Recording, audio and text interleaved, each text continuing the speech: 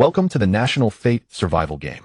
From this day onward you will represent Lin Xue in a perilous journey of survival within the savage realm. Your entire survival process will be broadcast live, but you need not worry about any private parts being exposed. The supplies you obtain in this world will have a chance to be randomly returned to your homeland, with the current minimum multiplier being 10,000 times, which may increase as your adventure progresses. When you perform brilliantly in this world, you will have the chance to obtain rewards such as national fortune and intelligence.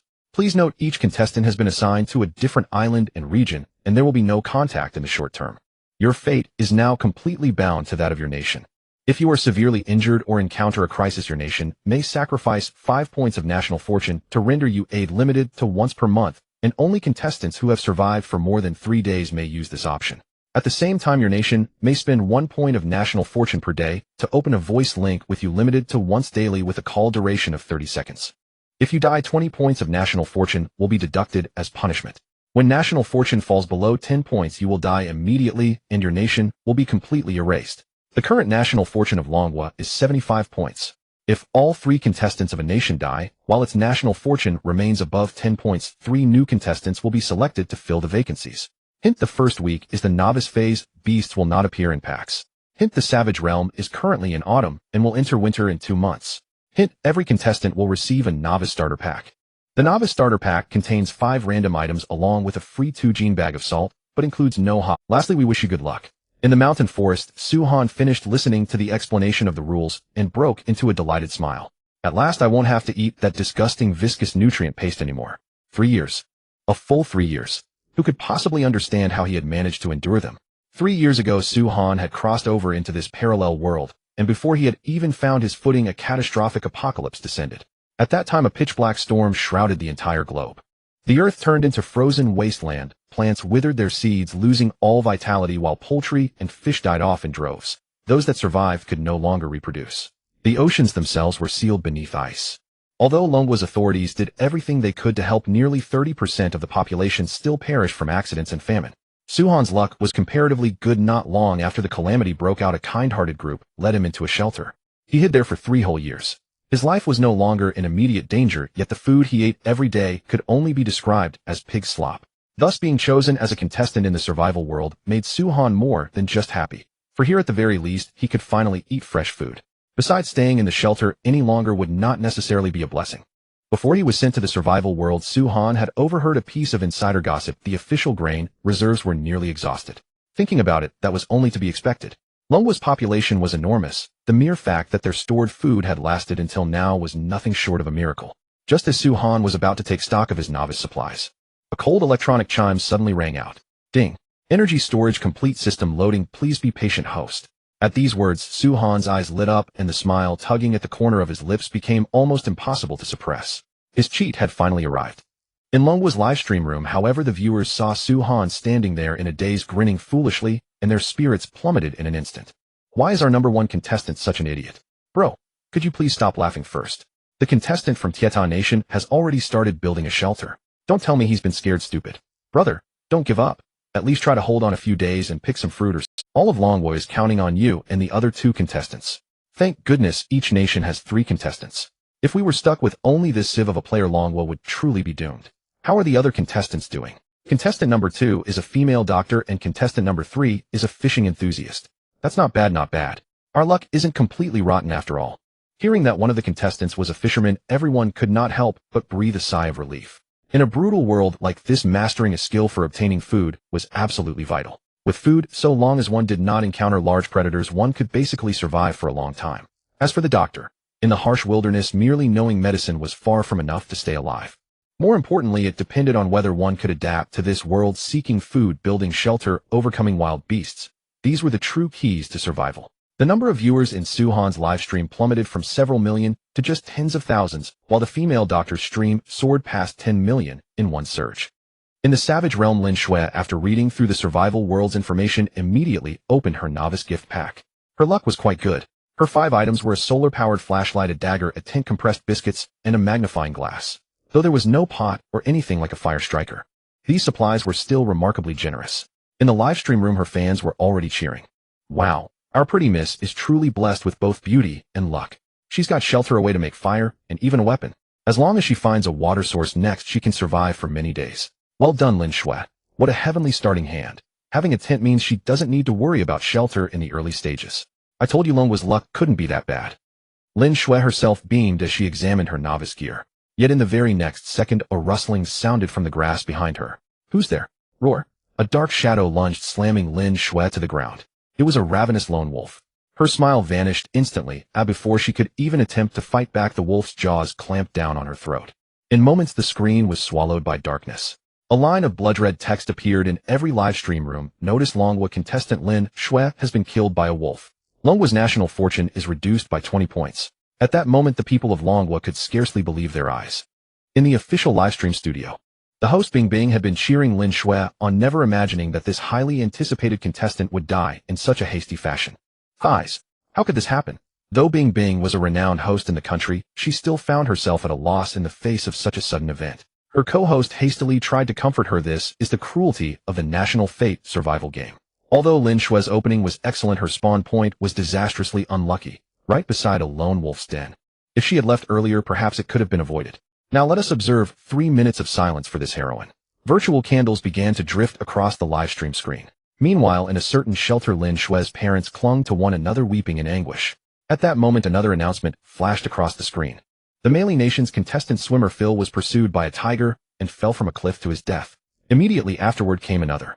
The Dongying Nation's contestant adult star Miss Bodo accidentally stepped on a venomous snake and died from poisoning. Death notifications appeared one after another. Bing Bing drew in a sharp breath. Is the Savage Realm really this dangerous? The National Fate survival game has been running for less than 5 minutes, and already over a dozen people have died. At this time in Longwa's only 2 remaining live streams. Suhan was still standing dazed in place, while the fishing expert A Gang had set off with his gear to search for a suitable fishing spot. He might not understand formal survival training, but years of outdoor experience had taught A Gang exactly where large beasts were most likely to appear and which areas were comparatively safer. A Gang's novice supplies were even better: a fire striker, a sleeping bag, rope, a sickle, and a complete fishing kit, 30 meters of line, and 10 hooks. Leaving the others aside, that fishing kit in the hands of a true angler could be used not only for line fishing, but also woven into nets with the line to catch fish in bulk. At this moment, some viewers noticed that the long-dazed contestant Suhan was finally beginning to move. In the Savage Realm, the system Suhan had waited for so long at last finished loading. Ding. System loading complete. Congratulations to the host for obtaining the Divine Grandmaster System. Hint: all of the host's actions may be regarded as passive skills. So long as the host works hard enough, every skill can be elevated to the divine level. Detected: the host is currently breathing. Congratulations, you have acquired the passive skill breathing. Even breathing counts as a skill. This cheat is a bit insane. Suhan chuckled to himself and hurriedly opened his personal status panel. A delicate light screen swiftly unfolded before his eyes. Name: Suhan. Age: 24. Acquired skill breathing. Current level LV1, experience 020. Upon leveling up, lung capacity will be slightly increased. Breathing experience 1. Breathing experience 1. With each of Suhan's breaths, the experience points on the light screen rose in tandem. In just a short while, a crisp notification chime rang in his ears. Your passive skill breathing has risen to LV2. You have gained a bonus lung capacity, slightly increased. It leveled up this fast. Suhan was a little stunned, even though he could not actually feel any change in it. Still, as the saying goes, small gains accumulate into great ones. Breathing happens every single second of every single day. If it rises from level 1 all the way to a divine level, his lung capacity might one day become more terrifying than that of a wild beast. Having figured out the nature of his golden finger, Suhan's confidence surged. He lifted his head and burst into, from this moment on, I declare, this place shall be Suhan's entertainment world. I come. I see. I conquer. Survival. I'm sorry, but I intend to conquer the entire world. In Longwa's official livestream room, the host Bing Bing stared at the screen, utterly dumbfounded. Seriously, man, you haven't even opened your novice pack. Where does all that arrogance come from? Could it be that our contestant's brain isn't working properly? Hearing Suhan's declarations, many viewers felt their vision go dark. On the scrolling barrage, comments flew past. Damn bro. Keep your voice down, Loki. Loki, we just lost a teammate. We're doomed. This guy's mind really isn't normal. Are we going to lose another 20 points of national fortune again? Please no. Someone go splash cold water on him and wake him up. Damn it, a dozen contestants just died out there. Doesn't he fear death at all? At that moment, spies lurking in Longwa's livestream quietly transmitted the news back to their own countries. In Yinghua Nation, inside a tactical war room. Ha ha, well done. These Jina people's luck has finally run dry. Have the Yamamoto unit slip across the border under cover of night. As Longwa's national fortune declines, their overall racial attributes will weaken. This is the perfect chance to strike. Hi. In Paokai Nation's tactical room, someone likewise burst into wild laughter. Lin Xue's doomsday has arrived. Hurry and seize their civilization. From now on we will become the strongest race in Asia, and their history will all become ours. Yes, sir. At his words the others burst into hearty laughter. Their country was poor and barren, lacking even its own script and history, and could only resort to theft to prop up its humble self-esteem. Faced with such a golden opportunity, they naturally would not let it slip by. Other nations too began to stir restlessly. Back in the desolate wild realm, Su Han's little display of bravado had come to an end. Su Han immediately opened his novice supplies. 5 items materialized on the ground before him in no First item, a stainless steel pot. Second item, 50 meters of fishing line. Third item, an encyclopedia of flora and fauna of the desolate wild realm. Fourth item, a monocular telescope. Fifth item, an axe. When the audience saw what Su Han had drawn, half their hopes instantly plummeted. No food, no water. This was a catastrophic opening.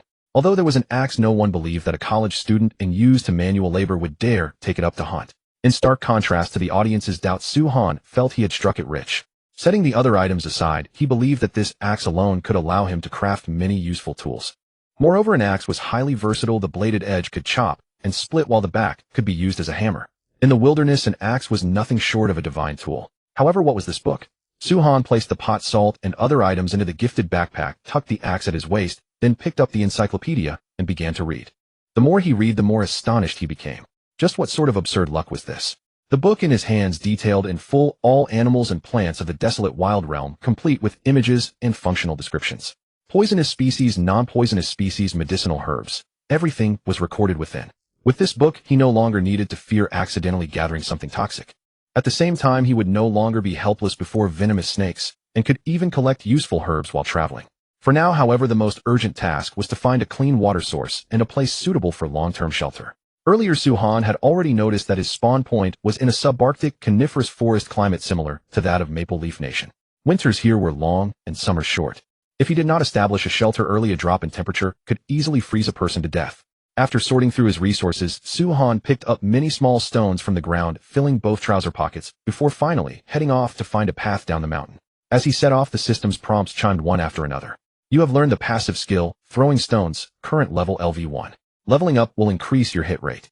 You have learned the passive skill, walking, current level LV1.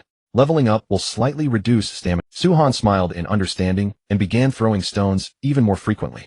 Once the stones in his 2 pockets were used up, he would gather another batch and continue his descent, repeating the process of throwing stones as he went.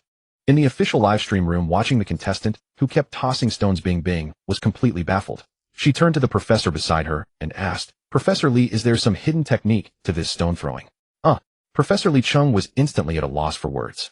Wasn't this just throwing stones? What technique could there possibly be? Yet with countless viewers watching, bluntly stating the truth seemed far too cruel, so he prepared to fabricate a harmless lie. Ahem. I believe contestant Su is practicing his touch and feel. Perhaps many viewers don't realize just how crucial a precise throwing technique can be in the wild. While it may do little against large animals, the lethality of thrown stones against small creatures is considerable. For example, rabbits, pheasants, squirrels, and the like. In the barrage, countless viewers suddenly felt enlightened. So he's actually practicing stone throwing? I thought our contestant was a complete fool. Same here, huh? I mean, what sane person walks around with both pockets full of stones, right? So it's a throwing technique. Lesson learned. But, is he really practicing? It feels like he's just throwing for fun. Su Han's movements were simply too casual. Sometimes he flung stones at tree trunks, sometimes at the ground. It did not look like practice at all, but rather as though he were simply entertaining himself. Some questioned him, others believed in him. After an hour, the viewers in the livestream room had split into 2 camps, arguing heatedly. Bing naturally noticed the quarrel in the barrage. She glanced at the screen where Su Han was still throwing stones, then quietly asked Li Chung, Professor, are you certain our contestant is practicing? Of course. He's simply acclimating to the feel of the stones. Li Chung replied with feigned composure, though inwardly he was already panicking. He was merely stabilizing public sentiment for the time being. Who could have imagined that netizens would be bored enough to argue over such a trivial matter? Damn it. Was this the day his reputation would be utterly ruined? Just as Li Chung finished speaking, a shrill cry from a small animal suddenly rang out in the livestream. He and Bing simultaneously turned toward the giant screen, where a little squirrel was seen tumbling from a tree. Li Chung was utterly dumbfounded. Seriously, man. I was only talking off the cuff. And you actually made it. In the desolate wilds, a black squirrel fell from the tree. Su Han dashed forward, seized it by the head, and twisted. Crack. The black squirrel died on the spot. First prey secured.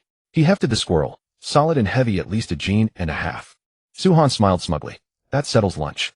It had not been in vain to spend a full hour throwing stones. Suddenly, an icy mechanical voice rang out through every live stream on the globe.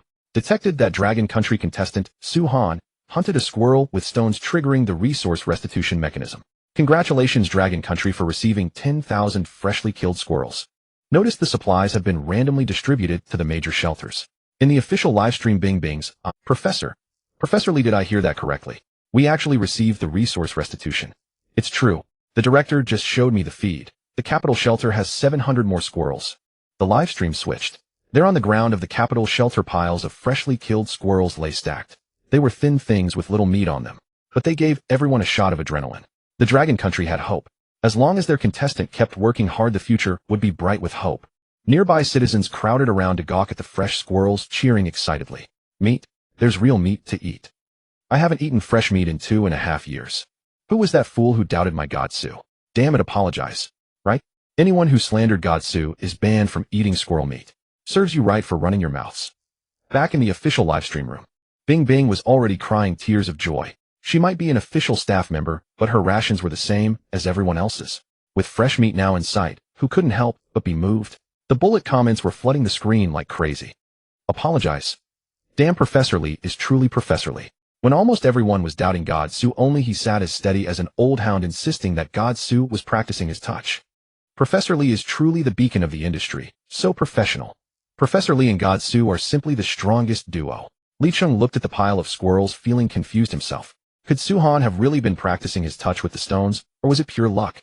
Though he was not sure inside, when Bing Bing asked him to speak, Li Cheng quickly put on an expression of complete confidence. Even a wilderness survival expert with superb throwing skills cannot guarantee a stone will feel right in his hand. So Su-Han's casual tosses were not just for fun. He was feeling out the stones. Therefore, I'm certain that as long as he keeps practicing, he will definitely hunt more prey. Anyway, no matter what, all Li Cheng could do now was sing Su-Han's praises. Let the facts wait. At least it would lift people's spirits. Viewers from other countries watched the Dragon Country contestant trigger the restitution mechanism with a small hunt, and one by one, they turned green with envy. Sybil. Using stones to hunt squirrels. Dragon Country people really are the most shameless. Damn Dragon Country scum, how can they be so lucky? Baka. They're just squirrels. Soon our contestants will be hunting ferocious beasts and all kinds of fish. Sheena people. It's still not too late for you to migrate and become our low-class slaves. Otherwise, when our contestants start showing what they can do, even if you want to come over and be our dogs, you'll have to get in line. The immigration policy had been forcibly activated by the survival game. Its purpose was obvious. When a country's contestant performed brilliantly, people from other nations would naturally be attracted to come and pledge themselves. But immigration came with restrictions. For instance, in the Sakura country, anyone who arrived from any other country automatically became a third-class citizen. In plain terms, a slave. But it was much the same in other countries. Only a few backward nations used resources to attract foreigners to help with construction. Africa, for example. Yet even if their conditions were better, no one was willing to go, because most of the food there was. Just as the audience was swept into celebration, Su-Han set down his pack, raised his axe, and swung hard at the tree before him.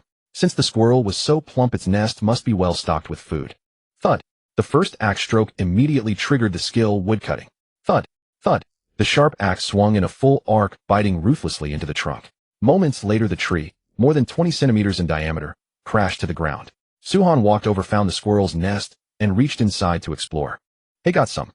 When his hand emerged from the tree hollow, clutching a big handful of nuts, the entire livestream erupted again.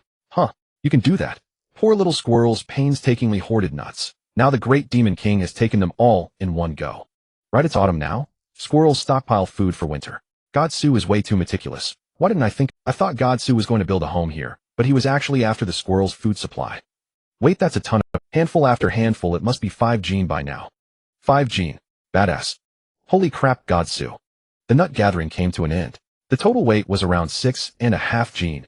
Even after removing shells and skins, about 4 gene would remain. But Su-Han did not plan to eat them now. He stored them away as emergency rations. Winter would arrive in 2 months. When heavy snow came, there would be no way to go out hunting, and these nuts would be life. Looking at the ample nuts in his pack, Su-Han rose and headed down the mountain. Near noon, after many twists and turns, he finally reached a stream at the foot of the mountain. The ground was strewn with pebbles, the water crystal clear, and the stream bed perfectly clean. Although it looked good enough, Su-Han decided to trace it to its source just to be safe. Sometimes water that looks clear is still not safe to drink. If an animal carcass lies upstream, that water can be. He rested briefly, covered his backpack with stones, and only then headed toward the source of the stream. This move drew praise from countless viewers. God Xue may be arrogant, but he is truly meticulous. A female contestant from Kangaroo Country just went swimming without securing her supplies. When she got ashore, monkeys stole everything. Now she doesn't even have clothes, and she's standing in the open cursing naked. Which live stream? I want to go scout it out. Bro, up there, are you scouting the road or the mines? Don't go, nothing to see. It's all pixelated anyway. Details decide success or failure. This isn't a survival show where someone can bring you home if you fail. If your supplies are truly gone, that means your life is gone too. While everyone was chatting, Xue Han arrived at the source of the stream. Seeing the cold, clear mountain spring gushing from the rock crevice, he felt a great sense of relief. Looks like the water source is fine. Next, all I need to do is make a fire and boil some water. Xue Han was a cautious man. Even though the spring water could probably be drunk directly, he still believed in respecting the Dragon Country tradition of boiling it before drinking. Since he hadn't drawn a fire-starting tool, he had no choice but to resort to the ancient method of friction firemaking. Xue Han had anticipated all of this. Thus, when he had come down the mountain earlier, he had gathered many materials along the way, such as a large handful of dried dead grass, a straight twig, and a wooden plank chopped from a dead tree. Xue Han planned to use the bow drill method. Traditional hand drill firemaking was not only inefficient in friction, but also extremely physically exhausting. But the bow drill method was a different story. It not only saved effort, but was also very simple to operate. Xue Han took the twig from his pocket, peeled off the bark with his axe, then carved one end into an oval shape and made a small depression in the center of the other end. Then he hammered a tiny wooden splinter into the depression. As expected, the process of making fire-starting tools was also counted as a skill. His carpenter experience was rising. The drill spindle was complete. Next came the drill board. Xue Han split the wooden plank in half, then used his axe to dig one small groove after another into one of the halves. As for the drill bow, it was actually the simplest. He could just find a suitably curved branch nearby, and the bowstring problem was the easiest of all. Xue Han was wearing a gray hoodie, and the hood happened to have a drawstring. Everything was ready. Time to start the fire. He placed the dry grass at the bottom, then put the drill board on top. Xue Han held the drill bow in one hand while pressing down on the drill spindle with the other, clumsily attempting his first fire. Ding! The system has detected that the host is making fire by friction. Congratulations, you have learned the skill friction firemaking. Sizz! Sizz! Beside the open creek, the sound of the drill spindle rubbing was very loud. Because the board was uneven and the tools were crude, Xue Han's movements were quite clumsy.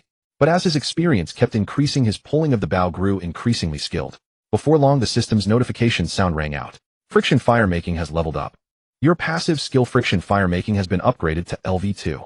You have mastered some techniques. When making fire by friction, you gain an additional 5 success rate. The first drill hole was wasted. Xue Han stopped, shifted the board a little, and began his second attempt at making fire. This time his movements were extremely practiced, and he quickly found a rhythm. The edges of the drill hole gradually turned black under the friction. A few minutes later, the skill leveled up again, reaching LV3. Smoke began to rise from the drill hole. Seeing this, Xue Han quickened his pace, and the smoke gradually grew thicker. When a large amount of the dry grass had turned black, he immediately stopped, quickly scooped up the dry grass, and blew on it slowly with his mouth. Hiss! Whoosh! As the airflow rushed in, the blackened dry grass grew even hotter, and a plume of smoke quickly rose from it. Xue Han carefully placed the tinder onto the collected leaves and blew on it once more. Whoosh! A flame suddenly burst up. It worked. Xue Han laughed heartily and quickly tossed the branches he had picked up onto the fire. The flames met the dry branches and burned fiercely. Soon the fire grew and became a small campfire.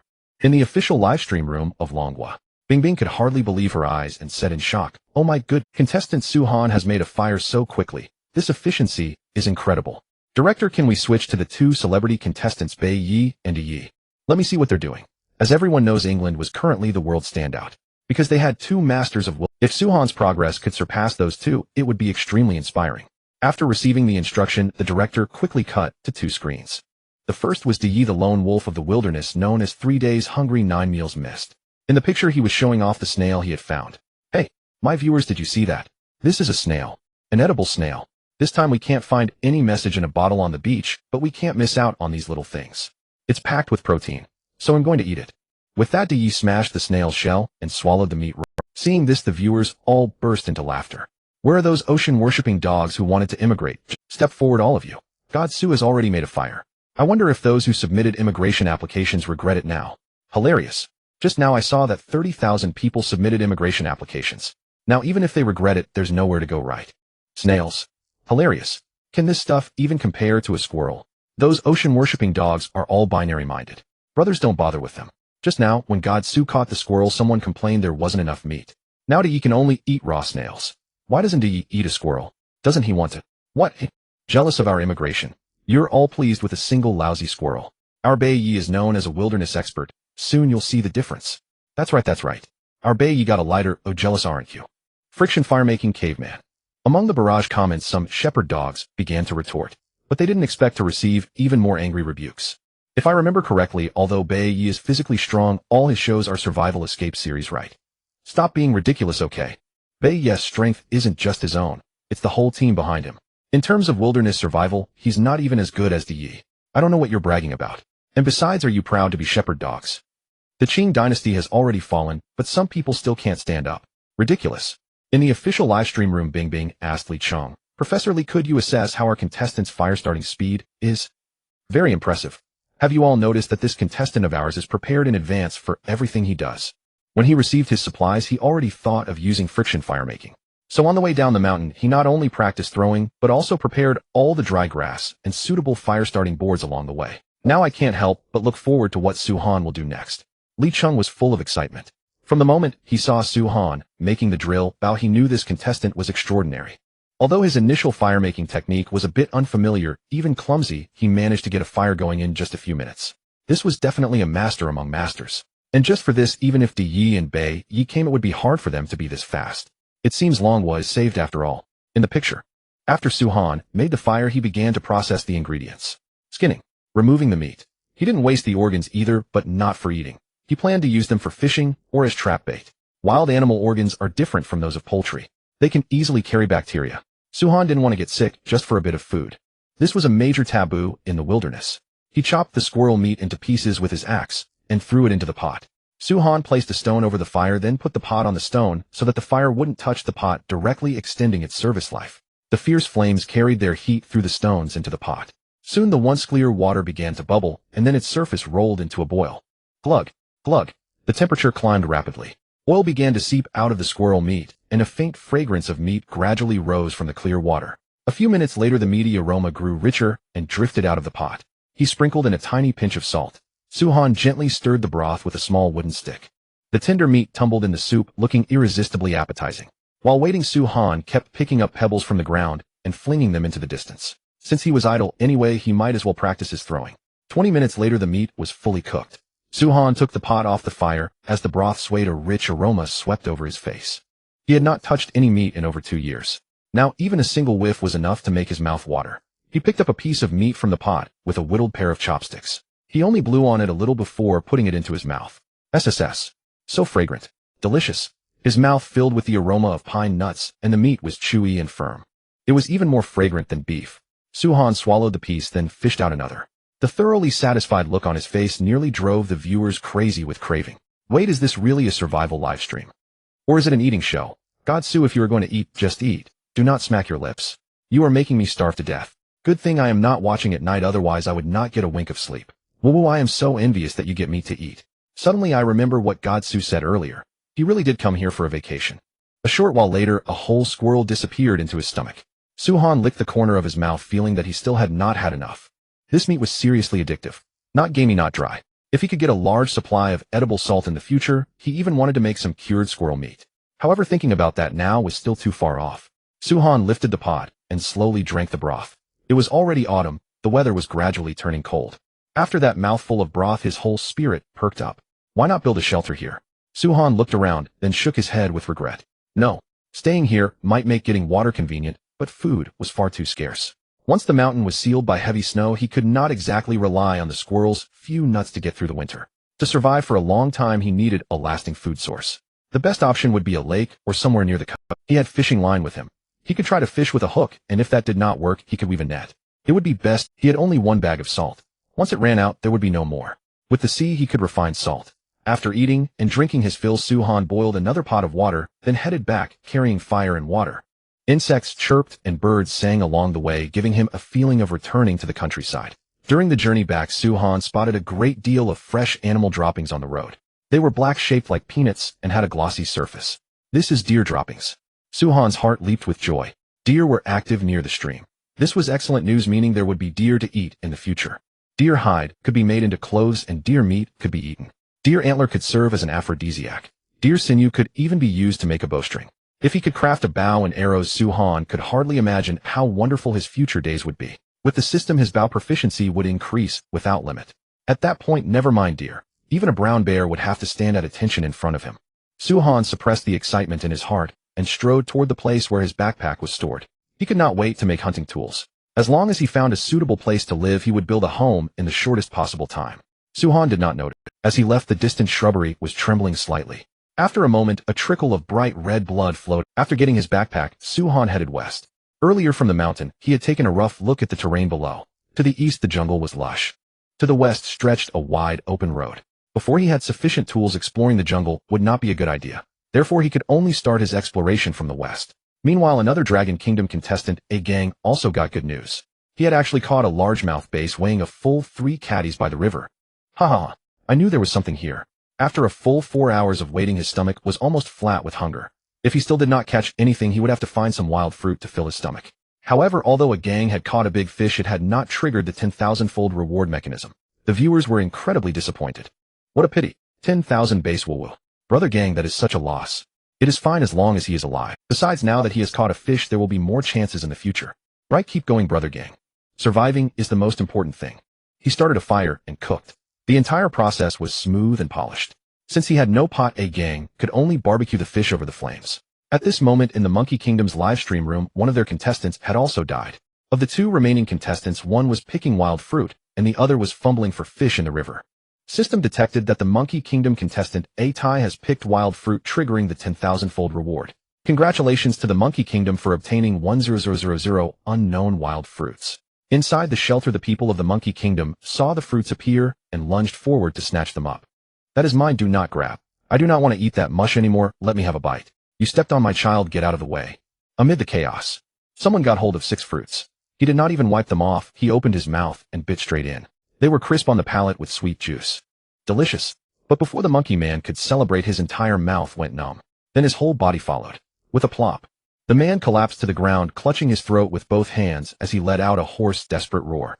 The sight terrified everyone nearby. Suddenly someone shouted, "Stop fighting over them. These fruits are poisonous." In an instant, the entire square fell silent. And in the Monkey Kingdom's official livestream room, the host, who had been boasting loudly, was struck silent. The fruits they had worked so hard to obtain were actually poisonous. This was utterly despairing. Oh no, our contestant does not know these fruits are poisonous. Damn it, send him a message right away. But your majesty, sending a message requires consuming 10% of our national fortune. That is still better than death. Dying would directly deduct 20% of national fortune, while communicating would only cost 10%. Even a child would know which choice to make. When the Monkey Kingdom contestant heard that the fruit was poisonous, his face turned white with fright. He had almost been done for just now. That was close. Meanwhile, Su-Han was already tired from walking and was sitting on a large rock to rest. He let the cool breeze wash over him as he flipped through the encyclopedia in his hand. The entry shown was exactly the fruit that the Monkey Kingdom contestant had just picked. Qingxia fruit. Its skin is highly toxic. Touching it forces animals into heat. If they do not release it within half an hour, men will go limp and women will suffer abdominal pain every day. If swallowed directly, it will cause nerve poisoning and eventually sudden death. If the skin is removed and it is washed in water, it can be consumed safely. Damn, what a twisted fruit. In the official livestream room, Bing Bing looked at the content on the encyclopedia, her fair little face turning crimson. This fruit's toxicity is way too perverse. Touching it triggers lust, eating it causes sudden death. This fruit is simply a nightmare. Whoever touches it is doomed. Meanwhile, inside the livestream room, the other viewers also saw the encyclopedia content. Huh. Wait, didn't the people from the Monkey Kingdom come over to show off, saying their contestant picked a fruit? Damn, it's true. If 10,000 of such perverse fruit are returned, wouldn't the Monkey Kingdom damn. Brothers, people are already dying in the Monkey Kingdom. Some are in heat, and over there they've started scratching their crotches. Dying laughing. Countless Dragon Kingdom viewers switched over to the Monkey Kingdom's official livestream room. Meanwhile, Bing Bing's feed was also switched over by the director. At this moment, the square was in complete chaos. The Qingxia fruit had already been trampled into pieces. However, many of those who had touched it were flushed in the face and breathing rapidly. In the distance, some who had eaten the fruit were foaming at the mouth. Bing Bing asked in shock, "Oh my god, could they all have touched the Qingxia fruit?" Li Cheng, who had just received an internal official message, said with a barely suppressed smile, "Miss Bing Bing guessed right. 70% of them touched it. You know, the Monkey Kingdom supplies are far inferior to ours. The same is true for their overall quality. I heard from the tactical room. The Qingxia fruit has almost been destroyed by now. If we tell them now about the method of consumption and the fruit's effects, it will definitely be very interesting. The viewers all sent likes after hearing that. What a vicious scheme. No wonder he's our Professor Li. 3 minutes later, the Monkey Kingdom's officials received a message. When their monarch saw the Qingxia fruit's effects, his face turned green with anger. Dragon Kingdom bastards, why didn't they say so earlier? This, Your Majesty, Dragon Kingdom just got this in. The tactical officer next to him quickly tried to remind him. But the furious Monkey Kingdom monarch didn't care about that. Scram. I don't want to hear this.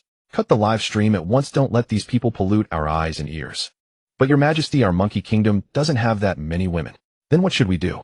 Due to its weak strength, many women in the Monkey Kingdom had long been reduced to commodities. With so many men on the square now, if they were not appeased, it would definitely cause a major mess.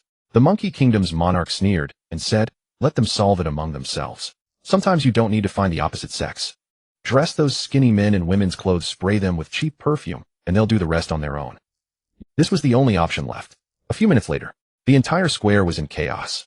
Although the Monkey Kingdom had cut the livestream, someone had been bribed by a spy to relay the footage. In the Dragon Kingdom livestream room. Damn my dog eyes. Don't make me watch this.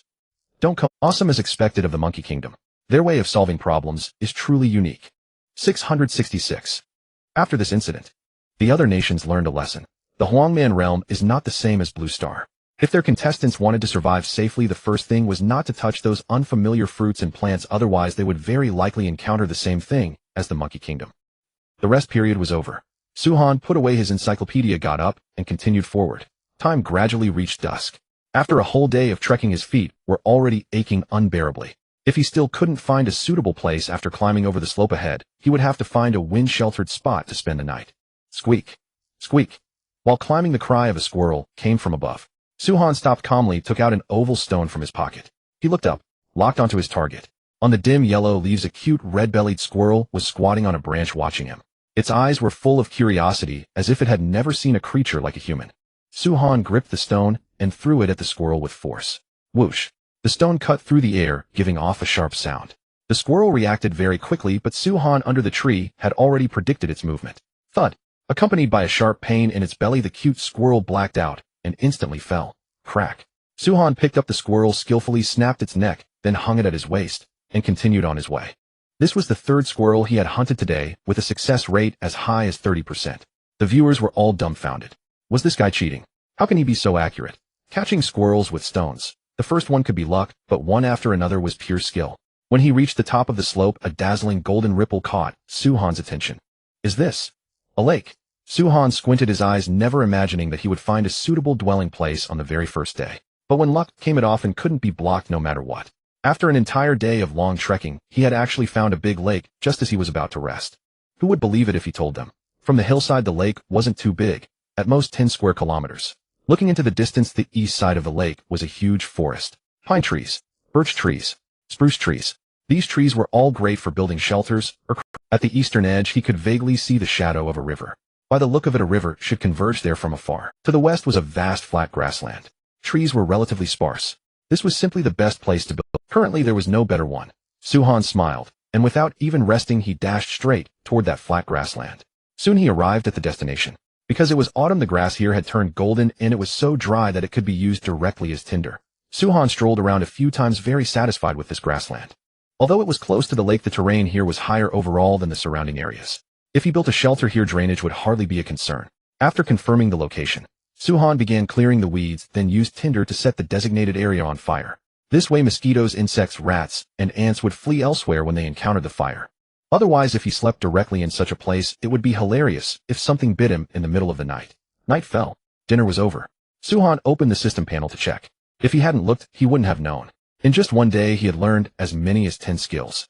Name: Suhan. Status: fatigued. Age: 24. Own skills: 10. Breathing LV8 greatly improves lung capacity. Hiking LV10 greatly reduces stamina consumed. While trekking. Throwing stone LV6 hit rate 30, affected by distance. Hit rate drops beyond 15 meters. Woodcutting LV2 slightly reduces stamina consumption and slightly improves woodcutting efficiency. Hand drill fire LV3, gathering LV1, butchering LV2 slightly improves meat yield and acquisition rate, while increasing hide integrity. Cooking LV2 slightly improves efficiency and taste when cooking. Reading LV2 slightly improves memory. Carpentry LV2 slightly improves carpentry skills.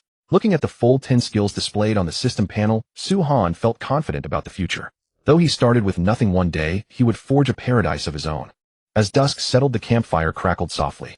Su Han sat on the dried grass, sipping wild rose tea, while propping his cheek on one hand and studying the encyclopedia. His reading during the day had made one thing clear: the ecological environment of the barren wasteland was vastly different from Blue Star. Some plants that appeared harmless were in truth extremely dangerous. If he did not learn to recognize them early, he would inevitably fall victim one day. The green prickle fruit was a perfect example. Time slipped by. The moon climbed to its zenith. By the empty lakeshore, the only sounds were the melodious chirping of insects and the rustling of pages as Su Han read on. He was a person accustomed to solitude. During his childhood summers, his best companions had been comics and storybooks while he stayed home alone. Now that he had returned to such a life, Su Han felt nothing resembling loneliness. Instead, he was thoroughly at ease. No suffocating pressure, no parents urging him to marry, and no outsiders gossiping about him. This simple, unadorned way of living was something he genuinely enjoyed. Before long, the campfire gradually dimmed. Drowsiness washed over him. Su Han yawned, tossed some firewood onto the embers, and turned in for the detected host entering slumber. Congratulations, you have learned the passive skill Sleep. Sleep Experience 1. Tip: raising the sleep skill level will effectively improve sleep quality and allow you to fall asleep anytime, anywhere. Su Han was asleep, but the viewers in the livestream chat could not sit still. God, Su finally rests. What an ordeal. Walking all day and then studying at night. The man is too strong. I definitely underestimated him. I initially thought he was just some out-of-shape college kid, but he is even more insane than Bear Grylls. In the neighboring stream, Bear took a full 2 hours just to get a fire going. The gap is unreal. Looks like without a production crew spoon-feeding him, even a survival expert is nothing special. He has to study. After that incident in Monkey Kingdom, Pocket Watch Country ran into something similar. They thought they were picking berries, but it turned out to be a toxin that caused severe allergies. That contestant died covered in rashes. Speaking of which, how is Brother Gang doing? Also asleep, but not sleeping well. Animal howls keep echoing from the distance. Nightfall makes humans drowsy, yet for certain beasts it is prime hunting time. They possess night vision, and once such creatures lock onto you, even a lynx could become a mortal threat. On a high slope in the forest, a wild beast was staring at the sleeping Su Han. It longed to approach, but the burning flames filled it with fear. In the end, the beast turned and left. From the birch tree came the strange cuckoo calls of a bird. None of this disturbed Su Han in the slightest.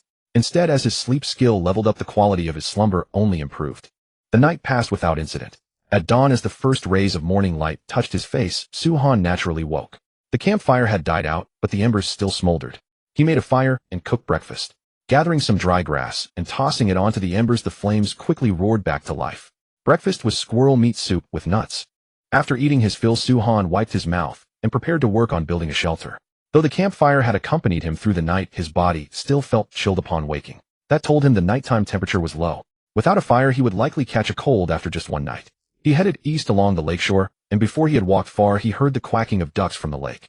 His heart stirred. There were wild ducks here. Quack, quack, quack. Quack, quack, quack.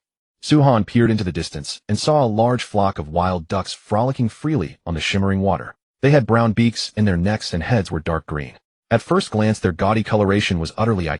These were mallards. Su Han had seen them on television programs. They were the most common wild ducks in the wild, found all across Dragon Country's north and south, as well as all over the world. He dearly wished to catch one and roast it. But mallards were extremely vigilant and timid by nature. The slightest disturbance sent them into a panicked quacking frenzy. Most importantly, wild ducks could fly. Without a bow and arrow, capturing a live mallard was nearly impossible. Still, Su Han wanted to try. But not now. He would wait until evening when the ducks returned to their nests. Even if he couldn't catch a duck, he could at least gather some eggs. In the official Dragon Country livestream, the host had not yet arrived, but the audience was already celebrating. Holy crap, ducks! As expected of God Su, the place he found is way too resource-rich. Mom, I want roast duck. Eat. Eat big pieces.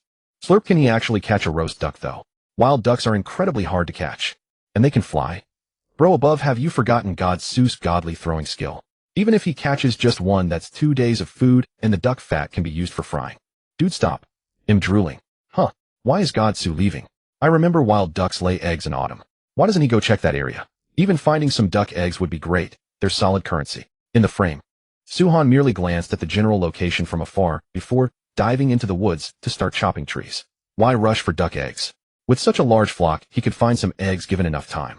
But building a shelter could not wait. Without a home, even hunting a deer wouldn't be safe, because thieves in the wild were everywhere.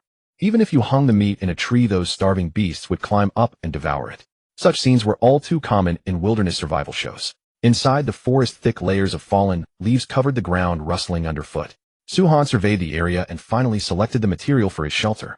A birch tree about 10 centimeters in diameter. Trees too thick would drain too much energy, while trees too thin would snap too easily. A birch around 10 centimeters was just right. He took off his jacket and rolled up his sleeves. Suhan spat into his palms, swung his arms wide, and got to work. Thud, thud, thud, crack. In less than a few minutes, a birch came crashing down. Suhan moved to the next one, his axe fast and steady, every blow landing on the exact same spot. This time it took only 3 minutes for another birch to fall. Such fluid, masterful lumberjack technique left the viewers utterly dumbfounded. Is God Su really a college student? His movements are way too smooth. He's practically a professional lumberjack. Damn, if Logger Vic had this skill, those two bears would have been homeless long ago. Why is God Su so professional at everything he does?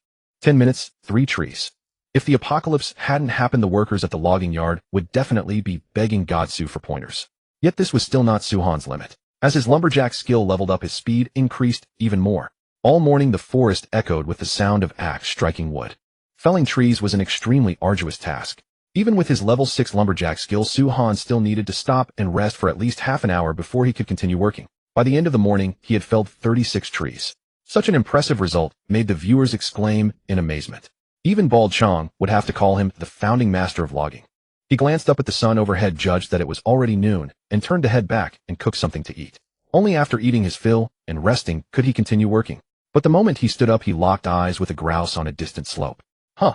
Wait, is this bro really that lucky? Compared with the timid and quick-witted wild ducks, this was practically a delicious feast delivered straight into his lap.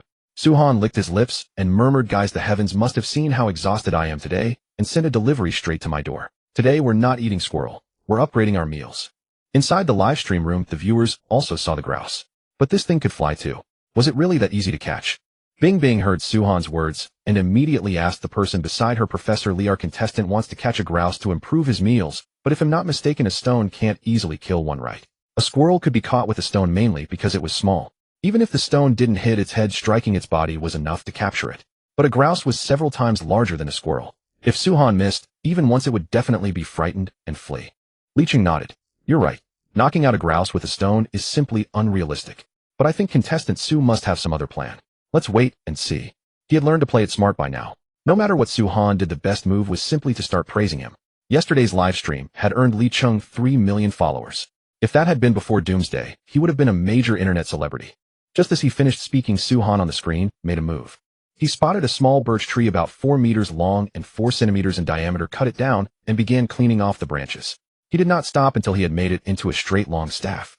Although grouse were wary, they had one glaring weakness: their movements were clumsy. Targeting that flaw, Suhan's idea was to make a lasso. Among his starter supplies there happened to be tough fishing line. He only needed a short piece to make a simple lasso. He took out the line, tied one end to the staff, and on the other end made a slip knot about the size of a palm. In less than 5 minutes a simple lasso was complete. Suhan tested it. With just a slight pull, the slip knot snapped shut instantly. Done. Suhan smiled in satisfaction, picked up the lasso, and walked toward the forest. To avoid alarming the grouse, he deliberately approached from the side of the slope, staying quiet. At that moment, the system notification sounded. Detected the host entering stealth mode. Congratulations, you have learned the passive skill Stealth. Stealth slightly reduces the sound of your footsteps and any noise made while sneaking. The higher the level, the stronger the effect. Step by step, experience kept rising. Within just a few minutes, Stealth leveled up. A sudden insight struck Suhan, and his steps on the fallen leaves became even lighter, producing almost no sound at all. Step by step, suddenly the grouse stopped moving and looked up in his direction. But Suhan had already hidden himself behind a large tree. Coo! The grouse sensed nothing unusual and lowered its head to continue searching for insects. 20 meters, 10 meters, 5 meters. As the distance closed, the viewers' hearts pounded faster and faster. If catching the grouse triggered the return mechanism, that meant they would have chicken too. Keep going, Su the god. Countless people shouted in their hearts. Meanwhile, the devil's spies and Westerners cursed like crazy. You think a lousy stick can catch a chicken? Keep dreaming. Fly away, chicken bro. Don't be caught by those evil Dragon Kingdom people. On the screen, Suhan was only a little more than 3 meters away from the grouse. He stopped, hid behind a tree, and slowly the grouse did not notice the danger approaching. Instead, it happily bent down to hunt bugs. Just then a strange branch reached out toward it. The grouse peered at the stick, puzzled about where it had come from. Just as the grouse was about to wander off elsewhere, the stick actually had the nerve to move closer. Coo! Coo! The grouse shuffled out of the way, clearly disliking this thing. But Suhan, hidden behind the tree, revealed a sly grin. "Chicken bro, come here." He aimed the lasso at the grouse's head, snapped it down, and then yanked hard. Coo! The grouse let out a piercing cry, and its entire body was lifted into the air by the staff. One-shot kill. It worked. In the official livestream room, Bing Bing and Professor Lee both gasped. He caught it. Damn, caught alive. Though the lasso was around its neck, the grouse didn't immediately die. Instead, it kept flapping its wings and kicking with its feet. Alive. The viewers in the livestream room were shocked again. A dead catch and a live one were completely different. At best, a dead one could only provide meat, but a live grouse could be domesticated. Although the Dragon Kingdom was currently short on supplies, that didn't mean there was nothing to feed the bird. As long as Suhan and a gang found some wild vegetables, domesticating poultry would definitely be possible in the future. Sure enough, a system notification soon rang out in the livestream. Detected Dragon Kingdom contestant, Suhan successfully catching one grouse alive. Return mechanism triggered.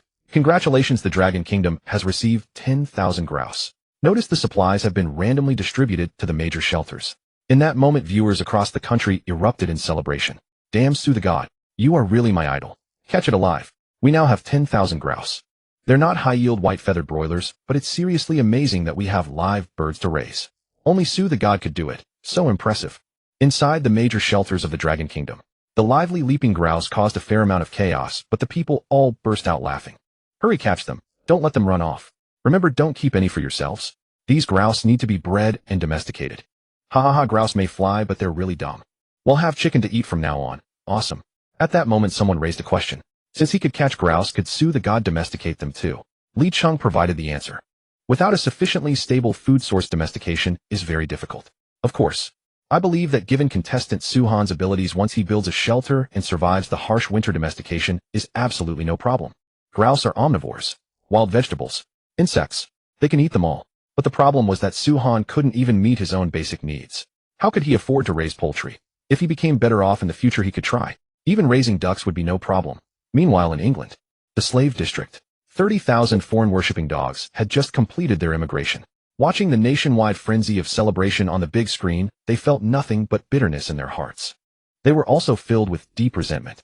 Since this man had the strength to hunt, why didn't he show it earlier yesterday? He must have done it on purpose. On the other side of the screen, Yi had also made considerable progress. He actually caught a fish in the river with his bare hands. Though it was only palm-sized, it was still better than eating snails. At this point, Yi also triggered the 10,000-fold return. The foreign-worshipping dogs burst into wild, "We have fish to eat. We have fish to eat. What's that crappy chicken? I wouldn't eat it even if someone gave it to me. I love fish the most." "Huh. Why are you taking the fish away?" In the square, a batch of fish suddenly appeared. But before the slaves could even approach, the soldiers confiscated the supplies. When they tried to protest, all they got was the whip. "You worthless slaves still want to eat fish. You don't even get the fishbone." Hearing the soldiers' mockery, the slaves completely broke down. But who was to blame? They chose this for themselves. They didn't want to be proper people. They chose to go to a foreign country and become slaves. This was reaping what they had sown. And yet some slaves still tried to comfort themselves. "Don't worry, this is only temporary. Once the soldiers and noble lords have eaten their fill, they will naturally take care of us." Besides, Yi and Yi haven't even started to show their strength yet. Yes, exactly. Old Man Da is the man who conquered deserted islands. What's a mere barbaric realm compared to that? He even caught goats. If we hold on, we'll soon have mutton to eat. At the thought of having mutton later, the foreign worshippers grew as excited as if they had been injected with chicken blood. A little hardship now is nothing. As long as we hold on with Old Man Da's skills, we're bound to live well. Although it sounded utterly foolish, no child would believe it. The foreigners wouldn't even spare them bones. Mutton. That was nothing but a dream. Even if there were any, they'd prioritize feeding their own people. Who would care about slaves who came running over to be dogs for them? Yet the foreign worshippers couldn't console themselves otherwise, and they had no other choice. Who made them choose a road of no return? Every immigration came with a cooldown of up to 1 year. Even if they now bawled and screamed to return to Dragon Country, they'd still have to wait a year before submitting an application. This is a rule established by the National Fortune Survival. No one can disobey it. A smile also spread across Suhan's face. He raised the plump grouse in his hand and said toward the sky, "According to the law of mukbang, at this moment, I have to say fans eat first. But since everyone has some too, we'll skip that phrase. However, how should this chicken be eaten? Roasting might make it a bit dry, and we don't have any marinade on hand. Why don't I look around in the woods? If there are mushrooms, we can make chicken stewed with mushrooms." It was a classic dish. Not only was it delicious, but also nutritious.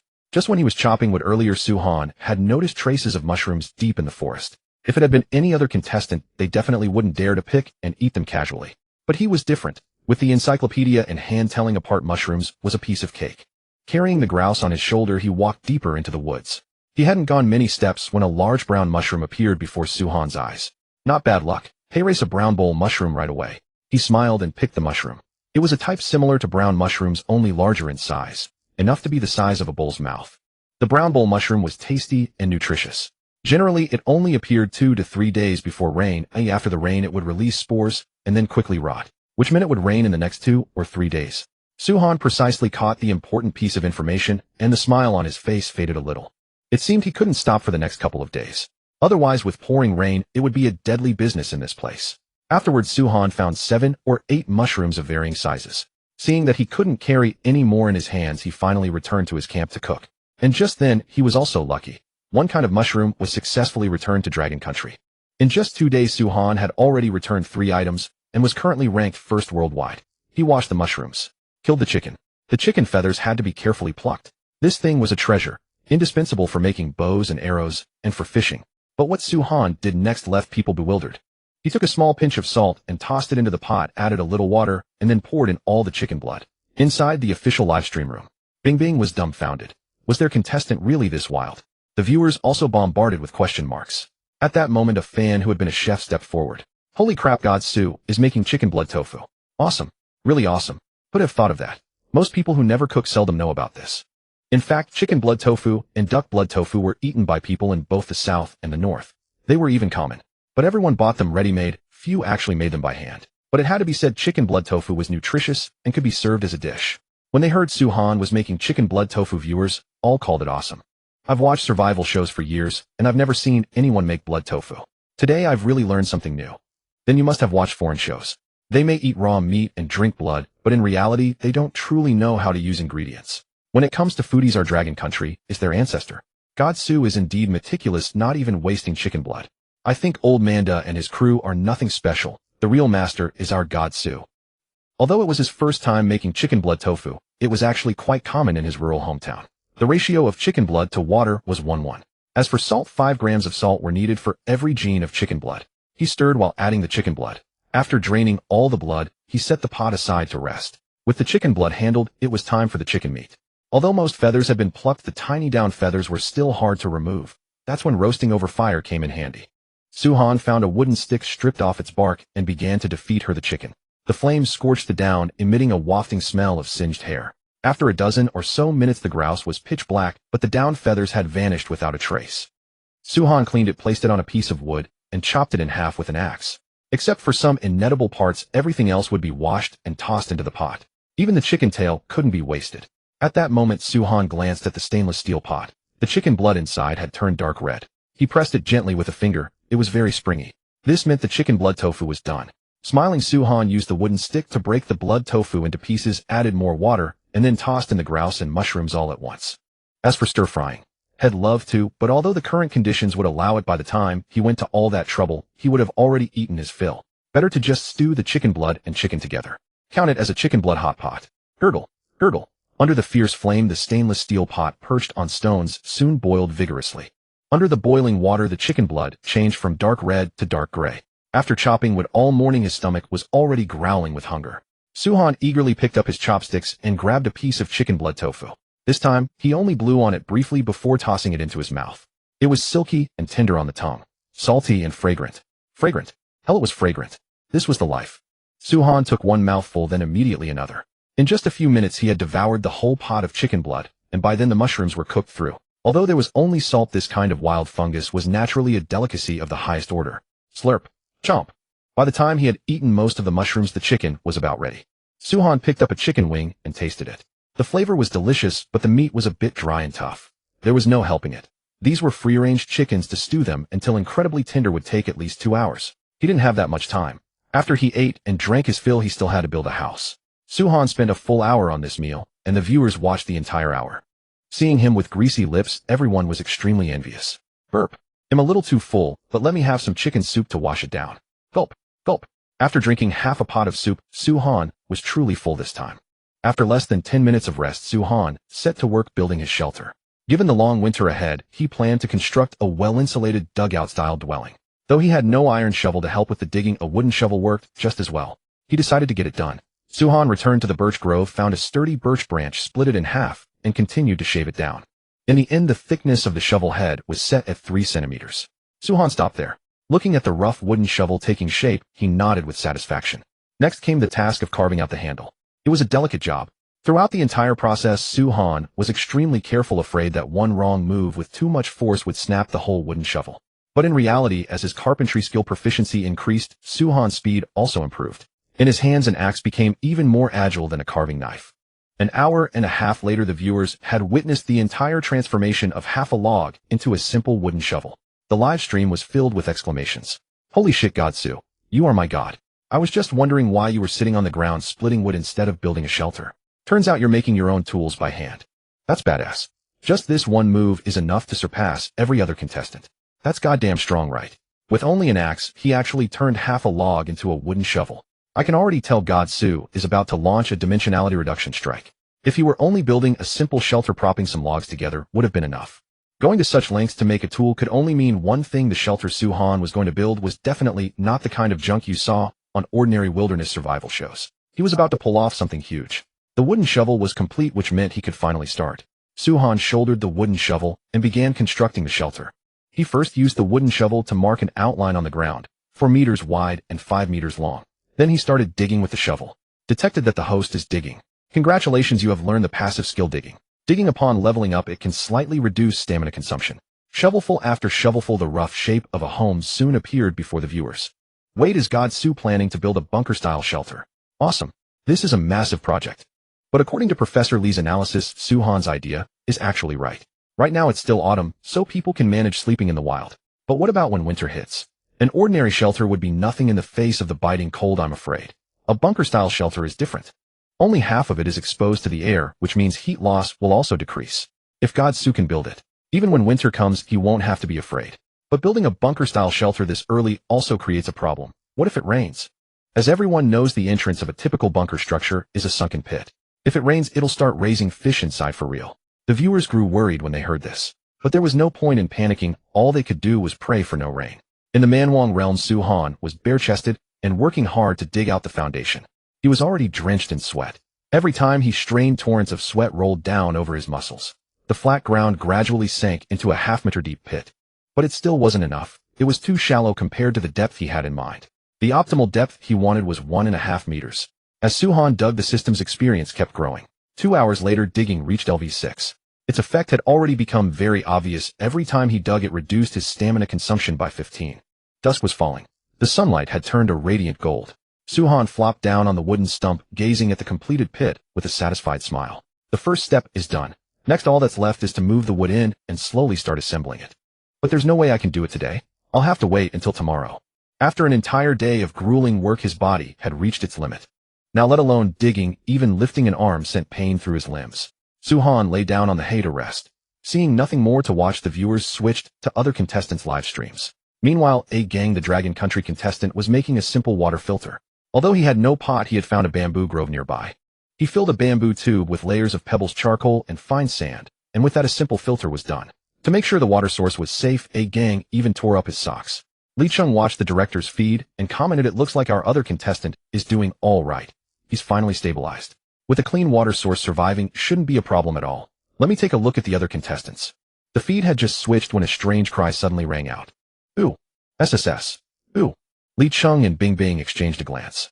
The director isn't watching a dirty video and forgot to switch the feed, is he? But when they looked at the screen, it was a Sakura Country contestant hugging a fish and constantly making strange noises. "Sugoi, fish girl.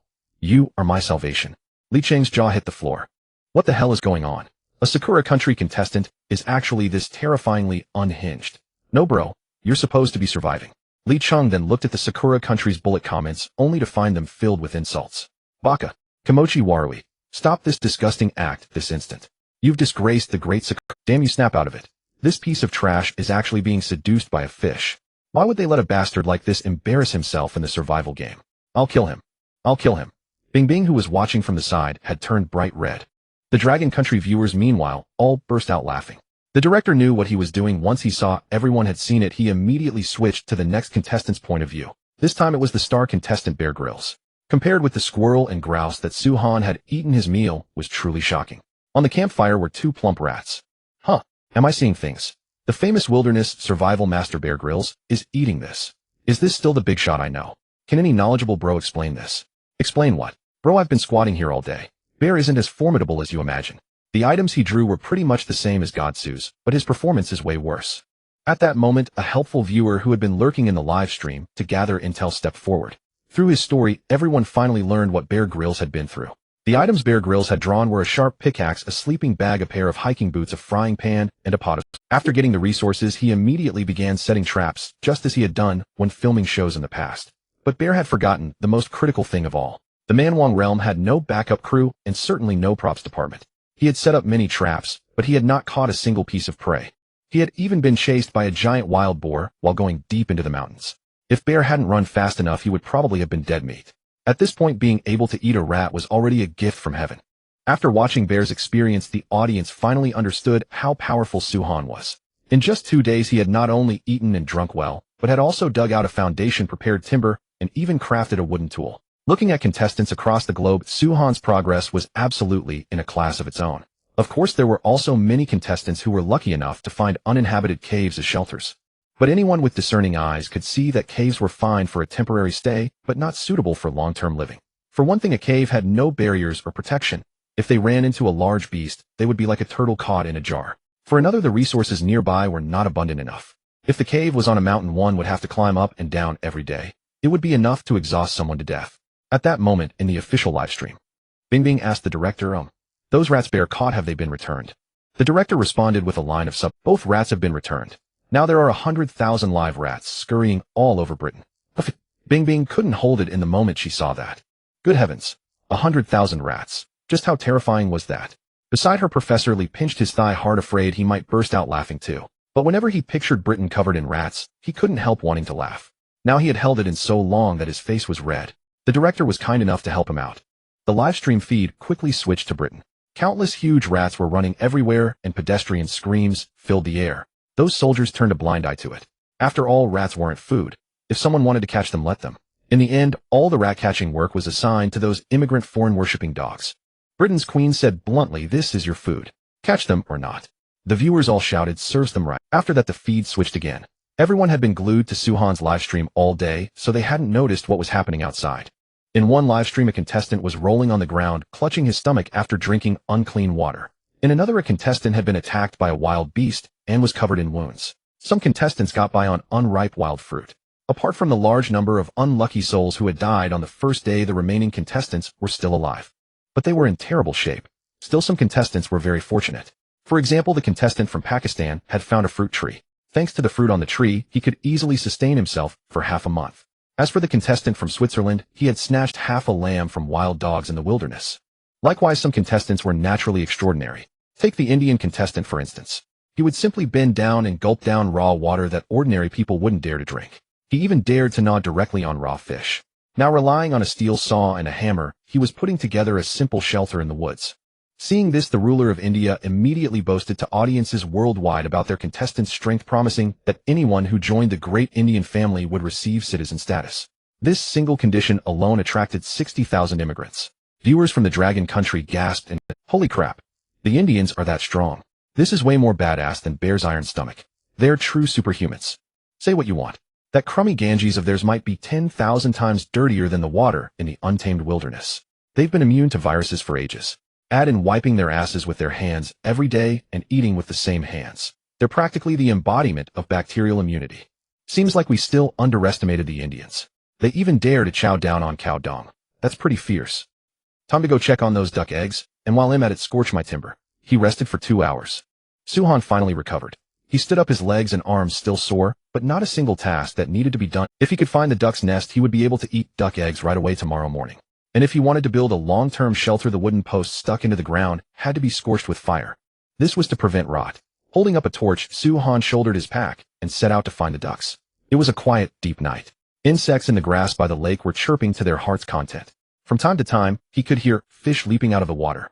Suhan looked toward the lake. Under the bright moonlight, a huge ripple was spreading across the surface. That fish must be enormous. Too bad I don't have time to fish now. Otherwise, making a fishhook and night fishing wouldn't be bad either. In this world without electricity, at night, apart from rest, he could only do some simple tasks. But fishing was different. All he had to do was put bait on the hook and wait.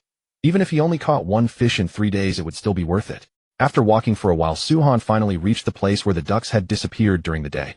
Seeing the dense footprints on the bank, he was certain that there must be many wild duck nests nearby.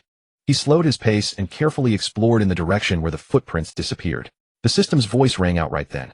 This time he had learned 2 powerful skills. One was night vision, which enhanced his eyesight at night. The other was tracking, which improved his hunting ability. As its level increased, the clues he could analyze also became more numerous. In the silent night, Suhan crouched down from time to time to search for traces left by the ducks. When he reached a patch of grass, a harsh cry suddenly came from within. Quack! A startled green-headed wild duck bolted out from the grass. Quick as a flash, Suhan drew the axe from his waist and struck. Quack! The piercing long cry frightened the nearby ducks badly.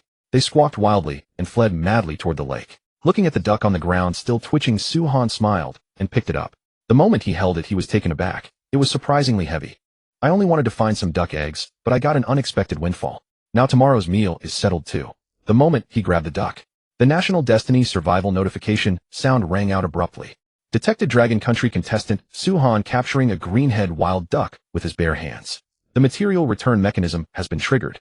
Congratulations to the Dragon Country on receiving 10,000 greenhead wild ducks. Tip: the supplies have been randomly distributed to the various shelters. Important notice: in light of Dragon Country contestant Suhan's outstanding performance in the Untamed Wilderness, a resource report for his current location is awarded as a bonus. An extra reward was actually triggered, Suhan murmured to himself. A moment later, an additional mail appeared on the National Destiny Survival System panel. He clicked it open. It was a map shrouded in black mist, but Suhan's location was clearly shown, and a resource point was marked about 1 kilometer away. Find clay. Wait, there's actually clay here. When Suhan saw what the resource point contained, his eyes suddenly find clay. He hadn't misread it, had he? If bamboo was the wild's hardware store, then having fine clay was the equivalent of entering the age of pottery. Clay kettles. Clay pots. As long as he had clay, he could shape anything. But clay alone wasn't enough. To make pottery, the temperature had to reach 1200 degrees. And that required building a kiln plus superior charcoal. The former was simple, and the latter wasn't impossible for him to make with his own hands. At this thought, Suhan felt extremely pleased. Coming out tonight was truly the right move. Not only had he caught a greenhead wild duck, he had also gained intelligence about fine clay. It was simply double happiness. Awesome. Inside the livestream room, the viewers were unable to see where the resource points were. This was the National Fate Survival Game's protection for the contestants. However, when they heard that the resource Suhan had obtained was clay, every single one of them was stunned. Wait, did I clay? Holy shit, God, Su is about to take off. Brother upstairs, is clay really that powerful? Yeah, I'm curious too. Lin Xue saw that most viewers looked confused, so he spoke up to explain. You may not know the value of clay in the Manwang realm. With clay, one can make pottery such as water jugs, pots, clay jars. These can greatly improve contestant Suhan's quality of life. Let's not even mention the pot. Contestant Suhan is alone. If it gets damaged, even eating would become a problem. With a water tank and a jug, he won't have to fetch water every day. Pottery can also be used to store resources. For example, some wild fruits. If conditions allow, he could even make some jam. Without enough containers, these things are simply unthinkable. After listening to Professor Li's analysis, the viewers all exclaimed how impressive it was. Actually thinking about it, that made sense. The National Fate survival game only gave 5 beginner items, but there were too many daily necessities needed. But with pottery products, the quality of life would not only improve for making jam, it could also be used for cooking and many more things. Thus, the importance of clay was self-evident. In the Manwang realm, Suhan was searching for traces of duck. He carefully searched where the duck had burst out from, and sure enough, he found the duck eggs he had been longing for, and there were as many as 8. So many. Suhan stared at the duck eggs in the grass pit and couldn't help but exclaim. Although he had lived in the countryside for a long time, this was still the first time he had touched duck eggs. A nest actually had 8 of them. What a fortune. Suhan hurriedly took off his backpack, lined it with some dry grass, and then carefully placed the duck eggs inside. Next, he continued searching the area where the duck had appeared before. Although the torch didn't provide much light, thankfully his night vision skill had been upgraded to LV3, so even with low visibility, he could clearly see the situation in the grass. A moment later, another nest of duck eggs came into view. This time there were fewer, only 5. The viewers were extremely excited. The 8 duck eggs just now had triggered 2 returns. You should know these duck eggs were fertilized. As long as the Dragon Nation hatched them, there would be many little ducks. If another 10,000 duck eggs came in, the Dragon Nation's audience probably wouldn't be able to sleep tonight. All the viewers in the live stream room were focused on those duck eggs. The first egg did not trigger. The second one still did not trigger. The third one, the National Fate survival broadcast sound came. Detected that Dragon Nation contestant Suhan has one hatchable duck egg, triggering the resource return mechanism. Congratulations to the Dragon Nation for obtaining 1000 hatchable duck eggs. Tip: the resources have been randomly distributed to major shelters. The bullet comments instantly erupted. 30,000 duck eggs. Mother. The hard times have finally come to an end. 2 Fierce God Su. Holy shit, trigger again. Whoever the hell dares to badmouth God Su, ill fight him to the death. 1. Inside the major shelters. The researchers were already too busy. Quick. Duck eggs are here again, send them to the incubation room at once. What? If the incubators are not enough, then make them immediately. Once these wild ducks hatch, we'll have plenty of duck meat and duck eggs in the future. Right, tell the higher-ups. Request to restore the abandoned hatchery. Professional matters naturally require professional places to handle them. With so many duck eggs, relying solely on shelters to hatch them would be extremely inefficient. Naturally, the abandoned factory from before would now be put to good use. At this moment, the viewers from neighboring Kimchi Nation were green with envy. Damn Dragon Nation, why have they triggered so many returns? Ducks and duck eggs again. Can't we just watch the live stream in peace? Those duck eggs must be rotten, and that duck meat must be sour. Not as good as our country's kimchi. Damn it, why do our contestants' returned fruits taste like shit? This is unfair. Maybe this is just luck. The scene switched. The Kimchi Nation contestants had been bitten to death by poisonous snakes, so only 2 were left. One was the big star Piao Duandiao. The other was the Taekwondo master Li Xue. The former was effeminate, but very popular among female fans. But after coming to this world, he appeared weak and powerless.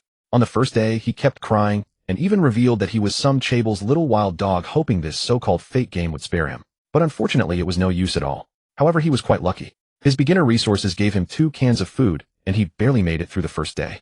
But today was different. He couldn't find any prey, and while wading into the water, a stone cut the sole of his foot. As a result, he went hungry the entire day. Meanwhile, the other contestant Li Xue performed very well. He not only hunted a rabbit, but also picked many fruit. They were gray fruits shaped like apples.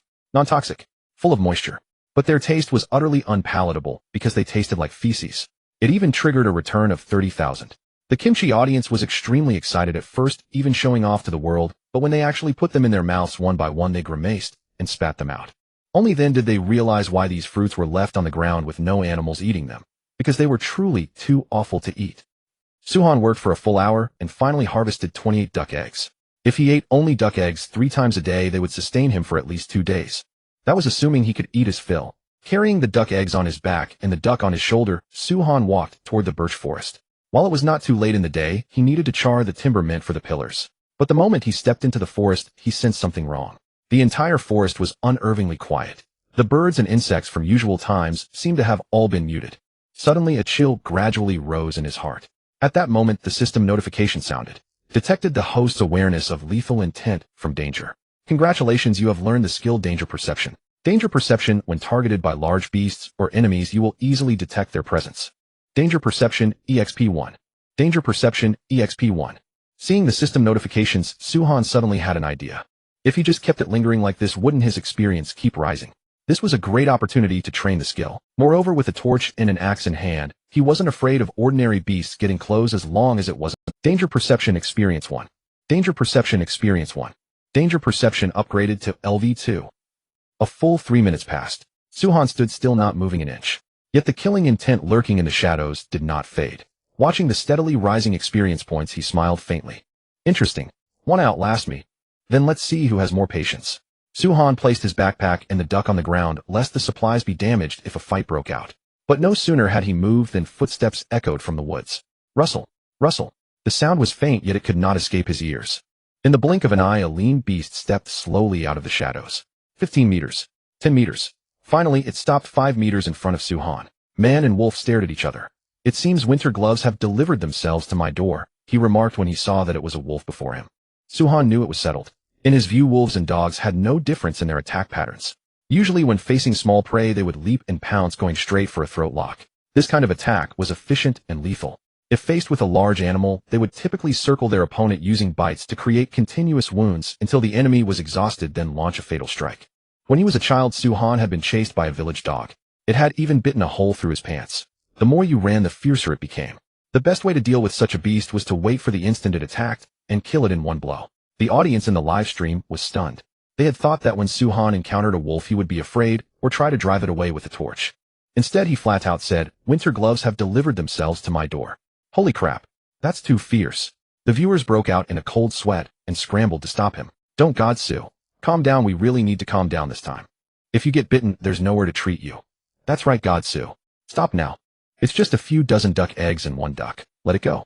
Once we craft a bow and arrows and a spear, then we can kill this beast. Under normal circumstances, the viewers wouldn't have been this frightened. But Su-Han had been working the entire day and his body was already exhausted. On top of that, it was nighttime. How could anyone fight in such conditions? He was naturally at a disadvantage. Compared with the worries of the Dragon Kingdom, viewers, the foreigners, were grinning from ear to ear. Yoshi, Lord Grey Wolf, bite this Dragon Kingdom man to death. We will enshrine you in the shrine. Grey Wolf, Appa, eat this hateful Dragon Kingdom man for me. If we're going hungry, let everyone go hungry together. Good.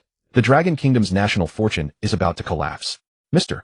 Wolf, attack now. We the beautiful people of America believe in your might. Back on the scene, Su-Han remained motionless, his breathing consistently steady. His body was tired, true, but he still had enough strength to kill a wolf. Growl. Seeing that its target showed no reaction, the Grey Wolf grew restless. It had already gone 2 days without food, and if this hunt failed, it risked death. Time ticked by second after second. Aura Experience 1. Aura Experience 1. Aura skill upgraded to LV2. This was a skill Su-Han had learned during the standoff just now. Its effect was when confronting an enemy, there was a chance to overpower them with sheer presence, reducing their combat ability. Once the level rose, he could rely on his aura alone to scare enemies away. Suddenly, a fierce gust of wind swept in from the distance, extinguishing the torch in Su-Han's hand. Seeing the greatest threat vanish, a vicious glint flashed through the Grey Wolf's green eyes. The livestream audience was terrified out of their wits. The fire could not have gone out at a worse time. Why did it have to die out now? Everyone's hearts leaped into their throats, and many shut their eyes in fear. They dreaded witnessing something happen to Su-Han. Your mother, die for me. As the wolf lunged at him with all its might, Su-Han roared in fury. That roar, combined with the aura skill, made the wolf's charge falter for a moment. It was afraid. It had never imagined that the two-legged creature before it could produce such a thunderous sound. This was something it had never encountered before. On a narrow path, the brave one wins. Su-Han seized that brief opening perfectly. Opportunity. Su-Han sank his chi into his dantian, gripped the axe with both hands, and swung it at the side of the wolf's head. Thud. Wolf blood splattered. With a reluctant whimper, the Grey Wolf collapsed to the ground. Su-Han did not dare to be careless. He bent down and hammered the wolf's head relentlessly. Die! Die! Die! In the blink of an eye, Su-Han had brutally smashed the wolf's skull to pieces. Seeing that the enemy had gone completely still, his entire body collapsed onto the ground. This feeling was pant. Su-Han lay on the fallen leaves, gazing up at the twinkling stars. Suddenly, he burst into laughter. Ha ha ha! I won. The moment he killed the wolf, all live streams and contestants received an announcement. Notice the Dragon Kingdom contestant has successfully killed a large wild animal, the Grey Wolf. As the first contestant to kill a large wild animal, he will receive a 10 national fortune reward. Notice the Dragon Kingdom contestant has successfully killed a large wild animal, the Grey Wolf. As the first contestant to kill a large wild animal, he will receive a 10 national fortune reward. Notice the Dragon Kingdom's national fortune is now 65 points. Beneath the silent night sky, countless contestants were stunned. By the riverbank, Yi, who had been lying on a rock, suddenly sat up. His eyes were filled with disbelief. Oh my God! The Dragon Kingdom contestant is actually this formidable. Yi had always claimed to be the world's #1 wilderness survival expert. Yet he never imagined that someone could kill a wolf on the second day. Deep in the mountain forest, Yi, lying on dry grass, also widened his eyes. A wolf. Is this for real, eh? How did he do it? And at night, no less. Was it a trap? Yi was utterly baffled. If it had been daytime, it wouldn't have been such a big deal. But it was night. If he hadn't relied on a trap, this man was terrifying. The remaining contestants were mostly the same. They were deeply shocked that Su-Han had managed to kill a wolf. Meanwhile, in the Dragon Kingdom livestream, all the foreign trolls had fallen silent. The entire bullet screen was flooded with smug sunglasses wearing emojis. Haters, say something. Huh? Why aren't you barking now? Talk to your daddy. Who else? We ask who else. One hit kill wilderness god. Hey. Where are those foreign trolls from just now? Come out. To quote those idiots' earlier comments, come be dogs in the Dragon Kingdom now, and we might still feed you some kibble. Wait too long, and you might have to queue up just to be a dog. Inside the official livestream, Bing Bing was so emotional that tears streamed down her face. When she saw the wolf pounce, just now her legs had gone weak with fright. Who would have thought Su-Han would turn it around and kill it instead? It was absolutely thrilling. Professor Li Chung was so excited he jumped up. The Dragon Kingdom's savior is here. The Dragon Kingdom is saved. National fortune is formless by nature. But every time a contestant dies, it triggers a catastrophe. For instance, when the Dragon Country's female doctor died, she unleashed a massive tsunami along the coast. This was the price paid for losing so much national fortune. However, when Su Han won national fortune for the Dragon Country, the effect was just as immediate. The storms that had been battering the Dragon Country's coast vanished in an instant. Only then did people understand how crucial national fortune was. A nation with thriving fortune was naturally blessed with smooth sailing. Everything it did went off without a hitch. A nation with flagging fortune, by contrast, invited an unbroken string of disasters. Take, for example, the so-called beautiful country America. When their contestant, a champion swimmer, died, it brought heavy snowfall across the entire northern province. Already starved of resources, they were now miserable beyond words. In just 2 days, the snow was already a person's height. Meanwhile, in the Huangman realm, Su Han lay on the ground for a full hour before climbing to his feet. He desperately wanted to just fall asleep. But out here in the wilds, the torch beside him had gone out. What if the smell of blood attracted other beasts? Then he would be in real danger. No matter how tired he was, the safest option was to drag his prey back to camp. Looking at the dead wolf on the ground, Su Han thought for a moment and decided to take the duck eggs and the wild duck back first, then come back to haul the wolf away. This wolf had to weigh at least 70 or 80 gene. In his current state, carrying it was out of the question. He could only drag it. As for why he didn't just butcher it here and take the meat back, the reason was simple. Su Han couldn't bear to ruin the wolf pelt. With only 2 months left before winter, the clothes he was wearing could still hold up for now. But once winter arrived, without cold weather clothing, let alone hunting, he risked frostbite just by stepping outside. With this wolf pelt, he could make at least half a pair of trousers. Su Han brought his supplies back to camp. He placed the eggs in a grass-lined pit and weighed the duck down with rocks in a dirt pit. Only then did he leave without worry. Su Han hurried along the path until he caught sight of the wolf's body again, and only then did he finally let out a relieved breath. Luckily, no thieves had come. If the wolf he had worked so hard to hunt had been stolen, he would have been cursing up a storm. He tucked the axe into his waist. Holding a torch in one hand and dragging the wolf by the tail with the other, Su Han advanced toward camp in fits and starts. The entire journey took an hour and a half. Only then did he drag the wolf from the birch grove all the way home. The moment he truly made it back, Su Han felt like his whole body was about to collapse. His legs were numb and sore, and his arms were too tired to lift. His clothes were soaked through with sweat. Tired as he was, tonight's haul was absolutely worth it. To keep animals from sneaking in to steal during the night, Su Han deliberately lit 3 fires nearby with the wolf and himself right in the middle of them. He didn't ask for much, just one quiet night of rest. With the 3 fires ready, Su Han finally lay down on the hay and fell asleep at ease. He was simply too exhausted. The instant he closed his eyes, snoring filled the air. The livestream viewers watched with aching hearts. Sleep now, God Su. We'll keep watch for you. We may not be able to do much, but we're with you. ITLL be better tomorrow. Tomorrow we'll be able to send out urgent notices through the national fortune. You've worked hard, God Su. At dawn the next day, as the sky was just beginning to lighten, Su Han crawled out of the hay and began cooking breakfast while chopping firewood. There was a great deal to do today. Build a house. Skin the wolf. None of it could be neglected. After a quick meal of duck eggs and 2 duck legs, Su Han began skinning the wolf. It was a delicate craft. To turn a wild animal hide into clothing, it had to be tanned. The first step was to remove the hide intact. The surface could not be cut, and all the meat had to be scraped away.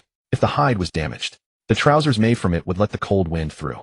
Su Han picked up the axe and carefully separated hide and flesh bit by bit. Aided by his slaughter skill, his speed was so fast it made people's scalps tingle. In less than half an hour, a complete wolf pelt was removed. When the viewers saw this, they cried out in amazement. Huh! He just took off an entire hide like that. Holy crap, this is pure art. Even the ancient cook Ding carving an ox was nothing compared to this. A wolf hide in half an hour. That speed is insane, and the key is God Su only had an axe. My family are pig butchers in the village. When my dad saw God Su's technique, he froze for a full 10 minutes without saying a word. The pelt was removed. Next came tanning. This was the most important step. Tanning made animal hides soft and kept them from rotting. There were 3 ways to tan hides in the wild. The first was vegetable tanning. Take nuts and other oil-rich fruits, mash them into a paste, and work their oils into every part of the hide through rubbing. Su Han did have some nuts, but far too few to tan an entire hide. Besides, just crushing and grinding nuts would have been a major chore. So he immediately ruled out that option. The second was to use the oils in animal brains, which required a great many brains. The brains were thoroughly pounded, then boiled in water into a thick paste-like soup. Once the temperature dropped, the wolf hide could be soaked in it. Then came rubbing and kneading until the entire hide was completely saturated with the brain mixture. This process allowed the oils to penetrate the fibers. It was, one could say, an extremely important part. But Su Han hardly had that many animal brains, so the method he could use was actually a combination of the second and third methods. That was to combine the wolf's brains, the wolf's fat, and the duck's fat altogether. In autumn, a wolf like this would have about 4 to 10 kilograms of wolf fat. Once rendered down, it would definitely be enough to tan a hide. He acted at once. Suhan looked around and finally decided to use the half log left over from yesterday as a container. First he used the axe to hollow out a large depression in the log. Then he smashed the wolf's skull completely and dropped the brains inside. Next Suhan turned to break down the wolf. He didn't need the meat for now. He only wanted the fat inside. Despite how scrawny the wolf looked, it had quite a bit of oil in it. Suhan reached into the wolf's belly and pulled out a full 7 gene or so of wolf fat. Now I won't have to worry about tanning materials. A full 7 gene of wolf fat. Half of it was used for tanning, with the remaining half Suhan planned to make an oil lamp after the house was built. With an oil lamp, doing crafts or reading at night would be much more convenient. After all, keeping a fire burning all day consumed too much wood. Moreover, burning a fire indoors carried a risk of carbon monoxide poisoning. Suhan had no desire to die from something like that. Because there was only one stainless steel pot, the process of rendering the oil was extremely time-consuming. Seizing the interval while the wolf fat simmered, Suhan picked up his axe and headed toward the birch forest. Time was tight, and the task was heavy. To finish the shelter before the autumn rain arrived, he had to make every moment count. He arrived at the birch woods. Suhan carefully surveyed the surroundings. Only after discovering no traces left by other beasts did he begin working with peace of mind. He split the birch logs with his axe to 2.5 meters, the height of the house. Too tall would compromise warmth, too low would make one feel oppressed. 2.5 meters was just right. After chopping out 10 logs, Suhan prepared to head back. Haha, brothers. Today we officially build the shelter. Hope we can get the roof on by dusk. Less than 10. Suhan carried the birch logs back to the shelter. He first checked the wolf fat, and after seeing that it had completely melted, poured the entire pot into the wooden trough. Next, another large chunk of wolf fat was thrown into the pot. The stainless steel pot crackled and sizzled as it met the raw fat, taking advantage of the time while the fat rendered. Suhan quickly relit the fire that had gone out the day before. He would soon use the campfire to treat the wood against rot. Wet wood took a while to burn thoroughly, so in the meantime he could return to the birch woods and haul more logs. Felling, transporting, rendering fat, preserving wood. Throughout the entire morning, Suhan spun like a top, his feet never stopping for a moment. Around noon, all the wolf fat had been rendered and all the wood had been hauled over. The intense work had long since made his stomach growl. He needed to reward himself properly. Suhan planned to roast the duck he had caught yesterday. He plucked the feathers, removed the innards. Then he took a forked branch, skewered the duck, and used the campfire to singe off the downy feathers. After finishing this step, Suhan stuffed all the remaining mushrooms into the duck's cavity, otherwise the roasted flavor would be too bland. When the duck's belly was completely packed with mushrooms, Suhan fetched clean plant leaves, wrapped the duck in layers with dry grass, and finally applied a second wrapping of mud. The rest is up to time. He buried the duck in the smoldering coals. All that remained was to let time do its work. During the break, Suhan brewed himself a cup of rose tea. Its faint fragrance helped dispel the weariness from his body. About half an hour later, Suhan judged the duck should be cooked, so he got up and scraped it out from beneath the smoldering coals. The outer mud shell was so hard that it couldn't be broken apart by hand. He had to strike it with the axe. Crack. One axe blow split the mud shell clean in two. A rich, savory aroma of meat burst forth. SSS. That smells amazing. Greeted by the duck's fragrance, Suhan couldn't help speeding up. After peeling away the final layers of leaves, a duck radiating intense heat was revealed to everyone. Its skin was pale and tender, and its aroma was full-bodied. Suhan simply twisted with his hand, and a duck leg came off. Oh!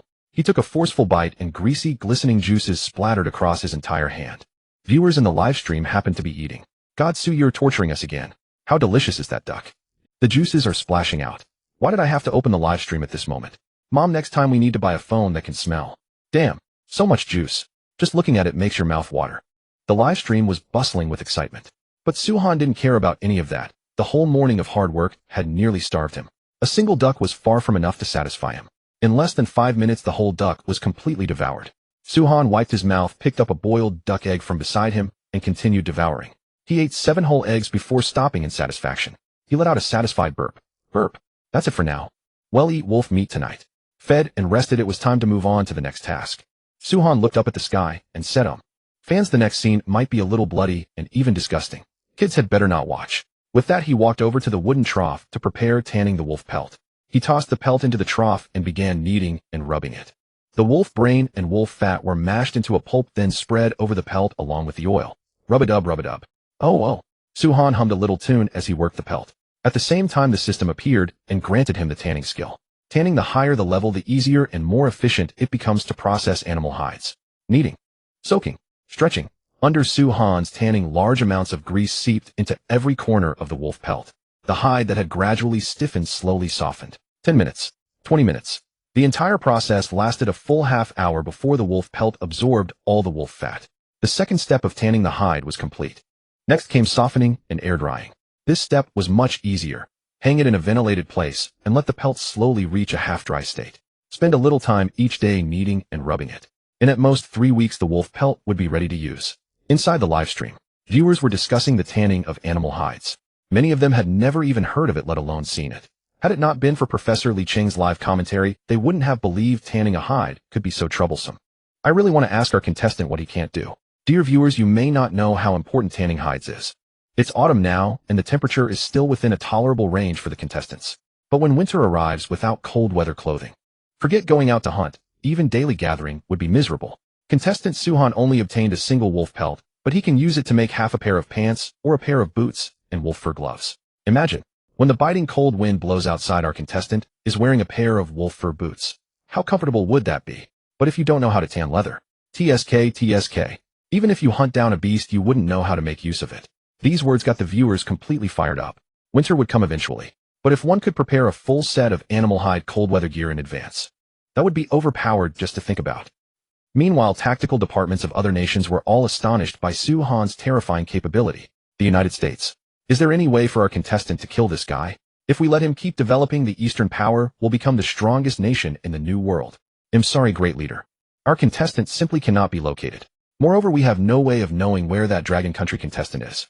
The head of the intelligence department shook his head and sighed. The survival game had just begun and the contestants were scattered far and wide. Kill him. Not a chance. Don't even dream about it. None of the contestants had encountered one another so far. After tanning the wolf hide, Su Han did not immediately look for a place to hang it. Instead, he shouldered the fire-hardened logs and set about building the house. He drove the first post into the foundation, fixed it firmly with his axe, and then moved on to the second one. Before Su Han could even act, the system notification rang out again. He had learned a new skill: construction. Construction skill effect: when building any structure reduces stamina consumption by 5 or reduces the chance of errors by 5 and increases construction efficiency. Su Han looked at the skill effect and smiled inwardly. The system really delivers. Even at level 1 it cuts stamina use. Looks like I can save some energy today. In less than half an hour a crude wooden wall was completed. Most of it was embedded into the bottom of the pit, leaving only 1 meter exposed above ground. Su Han nodded in satisfaction and proceeded to build the other 3 walls. At 3 in the afternoon, all 4 walls were complete. The construction skill had broken through to level 5. Its effect now reduced stamina consumption by 10 when building and increased work efficiency by 20. But the work efficiency on display had already stunned the livestream audience. Building a shelter is this easy. Damn, a bunker-like frame is already taking shape. Su Shun truly never lies. Awesome. De Yi is still over there looking for a cave, while we're already about to live in a bunker. The gap is not ordinary at all. A cave. Hilarious. Even if he finds one, can it compare with our mansion here?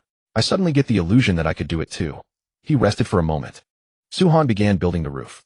Considering the rain and snow, the best roof would naturally be a triangular frame. But he did not have that many tools at hand, so the most suitable option for him was a single slope roof. First, a single slope roof was simple in workmanship. He only needed to line up a row of logs and arrange them from east to west. The slope was even simpler. Starting from the sun-facing wall, he lowered it little by little until it formed a small. Second, a single slope roof greatly reduced the amount of waterproofing material needed. A gable roof, on the other hand, not only consumed more materials, but was also a major installation project. Having settled on the plan, Su Han began carrying logs and mapping things out. He first placed the timber outside the wall, then used charcoal to draw a slanted line on the wall. Next, Su Han picked up his axe and trimmed the wall. To ensure stability, the entire roof would use a mortise-and structure. In this way, even on windy days, he would not have to worry about the roof being blown off. Standing at the edge of the wall, Su Han worked with his axe. With the aid of his high-level carpenter skill, the position for the first roof beam was ready in just under half an hour. He shouldered the log and slowly pressed it down onto the protruding joint. Click. The beam locked precisely. Done. Su Han tried shaking it, and the secured beam did not budge in the least. With that experience, he basically knew what to do next. As beam after beam was fixed to the wall, the rough outline of the roof gradually took shape. When the final roof beam was secured, the entire livestream room burst into cheers. Damn, it really was built in one day. Too impressive, Su Shun. I want to have your babies. That carpentry skill just stunned me. No matter how I think about it, I can't understand how Su Shun can make anything with just one axe. Where are the foreign-worshipping dogs? Come out now. Aren't you the ones who love praising foreigners? Where are you? Exactly. Look at this luxurious shelter. Why aren't you barking now? Under the setting sun. Su Han stood with his hands on his hips facing the wind. Looking at the shelter he had built with his own hands, a sense of pride welled up in him. Look at that. This man had only one axe and still managed to build such a fine house. So this was his home from now on. Su-han grinned foolishly for a while, and only then remembered that the floor had not been laid yet. But that was not urgent, because next he planned to build a northern Kong inside the shelter. Yes, you heard that right, a Kong. It was a heating fixture very common in rural northern China. Otherwise, when the long winter arrived, this crude bunker alone would not be able to withstand it. But with a Kong there would be no problem. Since the floor could wait, what about the entrance? Su-han stared at the doorway, lost in thought. The most urgent task, in fact, was to make a step. One that would both keep out water and make it easy to come and go. Otherwise, when it rained, the doorway would be full of mud, and it would be inconvenient to go out. It might even bring water into the house. So what should he use to raise the doorway? Wood. It would work, but it got slippery in the rain. Why not make a stone step instead? Then Su-han suddenly remembered there was a river west of the lake. Since there was a river, there would surely be plenty of stones and pebbles in such a forested mountain area. Both kinds of things were useful to him. Stones could be used to raise the floor or serve as steps. Pebbles could be laid all around. Watching the sky gradually darken and hearing the roars in the distance, Su-han ultimately abandoned the idea of going out. After 3 consecutive days of intense labor, his body had long since reached its limit. Forget it. Even if it rains, it won't make much of a difference. I'll rest early today. Su-han picked up his axe, measured the doorway with a few gestures, and set about the finishing work, building a door. The sun gradually sank. Su-han sat by the campfire, fiddling with the ladder in his hands. Though there were no nails, the mortisian joints were even sturdier than nails. Just then, an evening breeze blew past. Feeling the coolness in the air, Su-han realized it had grown dark all around. It gets dark so fast. He stood up with the ladder and placed it inside the shelter. Next came assembling the main door. For a level 10 carpenter, this was a trivial matter. A few wooden planks plus mortisian joints, and a crude wooden door was completed. At this point, the bunker shelter was initially complete.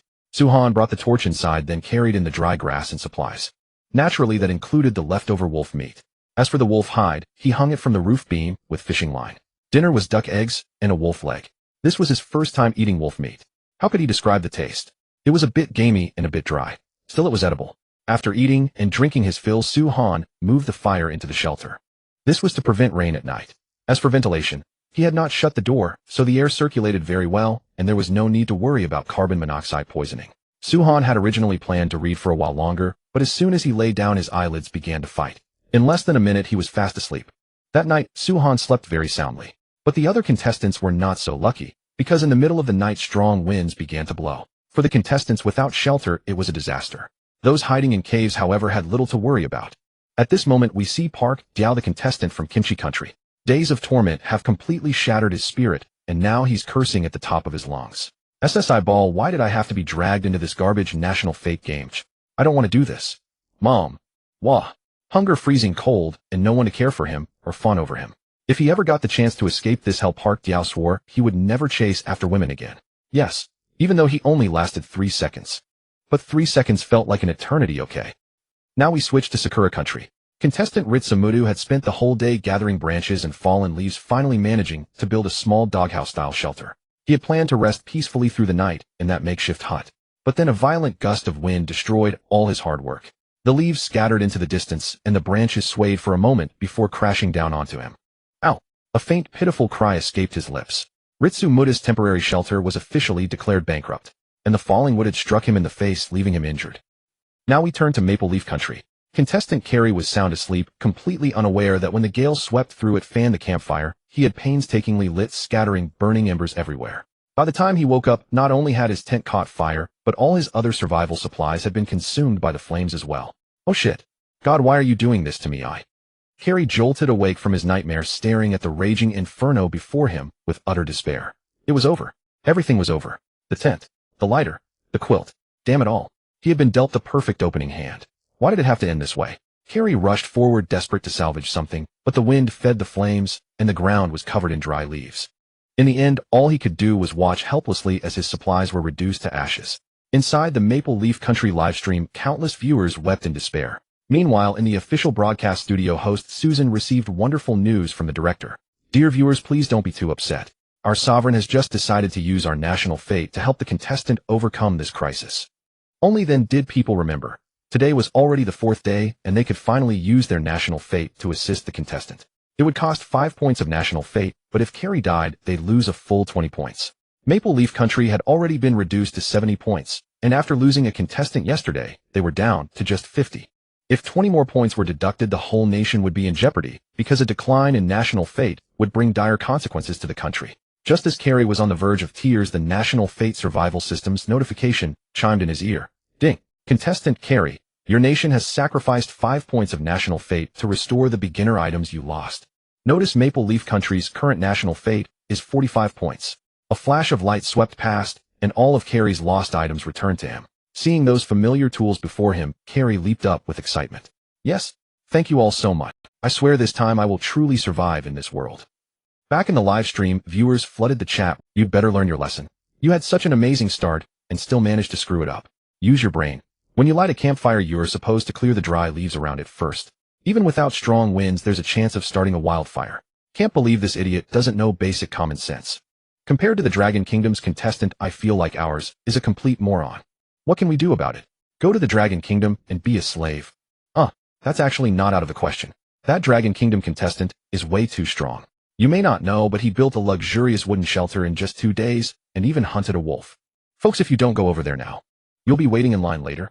I've already discussed it with my family. We're immigrating tomorrow. This was no exaggeration. The strength displayed by the Dragon Kingdom's contestant was absolutely crushing. Hunting, carpentry, shelter building. With such a formidable contestant, the Dragon Kingdom's prosperity was practically guaranteed. Even if immigrants had to start at the bottom, that was still better than staying in a hopeless place like Maple Leaf Country. The fierce wind that had raged all night finally began to die down as dawn approached. After a night of such brutal battering, the contestants reached a shared understanding they had to build warm shelters as soon as possible. Otherwise, if they ran into similar weather again, their lives would be in serious danger. Over on Suhan's side, things were far more relaxed. No pressure to build shelter, no worry about food. He slept soundly until 9 in the morning. Suhan rose from his dry grass bed, stretched lazily. The morning sunlight was blindingly bright, showing no sign of the heavy rain that was supposedly coming. But even if it was sunny now, rain would soon arrive. So today's top priority was making the roof waterproof. Stepping out of the shelter, he splashed some lake water on his face to wash away the sleepiness. Then Suhan began his workout, chanting rhythms as he stretched. 1, 2, 3, 4. 2, 2, 3, 4. That's right. He was doing broadcast gymnastics, the very familiar set 8. Since the system could recognize any action as a skill, what effect would morning exercises have? Suhan was curious. Soon the system replied. Ding. Detected the host performing a workout, warm-up. Congratulations, you have learned the skill exercise. Exercise enhances muscle strength, improves cardiovascular function, and increases joint flexibility. Note: continuous exercise grants bonus experience. If you maintain daily check-ins for 1 week, your physique will improve slightly. If you maintain them for a full month, your physique will improve significantly. Please note, each day's exercise must last at least 30 minutes or the check-in will be void. So I've tried, and consistent check-ins grant extra physical enhancements.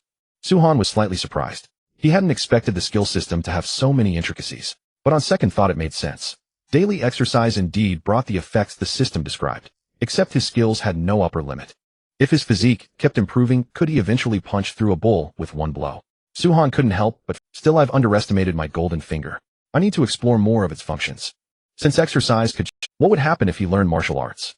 Suhan knew nothing about martial arts, but he remembered that after surviving 3 days in the primeval wasteland, he could consume national fate to briefly communicate with Dragon Kingdom's higher-ups. Did that mean he could obtain the secrets of martial arts from the national government? This world didn't seem to have any kung fu, but surely things like Wing Chun or Jeet Kune Do existed back on Earth. Suhan didn't need to master them all. Just learning a few basic forms would make the system register the martial arts skill. Once that happened, he just needed to practice diligently. Even the fiercest beasts would fall easily, and if he encountered other contestants, he could kill them without pause. In the live stream, the viewers watched Suhan's movements and burst into laughter. The 8th set of radio. Godsu, are you trying to bring back memories of our school days? When it comes to putting on a show, nobody beats Godsu. Without any background music, are you really comfortable doing that? Awesome. Those cursed memories are flooding back. To be fair, Godsu's movements are pretty standard. Half an hour passed in the blink of an eye. After seeing the check-in completion notification, Suhan stopped and went to cook.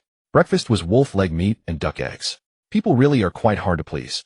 Back when he couldn't get any meat, he wished for it every day and craved it at every meal. But now he had eaten meat for 3 straight days. Suhan stared at the wolf meat in the pot and somehow found it hard to swallow. If only I had some pickled vegetables and chili right now. His eating habits were simple.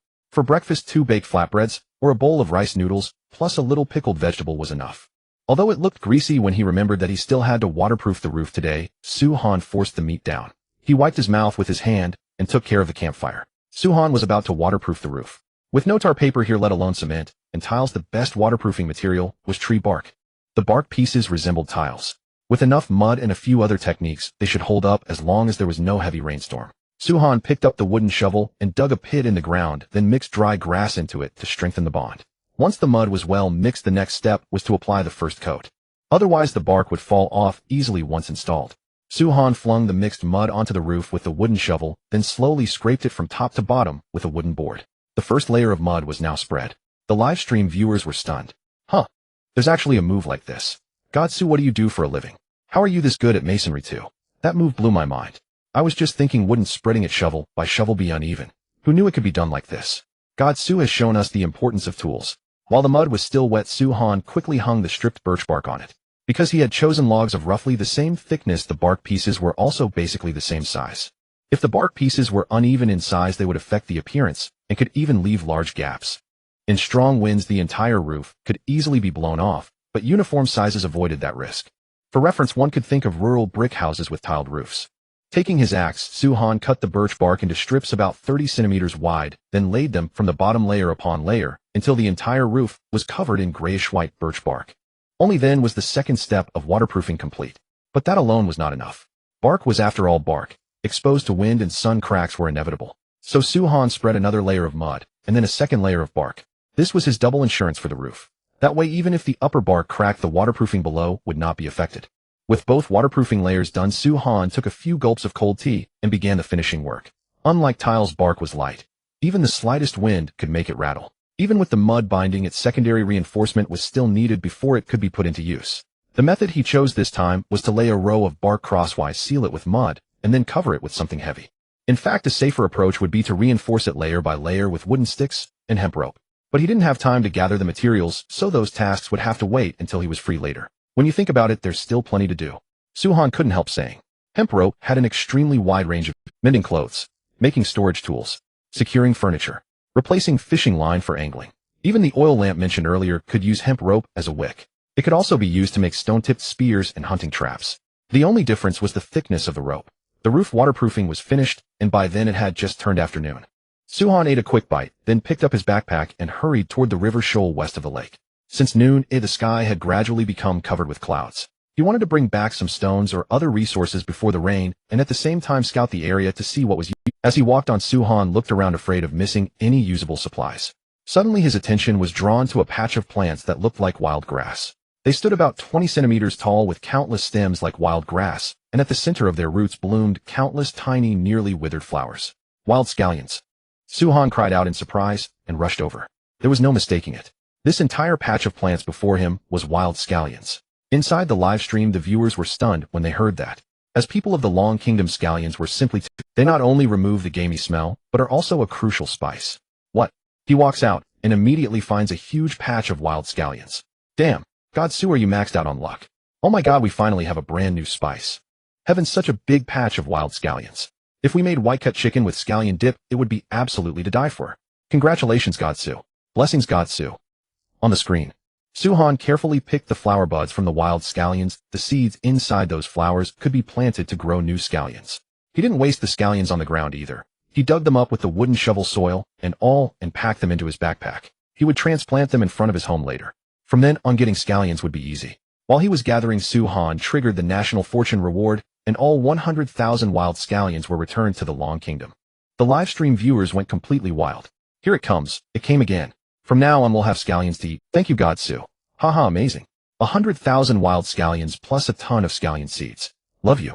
Godsu, mwah mwah mwah. Badass. He triggered another reward. At this rate, within a year, our Long Kingdom will become the strongest nation of the new era. Smug. JPG. I mean, whenever Godsu goes out, he's bound to bring a surprise. Even though I don't like eating scallions, it makes me happy. Suhan moved the wild scallions to the shelter in 6 trips, planning to plant them later in the evening when he was free. Only then did he set off once more. But he hadn't gone far before he found more usable supplies. This time it was wild mint growing close to the lake. TSK. If I'd known the West had this many resources, I would have come over on my first day. Suhan picked up his wooden shovel, ready to repeat what he had just done. But the moment he started, a cool wind came from afar. Not good. It's going to rain. A sudden realization struck Suhan, and he quickened his digging. But before he could run back to the shelter, beans-sized raindrops began falling from the sky. The rain was urgent, swelling within the blink of an eye. Swoosh. Rain poured down. Suhan finally made it home just before his clothes were soaked through. The rain grew heavier. Bai, the British contestant, curled up inside a hollow tree, staring helplessly at the torrential downpour. He had originally planned to spend the day building a simple shelter to keep out the cold. But no sooner had he gathered a pile of branches than the heavens unleashed a torrential rain. Bloody hell. Now all he could hope was that this rain would pass quickly. Otherwise he would have to go hungry again. The entire morning Bai had eaten only a handful of wild berries. They might barely stave off hunger, but their caloric value was negligible. From the Sakura Kingdom contestant's perspective, Lumao to Shangdai stared at the pouring rain and couldn't help but Baka. Why do you torment me, a descendant of Amaterasu, the great deity? He'll kill you. The moment those words left his mouth, a thunderbolt struck the forest not far away. The previously arrogant little punk immediately assumed the perfect Dajiza posture and frantically cowed out on the ground. Suma Mason, Lord of Heaven, I should not have cursed you. Please forgive this lowly, stupid pig's mistake. I beg of you. Thud, thud, thud. Inside the cramped cave, the little punk kept kowtowing in terror, afraid that the Lord of Heaven would take aim at him next. In the livestream room, countless Dragon Kingdom spectators watching the show laughed so hard they nearly pissed themselves. Haha, didn't I say there'd be entertainment here? Look at that green cap guy, all arrogant at first, and then groveling. It's hilarious. If you want livestream antics, you really have to watch this channel. Godsu's stream is too stable.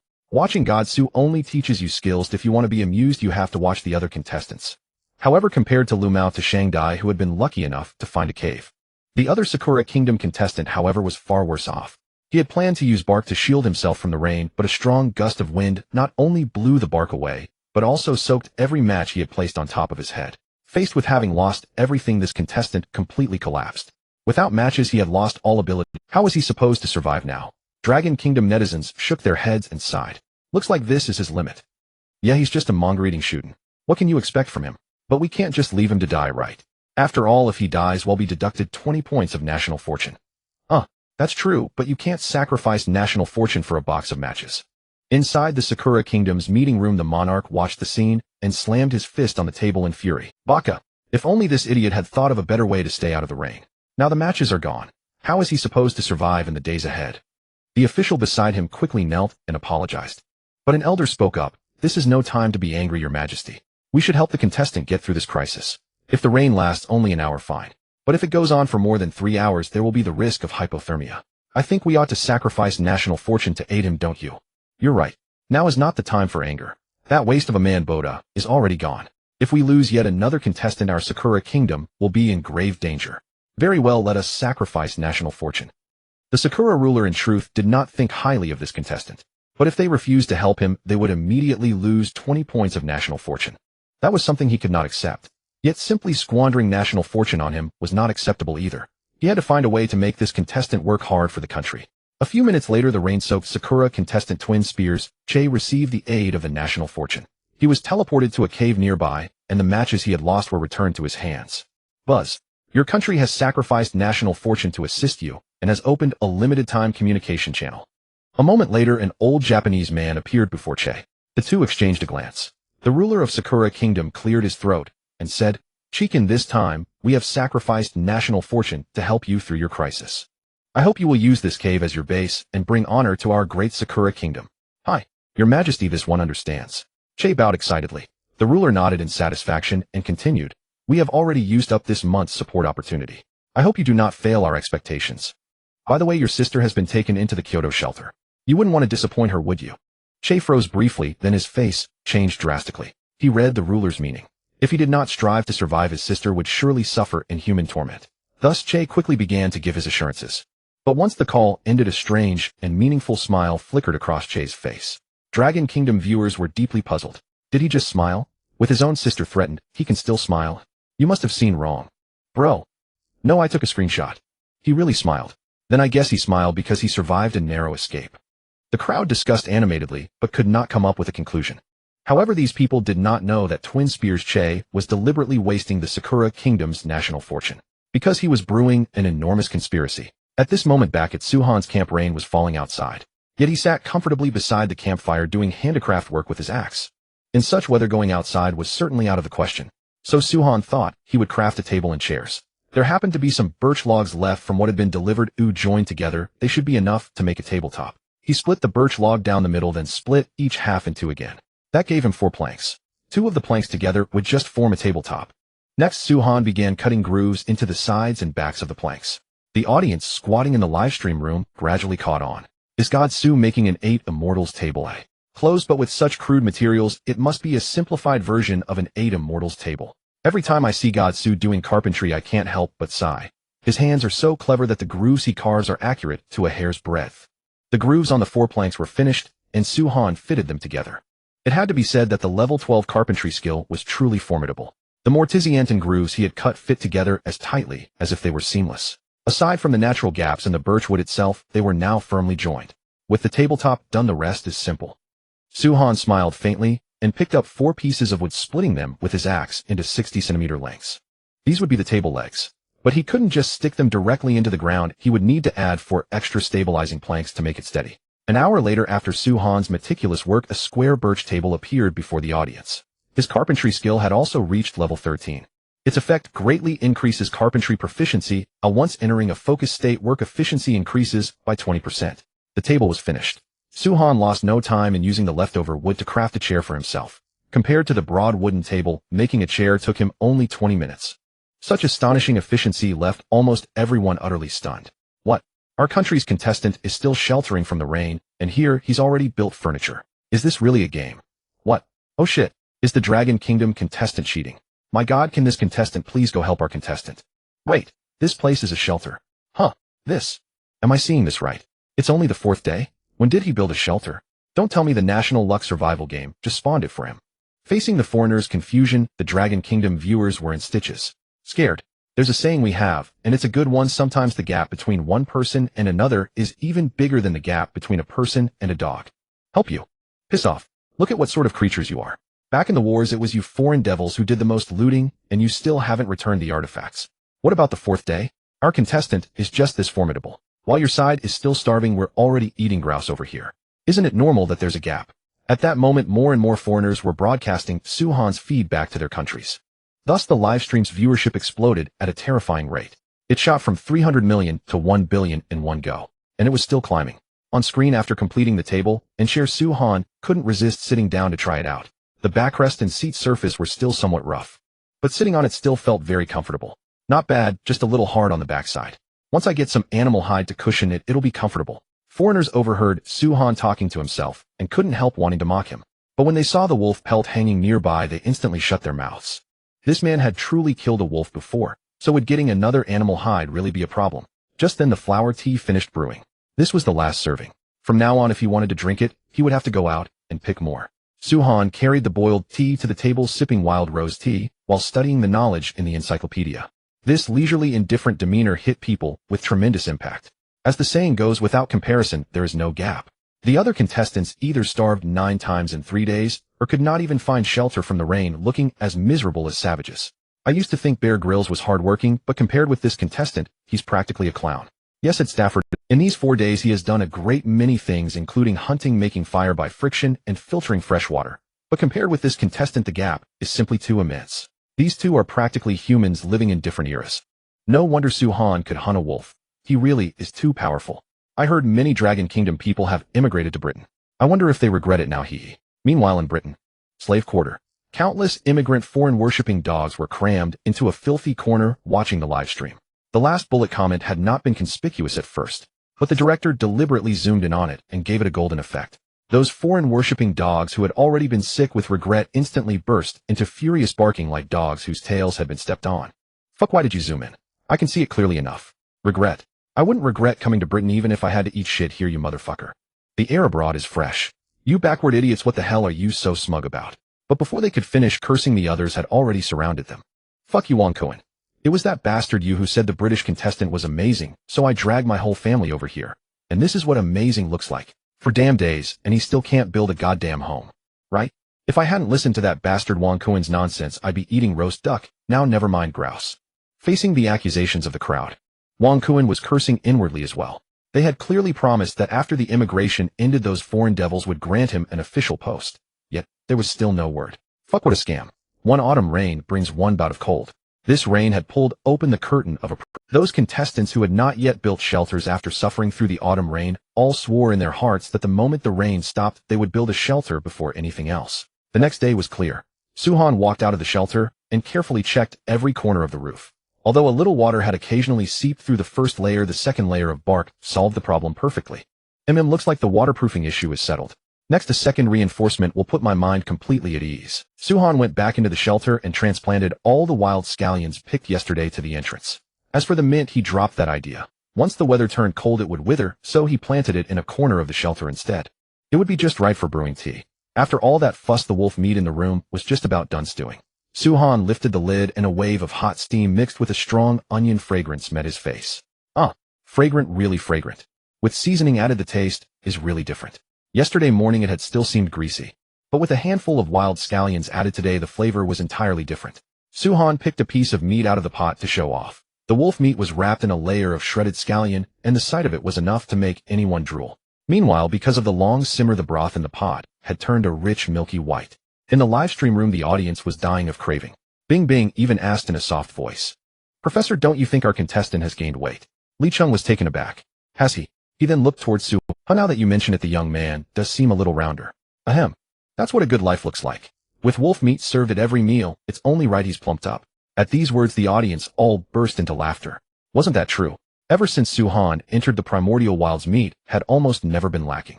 And when he wasn't eating meat, he was eating duck eggs. What a cushy life. Remember, the people in the shelters were still eating paste. With the help of the wild scallions, Suhan found the meal more and more delicious. He had already decided that once he was full, he would go out to gather supplies. The food in his shelter was almost gone. Although there was plenty of wolf meat, it could not be preserved for long.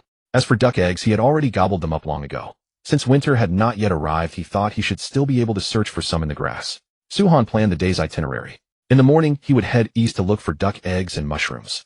After this rain, many fungi would break through the soil. Not going out to gather them now would be a waste. Once the ground dried a little in the afternoon, he would continue exploring the west bank of the lake. Yesterday, Suhan had once again learned to identify many plants from the encyclopedia. Though many of those plants looked strange, they could actually be used as spices and medicinal herbs. Caw, caw. Approaching the lakeside, distant ducks called out cheerfully, likely foraging for food. Good that they've all gone. Now no one will disturb me stealing eggs. Suhan smiled, withdrew his gaze, and turned to search through the grass. Before he had taken a few steps, he locked eyes with a mother duck brooding over her eggs. Man and duck stared at each other. The brown hen reacted swiftly, spreading her wings and letting out a piercing squawk. Caw-caw. Terrified, she abandoned her eggs and fled. But Suhan had been expecting this. Would he really let such an easy catch slip away? Wanna run? Too late. Thwack. A stone the size of a chicken egg struck the mother duck squarely on the head, delivering a fatal blow. The duck collapsed dead on the spot. Suhan walked over, picked it up, and grinned with satisfaction. Level 16 throwing technique, just messing around. The night before, he had thought of a clever way to grind experience by exploiting a loophole. Simply sitting by a corner reading a book while tossing stones to practice throwing. This way he could read without interruption and avoid wasting time retrieving stones. One stone, two birds. Throughout the entire night, his throwing technique broke through to level 16. The current skill effect: 45% accuracy within 15 meters, 70% within 10 meters, and a 90% chance of a headshot within 7 meters. In the livestream, viewers had long grown accustomed to Suhan's extraordinary throwing skills. But the foreign viewers had never seen anything like it before. Today was their first time watching, and everyone was startled. What? That's gotta be hacking.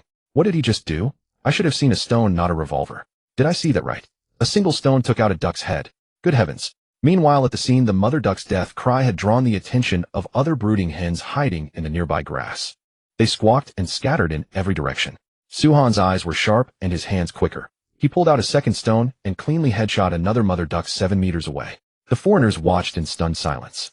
The first shot might have been luck, but this one could only mean one thing: he was a master marksman. But Suhan had no intention of letting this flock escape. Winter was approaching, and these ducks would soon migrate to other areas. If he didn't catch a few now, they might be gone in a couple of days. Suhan dropped his backpack and charged straight into the duck flock. Ducks were fast, but so was he. Caw-caw-caw. The mother ducks on the grassland let out heart-wrenching screams as some of the faster ones dove into the lake. But the slower ones became Suhan's prey. Whoosh. Thwack. Another headshot. The third mother duck. Breathing heavily, Suhan picked up the ducks and helplessly watched the remaining flock disappear into the water one after another. Catching 3 ducks was more than enough for him. Suhan bent down to gather the ducks when the national survival system chimed. He had triggered the 10,000-fold return once again. Since the ducks were already dead, the returned ducks were also freshly killed. Foreign viewers watching the stream couldn't help but feel envious. It was only the 4th day and Dragon Nation already had 10,000 ducks. Who wouldn't be jealous? Suhan placed the mother ducks together and began searching for duck eggs. In just a short while his backpack was all, the 10,000-fold return had triggered 3 consecutive times. 30,000 duck eggs had left the foreign viewers completely speechless. They couldn't help but wonder. What on earth were the contestants from their own countries doing? While the Dragon Nation contestant had already collected dozens of duck eggs, what had they accomplished? Suhan delivered the supplies to the shelter and returned. As expected, the wild ducks were extremely timid. Even after witnessing the egg thief leave, they dared not return. Never mind, catching 3 ducks is enough for today. Later, if I can't find more duck eggs, I'll go into the forest to pick mushrooms. Suhan withdrew his gaze and continued probing the grass with his stick. After the rain, the grass was soaked. A gentle prod with the wooden stick sent droplets of water splashing to the ground. Actually, he wasn't worried about getting his clothes wet. He was more concerned about hidden dangers lurking within the grass. As he was thinking, a colorful silk-like pattern came into view beneath the overturned grass. Holy crap, opened a blind box and got a treasure, a super spicy gluten stick. Wait, hold on. This is a 5-life flower scale viper. What a delicacy. Brothers, we really struck gold this time. In the official livestream, Bing Bing paled at the sight of the meter-long snake. Li Cheng standing beside her sucked in a sharp breath. Thankfully, their contestant was cautious. If some reckless foreigner had reached out to touch it, they would have been bitten immediately. Just as Li Cheng thought Suhan would retreat, he heard him excitedly exclaim about a nourishing treasure. What man? Do you really not value your life? That's a venomous snake. Suhan was thrilled and images of the snake's details flooded his mind. 5-life flower scale viper. A rare species in the wild frontier, named after the 5 patterns on its back: red, green, black, pink, and purple. Its gallbladder possessed the ability to enhance physical constitution and improve eyesight. Moreover, the snake meat was tender and considered a delicacy. To encounter such a valuable treasure here, his luck was incredible. Suhan took a deep breath and forced himself to calm down. Although the 5-life flower scale viper was a precious find, its venom was extremely dangerous. Just 3 milligrams could kill an ox. Therefore, capturing this snake required some preparation. He slowly backed away, and once he reached the lakeside, he immediately used his axe to sharpen one end of his wooden stick. Capturing the 5-life flower scale viper would rely entirely on this spear. However, to be safe, Suhan found another wooden stick by the lake as a backup in case his first strike missed and left him defenseless. With everything prepared, he made his way back to the grassy patch. This time he moved much more slowly. Suhan crept closer to the venomous snake and soon reached the same spot. To his relief, the 5-life flower scale viper hadn't moved at all. That was good news. He wouldn't need to search for it. Breathe. Come on. Suhan gently lifted the dry grass near the snake with his left hand, wanting to locate its head. Otherwise, if he accidentally pierced the gallbladder in its belly, there would be no place to cry about it. The wooden stick lifted the dry grass, gradually revealing more of the snake's body. Then a rounded, swollen snake belly came into Suhan's view. A gleam flashed in his eyes as he immediately understood why the snake wasn't moving. It was digesting the prey it had just consumed, most likely one of the wild ducks nesting nearby. Suhan continued to part the dry grass. The moment he spotted the snake's head, his right hand thrust the wooden spear forward in a flash. Squelch! The wooden spear, swift as lightning, pinned the snake's head firmly to the ground. One strike, a direct hit. Suhan immediately retreated. The 5 reincarnation flower viper, though gravely wounded, and with its head pierced through, was driven by reflex nerves to counterattack everything around it. Its dazzling multicolored body twisted madly, eventually coiling around the wooden spear. But no matter how hard it struggled, the spear, fixed in the ground, remained utterly unmoved. Gradually, the viper's resistance weakened. Only then did Suhan confirm that the blow had crushed its brain. 10 minutes. A full 15 minutes passed before the 5 reincarnation flower viper fell completely still. Suhan cautiously stepped forward, then used another wooden spear to gently nudge the snake's body. The 5 reincarnation flower viper remained as motionless as ever. It seemed that it was truly dead now. As a precaution, Suhan did not touch the spear pinning down the snake's head. Instead, he used his axe to cut through the spot 7 below the head, the vital area near the base of the skull. One swing of the axe. The 5 reincarnation flower viper still did not react. Suhan looked at the treasure in hand and picked it up with joy. Brothers, change of plans. We're having snake meat for lunch today. The moment he picked up the snake, the National Fortune Survival notification sounds rang out in succession. Announcement: congratulations to the Dragon Nation contestant for successfully killing the super rare species 5 reincarnation flower viper. As the first contestant to kill a super rare species, you will receive 10 points of National Fortune reward. Announcement: congratulations to the Dragon Nation contestant for successfully killing the super rare species 5 reincarnation flower viper. As the first contestant to kill a super rare species, you will receive 10 points of National Fortune reward. Announcement: congratulations to the Dragon Nation contestant for successfully killing the super rare species 5 Reincarnation Flower Viper. As the first contestant to kill a super rare species, you will receive 10 points of National Fortune reward. Detected that Dragon Nation contestant, Su Han, has hunted down the super rare species 5 Reincarnation Flower Viper, triggering the resource return mechanism. Congratulations to Dragon Nation for obtaining 10,000 corpses of the 5 Reincarnation Flower Viper. The former was a global announcement, the latter was this reward. Su Han noticed that the 5 Reincarnation Flower Viper had triggered the return mechanism, so he explained to everyone the effects of this venomous snake. You're probably wondering why I'm so thrilled about encountering this snake, right? The answer is actually quite simple. The 5 Reincarnation Flower Viper has 5 gallbladders inside it. Swallow them all, and you can strengthen your physique, while also improving your eyesight. The moment these words were spoken, all the viewers were stunned. No wonder God Su was so excited. This wasn't just a venomous snake, it was a super nourishing tonic. At the Dragon Nation Tactical Research Office, hearing of the gallbladder's effects, the leader immediately issued, someone spread the word. Guard all the gallbladders well. Yes. Inside every shelter, all the 5 Reincarnation Flower Vipers were placed under guard. These were strategic materials. If given to soldiers to take, they would greatly enhance combat capabilities. He arrived at the entrance of the shelter. Su Han dropped the viper from his shoulder onto the wooden board and gently cut open the snake's skin with his axe, slowly peeling it apart from the flesh, like taking off a sock. In the wilderness world, snake skin was a multifunctional material. If handled properly, it could yield a simple water pouch, a belt, and a storage bag. Though the process was somewhat troublesome, it wasn't difficult for Su Han, who was at butchering level LV8. In about 20 minutes, a perfect piece of snake skin was removed. In the sunlight, that brightly patterned snake skin conquered countless foreigners. At the same time, it amazed countless domestic viewers. God Su is too strong. If God Su dared to call himself the second best man in the wilderness, no one would dare call himself the first. Those hands are so steady. Just an axe, yet he peeled off the snake skin so completely. It's simply miraculous. I'm wondering what exactly are the effects of the gallbladders. Could it turn someone into a Superman? Bro, wake up. National Fortune survival won't give you such a generous benefit. At most, it just makes people a bit stronger. After the skinning was done, the next step was to remove the internal organs and search for the precious gallbladders. The pale, tender snake meat was split open by the sharp axe blade, rapidly parting to both sides. As for the snake blood, Su Han had actually drained it before bringing the snake back. There was no container to store it at the moment, so even if he brought it back, it would have been a waste. Soon the first gallbladder came into view. It was about the size of a longan, a dark red color, as gorgeous and enticing as a gem. Su Han cut it off, tilted his head back, and swallowed it in one gulp. Not bad, no taste at all. The freshly killed snake was very fresh, so eating it directly was perfectly fine. Under normal circumstances, however, this was not recommended because snake gallbladders contain a large number of parasites. But the 5 Reincarnation Flower Viper was different. The snake contained a special toxin that was harmless to humans, yet could effectively kill all parasites. Therefore, eating it directly was safe. Next came the second and third gallbladders. It had to be said, this snake was truly plump. Even after the organs were removed, it had at least a kilogram of meat. Slowly, the last 2 gallbladders were located as well. While disassembling the snake meat, Su Han found a duck in the snake's belly that hadn't been fully digested. It was covered in slime and looked utterly unappetizing. He decisively threw it away. All 5 gallbladders had now been swallowed. Su Han felt no effect at all. He frowned slightly. What about the promised physique enhancement? Could it be a scam?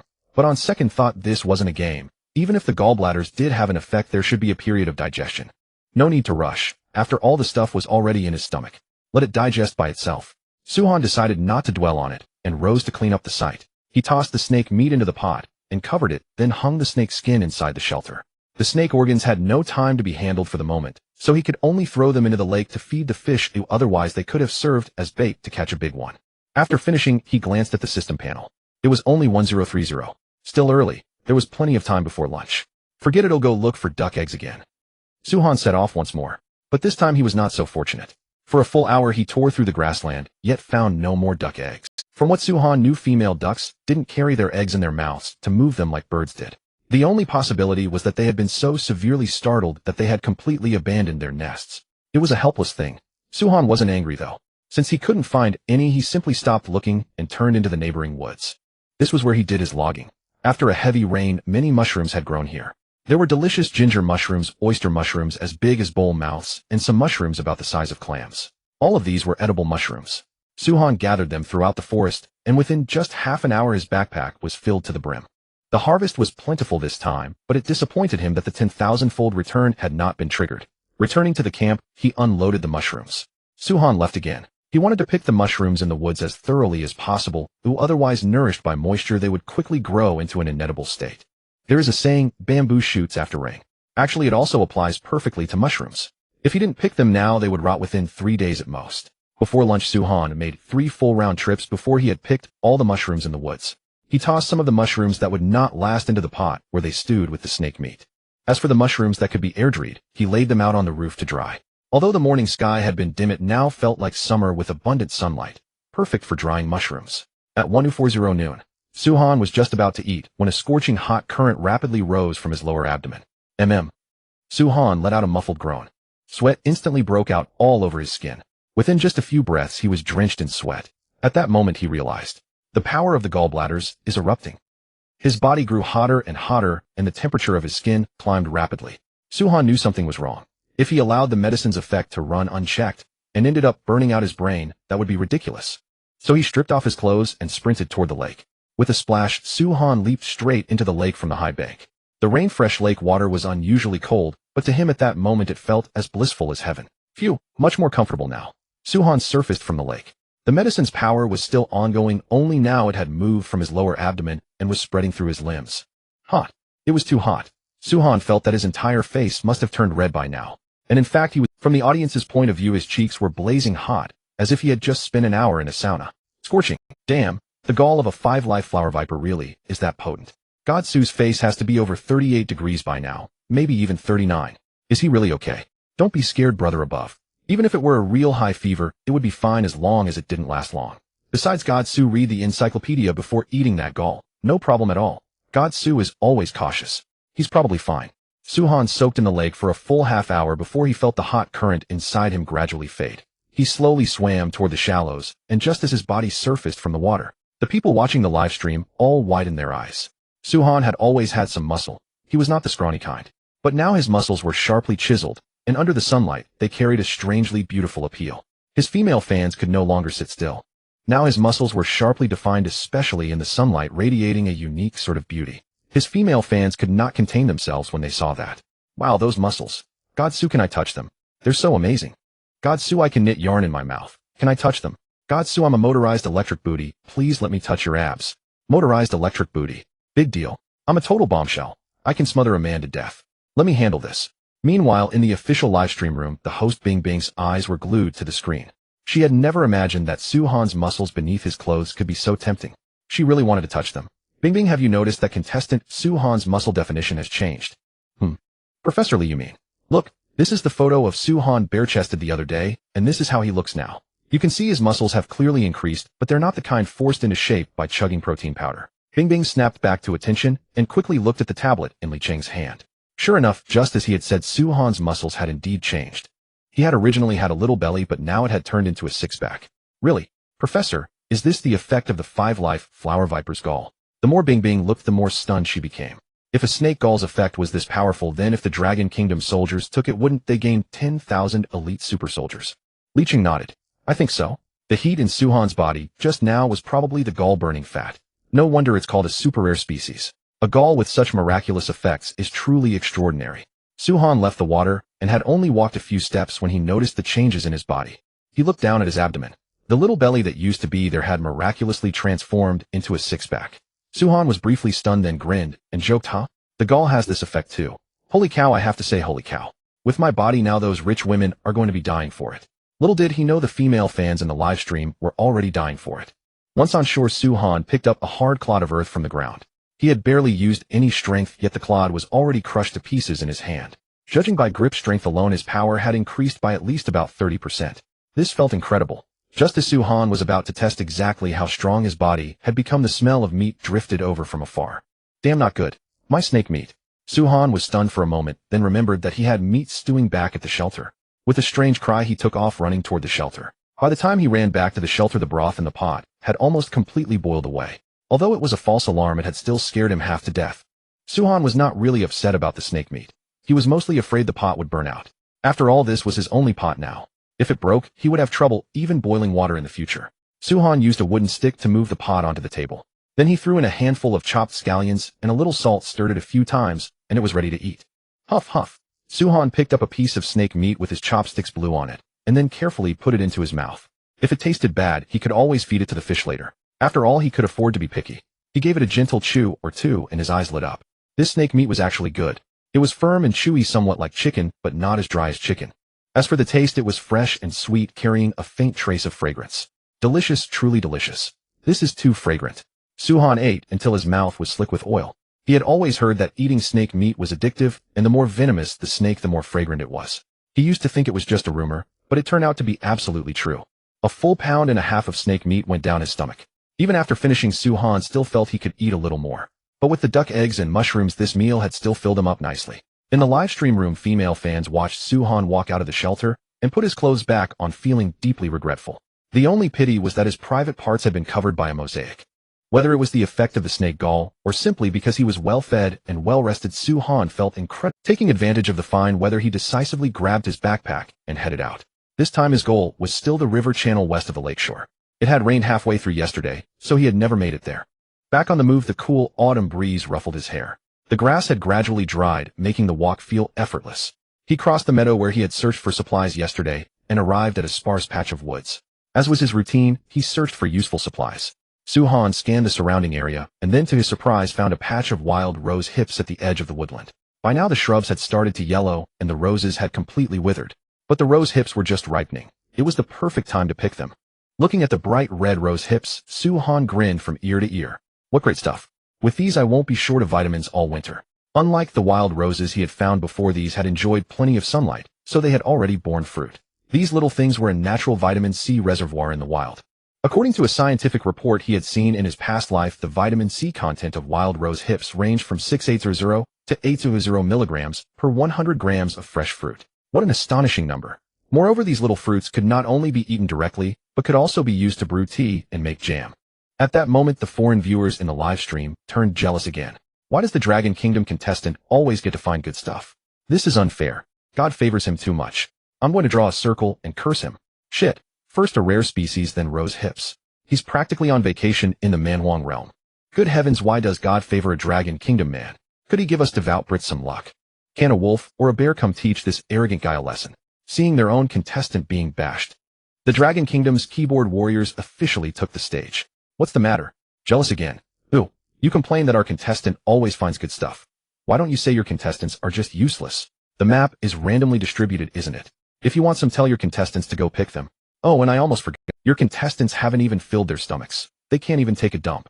Exactly. Supplies are all over the place. If you didn't bother to search, whose fault is that? If you're useless, don't bark. I remember on the first day you were all going on about Lord Da. If he wants rose hips, tell him to go pick them. Don't tell me he doesn't know how to look. God. Foreign devils, stop barking. We follow Taoism over here. This is heaven's cycle of retribution. What the hell would you know? A wolf. If one came, it would just become Godsu's mattress. As they were saying that, Su-Han had barely left the forest when he ran straight into a wolf. This situation was different. Not only had he eaten his fill, but his physical condition had also increased by 30%. In short, his stats were maxed out. Staring at the gray wolf a few meters ahead, Su-Han's fighting spirit blazed. He had just been thinking about having no way to burn off his energy, and then a wolf appeared. What a coincidence. The wolfskin trousers waiting at home could finally be completed. In the livestream, seeing Su-Han encounter another wolf, the viewers erupted with excitement. Holy crap. Brothers, the wolf pelt trousers have delivered themselves right to our door. My guess is that with Godsu's current state, he could take this thing down with just his fists. Thanks to the foreigner's prayers, haha. It's not even winter yet, and the wolf pelt trousers have already arrived. Thanks a lot. Hello, trousers. At the scene, Su-Han and the gray wolf locked eyes. He quietly drew the axe from his waist, already ready for battle. As long as the wolf dared to charge, he would definitely kill it in one blow. But to Su-Han's surprise, the wolf merely glanced at him, then let out in a woo, and ran off with its tail between its legs. What a spineless wolf. A total waste. Damn. My pants don't run away. Su-Han chased after it with all his might. Hearing the sound of that deadly menace closing in behind it, the fleeing wolf ran even faster. At this moment, the wolf was rather frustrated too. It had only come out for some fresh air and to catch a rabbit to fill its belly. Who knew it would run into a monster whose aura completely crushed its own? Seeing the other party's terrifying expression, it chose to flee without the slightest hesitation. But who could have guessed that the monster would refuse to give up the chase? In the livestream room, the audience was amused by Su-Han's line, "My pants don't run away." Folks, I'm dying of laughter. Godsu's pants are running away. Wolf, I know you really want a pair of pants, but I don't want to be that pant leg. Wolf, I'm out of here. Other contestants, oh no, a wolf. When it's our turn, the wolf says, oh no. It's the pants maker. In the forest, the wolf ran as Su-Han chased. The distance between them kept closing. Seeing the situation was wrong, the gray wolf suddenly made a sharp turn and leaped into the river. It knew very well that if it kept running it would definitely be caught, so it might as well escape across the river. This time it was Su-Han's turn to be dumbfounded. What the heck? This wolf was too clever. It even knew to escape across the river. The livestream viewers all burst out laughing at the sight. You can see Brother Wolf has a strong will to survive. No kidding, the ones that don't are already wolfskins. Wolf, I'm just asking how slick was that turn and jump into the river. Wolf, anyone can accelerate in a straight line. Turning fast is what's really fast. Watching the gray wolf escape across the river, Su-Han had no choice but to give up. By now it was too late to take off his clothes and go into the water. This wolf swam very fast and was already in the middle of the river. By the time he took off his clothes and trousers, it would probably have already reached the shore and fled. But jumping into the water without taking off his clothes in this weather, that would be ridiculous. Sigh. Forget it, it'll let you off this time. Su-Han shook his head with a wry smile.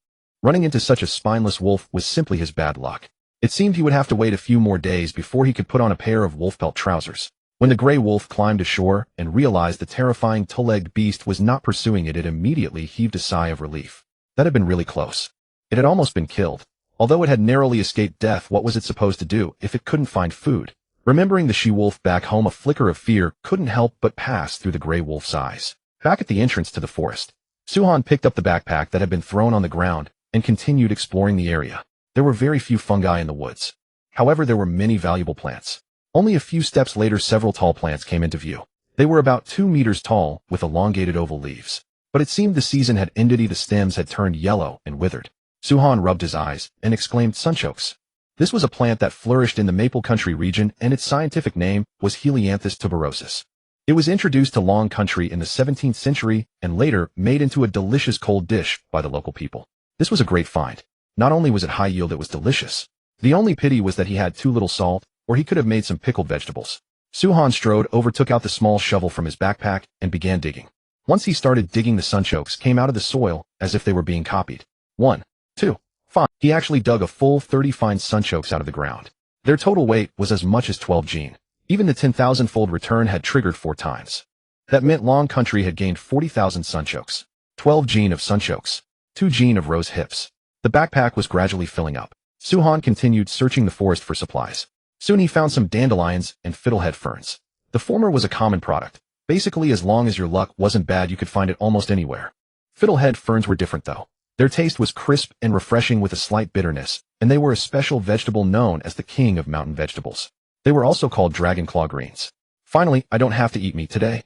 Su-Han muttered softly while picking tender dragon claw greens. The only pity was that the season was wrong. About 80% of the autumn dragon claw greens had already withered and entered dormancy. Only a very small portion remained edible. But the dragon claw greens in front of him were enough to last him 2 days. Picking done, turning back. Then he continued searching. It took Su-Han a full 3 hours to collect all the resources in this mountain forest. The reason he spent was that on the western side of the mountain forest, he had found an entire thicket of blueberry bushes covering an area several dozen meters across. He had picked more than 10 gene of blueberries alone. Evening. Su-Han sat by the river eating a boiled duck egg while checking the system panel. His skills had now reached 19. Name Su-Han. Status energetic. Age 24. Skills 19. Breathing LV 33 greatly increases lung capacity. Even if injured, you won't be too greatly affected. Sleep LV 27. Whenever you want to sleep, you can enter deep sleep, but if there is a loud noise, you will immediately wake. Hiking LV 26 greatly reduces the stamina consumed while hiking. Throwing stones LV 16, within 15 meters accuracy 45, within 10 meters accuracy 70, within 7 meters headshot chance 90. Woodcutting LV 10, when chopping wood, reduces stamina consumption by 25 and improves work efficiency. Friction fire starting LV 7, high efficiency, fire starting chance. Gathering LV 15, no matter what materials you gather, increases gathering efficiency and the chance of perfect gathering. Butchery LV 8 effectively increases meat yield, cleanly separates meat from hide, and when butchering creatures won't damage internal organs. Cooking LV 10 effectively improves the efficiency and taste of food preparation. Learn. Looking at the skills on the system panel, Su-Han finally understood why the wolf had turned around and fled the moment it saw him. It was all because the aura skill was too powerful. Animals are naturally very sensitive to danger. It was no wonder they were scared away when they encountered a creature with such an imposing aura as his. But then how am I supposed to hunt from now on? Su-Han felt a pounding headache at the thought of animals scattering in terror before he could even get close. He had never imagined that high skill proficiency could also bring trouble. This problem had to be solved. Otherwise hunting would become completely impossible. System come out for a moment. Ding. Host, I'm here. Can passive skills be manually deactivated? In response to Suhan's question, the system quickly explained, host, for your safety, all passive skills are currently kept in an active state. If you need to, you can silently recite in your mind, close skill name, and that will deactivate the passive skill. Suhan smiled slightly. That was more like it. Otherwise, the aura and stealth skills would have conflicted with each other. Break time was over. Suhan stood up, brushed the dust off his clothes, and began to survey the riverbank. The river was wide, about 20 meters across. Both banks were covered with pebbles, and the water was crystal clear. Looking west from the woods, the first thing that came into view was a plain. Farther away lay a valley alive with the cheerful chirping of insects and birds. If only I could build a raft, searching for supplies would be much more convenient.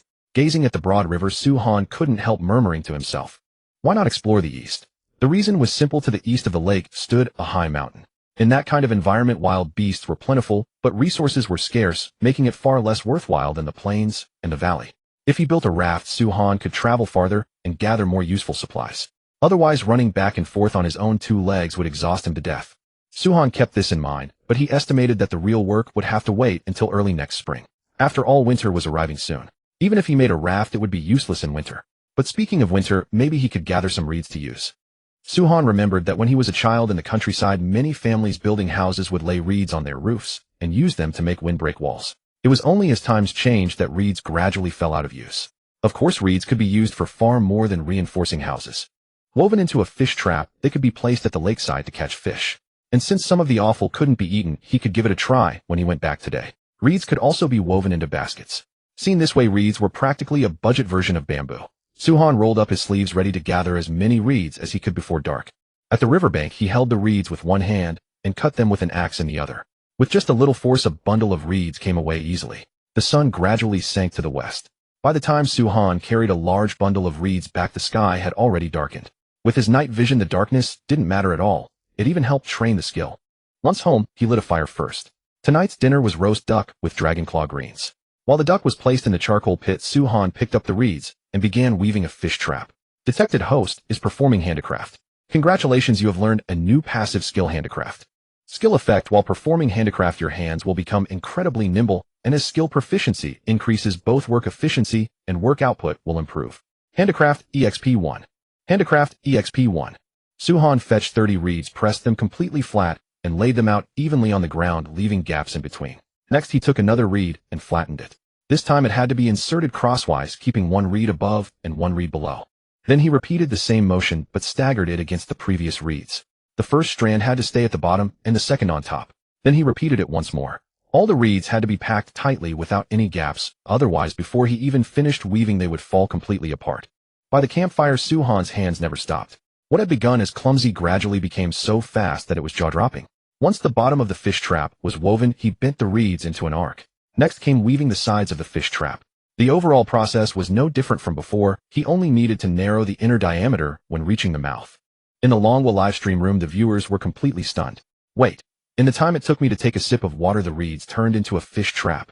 Are these really the reeds I knew? My eyes have learned it in my hands. Is this something I can make? This hand speed is even faster than my great-grandpa's. I'm stunned. Earlier, I thought Su Shun was going to use these reeds to line the outside wall as a windbreak, but he can make a fish trap out of them too. The foreigners meanwhile fell into an even deeper silence. Amazing. It was simply divine skill. They were only riverside reeds, yet in this big shot's hands they had become a fishing tool. Compared to sitting by the river waiting for fish to bite, a fish trap was undoubtedly far more sophisticated. At least it didn't need someone to watch over it. In less than 40 minutes, the first fish trap was completed.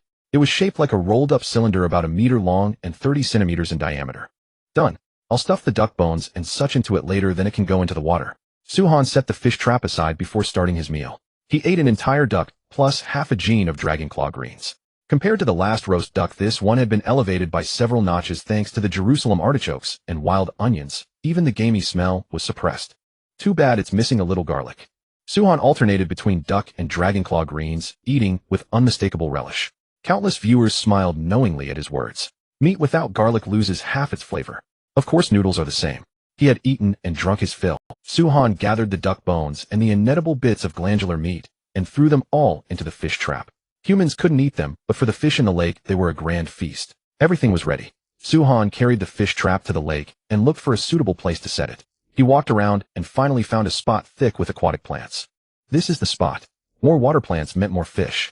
Back in his countryside days, a place like this would have been. He placed the fish trap in the water and secured its corners with 4 wooden sticks. This was to prevent big fish or the current from carrying it away. From now on, I just need to check it once in the morning and once in the evening and occasionally add some bones and scraps of meat. But before going back, I might as well take a bath. Suhan smiled and slipped into the water. Predictably, he triggered the swimming skill. Though the lake water was icy, it meant nothing to his enhanced physique. After swimming a lap, he actually felt a little reluctant to get out. He always felt as if the energy in his body couldn't be fully burned off. Of course, that was just an idle thought. If he were really asked to swim across the lake, Suhan wouldn't do it. Wouldn't it be more comfortable to brew a cup of rosehip tea, snack on blueberries, and read a book with that time? Even weaving a fish trap or basket out of reeds would be fine. Swim the lake. He would wait until he had time.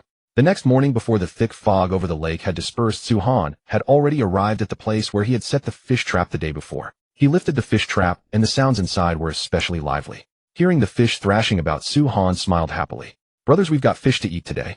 Those who frequently set fish traps and basket traps know that the denser the sound, the more fish inside. This sound, like pouring rain, probably amounts to 5 or 6 caddies. Suhan carried the fish basket ashore and dumped its contents into the large woven basket he had brought. Splash, splash. Countless palm-sized crucian carp and tilapia poured out. Among them, more than a dozen freshwater shrimp were leaping about. Such a lavish catch left the foreigners utterly stunned. Oh my God! Artie caught a 2-caddy fish with a harpoon yesterday, and I thought he was amazing. Compared to contestant Suhan, he's far behind. These fish together must weigh at least 5 caddies. 5 whole caddies of fish and over a dozen big shrimp. My God. This is a luxurious feast. Weaving fish baskets is a technique that has been passed down in our kimchi country for a long time. We strongly demand that Dragon Country pay us royalties, Summita. Using just a few reeds to catch so many fish. Can we have our own contestants do the same? That remark was a wake-up call. Now many contestants have found water sources. But most of them only know how to fish by hook or by hand. Even when they see reeds, no one thinks of weaving them into fish baskets. Suhan had set a precedent. Meanwhile, in the Asen country, in the meeting room, an elder proposed expending national fortune to notify their contestant because there was also a patch of reeds near their contestant. I reject this proposal. The premise of notifying him is that he knows handicrafts, not just whether he understands. From what I know, contestant Ami can't even sew clothes at home. You expect him to weave reeds into a fish basket. In the end, the proposal was rejected unanimously. Reeds are everywhere, but without craft skills, what's the point? The yes perspective. After several days of settling in, he had gradually adapted to this wild world. Foraging for supplies, building a shelter, hunting prey. Spurred on by Suhan's example, he finally displayed the standard of a master of the wilderness. Over the past few days, Yi had not only crafted a spear from bark and stone, but had also hunted down 3 prey. Now he was no longer starving. And Yi had such motivation mainly because Britain had expended national fortune to allow him a brief reunion with his family. Stimulated by his family, he was willing to burn everything. Today my goals are to pick wild fruit and forge suitable tools. Ailey, trust Daddy, I will definitely survive strong. The first thing Yi did after waking up was to cheer himself, but the next second, global announcements rang out one after another. As expected, it was the powerful Dragon Country contestant, Suhan again. This time he had triggered 10,000-fold returns 5 times in a row. Among them 2 were tilapia, 2 were crucian carp, and 1 was freshwater shrimp. Yi was startled at first, then analyzed from the news that Suhan had used tools to catch so many fish and shrimp at once. As expected of my rival, you are truly amazing. At dawn you can catch so much at once. Let me think. I've been to Dragon Country before. If I'm not mistaken, he must have used a tool called a fish basket. How enviable. Once I find suitable materials, I'll have to try making one too. Fishing is too inefficient. If no fish bite, it means wasting a lot of time. But tools are different. They not only free up manpower, but also don't require constant watching. Technology is always the primary productive force. Seeing that a fish basket could provide so many fish at once, Suhan's first thought was that he could free up time to build a heated Kong. In this autumn, when temperatures were dropping day by day, having a Kong that provided continuous warmth would be the happiest thing. But before starting, he planned to make a few extra fish baskets to catch even more fish and shrimp. Only with abundant material conditions could he spare time for labor. If even basic needs weren't met, who would have the leisure to do anything else? Suhan removed the gill scales and innards one by one, then threw them into the pot to boil directly in water. When it came to a boil, he added some wild onions and salt. In this way, a pot of fresh fish soup was ready. The tender fish meat was irresistibly enticing. The aroma alone whetted one's appetite. Suhan picked up a fish with his chopsticks and savored it slowly. Fresh. What a fresh fish, and without any muddy taste. Even though it was crucian carp, it gave him the feeling of eating sea bass. It seemed the fish in this world were different from those on Blue Star. Of course, it could also be an ecological issue. Blue Star was full of industrial waste, its environment long destroyed, while here it was pure wilderness. One after another, Su-Han devoured a full 2 caddies of fish before setting down his chopsticks. He lifted the pot and took a sip of fish soup. His whole stomach felt warm and content. This breakfast made him extremely comfortable, and even the last trace of drowsiness was completely dispelled. After tidying up the fish bones and burying them outside, Su-Han then began doing radio calisthenics. No matter how busy he was, the daily check-in could never be interrupted. Only after hearing the system's notification tone did Su-Han wipe off his sweat, pick up his equipment, and roast duck, and head out. He spent the entire morning collecting reeds, gathering, sorting, tying them into large bundles. Then he repeated the same process.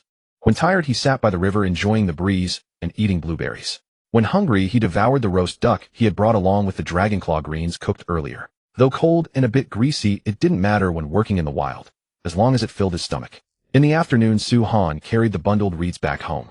Trip after trip, 10 large bundles of reeds in total. Along the way, some spruce branches suitable for making hemp rope were also tied into bundles and brought back. In the evening, Su-Han sat at his doorstep using an axe to peel the bark off the branches one by one, then soak them in the lake water. This step was called softening the fibers. The whole process takes 1 to 2 weeks, so once they are secured in the water, he could leave them alone. In the future, whenever he had time, he should bring back any suitable branches and treat them this way. Rope was crucial in the wild. Whether reinforcing a shelter or setting traps, even making clothes, rope was indispensable. However, there was an even faster method than soaking. Boiling the peeled bark in a pot for a few hours achieved, but the problem was that he didn't have a big enough pot. So he had to abandon boiling and fall back on the most ancient method. Sigh. Next, I need to enter the pottery age as soon as possible. Otherwise, everything is so slow. Su-Han complained, but his hands never stopped skillfully weaving a fish basket. This time he completed a fish basket in just 20 minutes. Then the second. After making 3 in a row, the sky had fully darkened. Gurgle. His stomach unceremoniously signaled its need for food. Su-Han stood up with a smile. All right, let's stop here. Let's check the fish baskets first. After a day of work, it's about time to eat. He pulled a torch from the campfire, grabbed the 3 fish baskets he had just made, and strode straight toward the lake. When the fish basket was lifted, a familiar crackling sound resounded once again. The live stream viewers were stunned. What? There are this many fish in the lake. Damn, just by the sound there must be a lot of fish. Too strong. With these fish baskets, God Su will have more than he can eat. Wait, I have a question. If one fish basket can catch so many fish, why does God Su need to make several? What to do when he can't finish eating? The guy upstairs is a real genius. The fish basket stays underwater. As long as it's not lifted, the fish are kept alive inside it, understand? While everyone was chatting, Su-Han discovered a surprise in the fish basket. Brothers, today, we have something new to eat. Look at this, what is it? He reached his hand into the fish basket and pulled out. A wriggling creature over 40 centimeters long appeared before all the viewers. Yellow eel, damn it. Huh. The fish basket managed to catch this. I thought it was a giant spicy strip just now. Awesome. Yellow eel is great, really nourishing. It must be over 40 centimeters, right? So awesome. The audience immediately burst into excitement at the sight of the eel. The only pity was that the 10,000-fold return had not been triggered. But no one cared about such a small matter.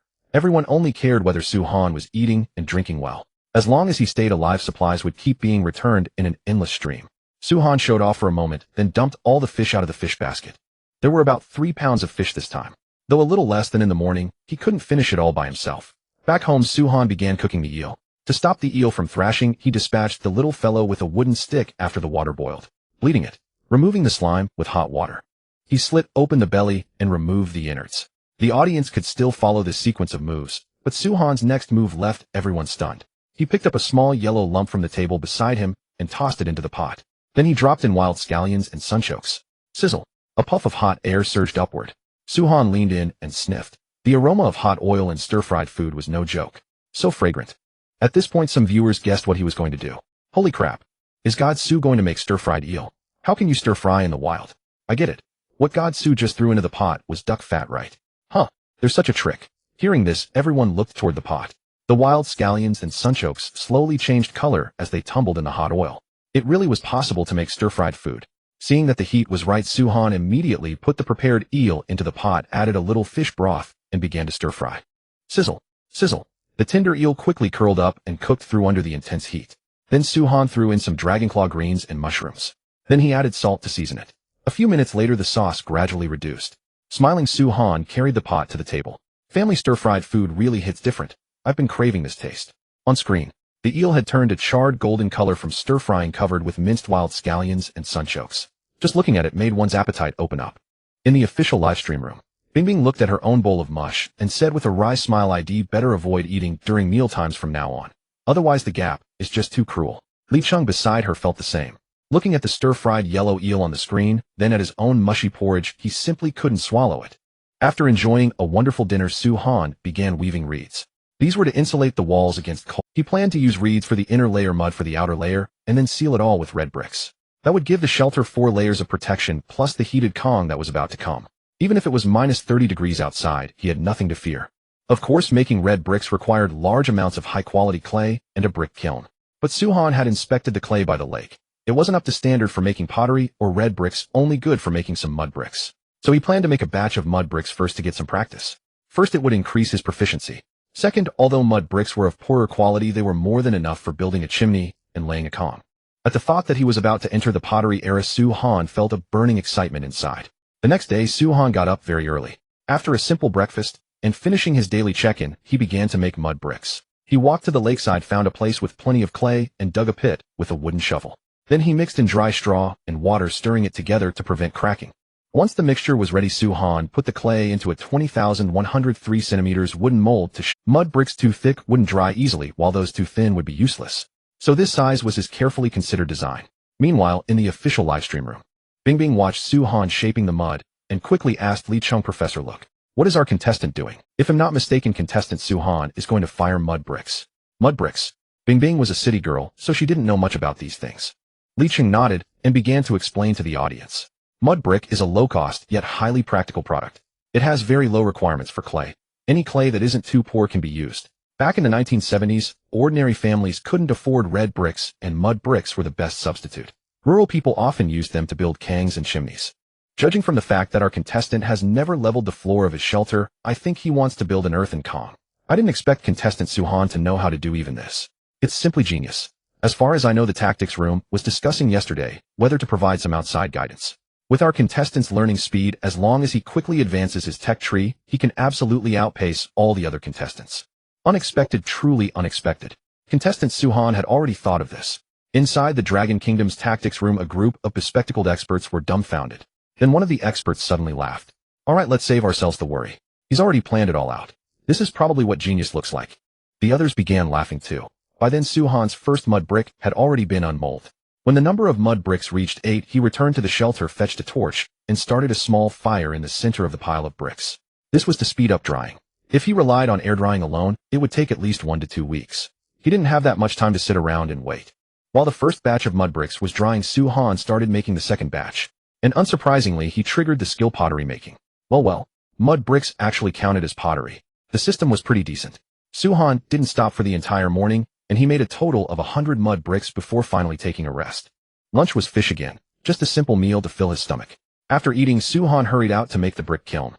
This was even simpler than building a house. Because he had to fire a large number of mud bricks, the diameter of the earthen kiln couldn't be less than 40 centimeters. Su Han first dug a long pit near the clay pit, then made a tray to hold the mud bricks. The tray couldn't be too thin, or it would risk cracking after being burned for a long time. Therefore, the thickness had to be at least 5 centimeters, and the diameter was set at 40 centimeters. Su Han made a tray out of clay, poked holes in it with a thick wooden stick, and placed it over the long pit. Then he fetched more clay and began building the earthen kiln's walls with an overall thickness of about 15 centimeters. Layer after layer of clay was piled onto the walls. When the height reached 1 meter, the earthen kiln was initially complete. At this point, Su Han blocked the long pit with clay, then fetched dry firewood, and officially started the fire. This process was meant to remove the moisture from the walls and the tray, so the heat could only be increased gradually. As time passed, Su Han gradually increased the heat. By 4 o'clock in the afternoon, the flames inside the entire earthen kiln were already roaring, and tongues of fire shot through the smoke with harsh sounds. Hum, hum, hum. And the walls of the earthen kiln had turned a grayish white. This state meant it was ready for firing bricks. Su Han stepped forward and removed the firewood. When the temperature came down, he put the dried mud bricks inside one by one. Next came the real firing. He added firewood and preheated the kiln over a low flame. This process lasted a full 6 hours, and aside from adding firewood, he didn't need to watch over it. After adding the firewood, Su Han turned to weatherproof the walls against wind and cold. He carried the woven reeds outside, tied them to the wood with dry straw, and finally sealed them with clay. The task wasn't difficult. It was just a hassle to keep fetching water. This made him even more eager to make a clay pot. At 10 p.m., Suhan arrived at the earthen kiln on time to check how the mud bricks inside were firing. By now the mud bricks had turned a glowing red. The entire earthen kiln was radiating enormous heat. Suhan smiled slightly, sealed the kiln top with a wooden stick, and muttered to himself, "All right, leave the rest to time. See you tomorrow, guys." Suhan yawned and went to sleep. With all the brickmaking and wall sealing today, he was exhausted and needed to rest early. But the viewers in the live stream room were chatting eagerly with no trace of sleepiness at all. Godsu's progress is really fast. While the other contestants are going hungry, he's already living in a bunker shelter. By the time the other contestants have temporary shelters, Godsu has even fired mud bricks and is about to make pottery. TSK. In comparison, the other contestants are basically cavemen. Can't help it. Our Godsu is just too strong. Mud bricks, what nostalgic things. When I was a kid, the Kong at my hometown was made with these, but the mud bricks back then were cruder. They weren't even fired, they were just dried in the sun before being used. If you don't care about efficiency, air drying is fine, but what Godsu values is being quick and steady. If it rained during air drying, how could one person deal with that many bricks? I'm already looking forward to Godsu making pottery. His hands are so clever. I bet whatever he makes will be at the level of collectible crafts. Me too. Too bad Godsu didn't shower today. I'm so sad I didn't get to see his abs. The next morning at dawn, Suhan skipped breakfast and hurried to the earthen kiln to check on the results. Lifting the seal layer at the top, rows of gray-orange bricks came into view. Unexpectedly succeeded on the first try. Delighted, he pulled the bricks out of the kiln and tapped them together. Clang. Two crisp, resonant sounds rang out from the bricks. This level of hardness was more than enough for a heated bed. It could even serve as a weapon. Rock solid. After removing all the bricks, he began firing the second batch. Once the kiln was burning, Suhan carried some bricks back and had his meal. Today was destined to be another busy day. After a quick breakfast and a check-in, Suhan picked up his wooden shovel and started construction. He planned to build a winding flue Kong. As the name suggested, the interior of this kind of heated bed featured a serpentine path efficiently absorbing and retaining heat. He marked the smoke route on the ground, then began digging and laying bricks. This design not only stored more heat, but also prevented the ground from sinking easily. Suhan gripped the wooden shovel, digging into the earth again and again. The Kong he designed was situated at the very back of the shelter, hugging three walls. The left and right sides were sealed with earth bricks and clay, while the rear wall had an opening for the chimney. In front of the Kong, he could build a stove. Boiling water and cooking meals would all be done there. But before the floor was even laid, Suhan realized he had run out of bricks. There was no other choice. He had to fire more bricks in the kiln. So the single kiln outside became 4. Over the next 3 days, Suhan was fully occupied with making bricks, firing bricks, and laying the Kong. With 4 kilns running, brick production became much faster. He could now produce 120 bricks a day. With an ample supply of bricks, the construction of the Kong progressed swiftly. On the evening of the 3rd day, Suhan laid the final brick, then plastered the entire Kong with a layer of clay about 3 centimeters thick. Without that coating, the Kong would burn so hot you wouldn't be able to sleep. Don't ask how he knew. Had learned from bitter. Time to build the chimney. Suhan wiped the sweat from his forehead and carried his tools to the back of the shelter. The pit was already dug, running straight to the smoke outlet of the Kong. All he had to do was seal the gaps in the walls with clay and build a chimney from earth bricks. Fortunately, the shelter is only 1 meter tall, so a chimney of 1.5 meters will be enough. Suhan laid bricks at the bottom of the pit, arranging them in a square shape that rose layer by layer, each course staggered against the seams of the one below. This technique was called offset masonry, which greatly improved the structural integrity of the chimney. Otherwise, a strong gust of wind could easily topple it. At 7 in the evening, Suhan finally stopped working. Gazing at the chimney he had built with his own hands, a deep sense of pride welled up inside him. With the heating problem solved, the next step was to live a better life. However, Suhan had no plans to fire pottery tomorrow. Eating fish every day was starting to drive him mad. So tomorrow he intended to circle the lake and head to the eastern foothills to scout the area and hunt some game to improve his diet. Sigh. If only that wolf hadn't been such a coward, I wouldn't be stuck eating fish every day. Suhan grumbled as he headed inside to cook. Little did he know, a wolf deep in the valley suddenly shivered. It raised its head and scanned the surroundings. Only after catching no scent of an enemy did it show a puzzled look. Inside the shelter, as firewood was fed into the stove, the temperature in the room gradually rose. Wisps of white vapor began to drift up from the Kong. It was the clay releasing moisture. If he wanted to sleep on a warm Kong tonight, he had to dry every bit of that plaster first. While tending the fire, Suhan grabbed a handful of rose hips from the basket and tossed them into a gray clay pot. It was the vessel he had crafted the day before yesterday for storing drinking water. Though it wasn't much to look at, it worked perfectly well for boiling water. Soon the water began to churn. A pot of fragrant rose hip tea was ready. Suhan took a sip, then picked up the encyclopedia and started reading. He had already read 7/10 of the book, and its contents were practically etched into his memory. He estimated he would finish the entire book in just a few more days. Just as Su-Han was immersed in reading the national survival game, suddenly released an announcement. Notice today is the final day of the beginner phase. Starting tomorrow, survival in the wild will enter normal difficulty. Under normal difficulty, large beasts will appear more frequently, and the bear race has officially joined the barbaric world. Notice starting tomorrow, different tasks will be issued each week. Upon completing them, contestants may receive rewards such as random intelligence food seasonings, small amounts of basic resources, and national fortune points. Notice every task will feature a leaderboard, and first place will receive extra rewards. Failing to complete a task within the specified time will result in a deduction of 3 national fortune points as a penalty. Notice tasks will only be released after midnight. Notice beasts will still not appear in groups. Finally, we've passed the beginner phase this quickly. I didn't expect the national survival game to include tasks. The rewards look pretty tempting. Su-Han opened the announcement panel, which contained detailed descriptions of the task rewards.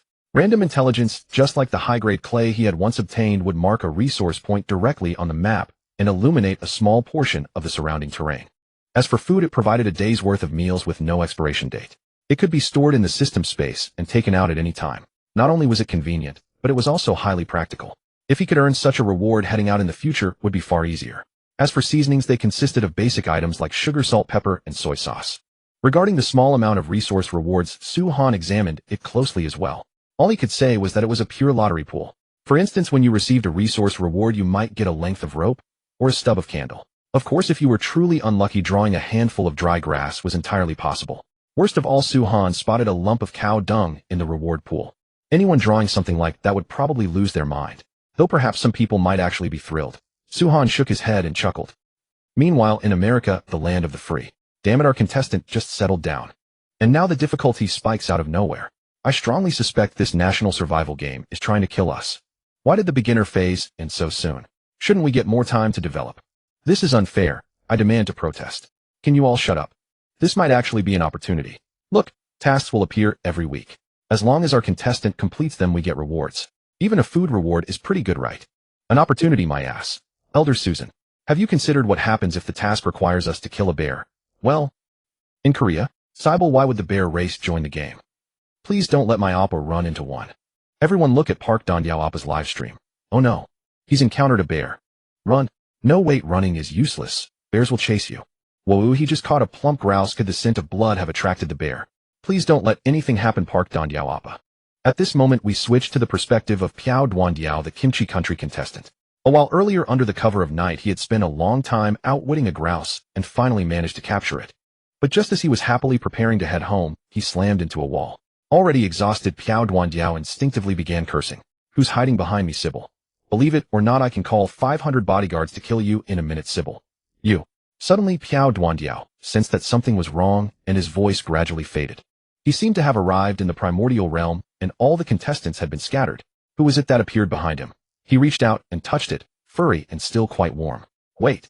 The earlier national fortune survival announcement seemed to have said that the bear clan had joined this world. So, Piao Duandiao didn't dare to think further, but his body couldn't stop trembling. He slowly raised his head.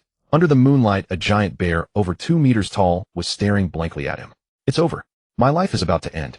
At that moment, Piao Duandiao soiled himself completely. His entire body went limp and collapsed to the ground, while the grouse he had caught, now free, hopped away. Gur. The giant brown bear looked at the running grouse, bent down, and snatched it with one paw. Cuckoo. The grouse struggled desperately. It didn't want to end its 20 healthier life so easily. But how could the strength of a single chicken rival a bear?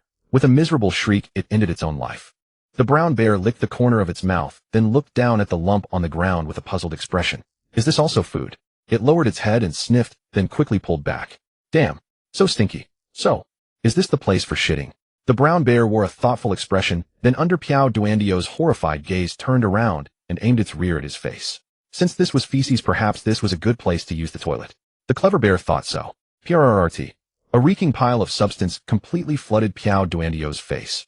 Meanwhile, the viewership of his livestream room skyrocketed. From the original 10 million, it shot straight up to 300 million, and it was still surging. At this moment, in the Dragon Country livestream room, an enthusiastic viewer sent a bullet comment. Extra. Extra. The kimchi contestant ran into a bear. Go watch. The audience members who had been staying in Su-Han's livestream, ignoring reality, suddenly became intrigued. When everyone switched to the neighboring Kimchi Country contestant's livestream, they were all stunned. A bear was actually taking a dump on the contestant. Holy shit. That's terrifying. No, it's hilarious. Haha. The bullet comments were in chaos. All the Dragon Country viewers burst into laughter. 666. The Kimchi contestant is truly something else. He can always pull off some new trick. Will he become the first contestant to be suffocated to death by poop? People used to call this Sissy Korean week. Today I'll speak up for him. Tell me who else could survive under a brown bear. It's already been a minute, right? What endurance. The brown bear has diarrhea, yet he still remains completely motionless. No, his finger moved, and he's digging hard into the ground. Back in the frame, the brown bear finally left. Before leaving, it even knew to scrape some dirt. Oh, anyway, it was more civilized than Asan. When the sound of footsteps gradually faded away, Piao Duandiao finally turned over and freed himself from the bear dung. But every time he took a few breaths of fresh air, the bear stopped and turned around. Not good. Piao Duandiao immediately lay down and played dead. Ahead, the brown bear tilted its head in confusion. Was it an illusion? It had seemed to hear something just now. Forget it, better to find a den and sleep. The brown bear shook its head and disappeared completely into the forest. After Piao Duandiao confirmed it was gone, he immediately vomited violently. He nearly brought up bile. What a terrible day. Not only had he lost dinner, he had also been humiliated by a bear. Damn it. If only I had a hunting rifle. No, better yet, a tank. That doesn't seem right either. Our Kimchi Country doesn't even have its own tanks. Anyway, if only there were a way to kill this damned bear. Piao Duandiao cursed under his breath. He didn't dare shout, afraid of attracting the brown bear back. The most important thing now was to get home and move out of this forest as soon as possible. Otherwise, running into that brown bear again would be dangerous. Seeing that there was no more entertainment, the onlookers dispersed. But the iconic scene of the Kimchi Country contestant consuming excrement went viral around the world, becoming a topic that everyone relished. The time reached 12 o'clock. As the midnight bell rang, National Fortune Survival released the first week's mission. Ding! This week's mission is hunt. All contestants must gather 32 hunting points within 4 days. Please note, any prey can accumulate points. Hunting small animals earns 1 point. Hunting prey such as fish and fowl earns 2 points. Hunting large prey earns 20 points. Hunting large wild beasts earns 40 points. Hunting ferocious beasts earns 100 points. Special: a single kind of prey can only earn up to 16 points. Hint: killing a ferocious beast grants a special title. Hint: the points leaderboard has been released. The top 15 contestants will receive rewards, and first place will receive an extra reward.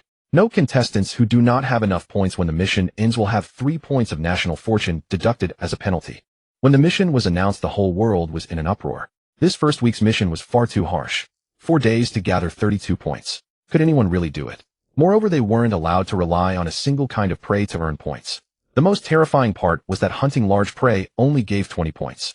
That is to say, even if you killed a deer, it wouldn't be enough to complete the mission. In the Dragon Country official livestream room, Bing Bing and Li Chung had stayed awake all along, waiting for this very moment when the mission was released. When Bing Bing saw the mission, she immediately frowned and said the difficulty is extremely high, and a single kind of prey can earn at most 16 points. That means relying only on fishing or the like would never satisfy this mission. This is precisely the time to test all the contestants' abilities. Although the difficulty is high, the rewards are also very generous. Li Chung was not worried about Su Han in the least. For Li Chung, Su Han was the undisputed king of the wilderness. Forget 32 points, he believed Su Han could easily handle even 80 points. In fact, Li Chung was somewhat looking forward to seeing what astonishing feats Su Han would accomplish over these 4 days. At this moment, from Di's perspective, he hadn't gone to sleep. More precisely, he was too nervous to fall asleep. But after reading the first week's mission, Di finally breathed a sigh of relief. 32 points, this might not be difficult for me. I can catch fish in the river and accumulate 16 points that way. The remaining 16 points will require careful planning. The easiest to get are squirrels and rabbits. They give very few points, but you can easily catch them with just a few traps. Next are grouse, wolverines, and similar creatures. After setting his plan, Yi went to sleep with peace of mind. A gang from Dragon Country and the other contestants did the same. I believe tomorrow's competition will definitely be extremely interesting, because every person's hunting method is. The next day in the early morning, Su Han woke from his slumber. Unlike previous days when he had been jolted awake by the cold more than once, today was different. Today, however, his body stayed warm and cozy. So much so that he honestly didn't want to get up. But that thought vanished in an instant. This was no time to lie flat. Every task that needed to be done could not be skipped. He got out of bed. He washed up. During breakfast, Su Han carefully checked this week's tasks. Hunting. It's not exactly difficult, but the key problem is that I don't have a bow and arrows. Trying to kill a fierce beast would probably be a bit tough. But taking down a few wolves shouldn't be a problem. I just don't know what the extra reward for first place is. On the bulletin board, there were many categories of large prey. Herbivores such as deer, sheep, and horses, as well as small carnivores like foxes were grouped into one category. Large wild beasts, meanwhile, referred to wolverines, wolves, and leopards, with moose also placed in this category. That was because moose were enormous in size and had extremely fierce killing power. As for true fierce beasts, there was currently only one type: bear. Regarding this week's event, Suhan had only one thought: seize the championship on the points leaderboard. Therefore, small animals could be directly ruled out. With that, the target becomes crystal clear. He'll make a few weapons later, then head into the mountains to scout. However, since fish count as prey, the ones in my fish basket should also provide some points, right? Forget it. Let me go take a look first. Suhan arrived at the lakeside and lifted the fish basket out of the water. As expected, the notification sound of National Fate Survival appeared. Notification: you caught a small fish the size of a palm. Because the prey was too immature, it is worth only 0.5 points. Notification: you caught an adult yellow eel. Congratulations, you have earned 1 point. Notification: you caught a very tiny fish, so it cannot be counted as points. Damn, only 0.5 points. Damn it, they really won't let me get any advantage. Suhan couldn't help raising his middle finger at the sky. Even so, the 3 fish baskets still managed to make up 16 points, allowing him to leap straight to the top of the leaderboard. The other contestants watched the leaderboard shift with heavy hearts. That Dragon Country contestant was far too strong. It was only 7 o'clock in the morning, and he had already maxed out his guaranteed points. How were others supposed to catch up? Meanwhile, the Yi was making traps out of grass rope. His plan was to set up a large number of traps on the first day while scouting and observing whether there were any elk or similar animals nearby. Then on the second day, he would ambush them. Without a ranged weapon like a bow and arrow, ambushing was the most effective hunting method. As long as he crouched along the path where the prey came to feed, there was a high probability of killing it in one strike. Meanwhile, Gang, another Dragon Country contestant, had gotten up early to prepare bait. He planned to fish for a full day and earn the easy 16 points. As for the remaining points, he would think of other ways later. If all else failed, climbing into trees at midnight to catch birds by hand was also a decent trick. At this point, the other contestants had basically all begun to move. At present, the Monkey Country contestant had gone into the water to catch fish by hand. But he wasn't after ordinary fish, rather yellow eels and loaches stuck in the mud. Back when this contestant was still in his hometown, he used to catch fish by the river every day. Compared with catching ordinary fish, fish like yellow eels were easier to grab. As long as one found the holes they came out of, it was generally easy to catch them. Got it. The Monkey Country contestant grabbed a constantly wriggling object in the mud and excitedly yanked it out. To his shock, it turned out to be a big spicy strip, a snake. What the hell? The Monkey Country contestant's face turned pale with fright, and he hurriedly threw it away. But it had still just given him 2 points. Meanwhile, Yi had also gained something. He had habitually set small traps over the past few days, and today, he caught 2 plump rats and a rabbit as soon as he stepped out. A sweet 4 points. Hey, look at that, a reward right after waking up. This time I'm going to compete with that Dragon Country contestant for the championship. It'll make him understand who is the true master of the wilderness. Yi clutched the prey and said excitedly. But anyone with discerning eyes could tell this was nothing but a pipe dream. That Dragon Country contestant had not only abundant resources, but his combat and hunting skills were also the elite among elites. To compete with such a king of the wild for the championship, you would need to cheat if he wanted any chance at all. Otherwise, he could forget about it. Well, then let me see what the leaderboard looks like now. Yi opened the ranking in excitement, but the more he looked, the uglier his expression became. He had thought that because he had gotten up early, 4 points would at least put him in the top 50. In the end, he was ranked 126th. Moreover, Suhan, the Dragon Country contestant who had been first, had been forcefully squeezed down to second by a White Bear Country contestant. That White Bear contestant currently had 20 points. Clearly, he had hunted down a large animal. Quite a few Dragon Country viewers also noticed this and poured into the White Bear contestant's livestream room. In the frame, a burly Russian guy was butchering a goat with a dagger. Beside him, a campfire was burning. Phew, I bet a lot of people must be in my livestream right now, hahaha. And you're probably all wondering how. It's simple. I went out at 3 in the morning last night and hid in the grass where the goats came out. I waited 4 whole hours before I succeeded. As he spoke, he used his dagger to skewer a piece of fresh mutton and place it over the fire to roast. The fat quickly turned into oil under the flames. The slice of meat also curled up quickly. Then the Russian guy put it into his mouth and chewed in big mouthfuls. Praise the savage, whilst the mutton is really delicious. By the way, let me tell you all, this championship belongs to me, Ivanov. Yura, Dragon Country's official livestream room. Bing Bing said in astonishment, so this contestant didn't rest at all throughout the night. His willpower is truly incredible. Autumn nights were extremely cold, yet that Russian guy had lain in ambush for 4 full hours. That was truly hardcore. At this moment, Li Chung received a document from a staff member and said with emotion, it's not just this White Bear Country contestant who didn't sleep. Many contestants got up in the middle of the night to save time. However, so far only contestant Ivanov has managed to hunt down a sheep. The other contestants' results have been among them. The Maple Leaf Country contestant chose to fish at night. From 2 a.m. until now he had only earned 8 points. Now he was too sleepy and went to bed. Working at night had both advantages and disadvantages. If one ambushed prey, it was naturally a huge gain. But if one ran into a bear like Piao Duandiao did yesterday, then one would basically be dead on the spot. So regardless of anything for safety sake, it was best to hunt during the day. At this moment Suhan also headed out. He carried 3 wooden spears on his back, each one 5 meters long plus an axe at his waist. As long as he didn't run into a bear he could basically put up a fight. Compared with the other contestants, Suhan also had something they did not. The monocular telescope from the novice gift. Usually this telescope was not of much use. But during hunts it allowed him to discern the tracks of animals from very far. Soon after stepping outside, Suhan found a sturdy birch tree by the lake. It was about half a meter thick with luxuriant branches. An ideal spot to climb up and scout the way. You'll do. Suhan threw his backpack on the ground, cut 2 footholds into the tree with his axe, and slowly climbed up. Then the system's voice sounded. He had learned a new skill, climbing. In just 7 minutes Suhan had already reached a height of 10 meters. From here, he could overlook the whole lake and easily see what was happening on the mountain as well. Through the binoculars, Suhan first observed the lake. A huge flock of wild ducks was frolicking in groups, and every now and then a large fish would burst out of the water and quickly vanish. Many beautiful birds were swimming gracefully in the center of the lake. On the opposite shore stretched an endless plain, but it was too far away to make out what supplies were over there. Suhan withdrew his gaze and turned to look at the great mountain to the east, today's destination. The mountain was beautiful with golden woods everywhere. At that moment, he spotted an adult spotted deer grazing contentedly in the mountain forest. Not bad, I found my first prey. Suhan looked around and soon found a second deer by a small stream below. This time it was a stag larger than the previous one and also covered with white spots. After noting the deer's position, Suhan began to search for traces of other creatures. Soon he made a new discovery. On the mountain to the south, there were 2 lone wolves. One was gnawing on a rabbit and the other was sleeping lazily. Below the wolves' mountain, a white fox flashed by and vanished in an instant. To the north, many places were blocked by trees and couldn't be seen. Today I'll start with those 2 deer. Suhan put away his binoculars and quickly climbed down the tree. Once on the ground, he picked up his backpack and headed straight toward the deer. Half an hour later, Suhan arrived at the spot where the 2 deer had appeared. By then the stag was nowhere to be seen near the stream, probably having gone home.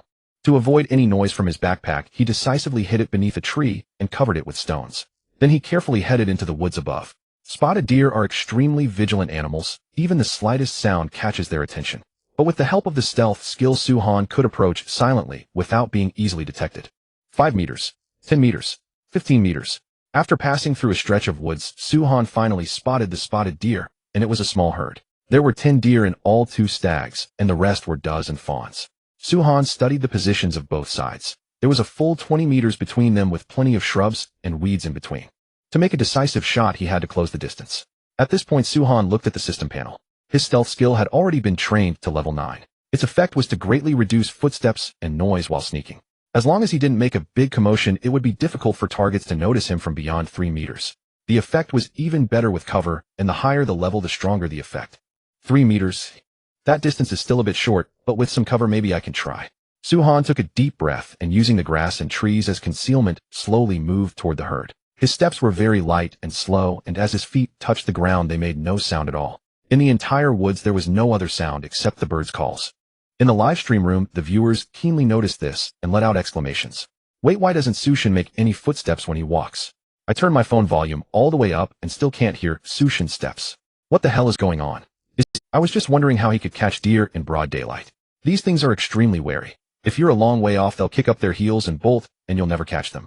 Turns out Sushin walks without making a sound.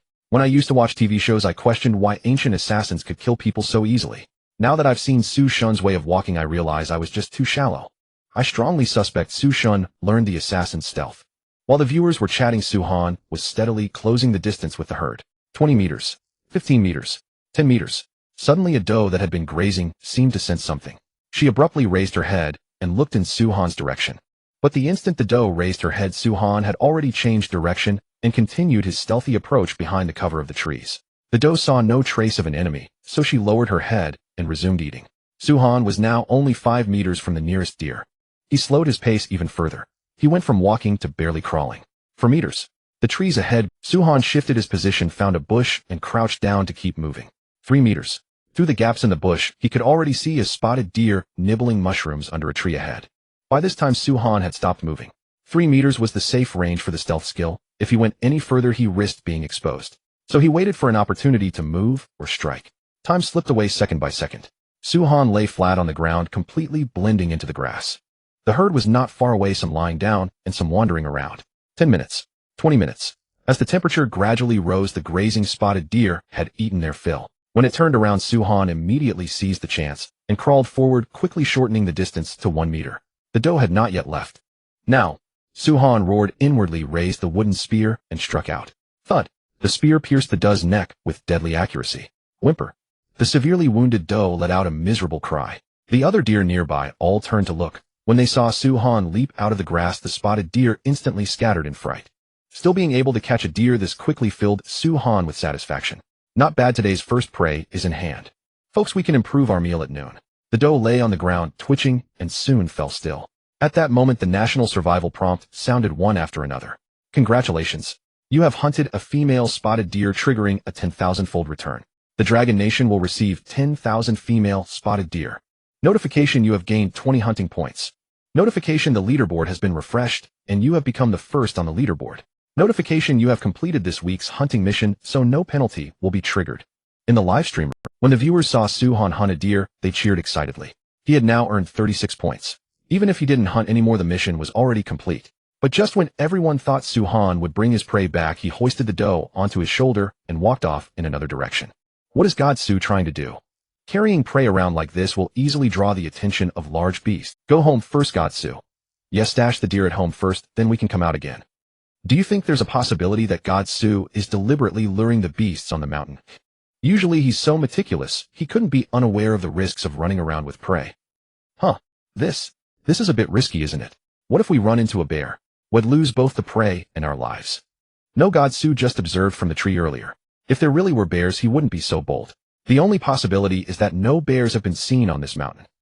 In the Manhuang realm, Su-Han, just as the audience had guessed, was deliberately carrying the freshly caught deer to lure prey. System: turn off the 2 skills, stealth and aura.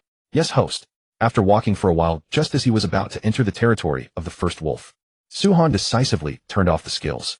At this moment, the sound of his footsteps on the ground was clearly much louder than before. At the same time, the murderous aura around him dissipated without a trace. Once the deer herd was startled, it would be nearly impossible to hunt another one. But the 2 wolves were different. As large beasts, they would chase and seize prey when encountering it. But turning off the skills alone was not enough to lure them in. He still needed some camouflage. Su-Han dipped his fingers in deer blood and smeared it over his body, creating the illusion for the wolves that he was wounded. At that moment, the system's notification rang out. Detected that the host is camouflaging. Congratulations, you have learned the passive skill Camouflage. Effect: the higher the skill proficiency, the stronger the camouflage effects you create, and the more adept you become at using the surrounding environment to conceal yourself. Nice. Learned another skill. Su-Han felt a surge of joy. With this skill, it would be much easier to ambush large animals like moose in the future. Just as he was about to hoist the female deer and continue searching for the lone wolf, a chill surged into his heart. The system notification sounded right after. You have been targeted by an unknown creature. Danger perception, EXP1. Danger perception, EXP1. They came quite fast. A mischievous smile curled at the corner of Su-Han's mouth. After many days, he had already figured out the trigger conditions of the danger perception skill. First, small animals didn't trigger it. Second, animals that posed no threat to him didn't trigger it either. The fact that the system was triggered now meant a wolf had already set its sights on him, or was waiting for an opportunity to ambush. However, today, Su-Han had come prepared. He quickly sat down on the ground, pretending to be someone trying to move his body, but unable to do so. The first trick: to lure prey and pretend to be injured. Wolves are cunning, so he would have to be even more cunning. With a freshly killed deer and his own wounded state, he didn't believe the wolf would not take the bait. 5 minutes passed. Su-Han crawled 6 meters across the ground. The wolf had neither left nor attacked. It was still observing. However, the distance between the two had narrowed. Su-Han had already pinpointed the wolf's location. It was watching him from the bushes on the left. Danger perception, EXP1. Danger perception, EXP1. Danger perception has been upgraded to LV6. At that moment, a sound came from the bushes. Hearing the sound, Su-Han hurriedly put on a terrified expression and looked in that direction. What came into view was a well-proportioned gray wolf appearing in his field of vision. Don't come over, you don't come. Su-Han cried out in fright and threw a pebble at it. Because the force was too weak, the stone fell to the ground midway. Seeing this, the gray wolf bared its sharp fangs. It was now certain that the prey before it was injured. This was the perfect moment to attack. Oh, whoa! The gray wolf let out a howl and lunged at Su-Han. It was full of confidence. This kind of wounded prey could be taken down in at most 2 exchanges. First tear the arm, then bite the throat. The moment it attacked, the gray wolf had already locked onto its target. Its speed was tremendous. It covered the 20 meters in just a few breaths. 5 meters, 3 meters, 2 meters. The gray wolf pounced. Perfect timing. Su-Han roared. At the same time, he activated the aura skill. The sudden burst of fury startled the gray wolf badly. What was going on? Wasn't this prey wounded and unable to move and looking utterly terrified of it? Could it be that he was putting on an act for it? Damn, it had run into a sly one. If the gray wolf could speak, it would definitely be cursing up a storm right now. Too bad it couldn't. Tip: the gray wolf is cowed by your aura. Its combat effectiveness drops sharply. Su-Han ignored the system announcement, gripped the wooden spear tightly with both hands, and thrust it straight toward the gray wolf's throat. Detected that the host is using a wooden spear to kill enemies. Congratulations, you have learned the passive skill with spear technique. A whoa. Accompanied by a short, sharp cry, the gray wolf was instantly severely wounded, its entire body pinned to the ground. But it wasn't dead yet, and still wanted to flee this place. Su-Han, however, wasn't about to give it that chance. With a slight hook of his toe, a second spear came into his hand. Squelch. This time it pierced through the head. The gray wolf was now dead beyond dead. At this moment inside the livestream room, the audience was completely conquered by Su-Han. From camouflage to acting, and to the final kill, it was simply, oh my god, Su put on a brilliant show for us. Cunning wolf. Sorry, but this guy is even more cunning. Gray wolf, this guy doesn't play fair at all. He promised he was injured, promised he was weak and powerless. Just now when Su sat on the ground, I thought he was tired. Turns out he had already noticed the wolf lurking in the shadows. Holy crap. I can only say holy crap. An Oscar-winning actor in the flesh, right? This morning that Russian hunter killed a deer, and the foreigners almost praised him to the heavens. Now Su has killed 2 prey in a row. What do you say about that? Moreover, the whole process took less than half an hour. Where are the naysayers now? Come out and bark, you haters. This is what stealth and hunting really look like. Foreigners, watch closely and learn. Congratulations. You have hunted a gray wolf, triggering a 1000-fold return. The Dragon Nation will receive 10,000 gray wolf carcasses. Tip: you have earned 40 hunting points. Tip: the leaderboard has refreshed. You are still in first place with 76 points. The second place hasn't changed, still 20 points. Hey, today's harvest is pretty good. Go home. Su-Han glanced at the leaderboard and prepared to head back. He had originally braced himself for a full day of effort, but hunting had gone far more smoothly than expected. Looking at the deer and wolf on the ground, Su-Han was troubled about how to carry them back. The female deer weighed about 70 gene. The gray wolf he had just killed, though somewhat small in build, still weighed at least 90 gene. Carrying both at once was unrealistic. He could only take them one at a time. But doing so risked them being stolen or even eaten. Su-Han looked around and decided to bury the wolf on the spot, covering it with stones and leaves. As long as he was quick, there shouldn't be any major problems. After digging a small pit with his axe, he buried the wolf and then covered it with leaves and stones. Seeing that everything looked fine, Su-Han immediately carried the deer down the mountain. He practically jogged all the way home, and only after placing the deer in the shelter did he turn back to the mountain. Su-Han was in luck. The wolf indeed hadn't been stolen, and there were no animal tracks nearby. He dragged the wolf out of the pit, hoisted it onto his shoulder, and headed down the mountain. Just as he was about to reach the foot of the mountain, an ear-splitting roar came from the forest to the north. Countless birds were startled and took to the sky in a flutter. At this stage, the only thing with such presence would probably be a bear. Su-Han stopped and murmured. The Longwa livestream room. The audience had also heard the commotion. Without a doubt, it was a bear. Just as everyone thought Su-Han was about to leave, he actually dropped the wolf and headed toward where the bear was. This terrified everyone. Holy shit, bro. Wait, Master Su. Stay calm. That's a bear. Your wooden spear won't work. Explore the area ahead later, Master Su. Master Su, come back. Master Su. Compared to the worries of the Longwa viewers, the foreigners grew excited. Yes. Bear Daddy, take down this bastard son of a gun. Show him your power. Hahaha, Amaterasu is showing her power. This idiot has lost his mind. Does he really think he can kill a bear with a wooden stick? Great Bear Appa, kill that Longwa person. He'll burn incense for you every day from now on. The barbaric wilderness. Su-Han activated stealth and deactivated aura. His entire body moved like a phantom through the dense forest. Roar. The furious roar grew louder and louder. At the same time, there were some low whining sounds. This bear seemed to be locked in combat with some creature. Su-Han stopped and observed for a while nearby, then found a suitable tree and quickly climbed up. He moved like a nimble monkey, reaching the treetop in just a few breaths. He gently pushed aside the branches. Not far away on the grassland, a brown bear was fighting 2 wolves. One of the wolves had already been crippled, yet it still showed no intention of fleeing. What was going on? Wolves were cunning and intelligent beasts. They shouldn't be tearing at each other in broad daylight, unless there was some special circumstance that left them no room to retreat. Suhan took out his binoculars and scanned the area. When his gaze penetrated through the trees and landed on a low cave, two adorable wolf cubs came into view. Their bodies were grayish-white, curled up on the ground. At most, they were probably no more than 2 months old. So it's for the cubs. No wonder those two wolves are refusing to yield an inch. Suhan suddenly understood, and he could also guess how the conflict had started. The brown bear had spawned at midnight last night.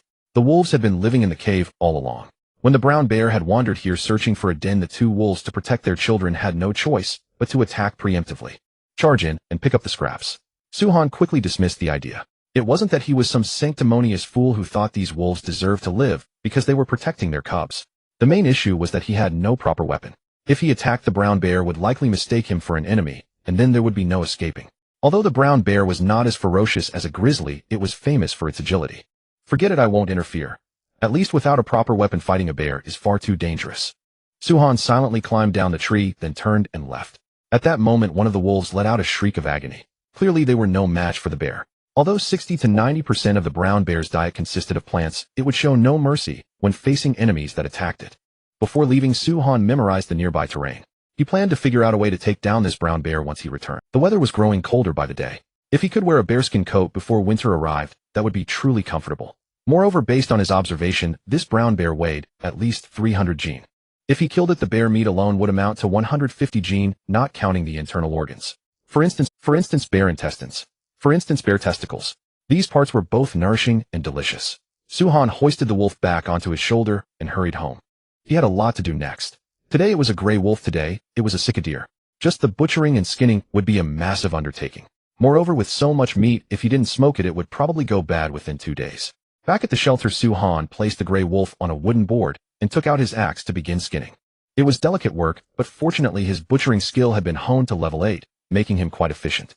In less than 30 minutes, a complete wolf pelt had been removed. Next came the deer pelt. This time Suhan was even faster, finishing in only 20 minutes. Then came the tanning. The method was similar to last time, using the brains of the cicadeer and gray wolf along with wolf grease. As for why he didn't use deer grease, Suhan intended to save the deer grease for cooking oil. Although animal fat can have a gamey smell, he shouldn't forget that he had wild onions and Jerusalem artichokes as seasonings. He simply needed to use those ingredients to remove the gaminess, then reheat the food daily to preserve it. From then on, he would have a steady supply of cooking oil. Skinning, tanning, dismantling. The entire process left Suhan thoroughly exhausted. He raised his arm and wiped the sweat from his brow, muttering to himself. Phew. Finally done. They'll check the mountains this afternoon for fruit trees. If I smoke them directly, the taste probably won't be great. Lunch was stewed deer meat. Before starting work, Suhan had already put it in the pot to stew. It had been simmering for a full hour and a half now, so it should be ready to eat. After washing the blood off his hands, Suhan finally walked over to the earthen pot and began his meal. Lifting the lid, a rich aroma hit him immediately. He picked up a piece of rib meat and put it in his mouth. The texture was somewhat like beef, but the fibers were finer. Not tough at all, very flavorful. After a few chews, he detected a faint sweetness like nuts. Suhan's eyes lit up and he smiled. This meat is delicious. I like it. Much better than wolf meat. He then picked up a second piece. The meat was fatty yet lean, rich and tempting. While eating, Suhan began to think about how to kill that brown bear. All he had was an axe. A heated confrontation was definitely out of the question, which left only one option: setting traps. If he dug a pit in advance and lured the brown bear to fall in, would that work? Thinking of the bear's massive body, Suhan smiled bitterly and shook his head. This bear stood over 2 meters tall when upright. How big would his pit need to be? 3 meters? Or 4 meters? Even if it fell in wooden spikes at the bottom, probably wouldn't be enough to kill such a fierce beast. Unless he stabbed down from above. If he could drive the wooden spear through the eye socket into the brain, there might be a chance, although the risk remained enormous. Thinking of this, Suhan glanced at the points leaderboard. His 76 points still sat firmly at the top. The person in second place had changed from the Russian to the British survival expert Ed Stafford. But the margin wasn't large, only 2 points. He wondered what Ed had hunted. At this moment in the British region, the bootlickers saw that Ed had successfully hunted a goat and erupted into wild celebration. The day they had been waiting for had finally arrived. It wasn't as good as Lin Xue's situation, but at least they should be able to fill their stomachs right. But when the food arrived, everyone was stunned. What they had been waiting for was not mutton at all, but a pile of sheep testicles, lymph nodes, and intestines reeking of filth and game. The stench rushing toward them was nearly enough to knock everyone unconscious. Those standing at the front even saw black granules inside the sheep intestines. This offal had originally been. Unfortunately, the Brits would not eat it. They had simply boiled it in water and hastily sent it over without even cleaning the sheep dung off properly. The foreign worshipping dogs looked disgusted. How could anyone put this in their mouths? It simply was not food for human beings. Eat up, you lowly mongrels. I heard that when you were in Long Country you loved eating this. Her Majesty the Queen has bestowed it on you. Why are you not kneeling on the ground to thank her? The soldier escorting the food cart smirked maliciously. He had eaten authentic mutton offal before. What a pity that in this day and age where could one find so many spices. Even if he found them, no one was willing to serve these despicable turncoats. At that moment, one of the foreign-worshipping dogs stepped forward and said fawningly, Mr. Richard, these are too rank. We cannot get them down. I used to be a cook. Could you let me handle them? The surrounding foreign-worshipping dogs perked up at this hope written all over their faces. The sheep offal might reek to high heaven, but if a professional cook got his hands on it, the flavor would be something else entirely. Richard's expression darkened, and with one kick he sent the foreign-worshipping dog to the ground. What do you think you are? A mere slave still daring to demand food and drink. Are you eating it or not? Eat it, or I'll feed it to the dogs. Well, eat. Well, eat, Mr. Richard. The group's faces changed drastically, and they hurriedly knelt on the ground to beg for mercy. Eat then. It stinks to high heaven, but it is better than an empty stomach. Meanwhile, back in Long Country, the authorities had already begun supplying meat to the people. They were using a lottery system now. A draw was held every day. If family A won the right to 1 gene of meat, that family would receive no more meat for the rest of the month, and would have to wait until the next month for another draw. The system was fair and open. If the meat supply fell short, distribution would simply be postponed. Either way, the people would eventually get their meat. By afternoon, Su Han headed out with an axe over his shoulder. His target this time was the forest to the south. If one wanted the smoked meat to taste good, fruitwood was naturally indispensable. He had already explored the east and west, but the due south remained unexplored. After crossing 3 high slopes, a plain spread out before him. Surrounding it were 3 groves, and from time to time foxes could be seen darting through them at play. Su Han raised his binoculars for a closer look. His requirements were simple. As long as he found a fruit tree suitable for smoking, the meat waiting at home could be cured. Smoking meat was not difficult in itself. The meat simply had to be portioned cleanly, free of blood vessels and fat, so it could air dry properly. Secondly, the wood used for smoking could not contain large amounts of resin or pine gum. Otherwise, once burned, it would release dense black smoke and be useless for smoking. And in the coniferous forest zone where Su Han was, there were actually quite a few common trees that worked well for smoking. Oak, for instance, was a sound choice. Hickory would also be an excellent option if he could find it. Both species bore edible nuts. That was why he had deliberately brought his backpack before leaving that day. Sweeping the binoculars lightly across, he saw a large expanse of spruce on the left covered with spruce autumn cones. This was a medicinal herb for relieving coughs and resolving phlegm. One simply picked it, dried it in the sun, and boiled it in water when needed. Su Han turned to look at the grove directly ahead. It was a vast mix of pines and maples. Now the maple leaves were burning red, and the scenery was as beautiful as a dream. If I really cannot find an oak, maple should work just as well. Su Han muttered to himself, then looked toward the grove on the far right. This direction was basically where the clay was, and it was also the closest to him. When Su Han's gaze landed there, a strange tree came into view. He was stunned for a moment, checked it over and over, then, wait, this couldn't be. Holy crap, guys. We've hit the jackpot. I found a treasure. The viewers in the livestream room were puzzled. Hadn't he gone out to look for a smoking tree? What did he mean by finding a treasure? Could he have found a fruit tree? If so, that really was worth getting excited about.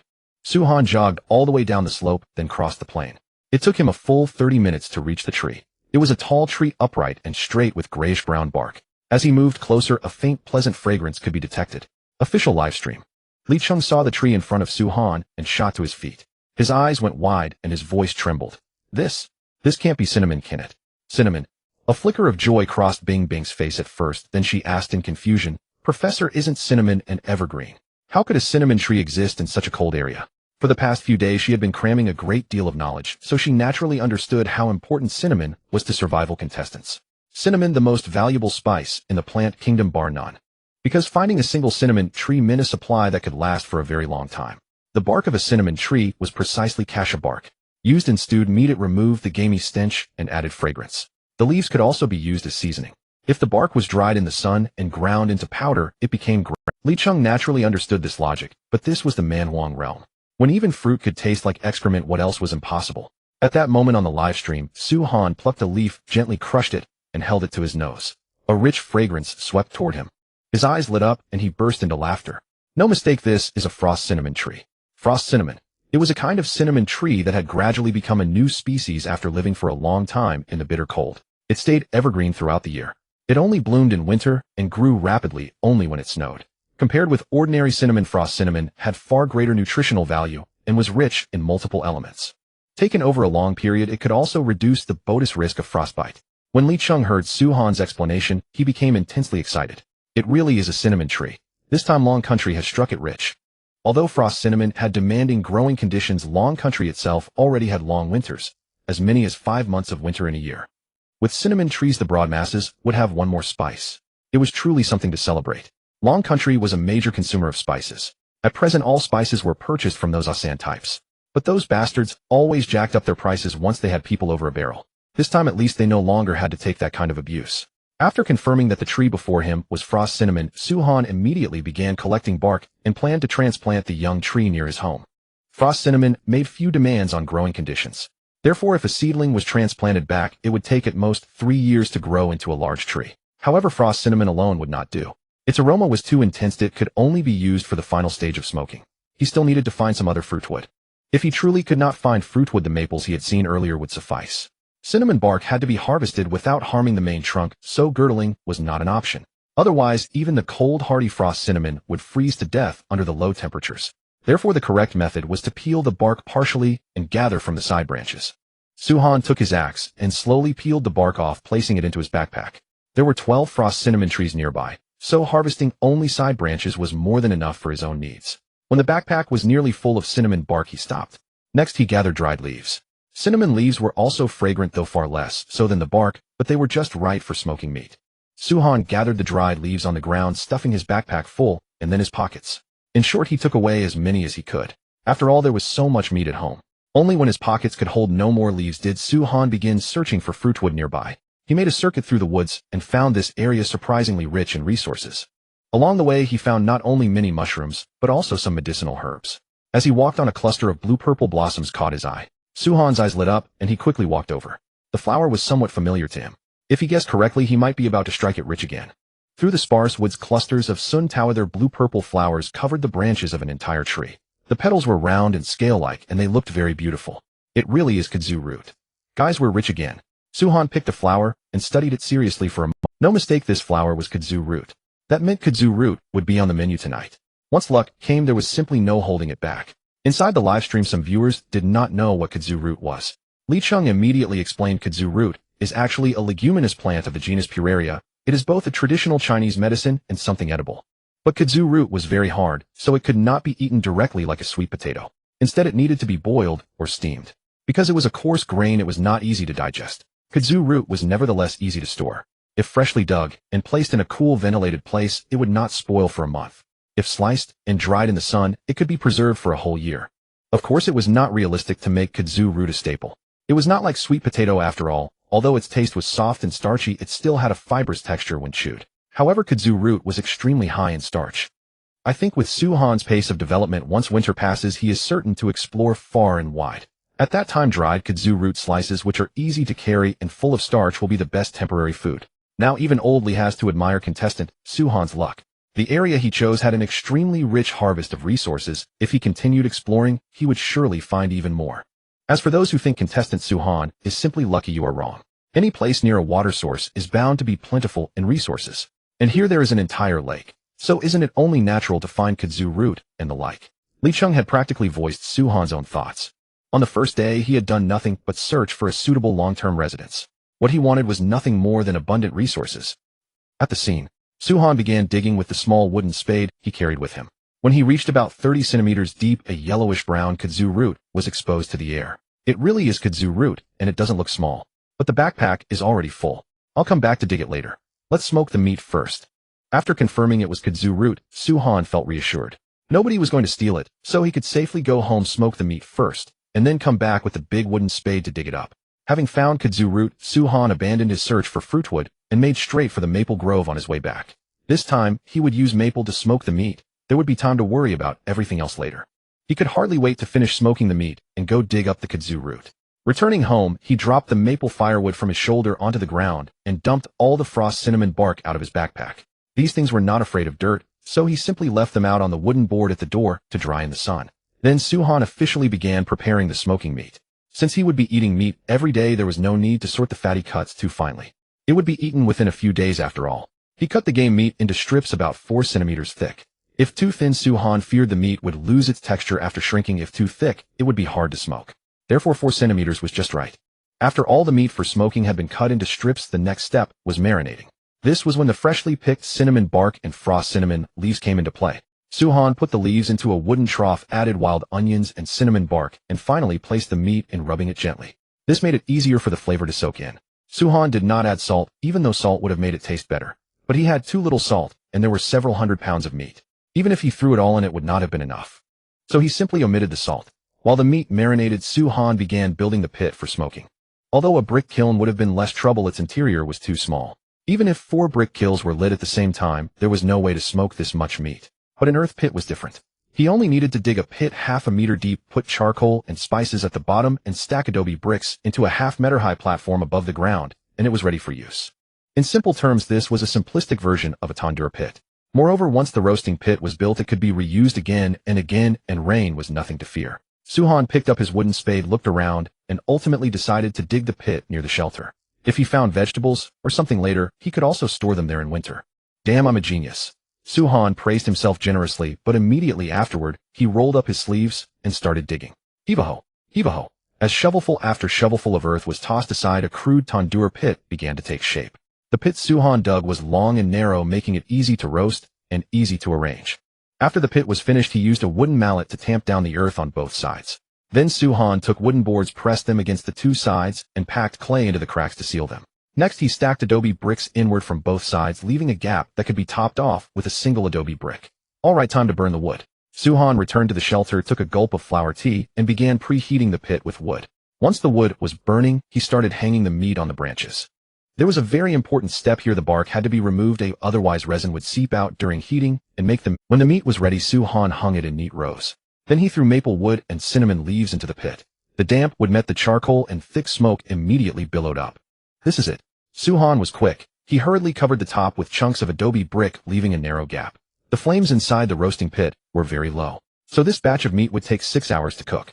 At the thought of going out to dig kudzu root, soon even an iron man like Su-han felt weary. It's tiring day after day. No wonder ancient people liked to domesticate animals for transport. Not having to run around everywhere really is comfortable. He made his complaints, but that was all they were. But Su-han did not miss a single thing that needed to be done. He was just wondering about one thing. Horses might be very hard to catch, but could other animals be tamed? For instance, catching a bear to serve as his mount. What am I thinking? Su-han laughed at himself. Without even a decent weapon in hand, he was thinking about conquering utter fantasy. Still, to be fair, bears couldn't be tamed for now, but he could raise some wolf cubs to guard the place. Given the system's nature, since he was raising them himself, it was bound to trigger the taming skill. Right then, Su-han remembered the 2 wolf cubs from the morning. He wondered if that bear had eaten them. If not, he could find them and bring them back to raise. But let's dig up kudzu first. He'll go check on them tonight if I have time. Su-han moved faster, and small animals had left traces nearby, yet they hadn't taken any interest in the kudzu. Su-han took out his wooden spade and dug hard. It wasn't until he had gone half a meter deep that he finally unearthed the root. The root was about 40 centimeters long, its surface matted with fine fibers. Not bad, the first kudzu root. He put the root aside, picked up the wooden spade, and kept digging. A kudzu plant that had engulfed a whole tree couldn't have yielded just one root. He followed the root system deeper and deeper, one kudzu root after another clawed from the ground. 2 hours later, Su-han was completely dumbfounded by a root beneath the earth that was thicker than his own thigh. I'm done for, guys. Who could have called it? The more I dig, the more kudzu appears. Now I've even unearthed the kudzu patriarch. I really can't dig anymore today. Let's stop here. Even if I did dig it out, I wouldn't be able to carry it. Inside the Longwa livestream room, the audience was howling with laughter, and they all started teasing him. At first, Godsu was so enthusiastic, so bright and cheerful, until root after root of kudzu was dug out, and he fell into utter despair. It never ended. There was simply no end to it. Haha, the surrounding area is nearly a ring fortification. Godsu, you truly are something. When the independent regiment attacked Yamazaki, they missed out by not hiring you as an actor. Godsu's archenemy for life, kudzu root. Countless years later, even as Godsu stands proudly between heaven and earth, he will never forget that afternoon when he was dominated by kudzu root. But of course, jokes aside, during those 2 hours of hard work, Su-han was rewarded with kudzu roots 3 times over. This plant was exceptionally resilient, which meant it could be grown in every region. After a half-hour rest, Su-han got up to sort them. He set aside the roots that were too old. Those had plenty of starch, but they also had far too much coarse fiber. So he only kept the tender ones, discarding the old. Even then, he had to make 6 exhausting trips before all the kudzu roots were home. He went to the lake, washed the roots clean, cut them into thin slices, and spread them on the roof to dry.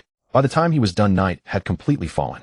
Whenever he had a spare moment, Su-han added firewood to the meat pit and then cooked dinner. Tonight's meal was stewed venison and boiled kudzu root. He selected a piece of kudzu about 2 pounds, peeled it, washed it, and stewed it with the venison. This time he added a little cassia bark. In about 20 minutes the kudzu would be ready. Time flowed on. The venison gradually released its fragrance, and the kudzu cooked through. Raw kudzu root, once peeled, reveals a grain like wood and gives off a faint sweetness when chewed. If you savor it slowly, a slight bitterness surfaces at the very end. Yet kudzu stewed with meat broth was remarkably delicious. Su-han lifted the lid and a rich, heady aroma rushed into his face. Gurgle, gurgle. The kudzu slices kept churning in the broth. But because the fire had been fierce, the edges of some slices had already dissolved. Su-han picked up a slice of kudzu while it was still hot. The soft, sticky texture reminded him of potato, and the taste did not let him down. Fragrant. Guys, kudzu root tastes fantastic. Our meals are growing more lavish by the day. 1 bite of kudzu, 1 bite of venison belly. It was an absolutely incredible combination. The cassia bark especially enriched the already fragrant flavor, adding an extra dimension while diminishing the wild, pungent odor buried in the meat. In the Longwa livestream, the foreign viewers nearly died of envy watching Su-han eat so blissfully. Wolf meat, venison, duck eggs, now even high-starch food. This was truly a life of the gods. At that point, the Russian contestant also woke up. He thought he was still number 1 on the scoreboard, but when he opened it, he thought the sky was falling. What's happening? How did I drop to 5th? Ivanov was stunned and hastily checked the higher ranks. First place, Longwa contestant, Su-han, 76 points. Prey 1, deer 1, wolf, and an abundance of fish. Second place, Asan Kingdom contestant Sang, to 28 points. His prey 1, calf, and an abundance of fish. Third place, British contestant Elder, to 27 points. Prey 1, goat, 3 rabbits, and a squirrel. Fourth place, Kimchi Kingdom contestant Piao Duandiao, 21 points. Prey 1, small wild boar, and a grouse. After reviewing the contestants' records, Ivanov was crushed. He had stayed up the whole night for a single kill, yet they had caught up that fast. He knew Longwo's Su-han and Elderda were both formidable. But what were the other two supposed to be? Especially that Kimchi Kingdom guy. How could he hunt a wild boar? Just then, Ivanov noticed that there were battle replays after the scoreboard. Let me see exactly where you're all better than. Ivanov began checking the replays. The first one he watched was from Su-han's perspective. From choosing the prey to laying out the strategy, from hiding an ambush to striking, from luring the kill to selling the act. When he finished, Ivanov's mouth was hanging wide open. He's basically a superhuman. Without a doubt, this week's champion would be that man. Such horrifying hunting skill probably left even Elderda far behind. Then Ivanov opened the second-place contestant's battle replay. He had thought he could learn a few tricks from the man too, but after watching for ages, he still hadn't seen where the guy was. At that moment, a calf walked over to the dung pit to do its business. Suddenly, a figure surged out from the pit and drove a wooden spear straight into the calf's heart. Ivanov was utterly stunned. Dude, what the hell? How did you hide that? Ivanov replayed it in slow motion. Only then did he realize the Asin contestant had been hiding inside the cow dung the whole time, with his head and face smeared in it as well. That was exactly why the calf hadn't sensed him. Fine, that was one trick he truly couldn't imitate. But how had the Kimchi Kingdom guy hunted anything? Ivanov refused to believe that a nation of sissies like the Kimchi Kingdom could hunt a small wild boar. In the video, the Kimchi contestant was covered in dung. At the same time, he happened to run into a boar family. For some reason, the boars became extremely panicked when they encountered him. And the small wild boar had fallen down a slope while running and died from the fall. Huh, that counts as hunting too. Ivanov was shattered. How the hell can that be called hunting? He refused to accept it. In the Dragon Kingdom's livestream room, viewers were baffled that the Korean contestant had managed to hunt a wild boar. According to the intelligence they had gathered over the past few days, Piao Duandiao should have been a useless sissy. How could a guy like that hunt a wild boar? In response, an enthusiastic viewer provided the full replay. On screen, after playing dead to fool a brown bear, Piao Duandiao encountered a wolf on his way home. He thought he was done for. In the end, the wolf mistook him for a brown bear and fled with a frightened Awu. This incident left a deep impression on Piao Duandiao. So bear dung really had that much deterrent power. Thus, despite having originally wanted to wash the bear dung off, he gritted his teeth and endured it. After one night of rest, Piao Duandiao, emboldened by the dung, went out searching everywhere for prey. The wolves he met along the way were indeed scared off, but he still could not catch anything. That tormented him greatly, especially in the afternoon when the temperature rose and the smell of the bear dung weakened. One wolf nearly pounced on him. An ordinary person would have given up long ago, but Piao Duandiao's way of thinking was different. If the bear dung had dried up, why not just steal some fresh dung and use it himself? That would solve the problem perfectly. So he searched everywhere for that brown bear, and in the end, he actually managed to steal some. This was the whole story of how the Korean contestant hunted a wild boar.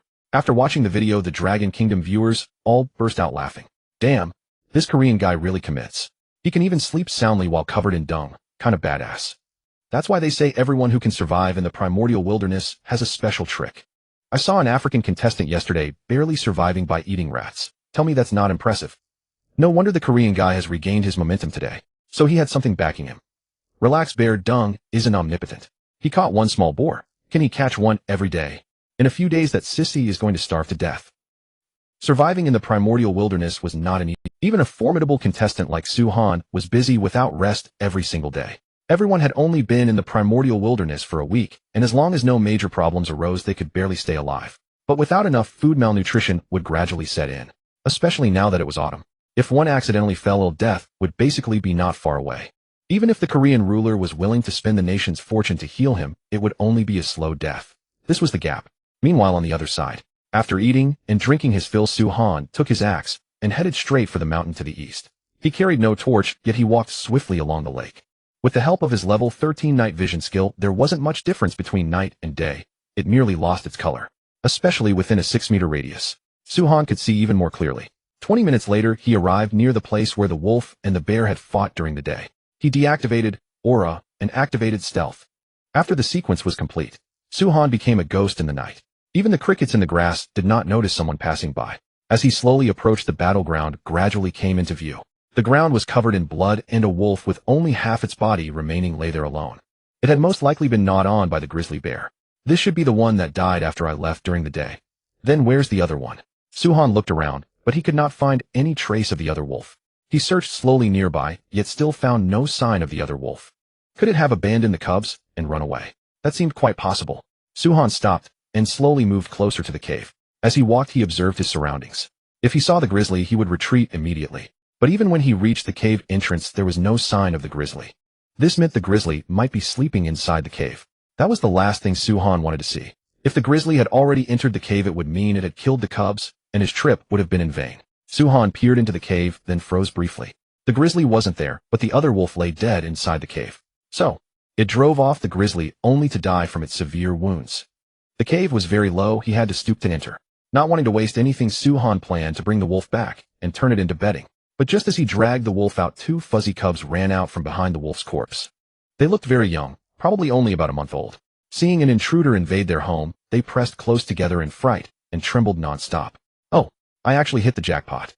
Not bad. From now on, you two will guard the door for me. Su Han smiled and picked up the cubs, one in each hand. The cub in his left hand was rather timid. It curled directly into a ball, its little tail tucked tightly between its legs. The one on his right, however, stared straight back at him. Not bad. It had real intelligence. Su Han took off his backpack and, ignoring the cub's struggles, tossed them straight into it. As for their parents, he thought about it seriously and ultimately gave up the idea of using them for bedding. After all, a person must have some bottom line. Besides, he didn't lack these 2 wolves, so there was no need to do such a despicable thing just for 2 pelts. Leaving the cave, Su Han found a spot and buried the male wolf with earth. He also buried the female wolf, whose body was only half intact, and even placed stones on top of both graves. Otherwise, the moment he left, someone would come to steal the corpses. After doing all this, Su Han carried the 2 cubs home. Along the way, they kept whimpering inside the backpack. At that moment, the National Fortune Survival System sent out a notification. Su Han glanced at it and found that he had received another 16 hunting points. TSK. Looks like today wasn't a wasted trip. I not only picked up 2 guard pets, but also got free points. In the Dragon Kingdom's livestream room, the viewers were dumbfounded. They had just thought Su Han was going to raid the grizzly at night, but instead he pulled 2 wolf cubs out of the cave. Other contestants still couldn't solve their long-term food and clothing problems, yet God Su was already keeping pets. That was utterly incredible. Back home, Su Han put the 2 cubs in the shelter. But the moment they were set down, the 2 little ones scurried into the firewood in fear. Su Han smiled, slightly scooped some broth and venison from the pot into an earthenware bowl, then went out to check on the smoked meat. By the time he came back, the 2 little ones were fiercely tearing at the venison. But that made sense. If their mother had died in the morning, how could there be milk to feed them? The 2 had probably been starving all day. Hearing his footsteps, the 2 little ones wanted to flee, but hunger made them unwilling to leave the food in front of them. So the gray wolf cub instinctively let out a low growl at Su Han. Hey, a little runt like you dares to go against me. You've got some nerve. Su Han walked over and flicked it on the head. Smack. The cub's head hurt from the blow, and it immediately let out a piercing yelp before trying to flee. But Su Han didn't give it the chance. In fact, taming wolves was the same as taming dogs. If it dares to bare its teeth at you, you have to make it understand the consequences. Among the pack, this was called the alpha wolf effect. Only when it was truly afraid of you would it obediently listen in the future. Smack, smack. One flick to the head, then another flick to the head. The system promptly popped up a notification. Suhan glanced at it and saw that he had indeed learned the new skill, taming. Its effect: the higher the skill proficiency, the easier it was to tame animals. Of course, there was one prerequisite. You had to be able to completely defeat the opponent. Otherwise, taming would have no effect. Suhan also received an interesting piece of information. When taming a pet, combining it with the aura skill provided a special bonus that accelerated the animal's taming. After 3 flicks in a row, the wolf cub went from struggling to begging for mercy. Seeing that, Suhan finally put it down on the ground. Whimper. The wolf cub ran into the woodpile in fear, gazing at the tall figure in the distance with frightened eyes. Though it was wild at heart, its instinct told it that if it dared to show disrespect to this being again, it would end up. The first day of the hunting week had come and gone. Some rejoiced while others grieved. Some contestants toiled the whole day without catching a single prey, frittering away the day in vain. Others, meanwhile, had already dined on beast meat. This was the law of the jungle. The weak had no reason to exist, while the strong could claim everything. The next morning, Suhan slept until he woke up naturally. Today he planned to continue smoking meat. Only after all the meat was fully cured would he go out to find that bear. As the weather was growing colder, a bearskin blanket would be wonderful just to think about. He got up to eat. Suhan sat upright and prepared to climb out of bed, but when he lowered his feet, they landed on 2 plump fleshy paw pads. What is this? They're still warm. Whimper. A low whine came from under the bed. Only then did Suhan remember that he had adopted 2 wolf cubs. Hey, I'd forgotten all about you two. He lowered his head and picked up the cubs, who were still asleep. The 2 little ones stared at him, dazedly, noticeably calmer than yesterday. Suhan checked the system panel and was surprised to find a taming progress bar inside. Wolf cub no. 1. Unnamed, currently being tamed, current progress 12. Wolf cub no. 2. Unnamed, currently being tamed, current progress 28. Almost forgot. I haven't named you yet. What should I name you then? This one has a rebellious streak and is gray, so I'll call you Dahue. You, on the other hand, are a bit white and seem a little silly. Arrow it is. The 2 little cubs looked completely baffled, utterly unaware of the significance of their names. Suhan set them on the ground and went out to empty the fish traps. He hadn't emptied them for 2 days, so there ought to be a fair amount inside. When he reached the lake, he took off his shirt. Suhan lifted the first fish trap out of the water, and countless fish flopped and splashed wildly inside. This many. He was a little taken aback. He had only gone 2 days without emptying the traps, and yet that many fish had swum inside. It was absurd. A single fish trap held nearly 5 gene of fish. With so much fish, how was he supposed to eat it all? For a moment, Suhan felt a bit overwhelmed. He had actually considered smoking all of it. That would not only increase the variety of his food, but also extend its shelf life. But if one trap held 5 gene, then with the remaining 2 traps, he probably had well over 10 gene of fish. Smoking fish was clearly not a long-term solution, because the traps caught fish every day. He couldn't just smoke every future catch. What if he raised the fish instead? A sudden flash of inspiration struck Suhan. Since wolf cubs could be tamed, why couldn't he raise these fish? If he dug a pond, any fish he couldn't finish later could be kept inside it. Then when winter arrived and food became hard to find, he could still scoop out some fish to eat. And if things went even better, the fish would breed freely, making it all the easier to satisfy a craving for fish. This method was really not bad. The more Suhan thought about it, the more he believed it would work. He brought the remaining 2 fish traps ashore one by one and checked them, as sure enough they were full of fish. He even discovered a soft-shelled turtle in the largest fish trap. Not bad, an unexpected bonus today. It's been ages since I've had this. Once I'm done, I'll come back and stew it tonight. Suhan beamed at the turtle. Breakfast was boiled fish with kudzu root. To make use of the fish, he mashed some cooked fish into a paste with a wooden stick and fed it to the wolf cubs. It was the 2 little cubs' first time eating fish. They first sniffed it gently with their noses, but once they caught the aroma of the fish, they wolfed it down ravenously. Whimper. The cubs made happy sounds as they ate. But just then Suhan reached out and prepared to take the wood. Dahue instinctively let out a low growl at the sight, but the next moment, Suhan smacked him to the ground. When raising canines, you could not allow them to guard their food. At the same time, they had to understand one principle: food is eaten only when the master allows you to eat. When the master does not allow you to eat, you can only watch. This was an extremely critical step in the taming process. In fact, the alpha wolf did the same among wolf packs. When the alpha ate, the other wolves could only watch from the side. Anyone who dared approach would be bitten to death. Then Suhan offered the food again. As soon as Dahue started eating, he reached out and took it away. If Dahue growled, he would receive another slap. After repeating this several times, Dahue learned his lesson. Whether he was eating or not, whenever Suhan reached out his hand, he would shrink back in fear. Arrow, by contrast, was far less trouble. He was well behaved throughout. In the Longwa livestream room, viewers watched Suhan train his pets and began cracking jokes one after another. If he keeps taming them at this rate, in 2 months this pet will be more obedient than a dog. Dahue, I admit I used to be wild, but after meeting my master, I found out how treacherous he really is. Wow, I love the good little Era. Even his paws are white. Do you think he might have husky bloodline? Who knows? Look at his eyes. They really have an unusual clarity. Is this a wolf? He's clearly Era. It's inborn, nothing I can do. My mom told me when I was born your personality will never change in this life. Era, if you behave you don't get beaten, and you get meat. Bro, having clear eyes doesn't mean I'm stupid. Suhan was highly satisfied with the taming progress. The earlier session raised Dawi's progress to 22. As for Era, that one was much less troublesome. All it took was a few head pats and some food, and his progress bar would shoot up. In just one night the progress bar had risen from 28 to 32. You're a natural-born pet wolf, Era. Suhan reached out and gently rubbed Era's head. Feeling his master's affection, the little cub wagged his tail happily. Alright, I'll play with you when I have time. There are still things to do today. Suhan stood up, washed his hands, and turned to inspect the smoked meat at the pit oven. After an entire night of smoking, the venison was fully cured and the surface had dried and hardened. Tearing off a piece and putting it in his mouth, a rich meaty fragrance intertwined with the aroma of seasonings burst on the tip of his tongue. It's a little short on salt, but the flavor is excellent. From now on, I'll smoke meat to this standard. Suhan was extremely satisfied with the quality of the smoked meat.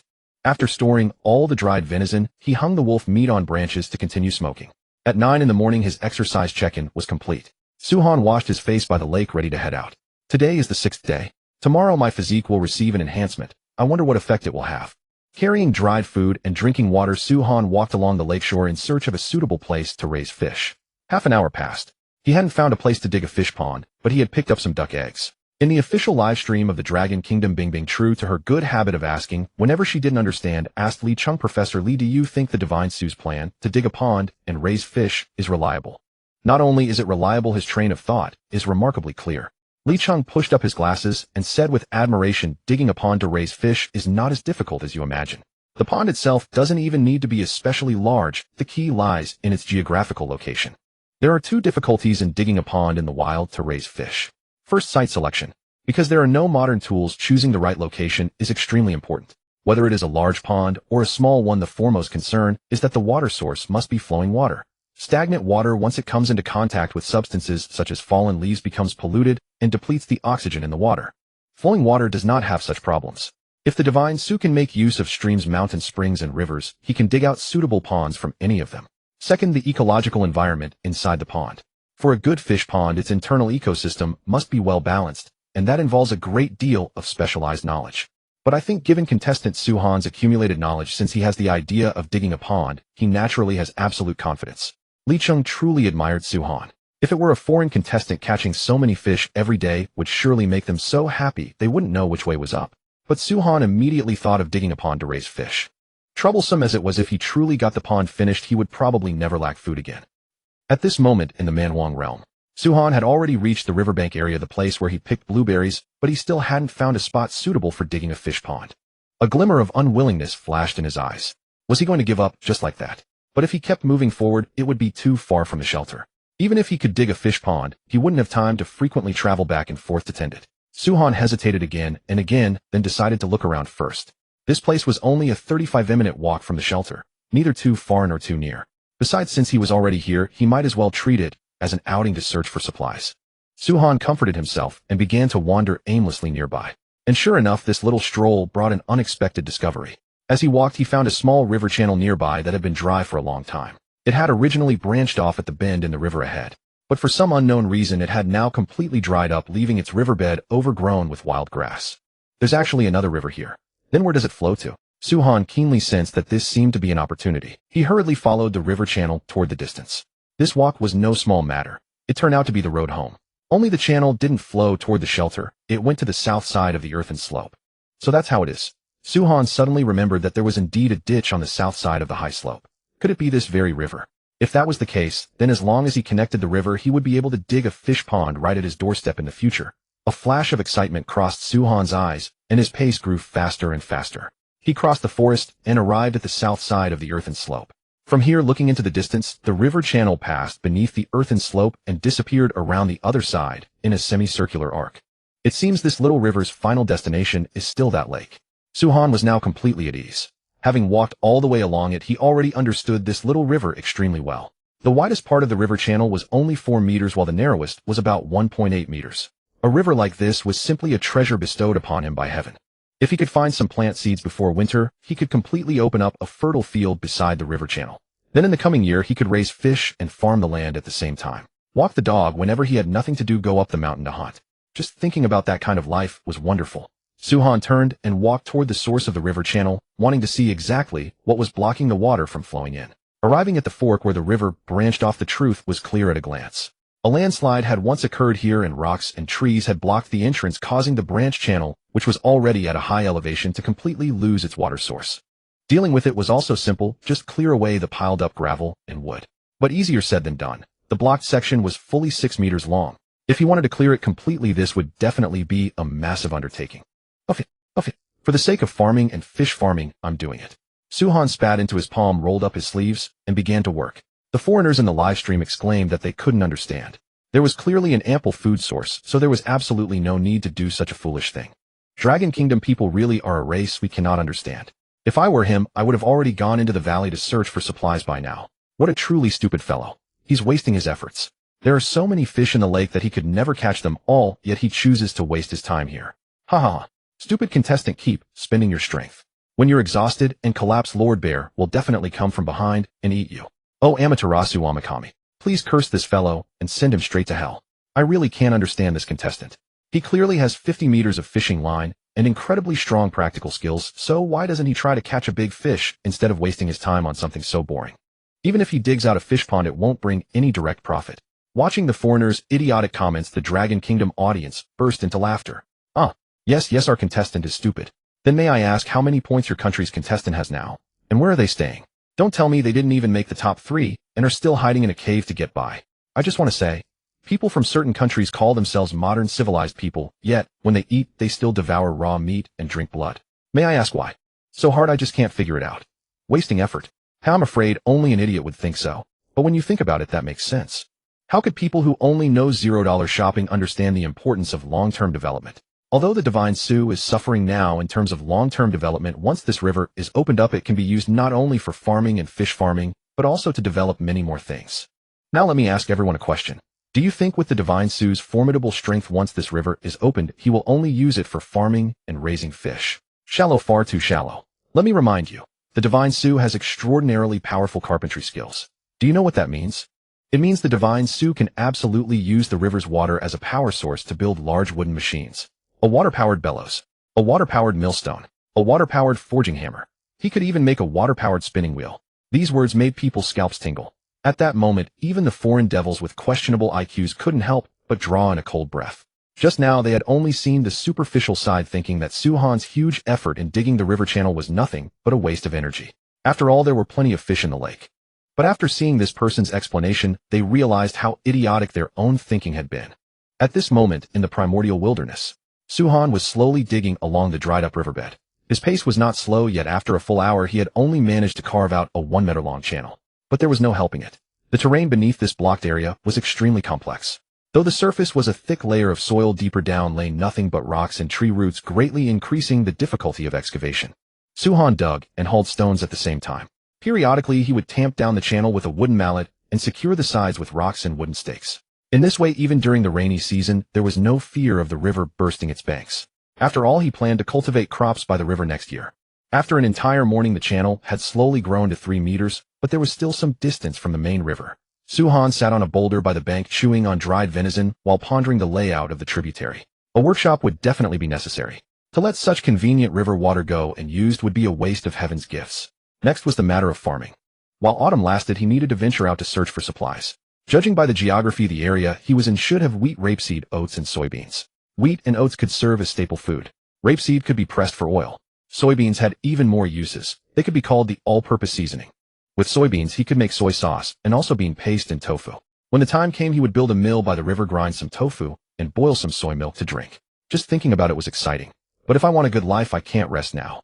Su-han stuffed the last piece of dried venison into his mouth, stood up, brushed the dirt off his clothes, grabbed his wooden shovel, and threw himself back into the work. By 4 in the afternoon, the dug channel was only 1 meter away from the main river. Yet such a short distance was enough to stop Su-han in his tracks. Because before him lay 2 massive blue boulders, the true culprits blocking this tributary. Both boulders rose half a meter above the water's surface, not counting the parts buried deep underground, and their width exceeded 80 centimeters. Moving stones of this size would be harder than ascending to heaven. However, Su-han didn't intend to move them at all. For one, he simply didn't have the strength. The system had strengthened his body, but it hadn't turned him into a superhero. For another, those two stones were quite fitting right where they were. If a flash flood ever came in the future, they could serve as a barrier. So all he needed to do now was clear away the gravel and mud between the two boulders. That way the river water could flow into the tributary without eroding the banks. A perfect solution. Su-han circled around the boulders to the water's side and used his wooden shovel to toss the silt and sand onto the shore. The river water was icy cold, yet he stood in it without flinching. Half an hour later the silt was cleared and water gradually began to seep through the gap. Su-han picked up a wooden stick and pried away the last stone. Go! Whoosh!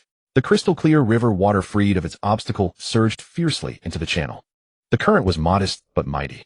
Su-han stood on the rock watching the water rise. As the influx grew, the withered grass in the distance was gradually submerged, and then the water spread farther and farther. Finally done, Su-han wiped the sweat from his face with joy. Now that the river was open, he would still need to reinforce the channel to prevent the water from running wild. But there was no hurry. There would be plenty of time later. After a long day of toil, his body was already exhausted. Su-han glanced at the worn-down wooden shovel, then thrust it into the ground. It was a tool he had crafted himself, and now that it had served its life, well, he would leave it there as a landmark. Under the setting sun, Su-han hummed a little tune and headed home. The moment he pushed open the door, two little wolf pups came bounding toward him, one after the other. Whimper. Era, overjoyed at its master's return, came running out of the darkness. Hui too wagged its tail with all its might. In truth, it hadn't wanted to act so enthusiastic, but its stomach was growling. If it didn't wag its tail properly now, who knew whether it would get any food?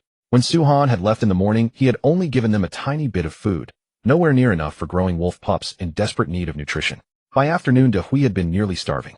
Su-han reached out and patted the two pups, smiling. Don't worry, you'll fix you dinner right away. He pulled a few fish from the pot nearby, mashed them with a wooden stick, and poured them into a small bowl. Era and Hui began wolfing their food down. Then Su-han lifted the bowl again, wanting to see if Hui had learned any discipline. The little one hesitated for a moment, then obediently crouched in place.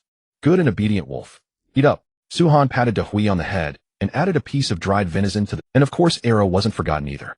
That evening, Su-han made a special trip to the foot of the slope. By then, the river water had already flowed over, reaching a depth of about half a meter.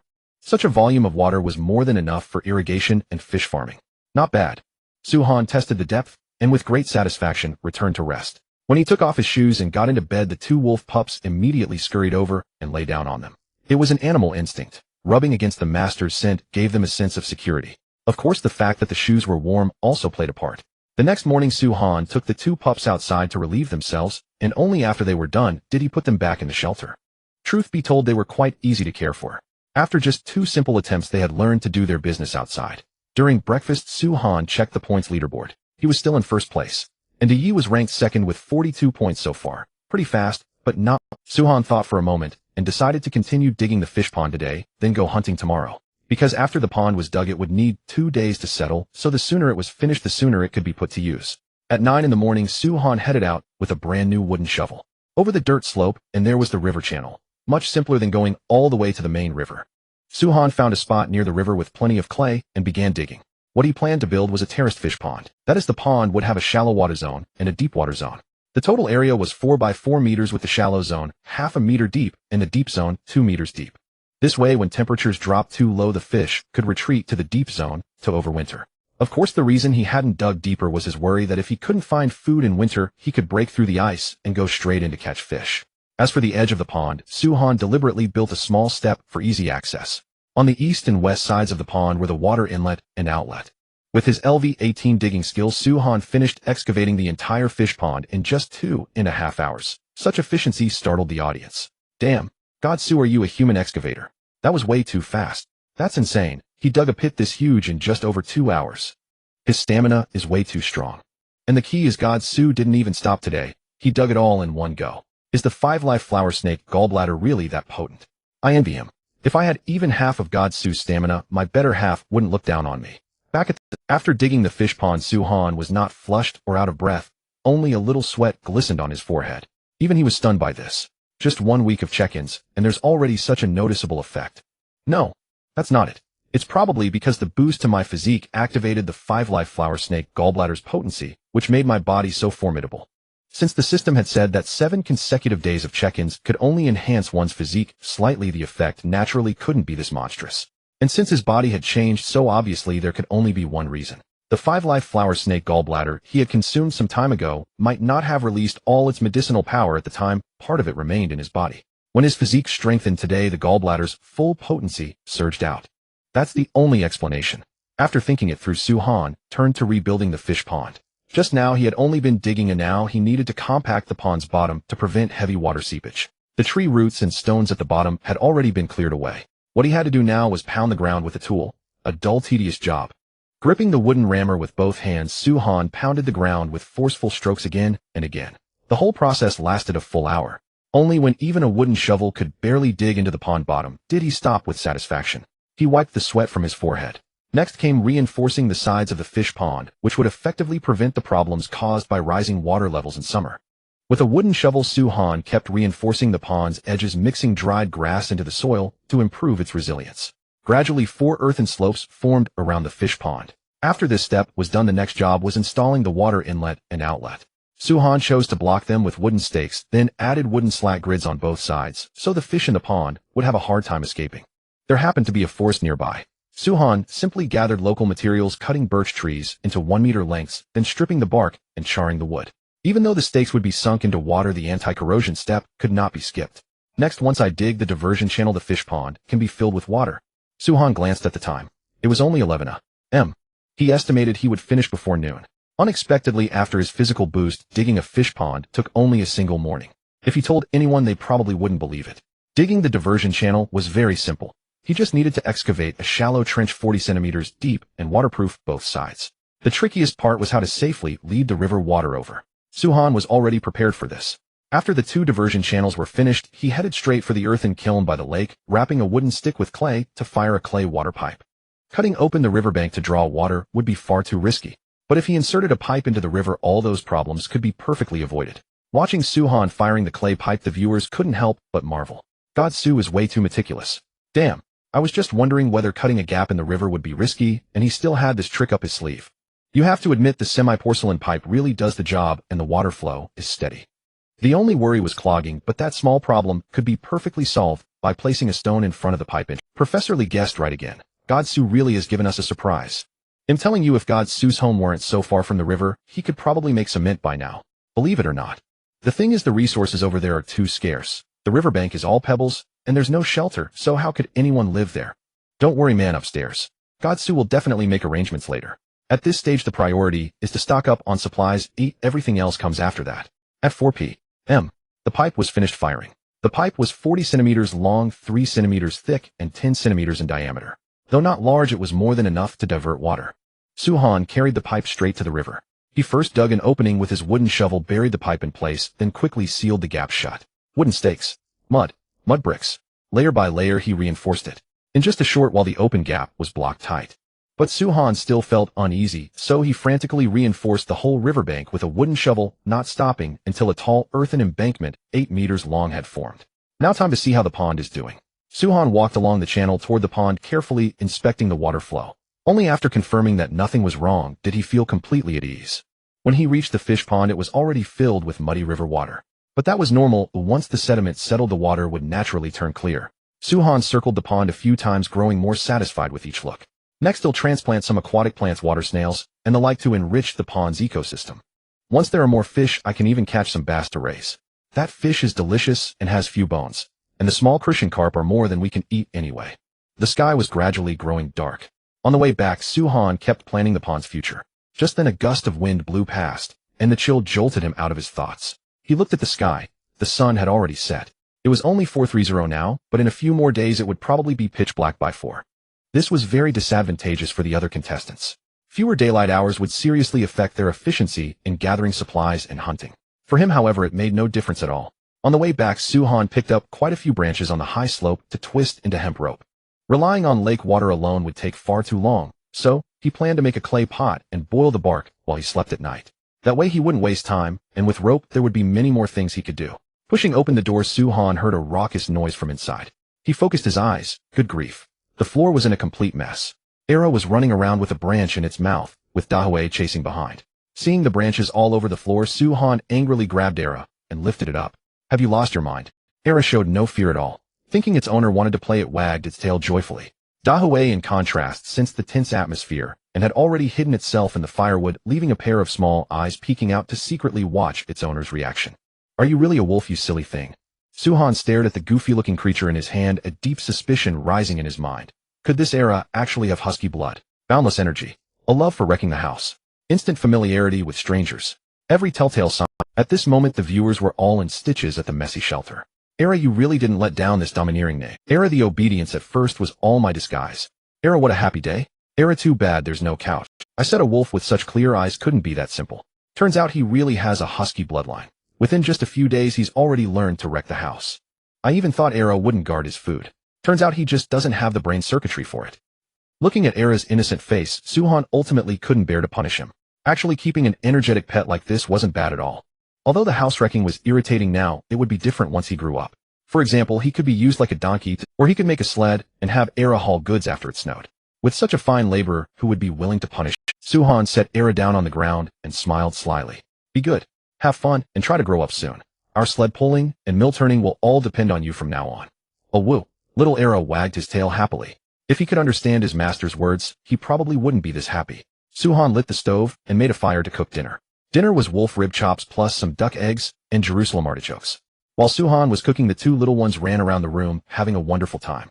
Watching the energetic wolf cubs, he felt that once his pet training progress increased in the future, he could take them out to play. Firstly, it would train the wolves' hunting instincts. Secondly, it would train their coordinated combat abilities. Wolves are very intelligent animals. If trained properly, then whenever he went out and encountered small animals like rabbits, he could leave the chasing to them. Thinking about it, he realized he hadn't eaten rabbit heads for 2 years. Just thinking about it made his mouth water. Ding! The British contestant Da Yi successfully hunted a wolf and took the top spot on the leaderboard with 82 hunting points. The hand Suhan was adding firewood with paused slightly, and a trace of surprise flickered across his face. Gotta say that celebrity contestant really has some skill. Anyone who could kill a wolf at this point was no ordinary. Suhan opened the leaderboard. Just the day before yesterday, many contestants didn't even have 20 points. Yet after only one day, the top 10 all had over 40 hunting points. That showed they had hunted quite a few prey. Since that was the case, he would have to put in some effort tomorrow. He had no intention of letting go of the #1 reward. Meanwhile, in the British national livestream room, Da Yi stood at the edge of the trap, raising his wooden spear and roaring with excitement. I did it. Yes, I'm #1. In the trap before him lay an adult female wolf. This hunt was undoubtedly a success. Although Da Yi had accidentally scratched his thigh while luring the wolf, it also made him understand a truth. To survive in this world, you couldn't afford to be a coward, and you had to use everything you could. Yesterday, it was after watching Suhan's video that Da Yi understood wolves could be lured into traps. Inside the livestream, British viewers were chanting Da Yi's name. King of Hunters, King of Hunters. Hey, Da Yi, show that Eastern kid who the real king of this wilderness is. We're #1, haha. That Dragon Country kid has backed down. I've looked at the leaderboard. That Dragon Country kid hasn't made a move in 2 days. Could he be scared? Just as the British people were mocking him, some of Suhan's diehard fans stepped forward. Scared? Are you talking about our God Su? Bro, have you woken up? God Su hasn't hunted these past 2 days, but he not only dug a river, he also successfully dug a pond. In 2 more days, God Su is going to raise fish. Wilderness King. Don't make me laugh. God Su sleeps on a warm bed every day and is as strong as a bear, while Da Yi doesn't even have a proper shelter. Do you even know what gap means? God Su kills a wolf as easily as killing a chicken. Unlike some contestant who got scratched by a wolf while luring it. Hilarious. The two sides quickly started cursing each other in the livestream. According to records later provided by spies, the Brits couldn't even curse properly. That very night, 2 people were so angry that they suffered cerebral hemorrhages. The next morning, a dense fog blanketed the entire lakeside area, reducing visibility to less than 5 meters. Suhan, however, had already gone up the mountain early, searching for the grizzly bear's tracks. In fact, he only needed to kill 1 more wolf to overtake Da Yi once again. But this kind of first place wasn't stable, and besides, there was still a hidden reward in this week's missions. That was killing a ferocious beast would grant a special title. Although he didn't know what use it had, the rewards of a nation fate survival were unlikely to be that simple. Thus he had to fight for it. What if the title added attributes? Holding his wooden spear, Suhan searched the places where the grizzly might have appeared. After walking for about half an hour, he finally found the grizzly's droppings in a patch of grass. So it's around. Suhan's eyes lit up and he quickened his search. Then a complete bear footprint appeared in his view. It seemed to be headed toward the northern mountain forest. Through his tracking skills, Suhan easily grasped the bear's movements. The bear's scat was very fresh, likely left last night, so he could deduce that its den was nearby. With that confirmed, Suhan moved deeper into the mountain while observing the surroundings. That grizzly was enormous, so a direct fight was impossible. Therefore Su-han planned to dig a large trap nearby. Only by luring the bear into the trap would he have a chance. Although it was extremely difficult, if he didn't try, how would he know whether it would work? The fog grew thicker and thicker. Even Su-han had lost his sense of direction now. As he walked, a patch of verdant green appeared before him. This is bamboo. Su-han could hardly believe the bamboo he had painstakingly searched for so long actually appeared here. This was simply providence. At this point, Su-han didn't care where the bear was. He swung his axe and started chopping. As long as he had bamboo, he could make a bow and arrows. Even if he alerted Brother Bear, now he didn't care. Thud, thud, thud. In the dense fog, the sound of Su-han chopping bamboo was extremely muffled. Crack. In less than a minute, the bamboo was finally chopped down. Su-han took the straight and long sections to make the bow stave. To ensure he wouldn't fail at crafting, he deliberately cut 2 extra sections. Just after he finished cutting, he heard heavy footsteps from behind. Not good. The noise just now alerted Brother Bear. Su-han reacted extremely quickly, scooped up the bamboo, and headed straight down the mountain, without looking back. As he left, he shouted in his heart, "Don't worry, Brother Bear. I will come back. You have to wait for me." Su-han sprinted all the way while clutching the bamboo until he reached the foot of the mountain, where he finally dared to stop and look behind him. Seeing that Brother Bear had not chased after him, he heaved a sigh of relief. Since Brother Bear didn't come, whatever happened next was all on him. The foot of the mountain was still shrouded in thick fog, no different from when he had gone up. Fortunately, Su-han had long since memorized the surrounding terrain. Once at the foot of the mountain, he only needed to walk straight ahead to find the lake. Then a left turn would take him home. Sure enough, less than 10 minutes after coming down the mountain, Su-han spotted the water plants by the lakeside. But this time, he didn't take the main road. Instead, he moved along the lakeshore, searching for stones suitable for arrowheads. Without metal arrowheads, stone arrowheads were undoubtedly the best choice. But not every stone could be used to make an arrowhead. It had to be sharp and hard enough. Among them, the best choice. It was even sharper than a purpose-made scalpel, yet this kind of stone was extremely rare, appearing only near volcanic craters. The next option was certain riverbeds. That was a pure gamble. If heavy rain hadn't washed obsidian down from its native source, you wouldn't find it, even if you searched the riverbed. Therefore, Su-han had to settle for the second best option, using flint to craft arrowheads. This stone was very common and equally sharp, making it the perfect substitute for obsidian. Before he had walked 5 minutes along the lake, Su-han found the first stone that resembled flint.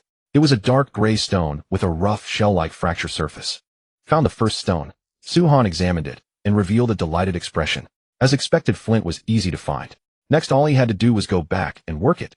Then the arrowhead would be ready. He continued searching and soon found 3 more stones by the lakeside. Before he knew it, Su-han had also reached the entrance to his home. The water plants here had long since been cleared away by him, so it was quite recognizable. Back home, Su-han put the bamboo on the ground and split it in half with his axe. Next came cutting. The bow he planned to make was 1.2 meters long in total and about 4 centimeters in diameter. A bow like this would not only feel comfortable to use, but also be convenient to carry. Su-han slowly cut out the first bamboo strip with his axe. It was then that the effect of his high-tier carpenter skill became apparent. With no tools other than an axe, he completed the cutting. Though it was slow, as long as the bamboo strip wasn't damaged, it was fine. Su-han cut 6 strips in total. After all, making one bow and making several bows required the same effort. If any turned out ruined, there would be spares. With the bamboo strips cut, the next steps were shaping and baking. Su-han fetched plenty of wet clay from the lakeside, lit the charcoal, and used the charcoal fire to heat the bamboo strips. This was delicate work. He had to keep the bamboo strips from catching fire, shape them while hot, and avoid using too much force lest he accidentally break a strip. Sizzle, sizzle. Under the charcoal fire, moisture inside the bamboo strip kept seeping out. When the whole strip became almost too hot to hold, Su-han decisively pulled it back and shaped it rapidly. He sat on the ground, gripping one end of the bamboo strip in each hand, then bent it with force. The strip slowly curved until it formed an arc. Any uneven spots had to be slowly adjusted with his foot. 10 minutes later, the bamboo strip cooled. Su-han let go, picked up the axe beside him, and corrected the shape of the strip. The grip area remained unchanged while the bow tips had to be gradually narrowed. Here he had to be very careful. He couldn't damage the outer surface and could only trim slowly from the inside. Once the trimming was finished, it was time for initial hardening. This required repeated heating until the bamboo strip was roasted to a brown color. However, Su-han had prepared wet clay, which would help the bow body cool down quickly. Official livestream room of the Longwa Kingdom. Watching Su-han busy himself, Bing asked Li Chung, "Professor, if I remember correctly, making a bamboo bow takes at least 1 or 2 months, but judging by Su-shin's expression, he seems to want to use it today. Can a bow made in such haste actually be put into use?" "You've asked just the right question." Li Chung pushed up his glasses and explained seriously, "A hastily made bow is not only usable, it's also extremely lethal. Don't underestimate this kind of bow and arrow. In the wild, it's extremely formidable. A hastily made bow does have many flaws, for example, a short lifespan, for example, unstable performance. For example, it is prone to failure during production. Let's not dwell on the first two issues. The important thing is that our contestant is in a hurry to hunt the grizzly bear. Even if this bow can only be used for 20 minutes, it's more than enough. As for whether the production process will fail, I think that goes without saying. What kind of strength does Su-Han have? He is a god-tier craftsman, a super carpenter. With his skill, making a bow is no trouble at all. After his habitual round of praise, a flicker of worry appeared in Li Cheng's eyes. Actually, with Su-Han's strength, crafting a bow and arrows poses no difficulty whatsoever. The only thing that makes me restless is hunting that bear. I truly hope Su-Han won't be in such a hurry that he simply charges straight in. Instead, I want him to use guerrilla tactics, lay out plenty of traps, and hunt it down slowly. Bears are different from wolves. Their hide is extremely thick, and even after taking several arrows, they won't die immediately. So even with a bow and arrows, how to hunt one remains a problem. Bing Bing was startled by his words, and her originally delighted face began to grow tense. If she could make a video call, she would definitely persuade her idol not to push himself so hard. Now that he had a bow and arrows, couldn't he win the championship by casually killing a few wolves? Why risk his life fighting Brother Bear? The Manwang realm. After a full 3 hours of repeated baking and cooling, the bamboo strip and Su-Han's hands finally completed hardening before noon. At this point, the entire bow body had turned dark brown, hard yet resilient. Next came making the bow tips and stringing the bow. He had no hemp rope on hand, but the bark from a few days earlier had been boiled in water yesterday and was now ready to use.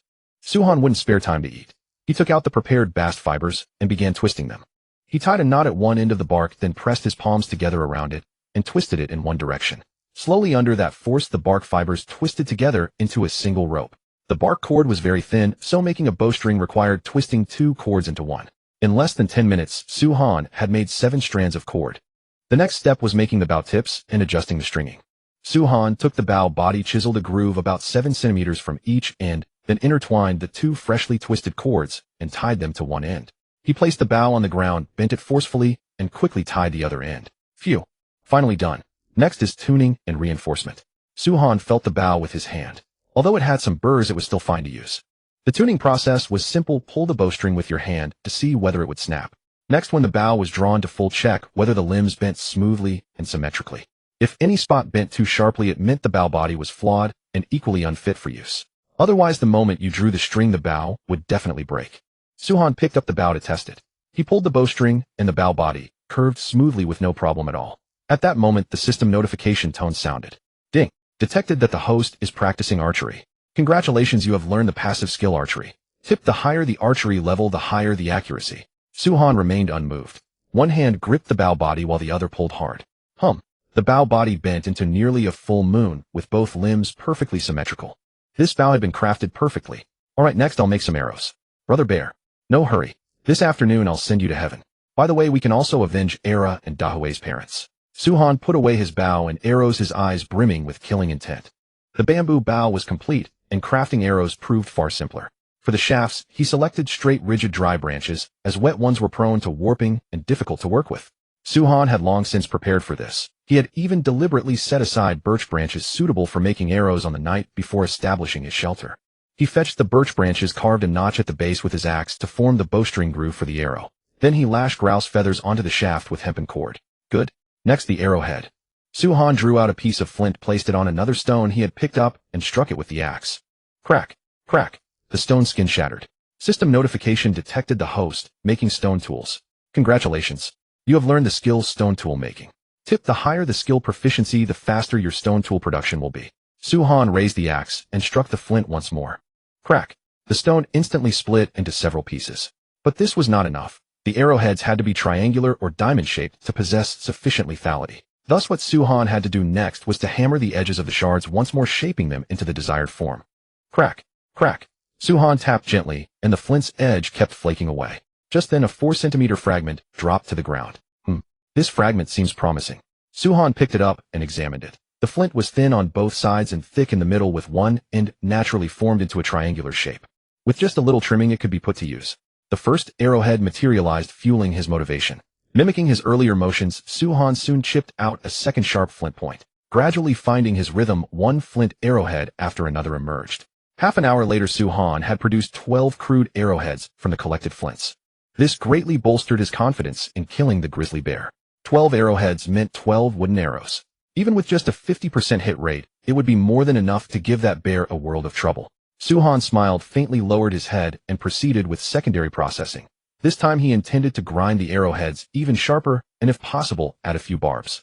In that way, a hit on the grizzly would cause even greater damage. Screech, screech, screech. The arrowheads scraped against the stone, producing grating sounds.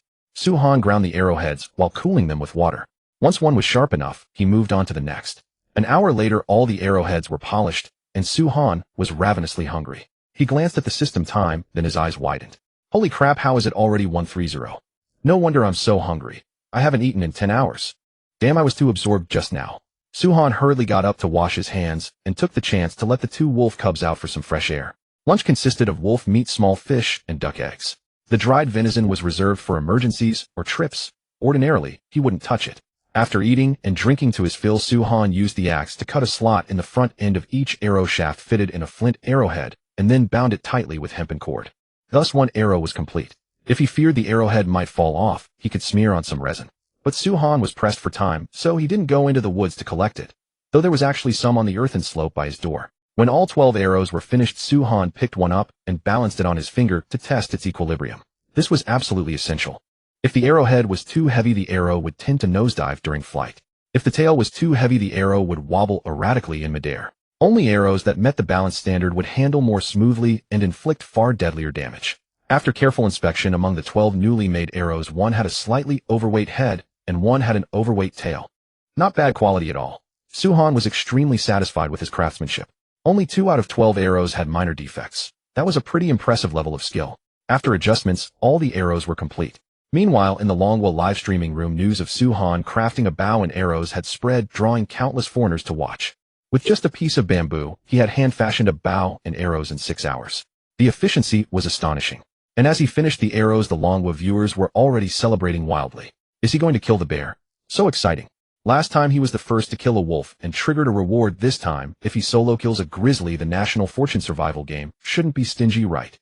I hope it gives God Su more supplies. It's fine for us to suffer a bit for now. Brother Bear, it's my fault for waking you up this morning, but now it's your turn to kneel and apologize. The bearskin quilt is waving at God Su. Come on. God Su is about to take on a grizzly unknown, who is the true king of the wild. All you who worship brother to step the hell out. God Su, from today onward, this territory belongs to the Su family. Dragons must coil, tigers must bow. Meanwhile, unlike the excitement of the Longwa people, the foreigners began sneering sarcastically. Does anyone actually think a bamboo-made thing can kill a bear? Careful, he might end up adding himself to the bear's dinner. I admit the Longwa kid has some skill and his craftsmanship is impressive, but as I recall, he's just a college student with 0 experience in archery or hunting. He doesn't seriously think that just because he has a bow and arrows he'll hit every shot, does he? I bet a conch leg that he can't do it. To use a bow and arrows proficiently requires massive amounts of practice. Besides, a bear isn't going to stand there stupidly. Even if your first arrow hits, it will only enrage Mr. Grizzly. If you ask me, he should go kill some wolves instead. Challenge a grizzly. Huh, that's not something you should do, kid. Seeing these sour radish foreigners jump out to be mocked, the Longwa audience immediately fired back. Inside the official Longwa live streaming room, Bing Bing looked at the foreigners' comments, and her heart couldn't help but worry. Archery was unlike other things but genuinely required hard practice. Ordinary people practicing archery would start with stationary targets, then move on to moving targets after their accuracy improved, and only finally attempt wilderness hunting. Could God Su, a student who had never been exposed to hunting, really face a grizzly bear directly? Are you afraid? Li Cheng noticed Bing Bing's tension and suddenly smiled as he asked. Bing Bing clutched the hem of her clothes, and after hearing Li Cheng's question, couldn't help but nod slightly.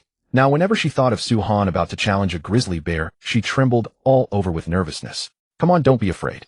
But, Professor, God Su has never touched archery. Just now the official side sent a notice. So what?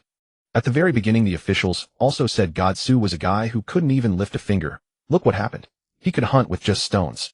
Look, see, God Su is starting his practice right now.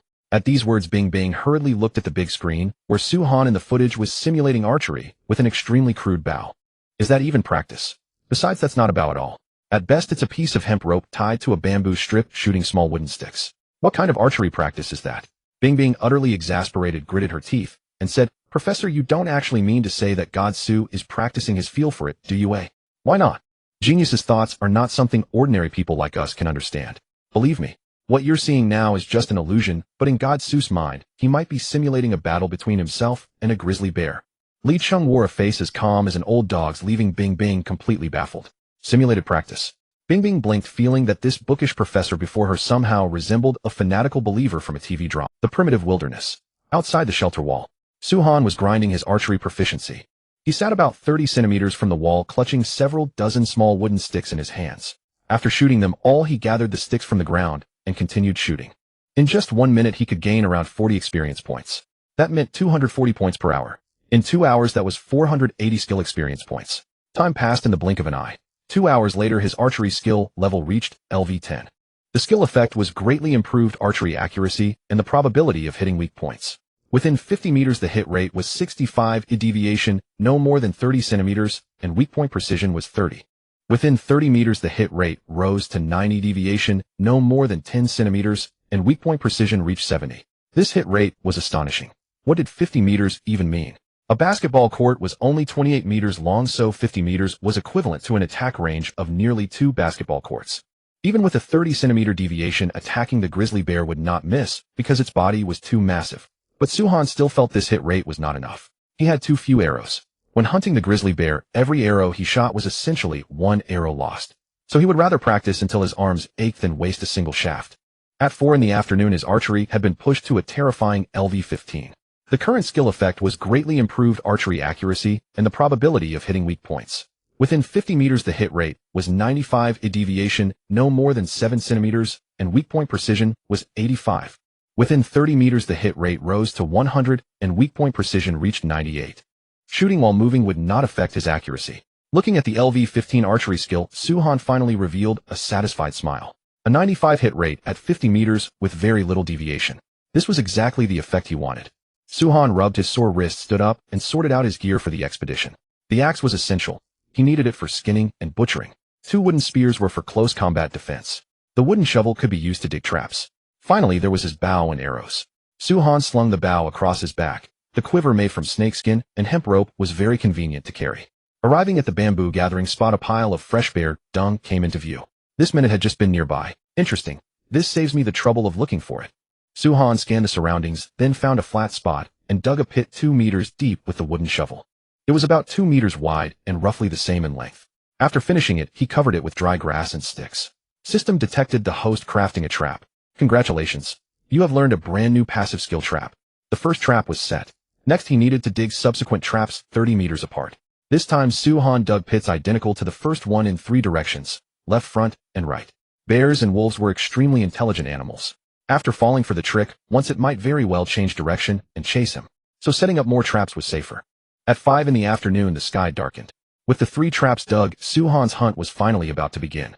He deactivated the aura skill and activated stealth. He began tracking the bear. Standing before the fresh bear dung, Su-Han quickly used the bear's footprints to determine the direction it had taken. It was on the hillside ahead to the left. After confirming this, Su-Han took a deep breath, picked up his bow and arrows, and slowly walked forward. Crossing the forest path, the footprints on the ground gradually multiplied. Within a few minutes, Su-Han spotted the grizzly bear. It was sitting on the ground, and in its huge paw, it was actually holding a rabbit, building up fat before winter. A perfect opportunity. Su-Han drew an arrow from his back and aimed at the grizzly bear's eye. He aimed, released his fingers. Whoosh. The wooden arrow cut through the air, traced an arc, and struck the grizzly bear's eye with deadly precision. Squelch. The eyeball burst, and the grizzly bear was gravely wounded. But it also enraged the beast. Roar.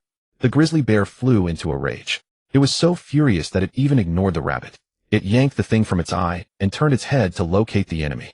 But at that moment, a second arrow arrived.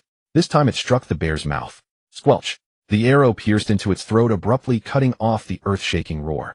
Flint arrowheads were extremely brittle. A bamboo bow was far less lethal than a compound bow. Therefore, choosing where to attack was crucial. The grizzly bear was enormous. Even if Su-Han shot every arrow he had, killing it would still be extremely difficult. That was why his first arrow targeted the eye. This would impair the grizzly bear's vision and enrage it at the same time. Then the second arrow had to aim into the bear's mouth, one of only 2 weak points on its entire body. Crack. The grizzly bear snapped off the thing in its mouth. The torn wound filled its mouth with blood. Being wounded once again fully ignited the bear's fury. It locked onto Su-Han's direction and charged at him like a crazed beast. The ground trembled. But the moment Su-Han saw the bear chasing him, he had already run toward the trap location ahead of time. To lure the bear closer, he even shouted at it. Ergo, your grandpa is over here. Roar. The furious roar was tinged with hoarseness and low growls. This made Su-han even more certain that his arrow had probably injured the blood vessels in the grizzly bear's throat. He stopped in front of the trap, when the bear was still 10 meters away. Only then did Su-han move aside. Plop. Sure enough, the grizzly bear fell into the trap. Yo, ergo. Not too bright, are you? Sorry. I really need a bearskin blanket. Su-han seized the opportunity and quickly drew his bow and knocked an arrow. Traps alone could not hold this bear for long, so he had to seize this chance to wound it again.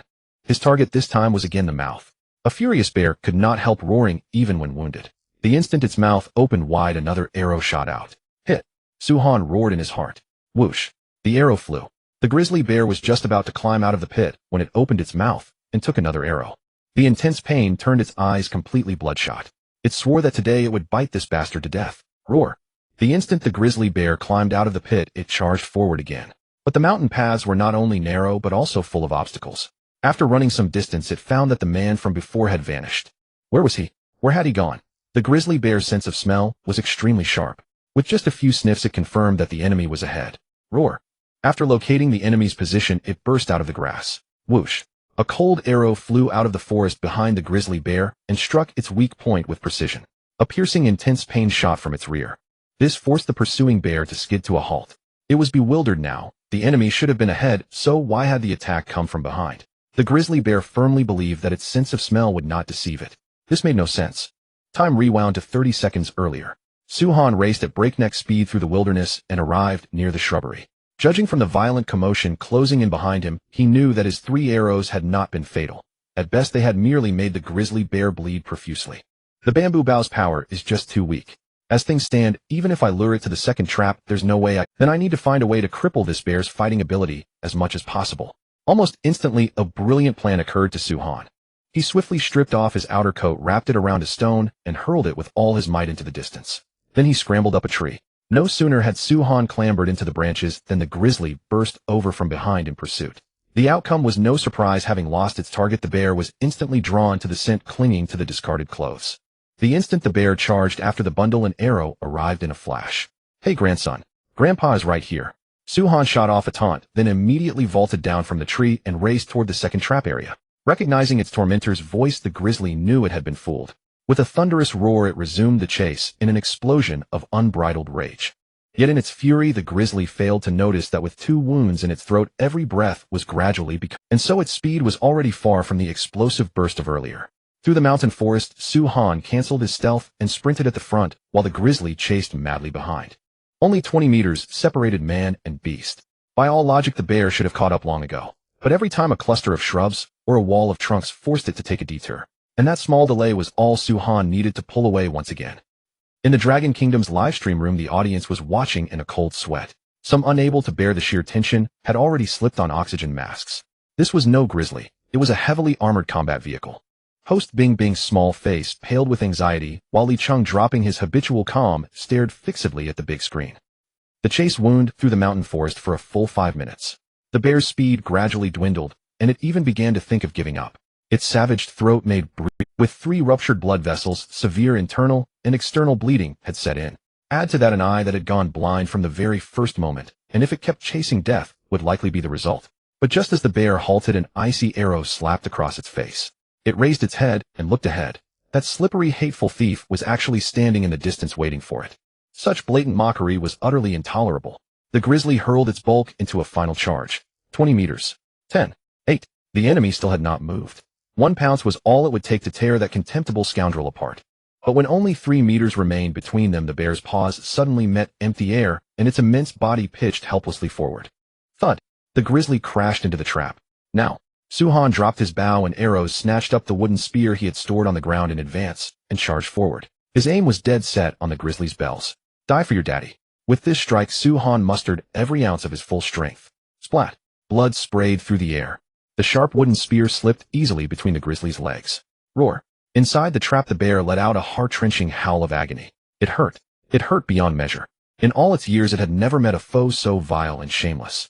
The grizzly thrashed, desperate to escape, but its body refused to obey, and the spear buried in its lower abdomen kept dragging raw, agonized roars from its throat.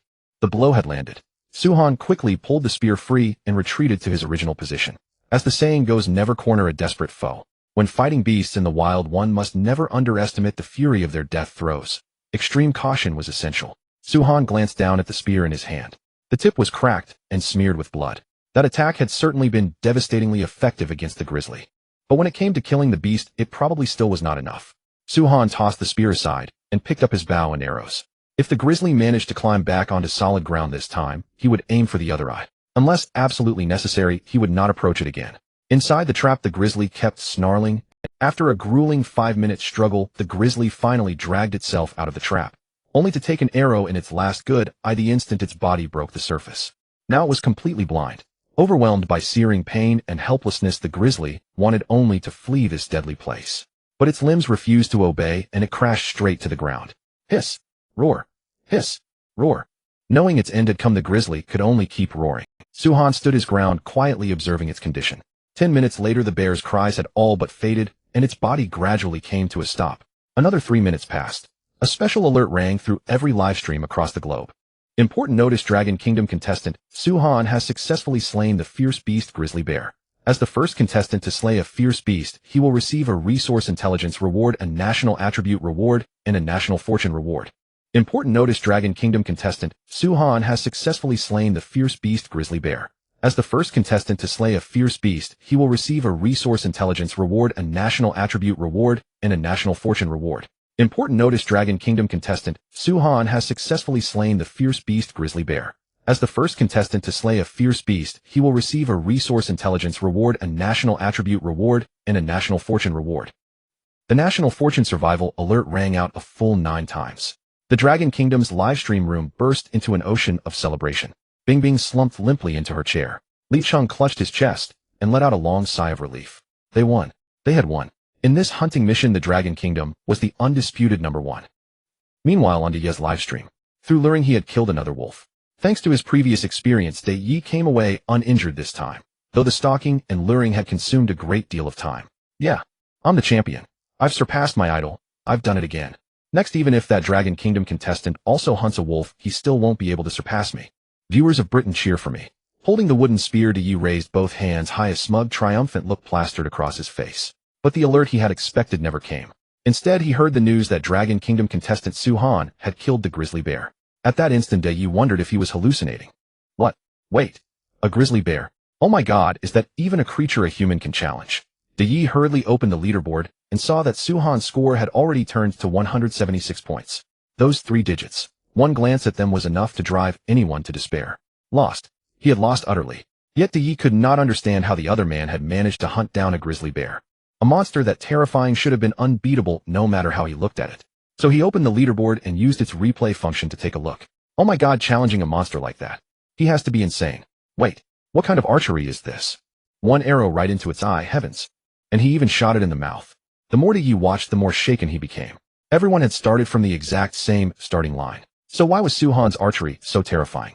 Was he even from Blue Star? Having watched the entire video, Ye felt his confidence grind to dust. Competing for the championship with someone like this, he had been living in pure fantasy. Meanwhile, Su-Han was collecting the rewards that rightfully belonged to him. Notice: as the first contestant to slay the fierce beast grizzly bear, you will receive the following rewards. You have obtained a piece of resource intelligence. In your nation, all adult citizens will receive a 3 bonus to both strength and constitution. An ordinary adult strength is around 20 points, while constitution is around 30 points. Warning: traders, spies, and lower-class residents will not receive any attribute bonuses. Your nation has gained 15 points of national fortune. The first wave of rewards arrived. The moment the nation's fortune survival announcement rang out, Su-Han immediately felt his weary body greatly relieved. Attribute bonuses too. Not bad at all. Seems that bear wasn't killed in vain. At this moment, all citizens of the Dragon Nation received their attribute enhancements. Elderly people who could barely walk before were now brimming with energy. Patients lying on sick beds recuperating had miraculously recovered as well. Inside a hospital operating room, a doctor was treating a patient, but unfortunately the procedure had failed. Just as he was about to give up, the patient, whose heart had already stopped, suddenly regained vitality. Doctor, a miracle. The patient's heartbeat is back. What? Quick. Continue resuscitation. Yes, Dr. Li. After they finished the surgery and walked out, they learned from their colleagues that the miracle had just been triggered by God's. Dr. Li said in astonishment. So that's what happened. Then we really should thank this savior. If not for him, that patient would have been beyond saving. Exactly. He's truly incredible. You should have seen it. That enormous grizzly bear was toyed with and slaughtered by God Su. I still haven't recovered from watching it. Meanwhile, at the British lackey's shed, people gathered together staring at the rewards on the big screen, each one of them grinding their teeth with regret. Killing the grizzly bear. Enhanced constitution. Enhanced strength. These should have been their rewards, yet now all they could do was watch helplessly. Their mood was unbearable. If only we hadn't left back then. It's all that bastard surnamed Lay's fault. Damn it, their national fortune increased again. With a bear that big, if it triggered 10,000 times, plenty of people could have gotten a share of the meat. Among the lackeys, some were jealous, some regretful, and some envious. But right now, aside from envy, there was nothing they could do. Just then, the second wave of rewards appeared on the big screen. Notice congratulations. Dragon Nation contestant Suhan has slain the fierce beast grizzly bear and triggered a 2,000 times reward. All Dragon Nation shelters will equally share 2,000 grizzly bear carcasses. 20,000 grizzly bears. Didn't they say 10,000? Fuck. The lackey's mentality completely shattered. Meanwhile, the Dragon Nation people were submerged in an ocean of joy. 20,000 grizzly bears. How much meat was that? And bear gallbladders were precious medicinal ingredients too. God Su, you're way too powerful. You're simply the savior of us Dragon Nation people. In the official livestream, Bing Bing stared at the rewards, her expression utterly shocked, her lips unable to close. Professor, did I see that right? 20,000 grizzly bears. Yes. But wasn't it supposed to be 10,000? You've been so busy lately that you've forgotten. The nation's fortune survival announcement stated that 10,000 times is only the base return multiplier, and it can rise over time along with the contestant's personal performance. I think the 20,000 multiplier is because God Su's performance earned the respect of the nation's fortune survival game. So it deliberately raised the multiplier.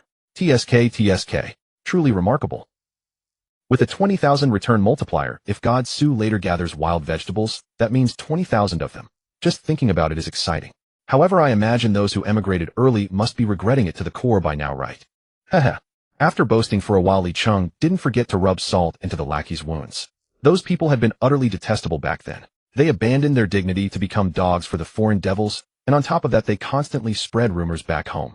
Simply heinous. Calling them traitors was too kind. These people were nothing but ungrateful beasts.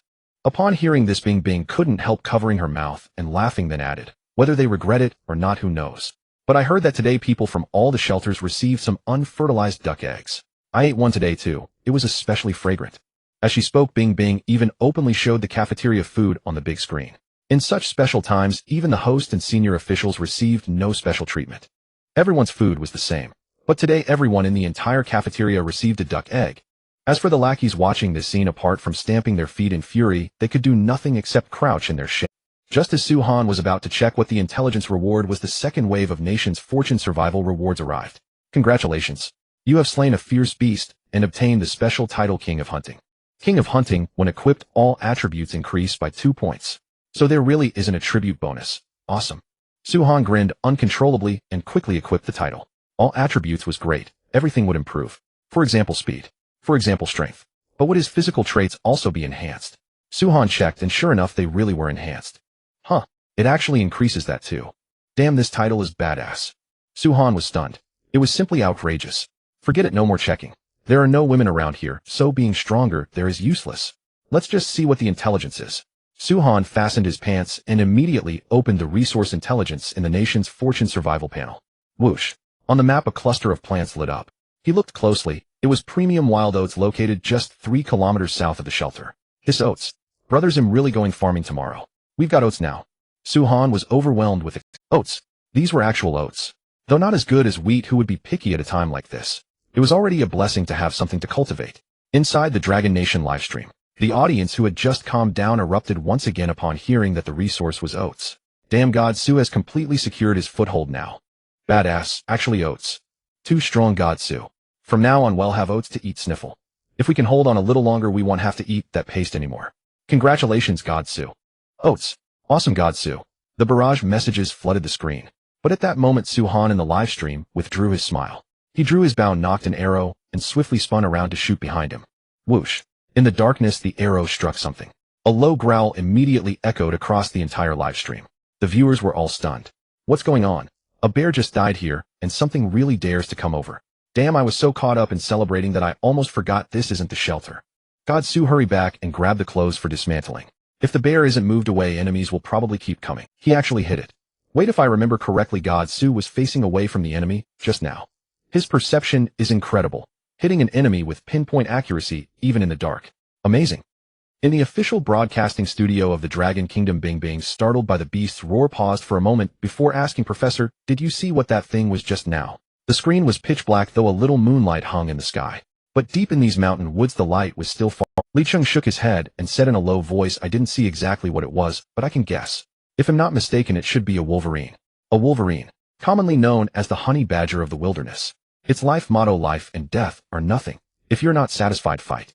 Whenever a wolverine sets its sights on prey, even if a tiger stands in its way, it will charge in and have a go. A wolverine. The image of the creature immediately surfaced in Bing Bing's mind. It was short and stocky. An adult wolverine was about the size of a medium dog, resembling a cross between a bear and a dog. Yet in reality, a wolverine's physique was no match for a wolf's. Despite its small frame, the wolverine's daredevil, gopher-broke temperament made other creatures uneasy. The Dragon Kingdom has a saying: the reckless fear the ruthless, and the ruthless fear those who have no regard for their own lives. The wolverine's specialty is betting its life against yours. Who can possibly outlast that? Roar. Inside the live stream, the intruder's voice rang out once more. Meanwhile, in the Manwang realm, when Su Han saw clearly that the creature attacking him was a wolverine, he decisively switched his weapon to the axe. Against a brute with thick hide and terrifying speed, a bow was the least useful weapon. He couldn't kite it, and he couldn't guarantee a one-hit kill. So it could only be close combat. The instant Su Han assumed his fighting stance, the wolverine lunged at him like a black shadow.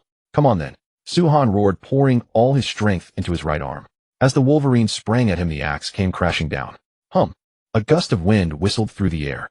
The axe hit the wolverine's neck with pinpoint accuracy and slammed it hard into the ground. Bang! Badly wounded, the wolverine splashed blood everywhere. It tried to struggle, but its limbs refused to obey. That single blow had severed its nervous system with the sharp axe, leaving it completely paralyzed. One-hit kill. The entire livestream went silent. From the ambush to the counterattack to the kill, less than 5 seconds had passed. To be precise, 36 seconds.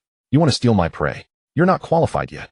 Su Han gave a cold snort, pulled out the axe, and casually chopped off the wolverine's head. As expected, that added another 40 points. After killing the wolverine, Su Han realized he couldn't stay here long. He had to move the bear back to camp as soon as possible. So he stood up, found his shirt, and decided to carry the wolverine back first. He did have night vision after all. But if some other beast came by and stole the meat while he was transporting it, that would be truly annoying. Thus the first thing to do was start a fire. Su Han carried the wolverine back to the shelter, threw it on the ground, then grabbed a torch and headed back. Fortunately, he didn't run into a second honey badger the whole way. Once the fire was burning, the butchering began. The first step was skinning, the most time-consuming task.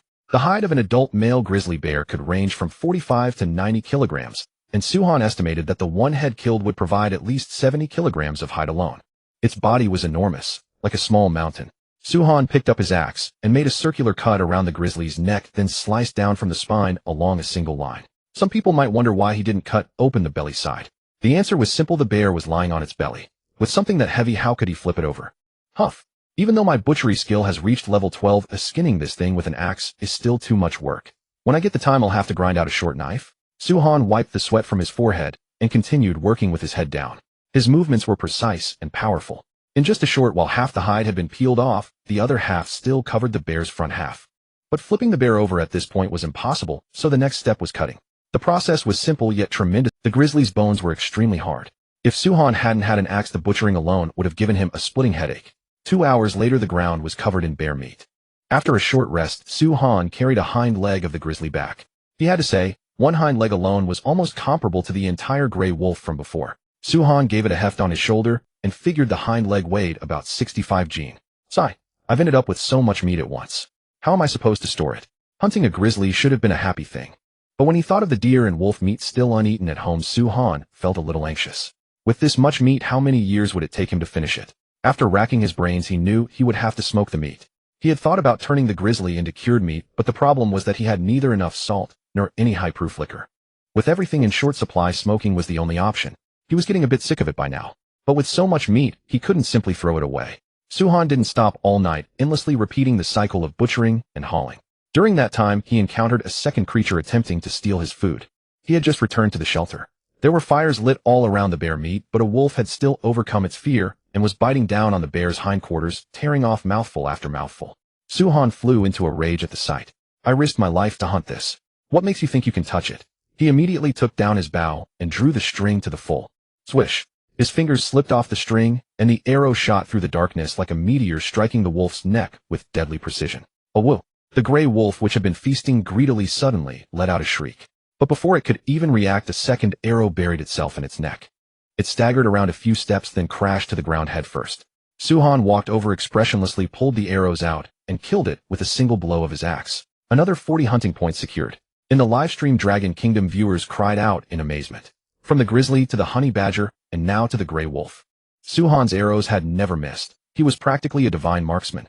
Damn, are points really this? 2 arrows, another 40 points in the bag.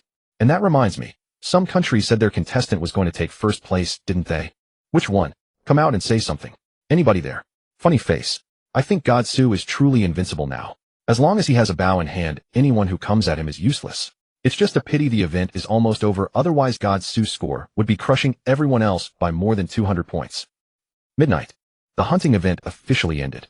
Suhan sat by the campfire planning to rest a while, before continuing to break the bear down. He had already transported half the bear meat back, only the belly and the hide were left. And at most 2 hours he would be able to rest. Just then the notification sound for National Fortune Survival rang. Notification: this week's hunting event has now come to an end. The hunting champion is Dragon Kingdom contestant Suhan with 256 hunting points. Please join us in congratulating the champion. Special notice: during this hunting event, certain contestants deliberately gave up and threw the competition. They and their countries will be punished accordingly. Notification: every male citizen of Kimchi Country, Lychee count 1. Notification: every male citizen of Cherry Blossom Country, penis size 3 centimeters. Notification: every citizen of Asan Country, intelligence 3 points. Notification: the conduct of all contestants from Watch Country is especially egregious. They will have an additional 5 national fortune points deducted, and they will lose their sense of smell and reproductive function until they turn in an outstanding performance next time, at which point the penalty will be lifted. Once those announcements came out, they immediately caused a worldwide uproar.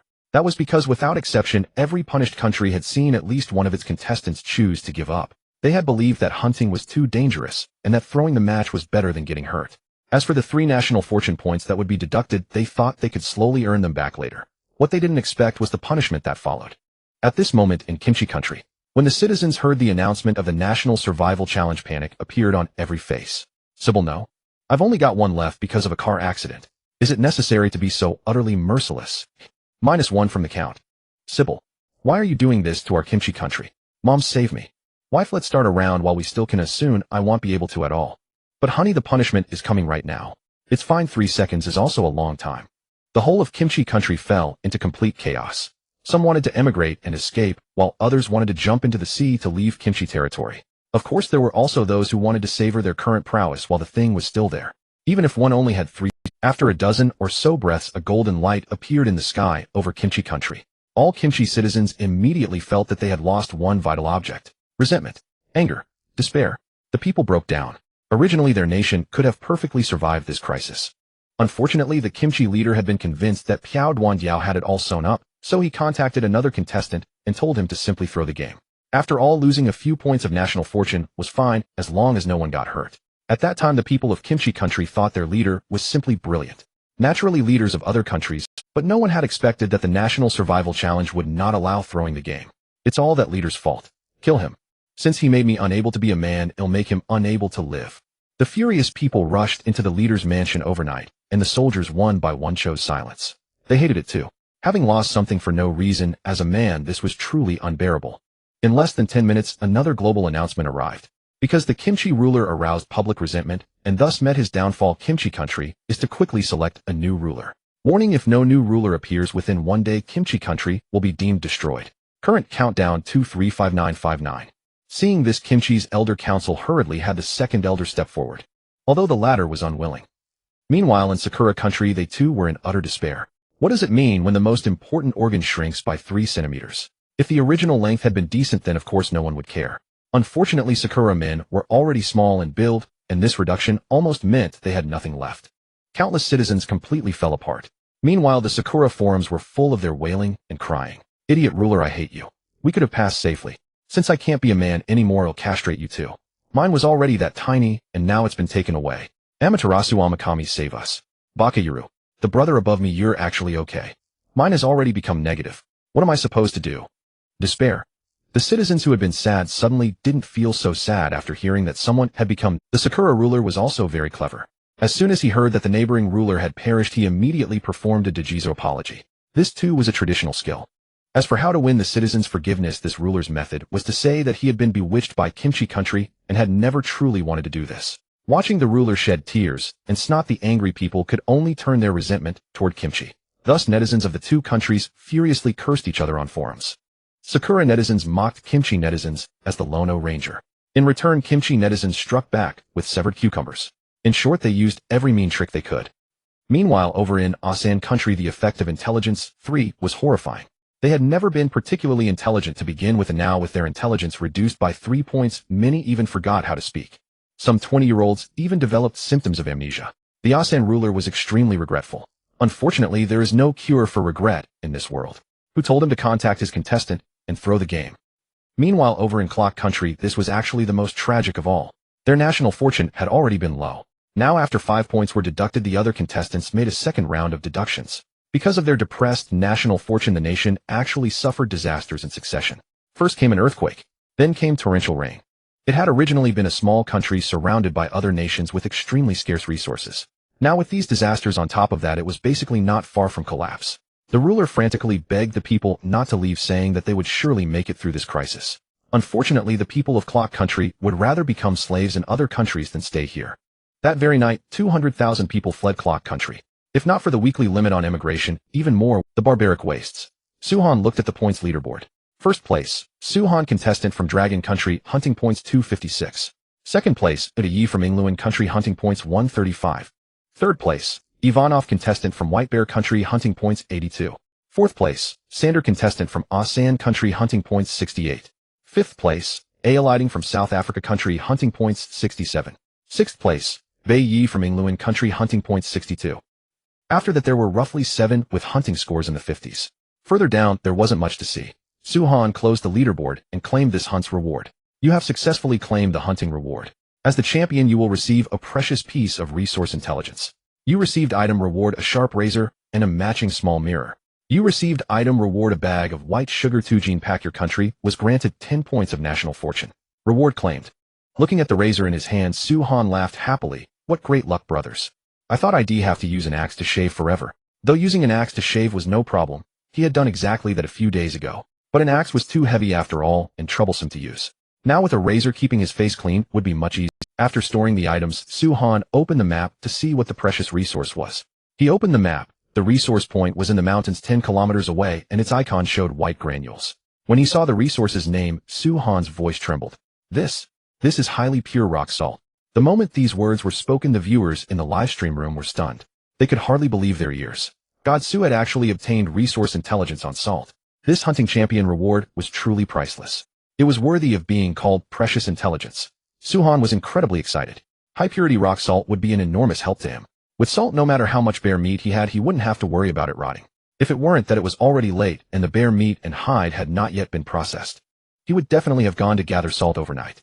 With salt, he could make pickled vegetables and all sorts of preserved goods. At the same time, he could also treat the meat better. Even though Suhan had been frugal with salt these past days, how could he endure such intense labor without it? The salt he had left was now less than half. Today's intelligence was nearly worth a fortune. However, I have to speed up. Tomorrow, I'll not only collect salt, but also tend the bear hide and smoke the bear meat. There's really no time left to delay. After calming down, Suhan immediately buried himself in work. Once he finished dismantling the last parts of the grizzly, he would still have to move them back. Dismantling the grizzly bear's abdomen took Suhan a full hour and a half. Aside from a small portion that could be discarded, most of its internal organs were not only edible, but rich in various nutrients. The bear's heart, for instance, was delicious and pleasantly chewy. The bear's liver was a natural treasure trove of vitamin A. The latter he planned to cure, turning it into a snack that could be preserved for a long time. As for the bear's kidneys, they could be sliced and fed to the pets at home. The bear's lungs, meanwhile, were packed with protein. In terms of texture, they were slightly soft, yet when sliced, they turned somewhat crispy. It would make a nice cold dish. Of course, if paired with a bit of chili, it would be even better. As for the bear's stomach and given the abundance of meat, it was really unnecessary to bring them back. First, processing them was a hassle. Any intestines required an elaborate procedure to completely rid them of that fecal smell. Second, all the feces inside had to be completely removed. With just these two issues, they weren't suitable for eating, because he simply didn't have that much time to deal with them. After mulling it over for a moment, Suhan decided to bring the bear intestines back anyway. Although he didn't have time to process them into food, turning the bear intestines into catgut or using them as bait for catching large fish was still a fine idea. As for the remaining organs, Su-han decisively chose to abandon them. At 3 in the morning, shouldering the heavy bearskin, Su-han finally returned to the shelter. That day had exhausted him. The moment he climbed onto the heated brick bed, he fell into a deep sleep. Under the bed, Era, catching the grisly smell on its master, cowered in the corner too frightened to come near. That scent was familiar to it, the smell of the one that had killed its parents. On the other hand, Dahue, after hesitating for a moment, bravely climbed onto the bed with the aid of the firewood pile. It came up to its master and sniffed with its nose. The thick, bloody smell was overwhelmingly pungent. Wine. Dahue immediately let out a frightened, low whimper. A few days ago it had been exactly like this. Its mother collapsed to the ground and then never moved again. Could it be that its master had also been attacked? Dahue hurriedly licked its master's face over and over. The tender look in its eyes made countless viewers' hearts ache. Though animals cannot speak, that doesn't mean they cannot express themselves. In fact, they too can feel sorrow, grief, and happiness. Inside the Dragon Kingdom's live stream room, Dahue may be a disobedient son, but you can tell it's truly worried about the almighty Su's safety. It's probably thinking of its dead parents. That day its mother fell before them and never got up again. I really like Dahue. Although it's usually very aloof, I never expected it to have this side. This is the bond of emotions. Su-han slept all the way until 10 in the morning. Slept really well. Get up, time to gather salt. Dahue, how did you get onto the bed? Su-han sat up and found Dahue lying beside him. When had it come over? Upon hearing Su-han's voice, Dahue excitedly stood up and affectionately rubbed its head against his hand. Su-han felt deeply puzzled. After all, that Dahue was usually so aloof. Why was it being so affectionate today? With this question in mind, he opened the pet taming interface. To his surprise, Dahue's progress bar had soared to 72. What happened? Just yesterday the taming progress had only been 40. Could it be that it knew he had avenged its parents? He opened the pet taming log, where Su-han could check various changes in his pets. Notification: your pet Dahue sensed a strong smell of blood on you and grew very worried about your safety. The taming progress has increased significantly. Notification: your pet Dahue thought of its deceased parents and was terrified that you too might leave it. The taming progress has increased significantly. So you were worried about me. Su-han's gaze softened and he subconsciously rubbed Dahue's head. In the past, Dahue hated this gesture the most, but today, instead of resisting, it even proactively rubbed its head against his hand. What a sunder a little thing. After a simple breakfast, Su-han grabbed his backpack and stepped out of the shelter. A gust of cold wind hit him, making him frown slightly. Today was overcast with a temperature of only 3 degrees Celsius. In fact, the temperature had already dropped last night, but Su-han had been busy and naturally hadn't noticed. Still, the temperature drop was actually good for him. If the weather remained persistently warm, even if it was only in the teens, that bear meat would easily spoil. Seems like heaven is helping me. Su-han tightened his collar and quickened his pace while his mind was occupied with thoughts of rock salt. Once he brought back the salt, he would have to make pickled vegetables right away. That would require firing pottery. When the time came, he could fire more than enough. Not to mention pots, bowls, and utensils, but he definitely had to make a big vat. With that in mind, the brick kiln couldn't be small, but had to be a bit larger. Otherwise, objects like the water vat wouldn't fit inside. The 10-kilometer journey was very short. Thanks to his level 30 hiking skill, Su-han reached his destination in just 45 minutes. He opened his map and took a look. The rock salt was deep inside the cave ahead. To be safe, Su-han pulled out his axe.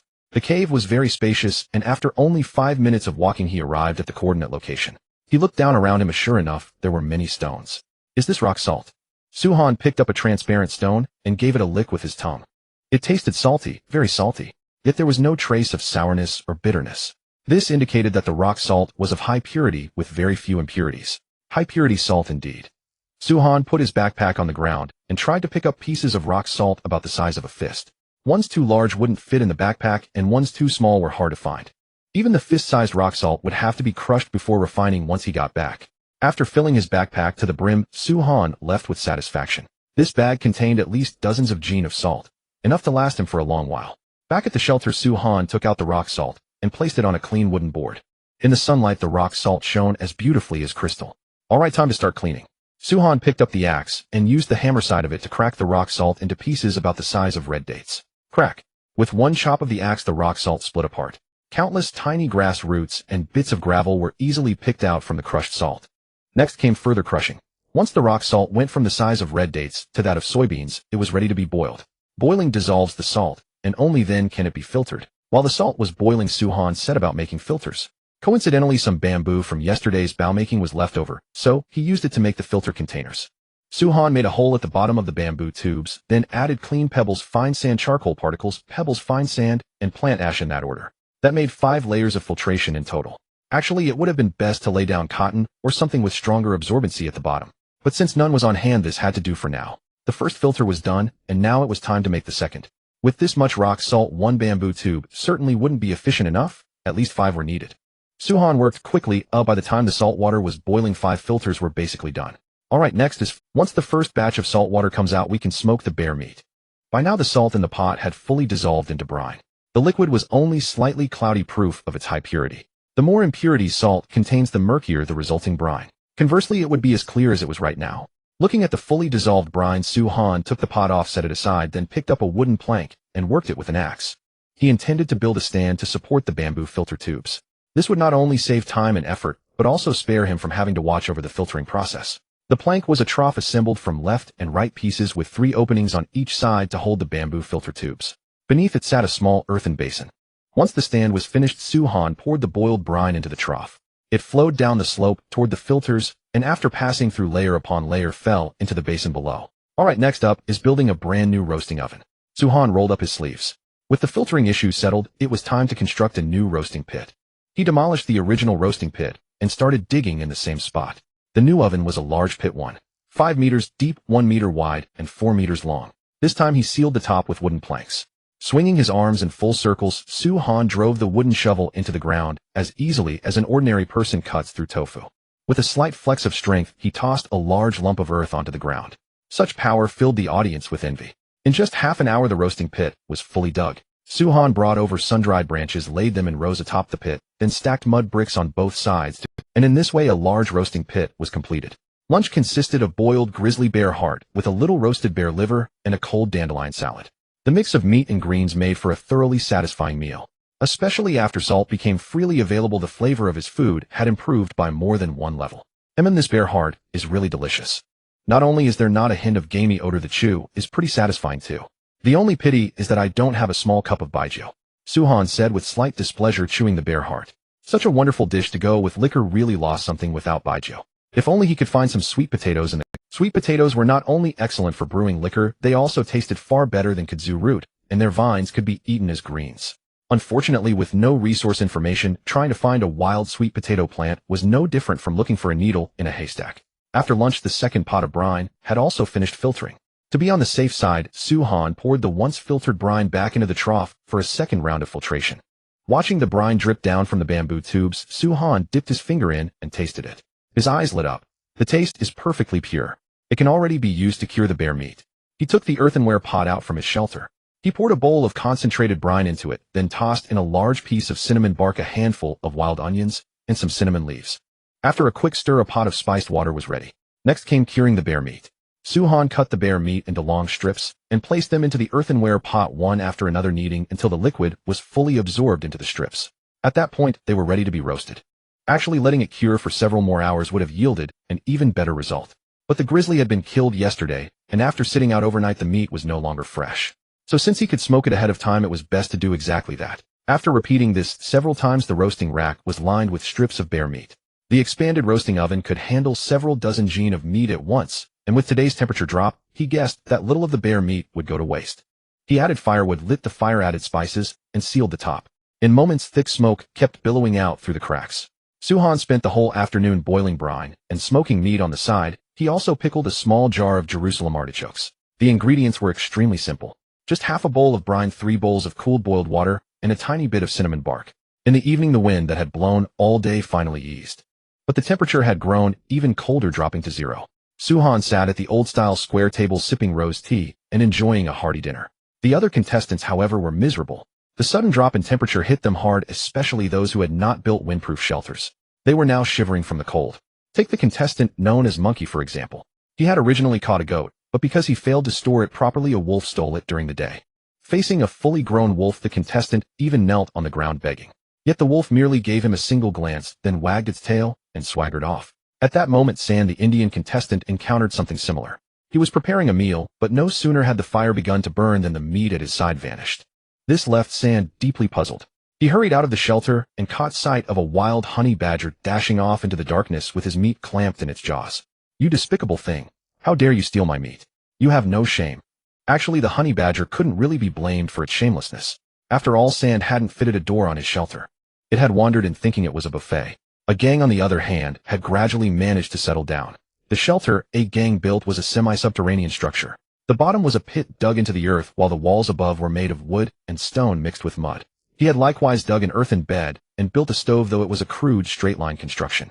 Though it couldn't compare to Su-han's luxury villa, being able to stabilize was already quite an achievement for him.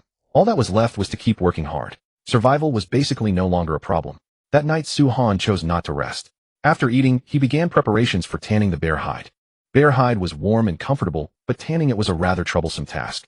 The hide was heavy and enormous, weighing a full 140 g on its own, so ordinary methods simply couldn't be used. Fortunately, during the meal, just now, Su-han had thought of another method. That was to hang the bear hide from a tree. This way, once he smeared the boiled bear oil over it, he could not only coat it thoroughly, but also knead, rub, and stretch. Su-han shouldered the bear hide and climbed the tree, then crossed the four-leg openings and tied them into a knot. He gave it a hard flick. Whoosh! The entire hide spread open in the air. Perfect. Su-han snapped his fingers, jumped down from the tree, and carried over the already boiled bear brains and fat to begin tanning. In fact, tanning a bear hide wasn't all that different from tanning a wolf hide. It was just that the brains were a bit ranker and the hide a bit larger. The entire tanning process lasted 2 hours before it was finally complete. Returning to the shelter, Su-han wearily took off his coat, only for a wave of pungent stench to hit him, nearly knocking him unconscious. Looking closely, he saw that the coat was already stained with grease and bear blood. No wonder it smelled so rank and foul. Ugh, so disgusting. Looks like I'll have to make some soap and wash it tomorrow. With a look of disgust, Su-han flung the coat far away. If he were to sleep under it, it would probably wake him with its stench in the middle of the night. As for why he hadn't noticed earlier in the day, it was naturally because the wind had been blowing outside. Still, he really should make it. Once he had soap, he could not only wash his clothes, but also use it for daily cleaning. In the morning, Su-han was awakened by the era. Opening his eyes, he saw the energetic little fellow holding a wooden stick in its mouth, performing a lion dance around. Glancing at the time, it was only 6 a.m. Su-han was furious and simply grabbed it, tossing it outside the door. What's wrong with you, Era? I barely get a day off. Can't you let me sleep a little longer? If you like playing so much, then go play outside to your heart's content. Snap!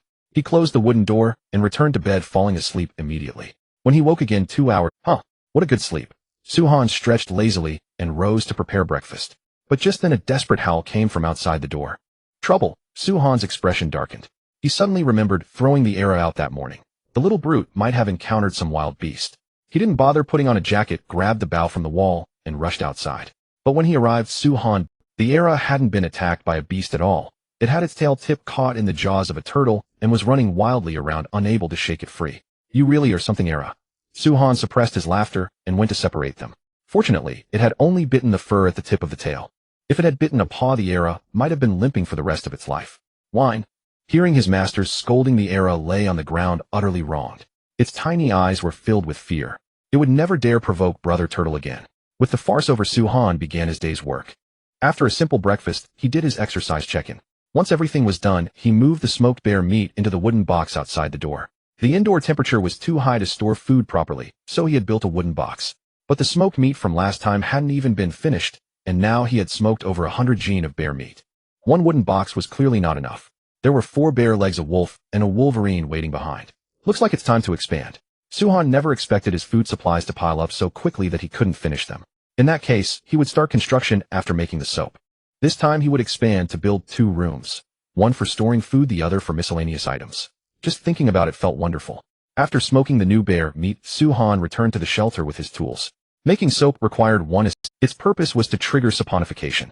Fortunately, the birch ash he had been using to heat his Kong hadn't been. Don't underestimate these ashes. They were the core ingredient for making lye. While softwood ash could also produce lye, its effectiveness was far inferior to birch ash. Birch ash was rich in potassium carbonate, a strong alkaline substance. It was simply the most suitable ingredient for making soap. Su-han carved a wooden ash rake and used it to scoop out all the ash from the stove. Then he brought over the wooden box he had made the previous evening. He drilled small holes in the bottom and covered them with reeds and dry grass. This prevented the birch ash from leaking out. Once the holes were sealed, he could fill it with birch ash.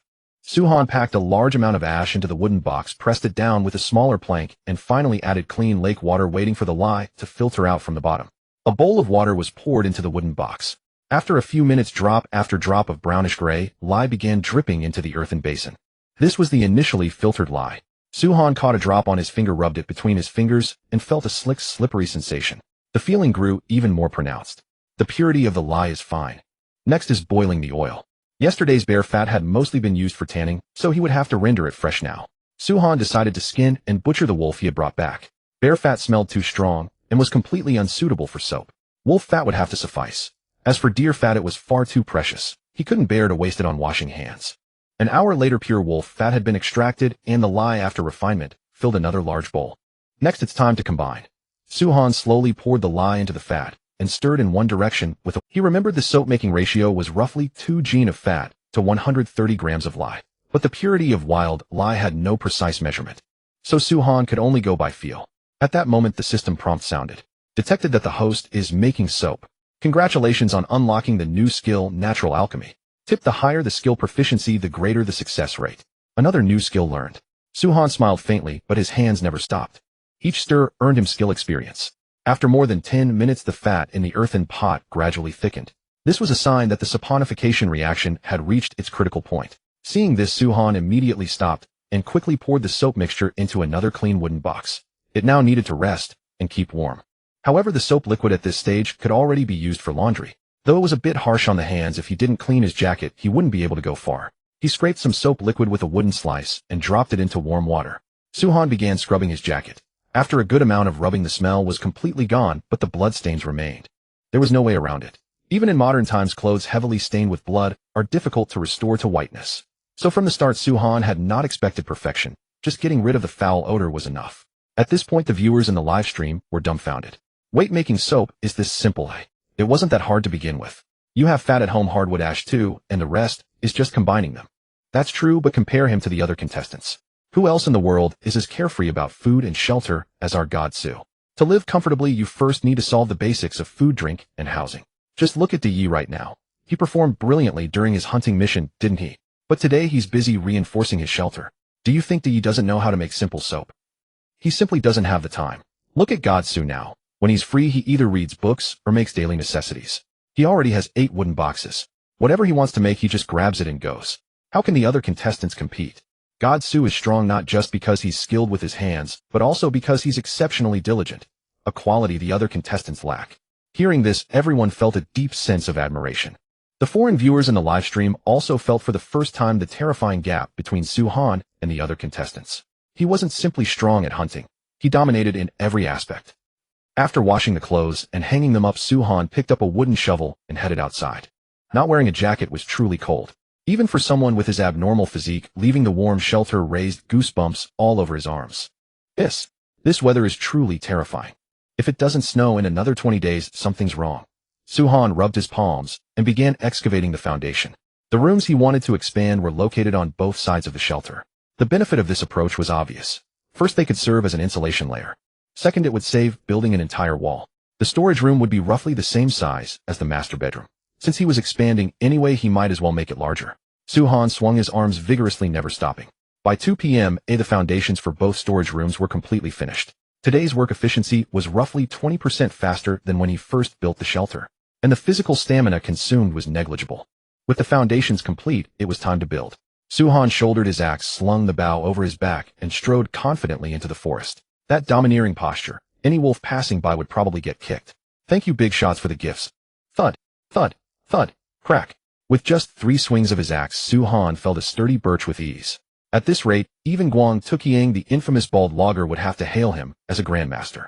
Meanwhile, the viewers in the live stream were already staring with their jaws hanging open. In only half an hour, Su-Han had cut down 40 birch trees in one go. What terrifying efficiency! Even a logging machine couldn't be that fast, right? Hiss! I feel like God Su has become even stronger than before. 40 trees. He doesn't even need to rest. His stamina is that of a pure wilderness tyrannosaurus. If he runs into a wolf again, I swear he'll kick it flying with one kick. Believe it or not. Kick it flying. Bro, how little do you think of God Su? I think he could kick a wolf to death in one strike. I think God Su is scarier than the war god from that show. While there's still a gap, at least God Su's mouth won't curl up. Inside the forest, Su-Han finally stopped to rest. Looking at the felled trees around him, a smile lifted the corners of his mouth. The newly comprehended focus skill is really powerful. Same kind of work, but efficiency went up by 30%. Before coming to cut wood, Su-Han had comprehended a special skill. The specialness of the focus skill was that it had prerequisite trigger conditions. Only after completing these conditions would one comprehend the skill. The trigger condition for the focus skill was after reaching level 20 or above in 5 passive skills, it would automatically be comprehended. Skill effect: when you devote yourself entirely to one task, you enter a state of focus. In the focus state, work efficiency increases by 30, and you gain an extra 1 point of skill experience. Current level LV1. Next level requires 200 skill experience points. Currently, the skills Su-Han had raised above level 20 were breathing, hiking, sleeping, night vision, and gathering. The only pity was that tanning the bear hide yesterday had not triggered it. If it had, so much time wouldn't have been wasted. Looking at his skill list, Su-Han couldn't help wondering about one thing. If 10 skills broke through to level 20 or higher, would there be another surprise waiting for him? After sitting down to rest for a while, Su-Han started busying himself again. After all, the sooner the storage shed was completed, the sooner the bear and wolf pelts could be hung up inside to dry. And with this batch of timber, he could craft more tools. Dusk was falling and a cold wind was blowing gently. On the 15th trip carrying wood back, Su-Han did not go out again.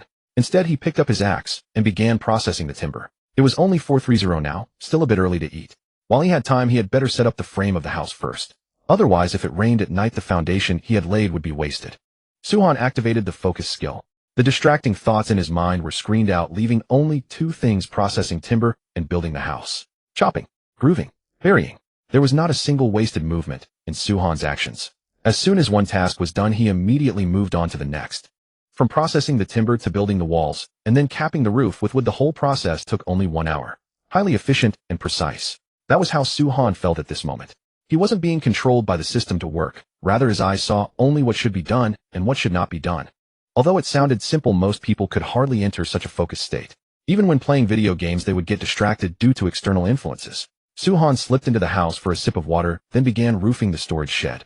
The layout was the same as the master bedroom, using the same method, so it wasn't much trouble. 7 o'clock in the evening. The temperature kept dropping, but Su-Han didn't seem to feel it at all as he continued building the house with blazing energy. Even the viewers were wondering whether he was actually a man of iron. The answer, of course, not. Only when the roof of the storage shed was finished did Su-Han snap out of the focus effect. Exhaustion, hunger, cold, muscle soreness. All kinds of sensations surged through him at once, nearly making Su-Han collapse to the ground. Hiss. So focus still has this kind of side effect. I was almost in real trouble. Su-Han said with a wry smile, steadying himself against the wall. This had been a lesson. He didn't dare do that again in the future. After all, too much focus was too likely to cause trouble. So he decided that from now on, even focusing on work had to be done by time and stage. He had to completely eliminate today's kind of extreme focus. Su-Han held the wall and slowly moved his body into the master bedroom. He was extremely careful going down the steps, afraid that a moment of carelessness would make him fall. By the time he reached the ground, his body gradually felt a little better. Only then did Su-Han walk over to the bed and rest. He nibbled on dried venison and sipped tea. As for moving things, he would wait until he had fully recovered. There was even still time tomorrow. During his rest, Su-Han wasn't idle either. He was thinking about tomorrow. Today was supposed to be a day of rest, but in the end, he had been busy all day. So tomorrow he absolutely had to relax. How about going to the pond and releasing some fish tomorrow? Counting the time, 3 days have passed. The water in the pond should be clear by now. I have quite a few fish stored in the fish basket. It's settled then. Su-Han rested in bed for half an hour, then massaged himself with his hands for another half hour. As expected, he learned the new skill massage. Skill effect: the higher the skills level, the stronger the relaxation effect of the massage. If one understands the human body, the effect becomes even stronger. Come to think of it, I don't know the first thing about massage. But if I have time in the evenings later, I should get in touch with the tactical department and have them ask professionals to teach me some practical skills. For example, professional massage can help the body relax more. Traditional Chinese medicine can treat me when I'm sick. And martial arts can make me stronger in combat. Although Su-Han had the system, he was still not omnipotent. There were also things he couldn't do.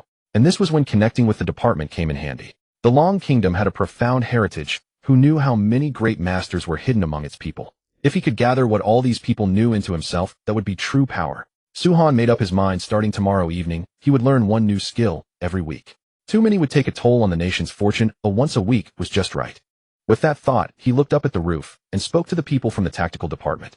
Is any official from the Long Kingdom there? Tomorrow evening, I want to learn a martial art. Please arrange someone to connect with me then. Meanwhile, at the Long Kingdom's tactical research office, the staff member on watch immediately relayed Su-Han's request to the chief. He wants to learn martial arts. But at his age, can he really manage it? The Long Kingdom leader said in astonishment. At that moment, the white-haired old man beside him laughed. Age is not the problem. Besides, he has taken the gallbladder of a 5 lives flower snake. In ancient times, a thing like that would be a heavenly treasure. Besides, this child learns everything quickly. Maybe he'll grasp it in no time. In my opinion, let's just let him have his way. Then consultant by who do you think should be sent to teach Mr. Xue? The Long Kingdom leader asked respectfully. The martial arts of the Long Kingdom were vast and profound with schools and weapons as numerous as stars. Which martial art was suitable for Su Han was a question worth pondering. Consultant by thought for a moment. What do you think of the Thunderbolt Palm? This martial art trains both internal and external strength. By circulating qi, it can make one's fists as hard as steel, practical and easy to learn. Thunderbolt Palm. That's indeed a fine martial art. Then we will follow your advice, consultant by. A howling gale raged outside the door with fallen leaves and sand periodically battering the roof, producing a rasping sound. Could it be going to rain again tonight? Su Han set down the axe in his hand, a flicker of confusion crossing his eyes. He had originally planned to do some handiwork today and then rest. But if rain was coming, no matter how exhausted he was, he would have to move everything outside into the storage room. Forget it'll go out and take a look. The wind outside did not cease for even a moment. Su Han took down his dry jacket and opened the door of his shelter. Whoosh! A biting cold wind swept across his face, splattering icy droplets against his skin. It was actually raining. Su Han frowned, braving the wind, to begin moving supplies. There was the smoked bear meat, the skinned wolf, and the striped hyena that had not yet been processed. Finally, there were some dried kudzu root slices. After finishing everything, Su Han hurried back into the warmth of the main room. This dreadful weather was far too cold. Glancing at the system panel, the temperature had already plummeted to -2 degrees. It's already below freezing. This Manhuang realm is truly absurd. Su Han returned to the stove and vigorously rubbed his hands together. If things continued on this trajectory, he would likely need to keep the heated Kong burning around the clock to maintain the temperature inside the shelter. But that meant he would need to find time to produce more charcoal. Compared to firewood, charcoal burned far longer, and crucially, it did not take up much space. The next day, bright sunlight and fresh crisp air. Su Han completed his daily check-in early and headed to the lake to retrieve his fish traps. Starting today, he would begin fish farming. The mere thought of it filled him with excitement. Both fish traps were abundantly filled, so much so that carrying one by hand was somewhat of a struggle. Su Han carried the traps, climbed over the earthen ridge, and arrived at the pond. The once murky water was now crystal clear, revealing the sandy bottom, and even allowing him to see his own reflection if he squatted down. Impressive. Su Han praised, then tipped the fish from the traps onto the ground. The fish immediately began leaping and thrashing about, their vitality evident. Su Han tossed the vigorous fish into the pond while the sluggish and dead ones were set aside. Lake shrimp, Persian carp, zander, tilapia. As more and more fish flooded into the pond, the once desolate water gradually came alive. They grew somewhat agitated at first, but once they adjusted, they began exploring this brand new homeland. The first trap yielded approximately 5 gene of fish. Next came the second fish trap. The species inside were no different from the first. After emptying both traps, Su Han returned to the lakeshore and waded into the water to gather aquatic plants needed for the fish pond. With the knowledge from his encyclopedia, he could easily select a batch of hardy aquatic plants that the fish would favor. The first was ice lanternweed. It not only produced abundant oxygen and absorbed harmful algae in the water, but also purified the water quality. The appearance of this plant somewhat resembled a lantern blooming underwater, which is how it earned its name. Ice lanternweed. Moreover, ice lanternweed was remarkably cold-resistant, capable of surviving tenaciously even at -30 degrees. It was truly the champion of wilderness hardiness. The second type was moonlight duckweed. A floating plant, it served as the primary food source for the fish in this lake. Its reproduction speed was astonishingly fast, especially under moonlight, when it could spread across a large area overnight. As for the other aquatic plants, Su Han did not transplant too many. One must not bite off more than one can chew. Once this first batch of plants had adapted to the environment, he could proceed with the second round of transplantation. Furthermore, his fish pond was not particularly large, and 4 types of aquatic plants were more than sufficient. When Su Han transplanted the 2 kinds of plants into the pond, the system's notification suddenly sounded. Ding! Detected that the host is currently raising fish. Congratulations on learning the new skill, fish pond farming, and the fish pond farming interface has been unlocked. Tip: the higher the skill proficiency, the healthier the fish you raise will be, and they will reproduce more easily. After reaching level 10, your raised fish will gain a special accelerated growth effect. Tip: farming skill experience is calculated by days. The current skill level is LV1A, and 30 points of farming experience are needed to reach the next level. Wait, accelerated growth. It has this kind of effect as well.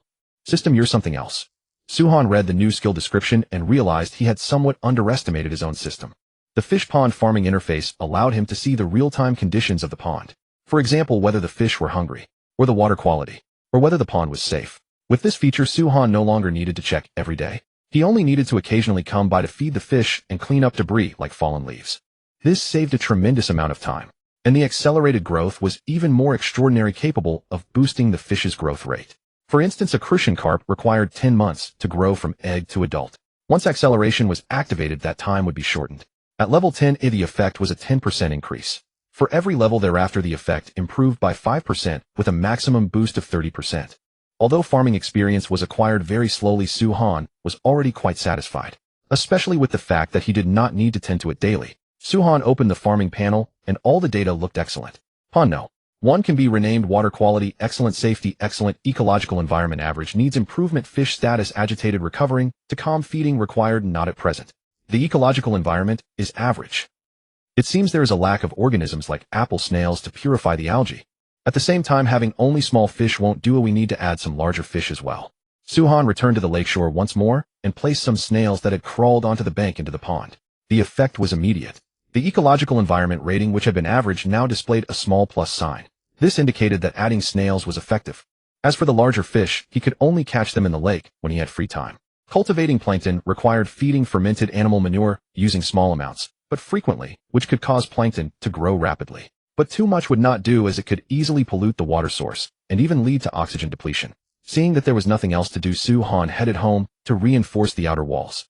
The rain the previous night had not been heavy and lasted only a short time, but in the morning he still discovered a few leaks. They were minor, but reinforcement was still necessary. Otherwise, if another rainstorm came tonight, his smoked meat would get wet and develop mold, resulting in a devastating loss. In the morning, Su Han reinforced the walls with mud, and in the afternoon, he slaughtered the striped hyena and tanned the hide. He even found time to dig pits and produce charcoal. Compared to the intense workload from yesterday, by 3 in the afternoon, Su Han already found himself with nothing to do. This made him feel somewhat uneasy. Why not, while I have free time, try connecting?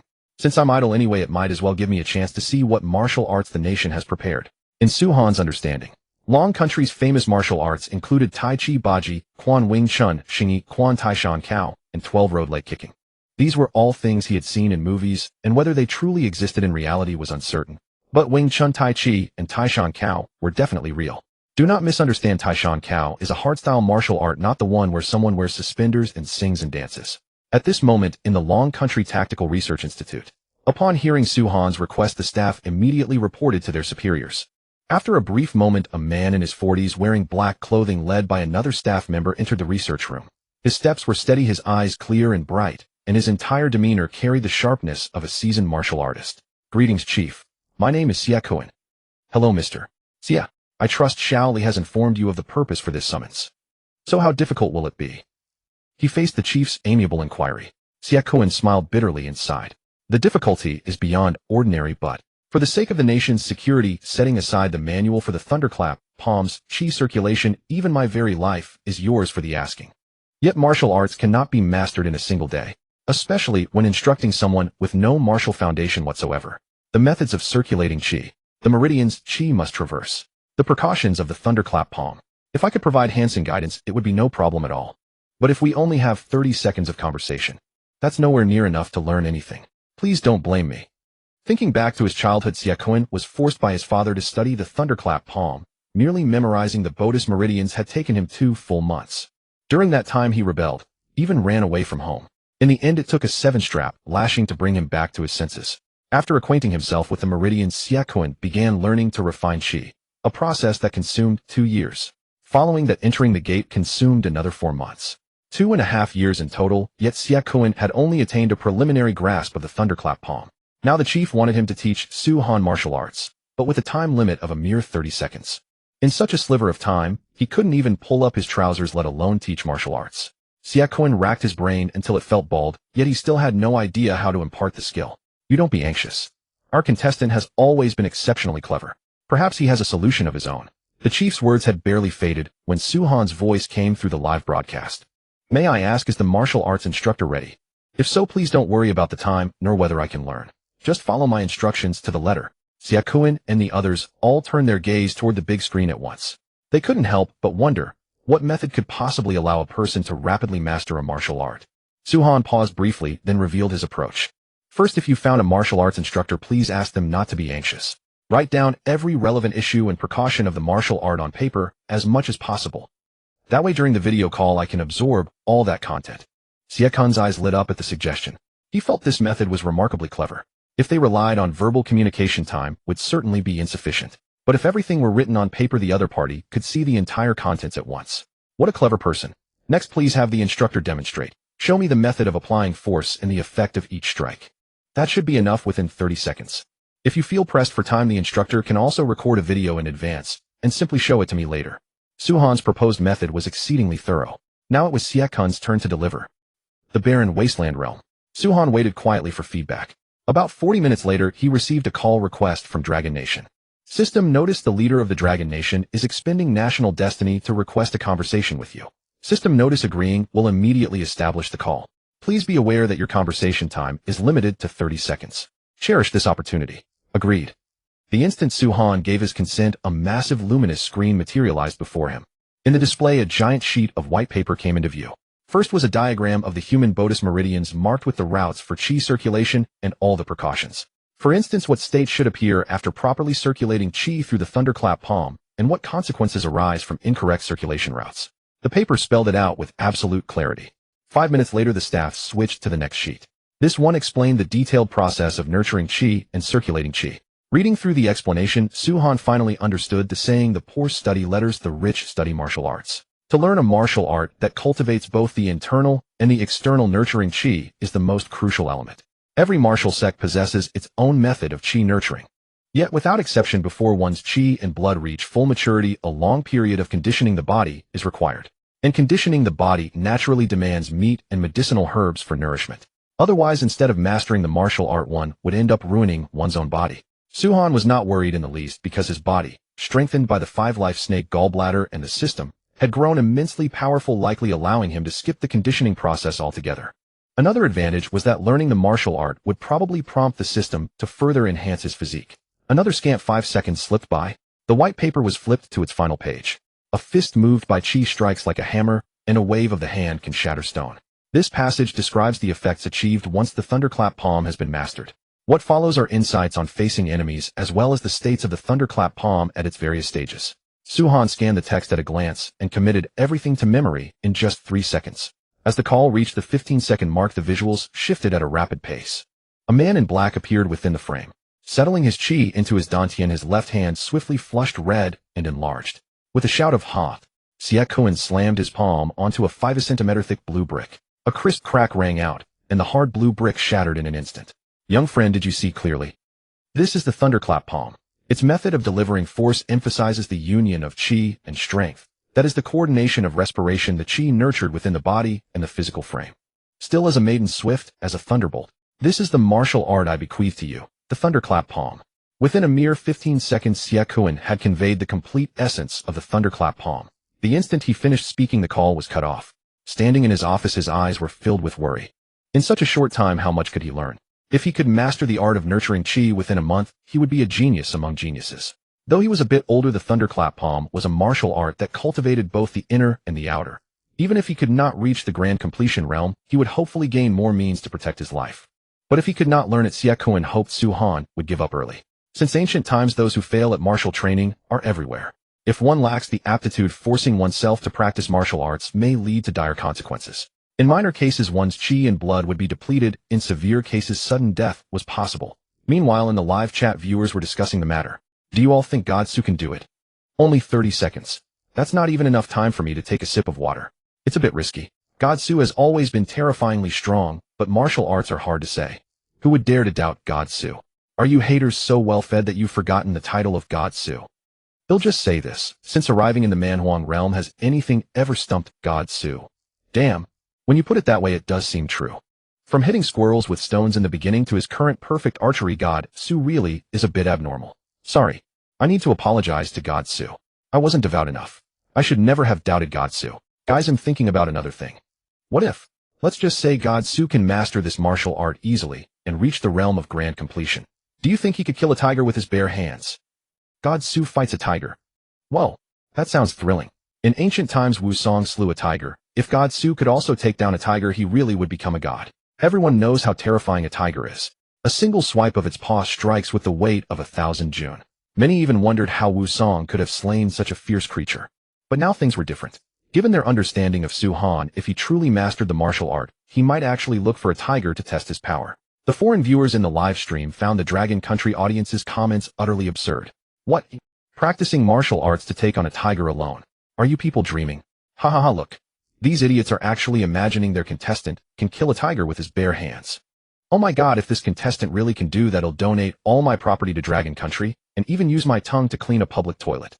I admit that Dragon Country kid is strong, but challenging a tiger TSK is simply too naive. He'll raise the stakes. I bet the Dragon Country contestant won't dare to do it.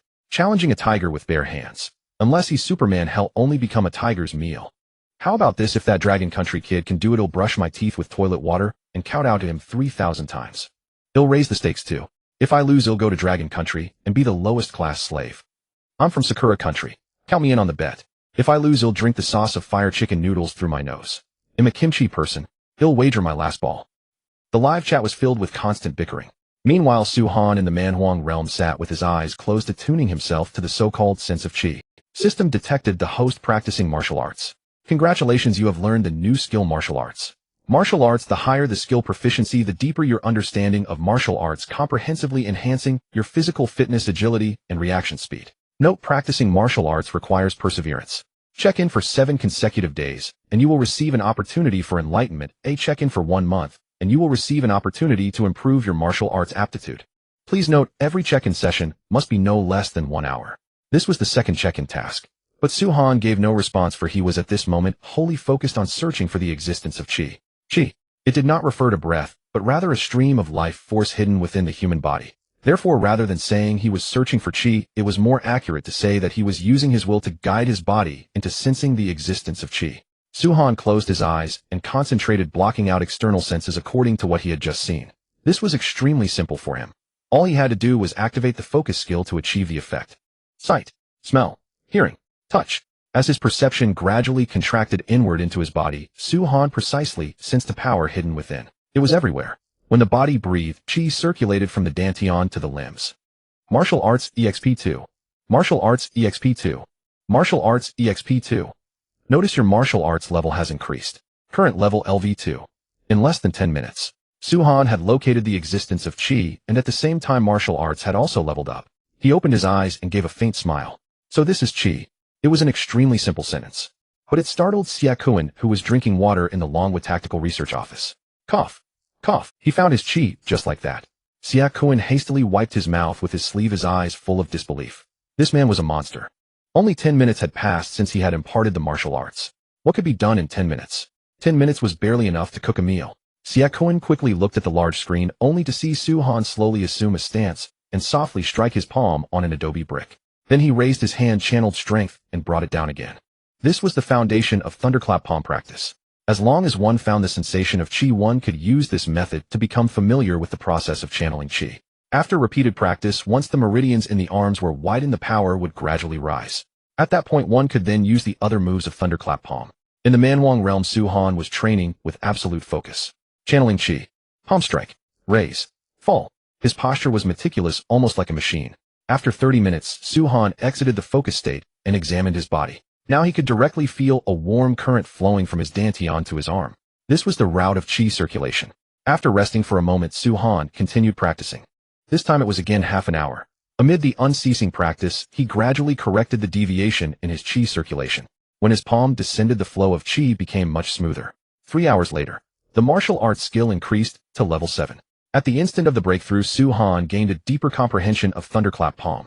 He sank his chi into his dantian, and a vast surge of chi rapidly flooded into his palm. His originally fair fingers swelled up gradually under the blessing of chi. A palm strike came down. The adobe brick shattered instantly. At this moment, the entire live stream was dead silent. Within just a few hours of practice, Su-Han had managed to shatter an adobe brick with his bare hand. If he were allowed to keep training, wouldn't he soon be able to shatter a beast's skull with a single palm strike? Moments later, the live chat erupted. Damn, Godsu, you really mastered it. My God, I'm stunned. If I hadn't watched Godsu practicing step by step, I'd have thought he was a martial arts master. That palm strike was way too damn strong. To be honest, I also secretly practiced thunderclap palms method, but even now I still don't understand what chi sensation is. Someone from Master Siekun School just answered a normal person needs half a year to sense chi and 3 years to achieve basic mastery. And then Godsu took only a few hours to cover a path others need years to walk. Isn't that a little too monstrous? Wait, is the brother who wanted to clean the toilet with his tongue still here? Right, and what about the guy who bet his balls? Come out. I'll bet 2 of mine against yours. Whoever chickens out today is a coward. Meanwhile, in the Longwood Tactical Research Office, Xiaocoin was so shocked that his jaw nearly hit the floor. What had he seen? In just a few hours this man could already shatter a brick with his palm. The problem was that it wasn't brute force, it was inner strength. Looking at the shattered adobe brick, Su-Han finally revealed a satisfied smile. Not bad. Let's call it a day. Although he still wanted to continue training, his body was starving. If he wanted to train, he had to eat and drink his fill first. This dinner was the biggest Su-Han had ever eaten.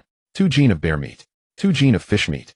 A full 4 gene of meat went into his stomach, and yet he still felt it wasn't enough. TSK. Training martial arts really consumes food. 4 gene of meat barely filled me up. I shudder to think how many plain carbs I'd need. Meat was filling, and he could still put away 4 gene. If it were steamed buns, the number would probably be horrifying.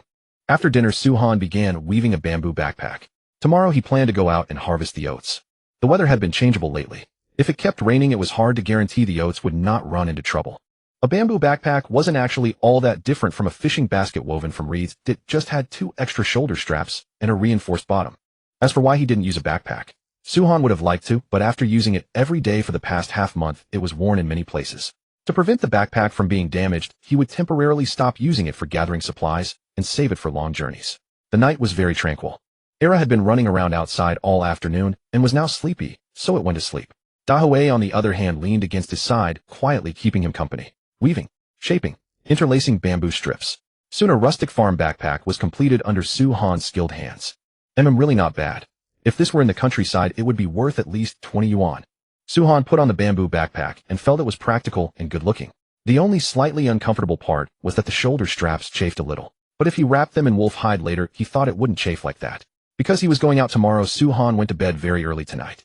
The next day at dawn, dense fog filled the air. Su-Han got up early. He washed up, ate, warmed up, practiced martial arts. By the time the check-in finished, the sky was completely bright. Su-Han shouldered the bamboo backpack and prepared to head out with supplies, but unexpectedly Dahui and Era were following at his feet. You 2 want to come with me? Fine, then it's time I took you out for a walk. Ever since they had followed him, these 2 wolf pups had eaten well at every meal, and their bodies had grown quite a bit. Rather than staying in the shelter and wrecking the place, it was better to bring them out to see the world. After all, Su-Han was counting on them to catch wild rabbits and give him an occasional delicious treat. Crossing the earthen slope, Su-Han made a beeline for the fish pond. Compared with yesterday's bustle, the pond was especially tranquil today. The fish had long since become thoroughly accustomed to the place. Seeing that there was no problem, Su-Han continued on his way. Along the road, Era completely let loose. It ran to and fro with a stick in its mouth one moment, then chased after butterflies the next, delighted as a child. Dahui, on the other hand, stayed behind his master the entire way, scanning the surroundings with wary eyes, looking for all the world like a bodyguard. Su-Han did not interfere too much with his 2 pets, only yelling once in a while when Era failed to keep up. Walking along a thicket covered in red rose hips caught his eye. What a lucky start. In less than 10 minutes after leaving, he had already found useful supplies. Su-Han adored rose hips. Brewing them into tea was simply unrivaled. Now he was thoroughly hooked, craving a cup every evening before bed or while reading. At the same time, if rose hips were added to soap, the result would be a soap with a rose aroma. Su-Han planned to give it a try once he returned. The soap at home was usable, but the natural reek of wolf fat was somewhat off-putting. So apart from washing clothes, just as Su-Han was about to pick the hips, Dahui suddenly bit hold of his trouser leg. What's wrong? Grr. Dahui tugged at his pants, letting out a low warning growl. Su-Han immediately understood what it meant. There was likely danger in the thicket ahead. Since his own danger sense had not been triggered, whatever lurked in the bush meant him no harm. Seemed it was not an animal, but a reptile of some sort. Su-Han crouched down, calming Dahui's agitation, then took off his wooden spear and parted the bushes bit by bit. There he saw a green snake as thick as a coin slithering slowly inside, flicking its tongue. Its information immediately surfaced in his mind. The green bamboo snake, resembling a bamboo viper, was nevertheless a non-venomous snake. The green bamboo snake was very helpful to the natural environment. It not only enjoyed preying on all kinds of rodents, but also fed on harmful insects. Hence, as long as food was abundant, he would not kill such a snake. In the live stream, the fans burst into exclamations. Whoa, Dahui is only this small and already knows to warn God Su. What a good dog, no a good wolf. 666, I was just wondering why Dahui suddenly bit God Su's pant leg. So there was something ahead. This wolf is definitely not raised in vain. Dahui is so handsome. The importance of raising pets. After seeing the green bamboo snake off, Su-Han took a matchstick-sized strip of meat from his pocket, tossed it to Dahui, and praised, "Well done, keep it up next time." Looking at the shred of meat on the ground, Dahui's eyes lit up with delight, and it quickly gulped it down. It was venison, small in size but absolutely delicious. As for Era, it was still galloping about at the back, completely unaware of what had just happened. After harvesting all the rose hips from the thicket, Su-han continued on his way. Compared with the area near the lakeshore, the resources in the south were a little scarcer and no edible food was visible for the most part. He still managed to spot quite a few useful resources. For instance, lemon balm, a very famous plant that gives off a lemon fragrance. Not only can its leaves be brewed into tea, but they can also relieve stress and improve sleep. Meanwhile, if this herb is soaked in water, it can also produce a simplified version of floral water. Besides these, Su-han also found purple gromwell and golden oak plum. The former, when mashed into a paste, could rapidly close wounds. The latter was a fine remedy for reducing swelling and treating insect bites. Before he knew it, Su-han had reached his destination. It was a grassland full of oats, large stretches of golden oats interwoven with withered wild grass, making the harvest no easy task. Looks like I won't make it back by noon. Su-han shook his head helplessly, then shouldered his bamboo basket and set to work with his head down. Wild oats reached about 80 to 120 centimeters in height. Unlike human-cultivated varieties, in order to compete with weeds for water and nutrients, they usually shed seeds automatically when the seeds matured. Su-han was in luck. The wide temperature gap between day and night of late meant that most oats had not fallen from the heads. Out of every 10 spikes, one was still swollen with grain. He only picked ears that had not yet shed. For one thing, this was convenient and saved energy. No need to rummage through the weeds. For another, oats that shed easily were not suitable for artificial cultivation. The oats commonly consumed by humans are the result of countless generations of optimization. Not only are they resistant to cold and disease, but they also feature plump kernels and astonishing yields. Su-han did not come to pick these oats for food. He wanted to cultivate them himself. Once he selected superior seeds and planted them on a large scale, that would be the time to truly enjoy life. The weeds in the field were almost as numerous as the oats. Su-han worked unhurriedly, clearing away weeds while placing the oat ears into his basket. The foreign viewers in the live stream were deeply affected by what they saw. I finally understand why those non-humans can never become prosperous. As soon as they have a bit of food, they start goofing off. They deserve to be enslaved for a lifetime. From this contestant, I can see the fine qualities of a Dragon Kingdom citizen. A hard-working and diligent person like him deserves to live a good life. What the earlier comment said is right. Those Negroes are being lazy again, completely forgetting the misery of the rainy days a few days ago. Among all the contestants worldwide, this one alone has been working hard from the very beginning. He never complains about anything, just silently puts forth his best effort. This is the kind of person I appreciate. He is truly the light of humanity. At noon, Su-han found a patch of shade under a tree, put down his basket, and sat to rest. Dahue, who had been keeping close all along, also found a place to lie down. Wait, where was Era? Su-han froze. Where had that fellow run off to? It couldn't have gotten lost, could it? Era, come here. Cupping his hands around his mouth, he began to call the silly beast. Silly as Era was, he would still feel heartbroken if it were really lost. Rustle, rustle. A noise came from the grass in the distance. Su-han turned his head to look, then froze in slight surprise. Era was actually running out of the grass with a little rabbit in its mouth. Was this for real? My silly wolf actually knows how to hunt. Su-han was stunned. But Era dashed all the way over, set the little rabbit in front of him, and wagged its tail like crazy. This was plainly an attempt to claim credit. All right, your old man really misjudged you. Era, you do have some real skills. Su-han felt immensely gratified. Originally, he really had thought Era was just a silly idiot, yet it turned out to know how to hunt. Nice. Really nice. Su-han accepted the little rabbit, then rewarded Era with a piece of venison. After all, this was Era's very first hunt. The due reward absolutely could not be omitted. That way Era would form a good hunting habit. With the rest over, Su-han continued to work with his head down. Thanks to his tireless efforts, the oats in this field were finally all harvested before dark. Next, he needed to store the seeds properly and wait until the following spring to sow and cultivate them. By the time he returned to the shelter, darkness had fully blanketed the sky. Su-han set down his basket and kindled the fire in the stove. While warming up the meal, he began sorting the day's gathered supplies. Oat seeds did not need husking, but when planting, the shriveled and undersized grains had to be picked out. So Su-han placed all the oats into a wooden crate, leaving them to be dealt with in the spring. For the remaining supplies, medicine was grouped with medicine and drinks with drinks. In just a few minutes, everything in the basket was neatly categorized. Just then, the meat in the pot finished cooking. Su-han divided it into 3 portions, keeping the tender cuts for himself, while tossing the tougher parts to the husky and gray. During dinner, a thought suddenly struck him. Today was the weekend, which meant the weekly mission would refresh at midnight. Last week had been hunting. He wondered what this week would bring. But no matter the task, Su-han was determined to compete for the championship. No, not just this time. He wanted to win every week. In a wilderness where resources were scarce, intelligence rewards were simply too overpowered. Even mere herbal medicine intelligence would save him precious time searching. After all, no one could guarantee they would never fall ill.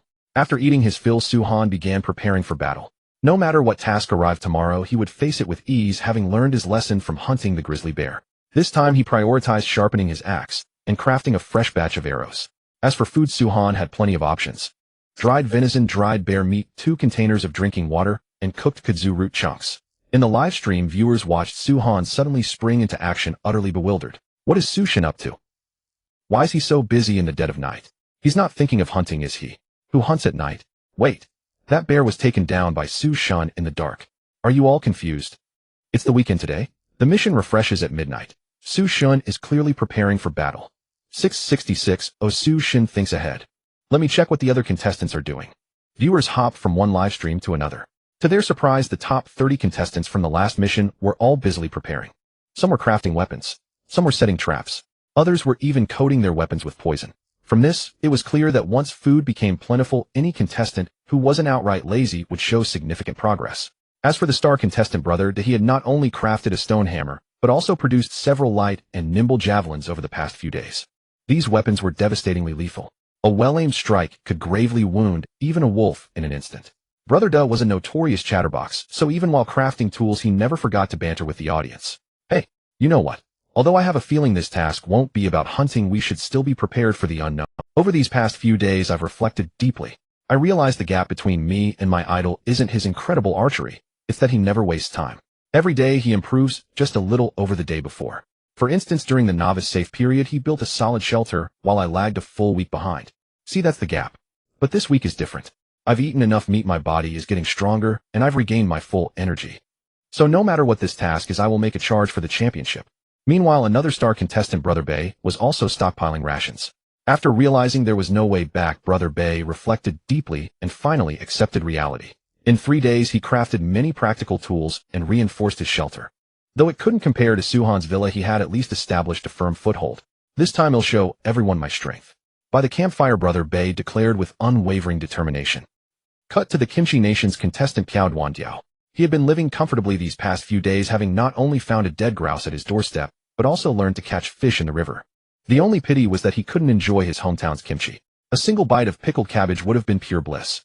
Little did Piao Duandiao realize, however, that tomorrow was the day a new mission would drop.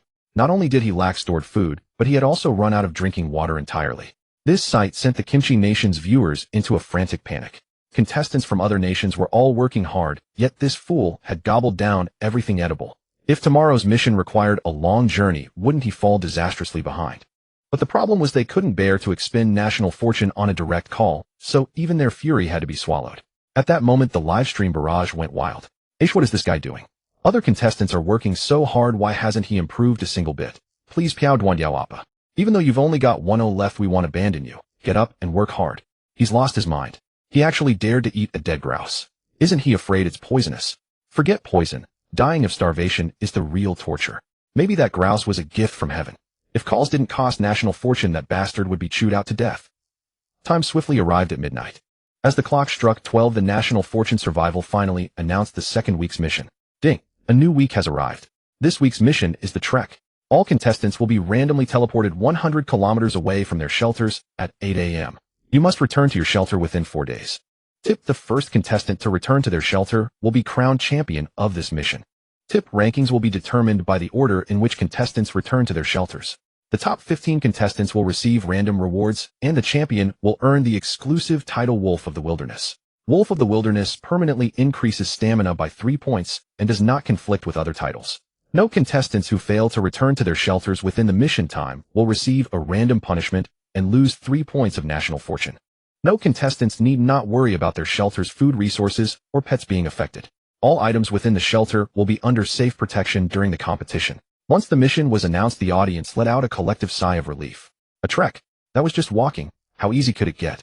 Walking 100 kilometers in 4 days was something nearly anyone without a physical disability could manage. But the major research institutes and the contestants themselves thought otherwise.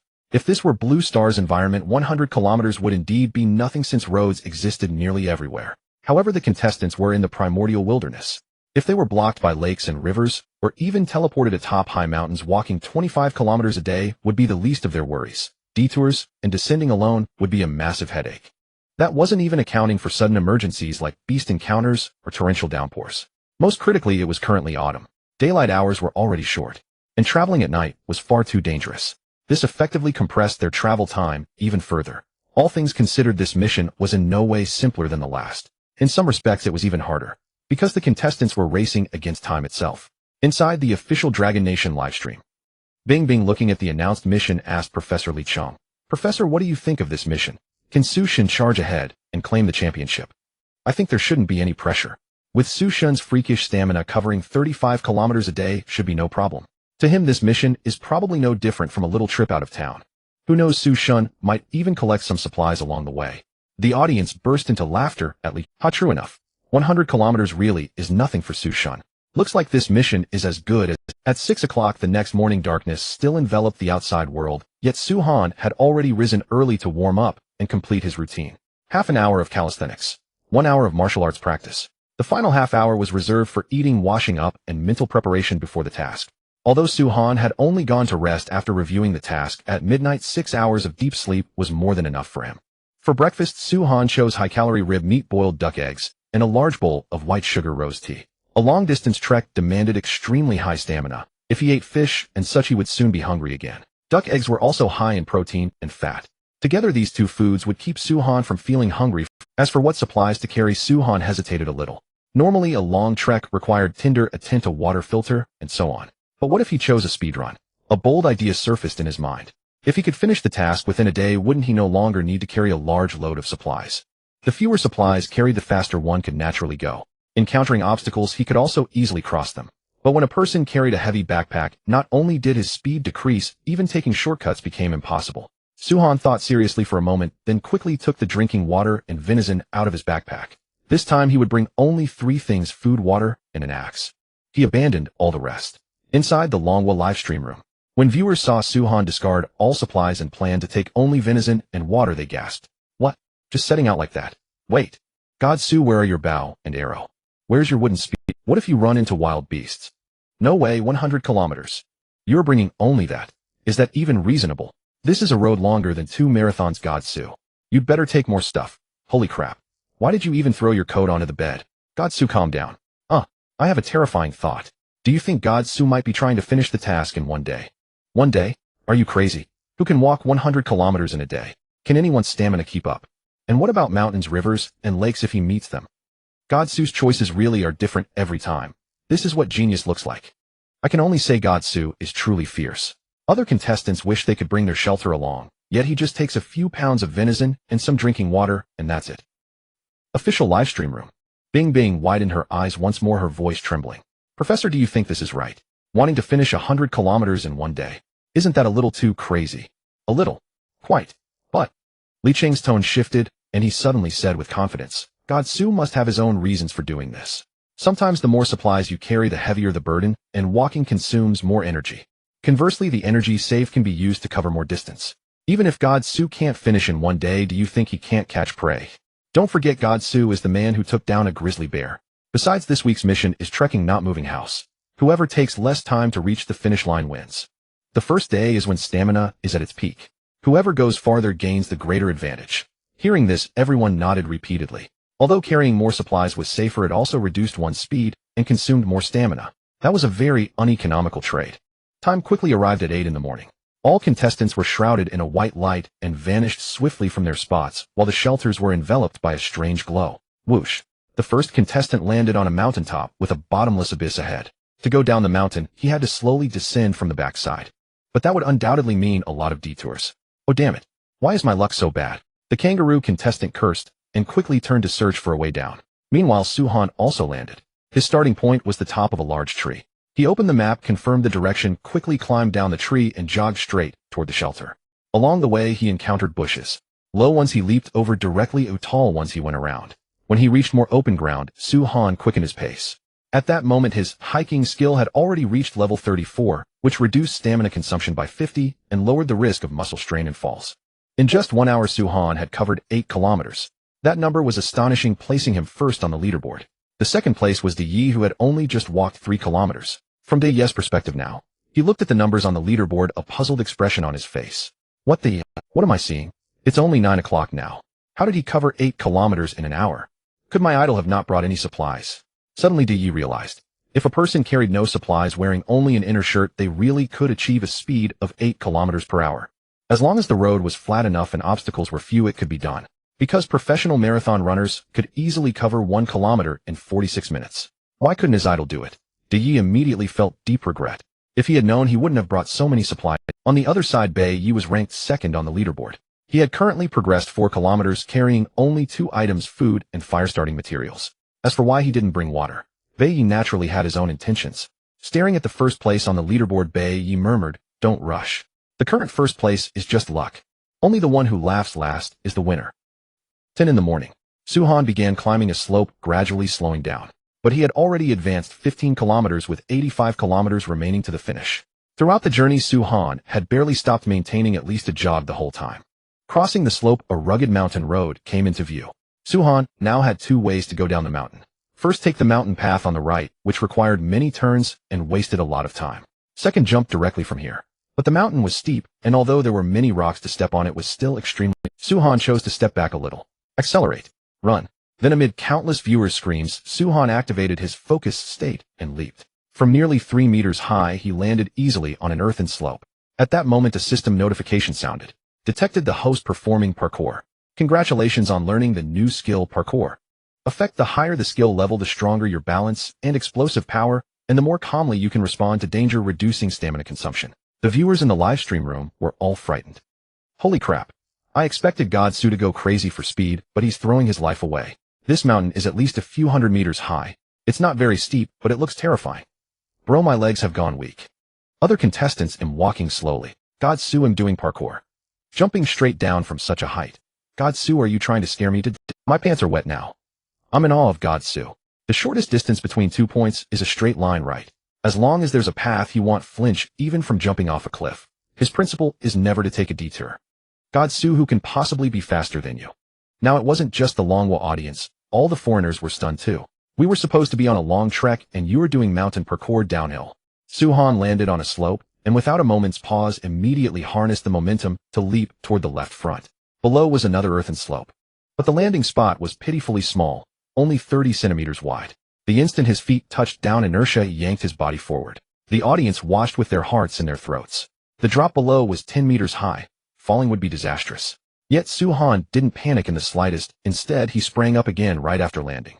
Smack! His hands firmly grabbed the tree trunk below. Though a branch scraped his body, he was large. Suhan steadied himself, took out his axe, and swiftly dropped from the tree. Ahead lay a 100-meter-long 45-degree slope covered with brambles and dense vegetation. This is a perfect chance to pick up speed. Suhan quickly memorized the position of every bramble patch, took a deep breath, and burst forward like an arrow. Leap. Turn left. Use the protruding rock to leap again. Suhan sprinted down the slope with not a single wasted movement the entire way. He was a swimming dragon. The audience was stunned. The slope was littered with obstacles, yet Suhan seemed to have X-ray vision, precisely avoiding them in advance, while maintaining his speed without the slightest drop. Every time I watch Godsu's livestream, my heart's about to leap out. Oxygen mask. Where's my oxygen mask? Get it up here. An oxygen mask won't help. What you need is heart pills. So thrilling. Those foreign parkour masters are nothing next to Godsu. This is real mountain speed descent. The 100-meter sprint was about to reach its end. Suhan immediately stopped running and switched into a sliding tackle. Shoo! He slid a full 10 meters before his body finally came to a stop. Standing at the edge of the slope, he looked down. This was another drop of over 10 meters, but there was no platform ahead, practically no way forward. Suhan immediately looked to the left. There was a winding mountain path that stretched far into the distance. Safe, but it would waste a lot of time.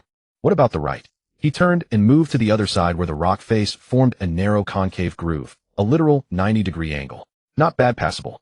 Suhan observed that the concave gap was about a meter wide, just enough for him to brace his hands on both sides and descend.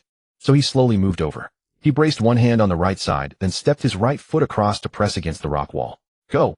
With a sharp bellow, the moment his body pressed close, his left hand and left foot immediately braced against the wall. Crack! Crack! Loose stones and soil slid down from both rock walls. The audience's hearts were nearly in their throats. But Suhan had already steadied himself and began a rapid descent. He moved quickly, though rocks occasionally crumbled along the way. He defused every situation with ease. 8 minutes. Suhan landed safely on a ledge. From here on, it was much easier. The ledges ahead were at most 2 meters high, so he only needed to accelerate and jump to easily get down the mountain. 10 minutes later, Suhan reached the foot of the mountain.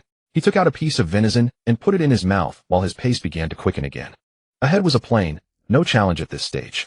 Over by Yi, however, trouble had struck. He too had just come down from the mountain, but the trail had been wiped out by a mudslide. Damn it, this road's blocked. Looks like heaven itself is against me. Yi scratched his head in frustration. If he went back up the mountain to change direction, it would undoubtedly cost him a great deal of time. But there was no way forward either.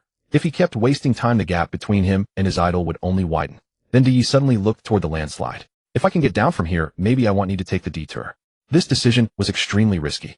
A single mistake could lead to irreparable consequences. But Yi felt he couldn't back down. For his family, for his country, he had to take a gamble. If he truly ran into danger, he would ask for help. Yi took a deep breath, hugged his pack, and jumped. The slope didn't collapse. He had bet correctly, but it was so steep that he simply couldn't stop. The moment he stopped, he would tumble down. Yi's heart pounded wildly. This was the craziest thing he had ever done. If he tripped over a rock or slipped, he would be finished. Fortunately, luck was on Yi's side. He didn't encounter any major danger during the high-speed descent. Only at the foot of the mountain did he accidentally fall and scrape his cheek. Yi rolled over, looked up at the sky, and wept with excitement. Oh my god, a moment ago, I really thought I was done for. But I won. If I'd taken the detour, I probably wouldn't have made it down the mountain even by tonight. So I can't rest. I have to keep going while the light lasts. Yi set off on his journey once more. Meanwhile, the kimchi contestant Piao Duandiao was facing a crisis.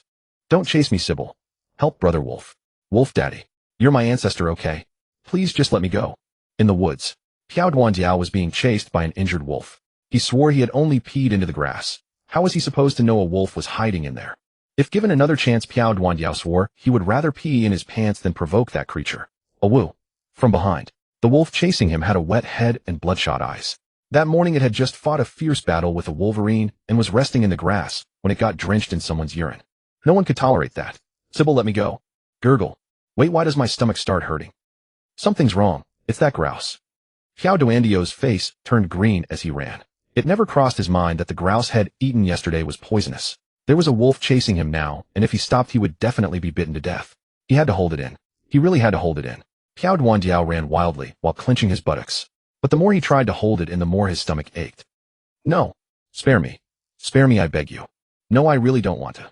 As Piao Duandiao was frantically praying, he suddenly slipped and fell flat on the ground. As luck would have it, at the same moment he fell, a branch snagged his pants and yanked them down. With a thud, Piao Duandiao lay face down on the ground. He knew he was done, for his mind went blank. The wolf would pounce, he was going to die. Awoo. The furious brother wolf saw the two-legged creature that had provoked him fall to the ground and let out an excited howl. But just then a stream of foul-smelling liquid sprayed right at him. At that moment, Brother Wolf was dumbfounded. What the heck is this? It was even more horrifying than a skunk spray. The intense stench tormented Brother Wolf, but the enemy was right in front of him. He couldn't retreat. Crunch. Though the liquid blurred his vision, Brother Wolf still bit his target. A scream from Piao Duandiao immediately rang out. Sybil, my precious balls. Brother Wolf didn't fare much better. The liquid burned his eyes painfully, so he turned and ran away at once. All the kimchi people were stunned into silence. Jaws agape. Was this a good thing or a bad thing? Because the grouse had been problematic, yet their contestant had successfully driven off Brother Wolf with a shitty fart. Although he was injured, it was definitely better than dying. But Piao Duandiao didn't see it that way, because his last ball was gone. My lychees. My lychees. Those were my last lychees. Piao Duandiao wept with a heart torn asunder. His eyes lost their luster, and his will to fight was completely gone. If he couldn't even be a man, what meaning was there left in living? The ruler of the Pickle Kingdom saw his contestant so dejected that he had no choice but to sacrifice 5 national fortune points to heal his injuries. Whoosh. A flash of light swept past. Piao Duandiao's stomach no longer hurt, and his lost eggs had returned. Live on, well, Mr. Piao. I hope you won't eat random things anymore. If you don't treat this survival game properly again, we will freeze all assets under your name and sentence your family to lower-class slavery.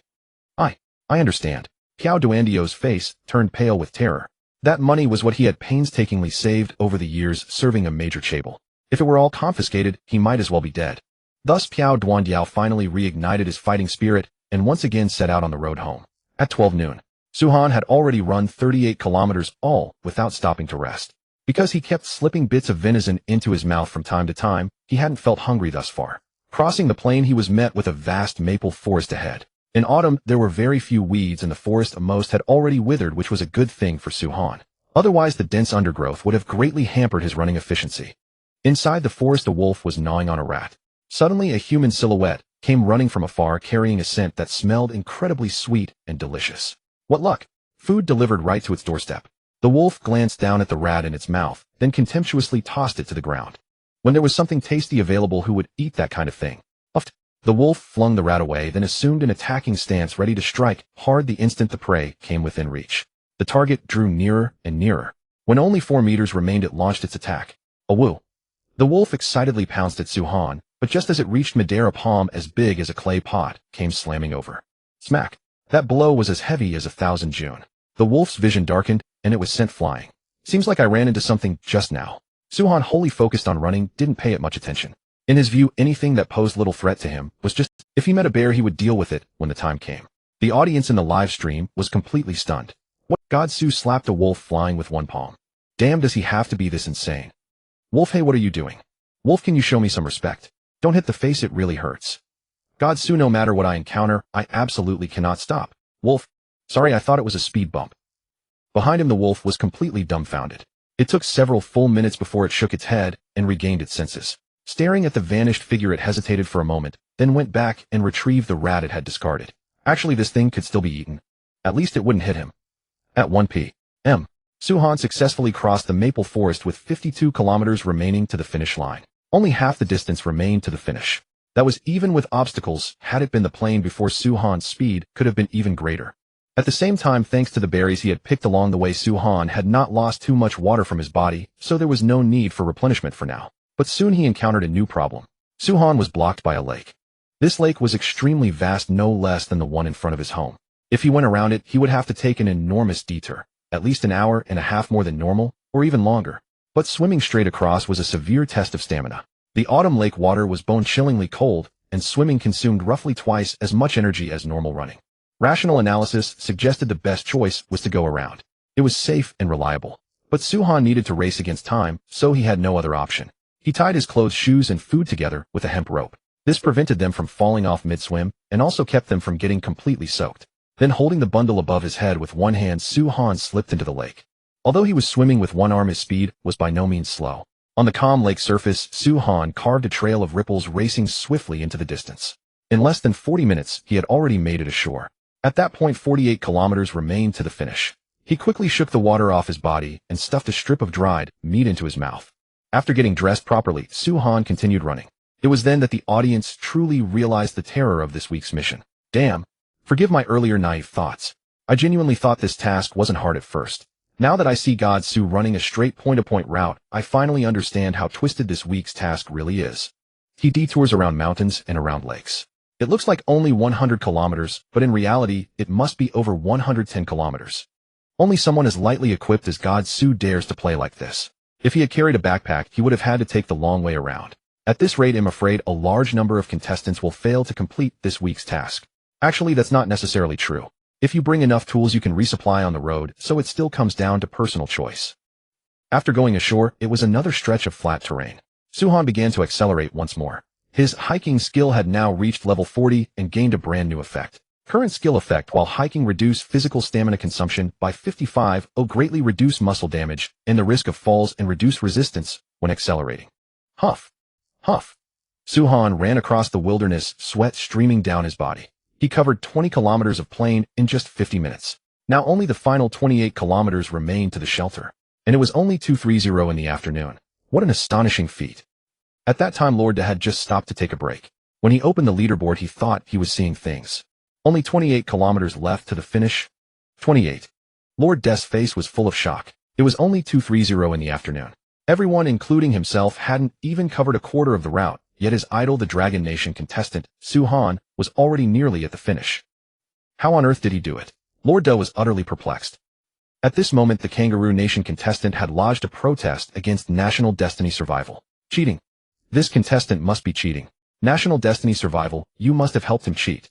I protest. On behalf of my nation, I protest. In response to the Kangaroo contestant's protest, National Destiny Survival showed a clip, footage of Su Han descending rapidly from the mountain summit. The Kangaroo contestant fell completely silent. At that moment, a cold notification sound rang out. In light of the Kangaroo contestant's unreasonable behavior, and even questioning the fairness of the National Destiny Survival game, he shall receive the penalty of returning to the starting point. If he fails to complete the game within the stipulated time, he shall receive a second penalty. Please note, the National Destiny Survival game is fair and just. If you cannot do something yourself, do not suspect that others cannot do it either. Huh, wait no, I was wrong. I won't talk nonsense anymore. Upon hearing that he would be sent back to the starting point, the kangaroo contestant was instantly filled with regret. But before he could even finish speaking, he was already back at the starting point. Not only that, if he couldn't complete this week's mission within 4 days, he would receive a second punishment in addition to the original one. When the other contestants heard what had happened to the contestant from Kangaroo Country, they all split their lips in wild laughter. To think someone would actually dare question the fairness of the National Fortune survival game. They truly had a death wish. However, this incident also served as a warning to everyone. When you're in a bad mood, you can curse heaven and earth, but do not mess with the National Fortune survival game. It's an extremely petty thing. Over on Su-han's side, he had already drunk the last pouch of water, and all the venison he brought had been completely consumed. Yet his pace never stopped. Even while eating and drinking, his feet never ceased moving. However, compared to the acceleration on the plains, Su-han, having entered the mountain forest once again, chose to walk slowly this time. First, it allowed him to recover his spent stamina and prepare for the final sprint. Second, the gap he had opened with the second-place contestant was so huge that even if he ran again tomorrow, he wouldn't have to worry about being caught up. At the same time, taking advantage of the slow walk, Su-han could also scout for any resources in the mountain forest. After all, he had truly traveled a long journey. The mountain slope was gentle, so the toll on his stamina was almost negligible. Not long after Su-han went up the mountain, he felt a sudden urge to relieve himself, so he found a tree and squatted beside it. But before he could release himself, his gaze was drawn to a patch of green grass not far away. Its leaves divided into many small leaflets, and its top bore countless tiny white flowers resembling little white lace umbrellas. Coriander. No, it should be frostleaf coriander. Su-han cried out in surprise, and the urge to defecate was forcibly suppressed. Well, no shit, you can take a dump anytime. But coriander is an important spice. Besides this, is frostleaf coriander a specialty of the Manwang realm. Its taste was exactly the same as ordinary coriander, but it grew far shorter than Langsing's coriander, and it was extremely frost-resistant. If it truly was coriander, then he would have another spice added to his collection. Su-han pulled up his pants, rushed over to the frostleaf coriander, plucked a sprig, and crushed it beneath his nose. A unique, dense fragrance surged into his nostrils. It really is frostleaf coriander. Woohoo! Awesome, so today wasn't a wasted trip after all. Su-han squatted down and began to collect them. First were the coriander seeds. Once home, he could plant them with just ample sunlight, and they would sprout in at most 7 days. Of course, for rapid planting, some preparatory work would still be necessary. Su-han had already learned all this from the encyclopedia. Just as Su-han was collecting the coriander seeds, the National Fortune survival game notification sounds rang out one after another. In total, Lin Xue had obtained 200,000 frostleaf coriander seeds. The major shelters were notified almost immediately. These coriander seeds must be planted without delay. In that way, it wouldn't be long before Lin Xue could regain its coriander freedom. Inside the Lin Xue Tactical Research Room, the leader remarked with relief to think we could reap so many coriander seeds. It seems our people are blessed indeed. Though coriander has those who love it and those who loathe it, but having one more spice was a great blessing nonetheless. Moreover, with a full 200,000 seeds this time, they could certainly be quickly spread to all of the people. After the collection, Su-han used the restroom and resumed his journey. It was hard to say whether this mountain area was rich in resources or whether the path he had chosen was simply favorable. He had been walking for less than 10 minutes when he unexpectedly spotted a small cluster of sour jujube trees. Su-han's eyes lit up, and he quickly walked over to them. It was autumn, and the bright red sour jujubes hung from the branches. Merely looking at them was a delight. Sour jujubes. When luck arrives, there's no stopping it. Su-han stepped forward to pick them. These jujube trees were extremely low and short. They could well be described as shrubs. The only problem was that the branches were covered in sharp thorns, so the picking required great caution. Typically, sour jujube is a fruit that is slightly sweet, but has a very sour aftertaste. However, the sour jujubes before Su-han were different. Their scientific name was red jade sour jujube. Their acidity was only 1/10 that of ordinary sour jujubes, while their sweetness rivaled cane sugar. Therefore, if the red jade sour jujubes were dried and ground into powder, they could actually be used as brown sugar. That was also the reason Su-han chose to stop. Had they been ordinary sour jujubes, he could have waited to pick them later or simply given up on them. After all, that level of sourness was just too intimidating. But the red jade sour jujubes were different. Their ripening period lasted only a single month, and once that stage passed, they would quickly turn sour. 20 minutes later, the picking was complete. Su-han obtained a full 5 gene of sour jujubes, while Lin Xue received 230,000 in return. He glanced at the time. It was exactly 310 p.m. During the subsequent ascent, Su-han found no more resources, but what he had was already more than sufficient. When it came to the descent, Su-han once again resumed his accelerated pace. All the supplies were tucked into his sleeves and tied with hemp rope, so their impact on his running was negligible. At this point, only 22 kilometers remained between Su-Han and the finish line. After descending the mountain, there was a forest path. There were no obstacles along the way. Su-Han ran comfortably along this stretch. The only pity was that he didn't find any other resources on the road.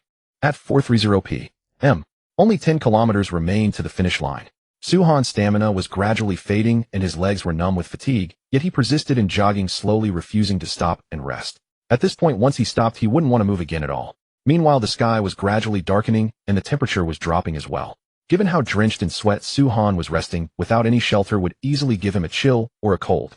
At 5:30 p.m., the world was engulfed in darkness and many contestants had chosen to set up camp and rest more than 40 minutes earlier. Su-Han alone was still pressing forward. However, he had switched from a slow jog to a leisurely walk. At this moment, there was only 1 kilometer left to his shelter. Su-Han kept regulating his breathing. Though his body was utterly exhausted, he was still able to persevere. He climbed over the earthen slope and crossed the woods. The sound of flowing water drifted into his ears. Have I already arrived at the fish pond? Su-Han broke into a delighted smile. He had been running all the way from the south, and now hearing the sound of flowing water meant it was the fish pond he had built. Arriving here was akin to coming home. Sure enough, after just a few steps, Su-Han saw his little fish pond. The viewers in the live stream began exclaiming in surprise. He actually made it home in one day, holy crap. God, Su's perseverance is terrifying. If I were him after securing such a huge lead, I would probably have stopped to rest long ago. Yeah, 100 kilometers in one day. Just thinking about it is awe-inspiring. After climbing the last earthen slope, Su-Han finally returned to his warm home. At that moment, the notification sound of the National Fortune Survival game rang out. Ding! Congratulations to Longwa contestant Su-Han for completing the second week's task hiking and seizing the championship with astonishing results. Notification: congratulations to the Longwa contestant for obtaining the title King of the Wild Hunt. Notification: congratulations to Longwa contestant Su-Han. Notification: congratulations to the Longwa contestant for obtaining the title King of the Wild Hunt. Notification: congratulations to Longwa contestant Su-Han for winning the championship and receiving 10 national fortune points. Notification: congratulations to Longwa contestant Su-Han for winning the championship and obtaining a valuable resource intelligence reward. Su-Han sat on the Kong to rest, a flicker of surprise flashing across his eyes. A title upgrade. Such a good thing actually exists. He really hadn't expected that completing the task in a single day would yield this kind of special reward. Let me see, what are the attributes of King of the Wild Hunt? Su-Han opened the system panel and then couldn't help but inhale sharply. The attributes of this title were simply ridiculously overpowered. If he had missed out on it, he would definitely regret it for the rest of his life. Title King of the Wild Hunt.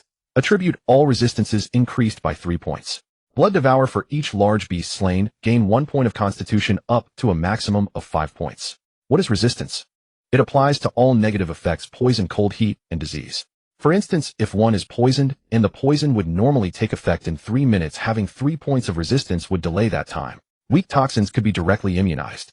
As for cold and heat, one's tolerance would surpass that of an ordinary person. And when it comes to illness, resistance is naturally boosted. But that's not all. Blood Devour also grants a full 5 points to constitution. Good thing I persevered. If I'd missed this title, I'd be dying of regret.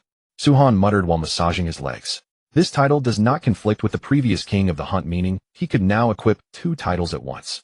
As Su-Han equipped the King of the Wild Hunt title, he immediately felt the soreness in his legs ease considerably. That actually works. Weight: could fatigue also count as a negative effect?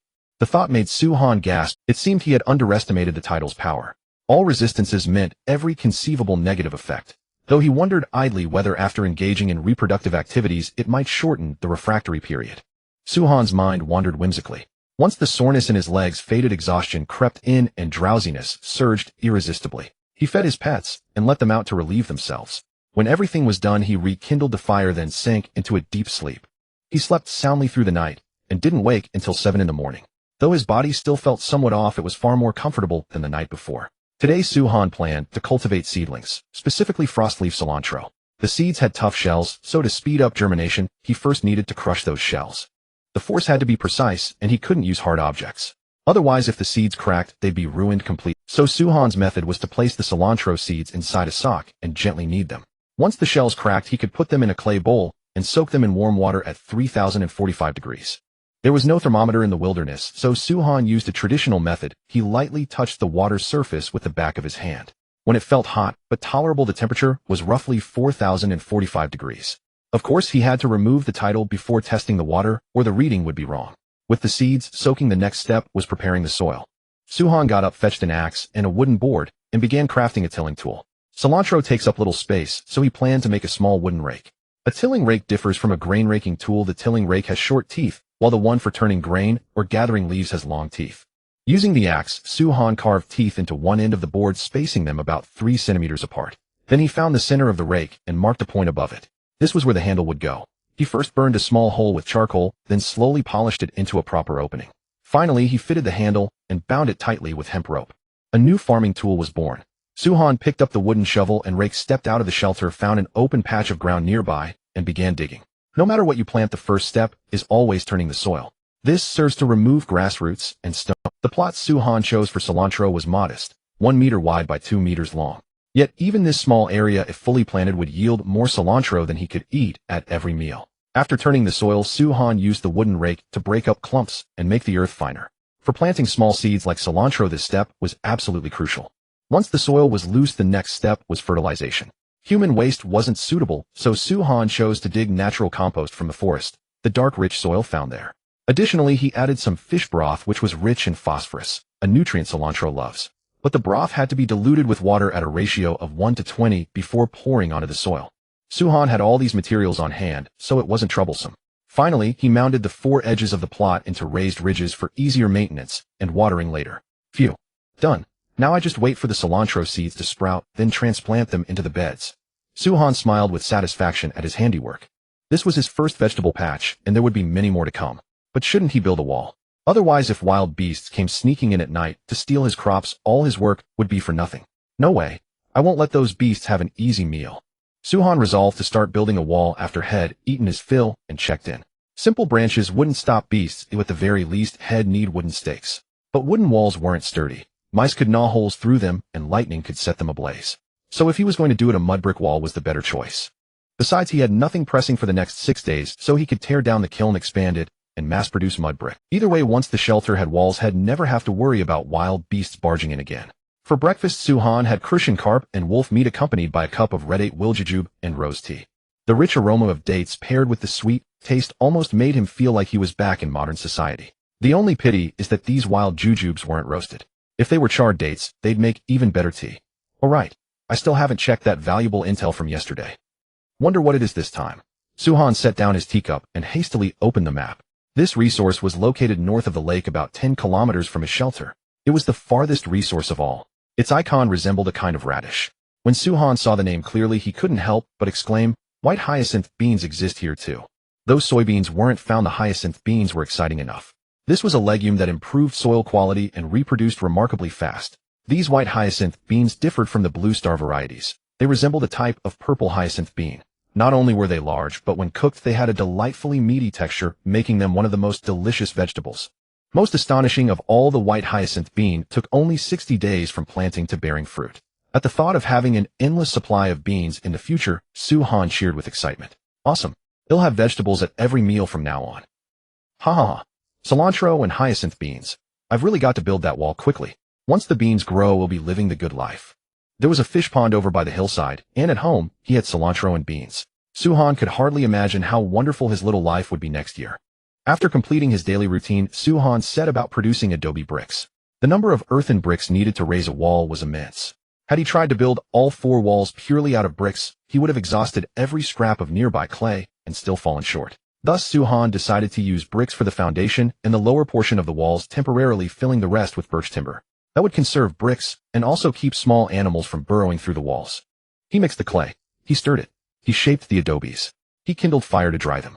In the entire morning, Suhan produced 800 adobes, a simply terrifying rate of work. It might be a good idea to make extra adobes whenever I have free time, so I don't have to make them on the spot every time I need them. Suhan straightened up, wiped the sweat from his forehead, and murmured to himself. Recently, he had been so busy that he had not even had time to make adobes. But from now on, things would change. As his resources gradually grew abundant, so too would his free time.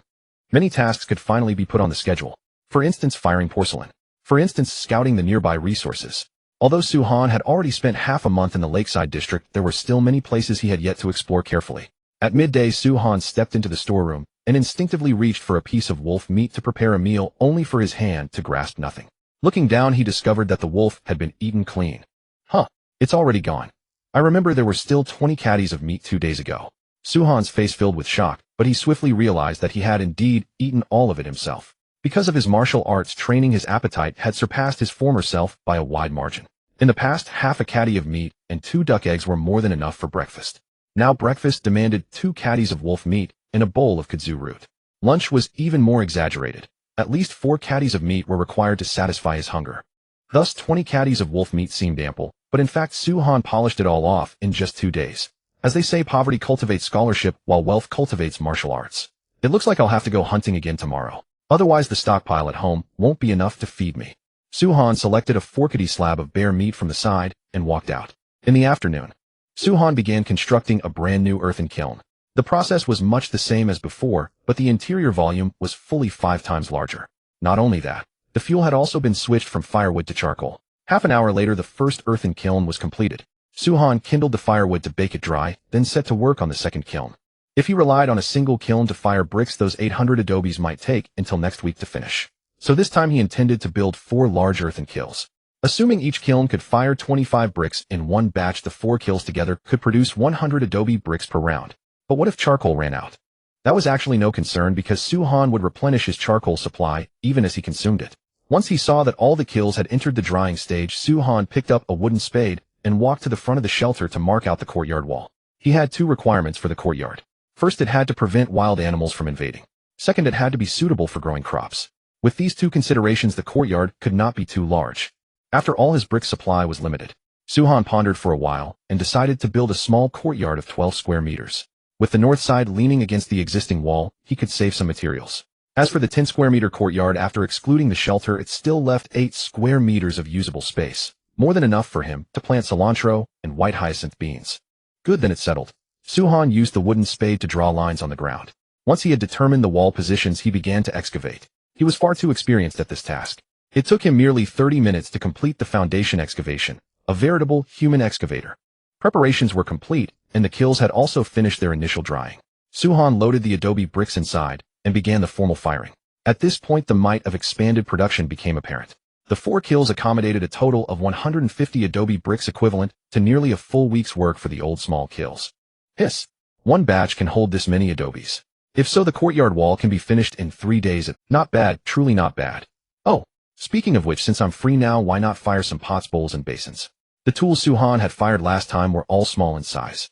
After all, the small kiln's capacity had its limits. Even if Suhan had wanted to make a wash basin, it could not fit.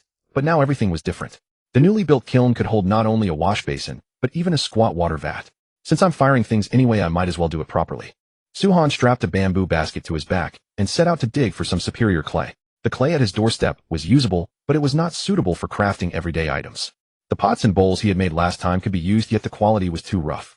Not only did the fired pieces have a gritty surface, but they also cracked extremely easily. Back then, Suhan had made 4 earthenware pots in total, but only 2 could be used. That was the difference in clay quality. High-quality clay was not only more malleable, but it also felt exceptionally fine to the touch. Crucially, it seldom developed cracks while being fired. That was the real key. Suhan brought the clay back to the lakeside, added water, and kneaded it gently. The instant he touched it, he could tell that something was different. The premium clay, with just a small amount of lake water, immediately became pliable and resilient. With only a gentle knead and a slow stretch, the clay lengthened. The clay became a little mud figurine. No wonder so many people love going to pottery studios to make things by hand. It really is quite fun. Suhan looked at the little object he had made and finally experienced the joy of handcrafting. Next, he intended to make an earthenware cooking pot. The pot at home was far too small. Every time he braised meat, he had to chop it up with an axe beforehand, which was highly inconvenient. Making an earthenware pot was not difficult. First, knead the clay. Basically, mixing clay was no different from kneading dough. As long as the kneaded clay did not stick to the hands and did not crack, when bent it was ready. After the clay was prepared, the next step was to expel any air bubbles preventing the pot from bursting during firing. Once that was done, only shaping remained. Suhan took out a piece of clay, laid it on a wooden board, and pressed it flat to a thickness of 3 centimeters with the edges forming a circle. This was the base of the pot. Then Suhan took a clay coil as thick as a finger spread slip along the rim of the base, and slowly wound the coil around it using his fingers to weld the coil to the base. Throughout this process, every seam had to be smoothed and pressed shut with his fingers. Then he repeated the procedure. Layer after layer, the clay coil rose higher. Roughly every 5 layers, he would stop to let the clay set before continuing upward. In the end, the pot was fixed at 25 centimeters high and 30 centimeters in diameter. But the work was not yet finished. The shaping was only partway done, and trimming still remained. At this point, Su-han picked up a rectangular wooden bat from beside him. With one hand spinning the wooden board, and the other dipping the wooden bat into water, he burnished the outer wall of the pot. Only after the surface had become smooth did he switch to the inner wall. 10 minutes later, the pot's inner and outer walls were finished smooth and uniform in thickness. This pot would pass even if put up for sale. After finishing the large earthenware pot, Su-han set to work on a wash basin. The process was identical to the one before. However, the basin was flatter than the pot. With the experience he had just gained, Su-han's speed improved markedly. It took him less than 10 minutes to complete. Given the limited amount of clay on hand, after finishing the basin, Su-han turned to making smaller pieces such as clay bowls and teacups. For the last of the clay, Su-han made a large teapot. From then on, he wouldn't have to use the cooking pot every time he boiled water. While Su-han was drying his pottery, the other contestants were busy with their tasks. Take the Yi, who ranked second for it. He was still 55 kilometers from the finish line. Though it looked respectable, he was actually so exhausted he could barely remain standing. Huff, huff. Climbing mountains is utter agony. I hate climbing. But I don't have a choice. I really don't want to take any more detours. Yesterday's detour made me walk a full extra 5 kilometers. God. On the hillside. De Yi was panting heavily, yet he still couldn't resist making wisecracks.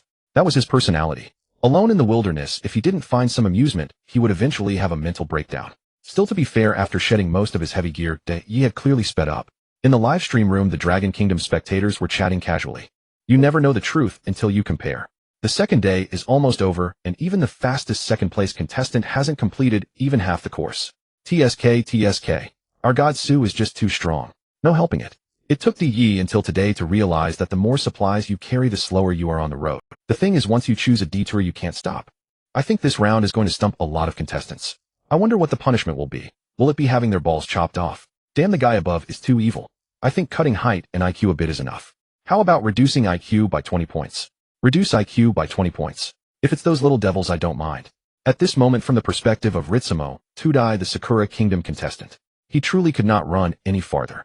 After an entire day, he had advanced only 15 kilometers. Under normal circumstances, that distance was somewhat too short. But Ritsumo Tudai was especially unfortunate. Not only had his carefully prepared food been stolen by a wolverine in the dead of night, but even his drinking water had not been spared. Covering 15 kilometers without any supplies was no small feat. Great Amaterasu Amakami, please grant me some food. Otherwise Ritsumo will surely die of starvation and thirst. I beg you to protect me. Ritsumo Tudai could no longer walk, but he still forced himself forward. He felt that something good must be waiting ahead. After walking for about 5 minutes, Ritsumo Tudai's vision was blackening from hunger. Just as he was about to collapse, a low fruit tree caught his attention. Is this fruit?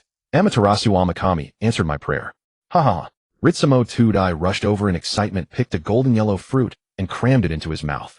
One bite, and it burst with juice. Delicious. Really so delicious. With these fruits I can conquer this week's task. After eating the fruit, Ritsumo Tudai danced with joy. Yet he failed to notice that near the fruit tree there was not a trace of animal droppings, not even bird droppings. As he gathered the fruit, the notification for the 10,000-fold return kept ringing. A full 100,000 fruits the size of Chinese chess pieces made the little devils stand tall. Around every shelter there was a frantic scramble for them. Although the little devil soldiers tried to stop it, they had no way to contain the boiling public enthusiasm. Baka, this is mine. Slurp. So sweet. Ritsumoken, the fruit you brought is just too good. Ha. Sugoi, the fruit is so good. Really good. Just as the little devils were drowning in wild, on the screen Ritsumo Tudai suddenly pointed ahead and said, Baka, you. What are you doing? Why are you wearing blue clothes? Are you a smurf? The Dragon Kingdom viewers in the livestream room brightened. Damn. Could this fruit be hallucinogenic? Ha. Maybe. Look, this little devil is already about to forcibly hug the tree. Shit. There are caterpillars on the tree. Is he really alright? 666. I think he's even better than Ning Kaichin. What do you all think? I always said Brother Ritsumo can always come up with something new. Inside the Sakura Kingdom Tactical Research Room, the country's ruler turned livid and immediately ordered his men tell the people to stop eating at once. This fruit is poisonous and hallucinogenic. My lord, you spoke too late. They've already started talking nonsense. Baka, Ritsumo Tudai, you jinx. Were you sent by heaven to torment our Sakura Kingdom? Last time it was this bastard who live-streamed fooling around with a fish, and it made their country a laughingstock. He had tried to explain it away by saying that Ritsumo Tudai loved animals too much and couldn't help himself. But such nonsense could fool only little children. Today this idiot actually returned 100,000 poisonous hallucinogenic fruits. He was simply inhuman. But the Sakura Kingdom wasn't the only source of entertainment. The real delight was Ruan Dan, the contestant from the neighboring Monkey Kingdom. His progress was decent. He ranked 36th among all contestants. But in the afternoon, Ruan Dan accidentally wandered into a mountain forest and caught the attention of the maned apes inside. At first, Ruan Dan didn't think much of it. But as he walked, he couldn't shake the feeling that something was following him. When he abruptly turned around, he realized it was a group of long-haired apes tracking him. "Why are you following me? Get lost." Afraid they might attack him, Ruan Dan picked up stones from the ground and tried. At first, he did drive away the maned apes. But after he had walked a little farther, a whistling sound suddenly came from above. When he regained consciousness, he found his clothes had been stripped off and a huge female ape was baring its teeth at him. Ruan Dan was scared out of his wits. He tried to stand, but his body wouldn't budge. Taking a closer look, he saw that the other apes were holding him down. "What do you want?" "Ho!" A fanatical gleam shone in the maned ape's eyes. Then from the mountain forest came Ruan Dan's utterly desperate wail. Meanwhile, in the livestream room, viewers from every nation were surging in. The Dragon Kingdom viewers were dumb. "Damn! Monkeys bullying humans is a complete inversion of heaven and earth. I've realized that while God's Sue stream is hardcore for the real entertainment, you still have to look abroad. Today has really opened my eyes." Speaking of which, isn't the Monkey Kingdom's ruler sending support? They're just going to watch like that. Rumor has it this contestant was bitten by a snake a few days ago and had already been helped before. Okay, then there's no helping it. Since he can't resist, he might as well close his eyes and enjoy it. I have a question. If these female apes carry this contestant away, what would happen? The entire bullet comment barrage froze for 2 seconds. Countless viewers let their imaginations run wild. Being carried off by female apes would absolutely be but what if he ends up as the group's favorite? Although this monkey-faced guy named Ruan Dan isn't good-looking and somewhat resembles a monkey among apes, he would definitely be considered quite handsome. If he can win the favor of these monkeys, he'll never have to worry about food or lodging again. When you think about it, that's actually pretty awesome. Whoa, Your Majesty, save me. Your Majesty, save me. In the mountain forest, the voice of the Monkey Kingdom contestant grew increasingly faint until he fell completely unconscious. Seeing no more movement, the maned apes chattered and squabbled noisily among themselves. Although the audience could not understand them, the meaning was clear. They did not want such a handsome male to die. So the maned apes carried contestant Ruan Dan back to their dwelling. Not only did they give him water, they also fed him fruit. At that moment, the global nation's survival notification sounded. Detected that Monkey Kingdom contestant Ruan Dan obtained 1 green fruit, triggering a 10,000-fold return. Congratulations to the Monkey Kingdom for receiving 10,000 green fruits. The citizens of the Monkey Kingdom, who had been so ashamed that they could not lift their heads, could hardly believe their ears. No way, bro. Does that even count as obtaining? The next moment, the entire Monkey Kingdom erupted into celebration. Although they did not know what green fruits were, since those long-haired apes could eat them, they assumed they were not poisonous. Soon the first Monkey Kingdom citizen tasted a green fruit. His eyes lit up. How to describe the flavor? It tasted a bit like an apple, but not as rich. It was edible, not delicious, but not unpleasant either. As long as it could be eaten, it was a top-notch resource. The news quickly reached the Monkey Kingdom ruler. Edible. Haha, good. He'll send word to our contestant in a moment. Forget the trek, we're not running anymore. As long as we take good care of these monkeys, won't we have an endless supply of food every day? I never expected that our Monkey Kingdom would find its own way too. Although deducting 5 national fortune points and failing to complete the mission would incur penalties. But a long-term meal ticket was better than all that. Half an hour later, contestant Ruan Dan woke up. The stench around him was so pungent that it made him want to throw up. At this moment, he even thought about ending his life. But then a communication came through. The moment he saw the ruler's face, Ruan Dan burst into tears. "I'm sorry, Your Majesty. Whoa, I disgraced myself. I was actually... It's all right, Mr. Ruan. Don't cry. You are a great hero of our nation." A great hero? Ruan Dan stood frozen, not understanding how he had become a great hero. Just then the ruler smiled and told him what had just happened. "So don't resist. Instead, you must serve these benefactors well so that our nation can have an endless supply of fruit." "But Your Majesty..." Seeing Ruan Dan's troubled expression, the Monkey Kingdom ruler immediately put on a stern face and warned, Can you compare to that contestant from the Dragon Kingdom? Think about your family, think about your little sister. You just have to grit your teeth and get through it. But from then on, you'll have a long-term meal ticket."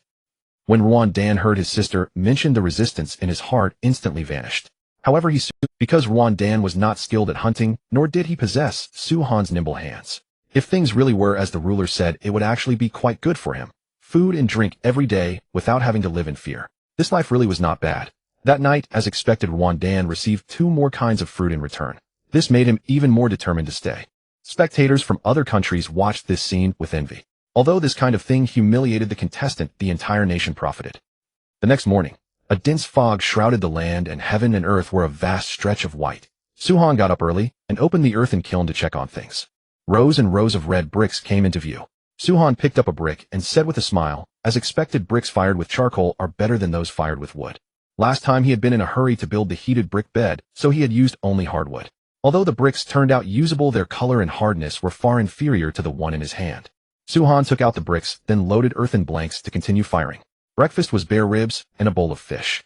After eating and drinking his fill, he did his daily check-in. After finishing the routine, Suhan shouldered his basket and shouted at the top of his lungs toward the shelter, "Big Gray Husky, let's go." Hearing that they could go out, the two little fellows dashed out of the house in a flurry.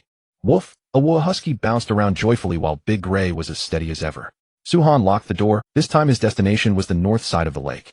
While picking white hyacinth beans, he could also gather resources. When he passed the wild duck nests, Suhan noticed the area was very quiet. There was no duck droppings, nor any fresh footprints. Could it be that all the wild ducks had left? No way, bro. I just took a few eggs. Look at you getting all worked up.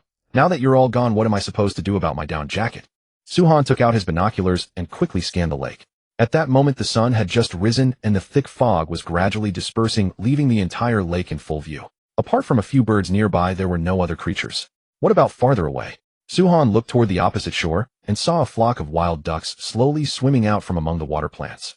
So they've moved over there. No wonder I haven't heard any ducks honking recently. Well, at least they didn't leave. Then my down jacket still has a chance. Although it was autumn, now the temperature was gradually approaching freezing. But with only animal hides, Suhan felt it was not safe enough. So recently he had been thinking of hunting some wild ducks and using their down to make a simple down coat. Glancing at the wild ducks playing in the water, Suhan quickened his pace and headed straight north. Compared to the southern shore of the lake, the north had no large earthen slopes. Instead, it consisted of dense forests and weed-choked plains. As soon as he arrived, he saw traces of small foxes and rabbits. Looking far into the distance at the foot of the mountain, he could also see the silhouettes of elk. This is truly a natural hunting ground. Suhan suppressed his urge to hunt. Today's task was to search for supplies and scout this area. Even if he wanted to hunt, he would have to wait until he had picked the white hyacinth beans. As Suhan explored the area, he marked it on his map. That way when he came back next time, he could easily find the corresponding prey. As he walked, a weak, yet clear cry came from the distance. Bah! Suhan shuddered and immediately rushed toward the sound. Seeing their master running, the two little fellows immediately followed. Through the dense forest, he saw several black goats strolling leisurely. There are goats here. My luck is... Suhan's eyes were blazing with excitement. He was not looking for goats to eat. He wanted to train them as pack. Although goats were not as useful as livestock like cattle or horses under these conditions, having any pack animal was good enough. Who would be picky? Suhan observed carefully. There were 14 goats in total. Among them 8 were adult goats, 2 were half-grown, and the remaining 4 were kids. Not bad, really not bad. Even catching a few kids to raise would work.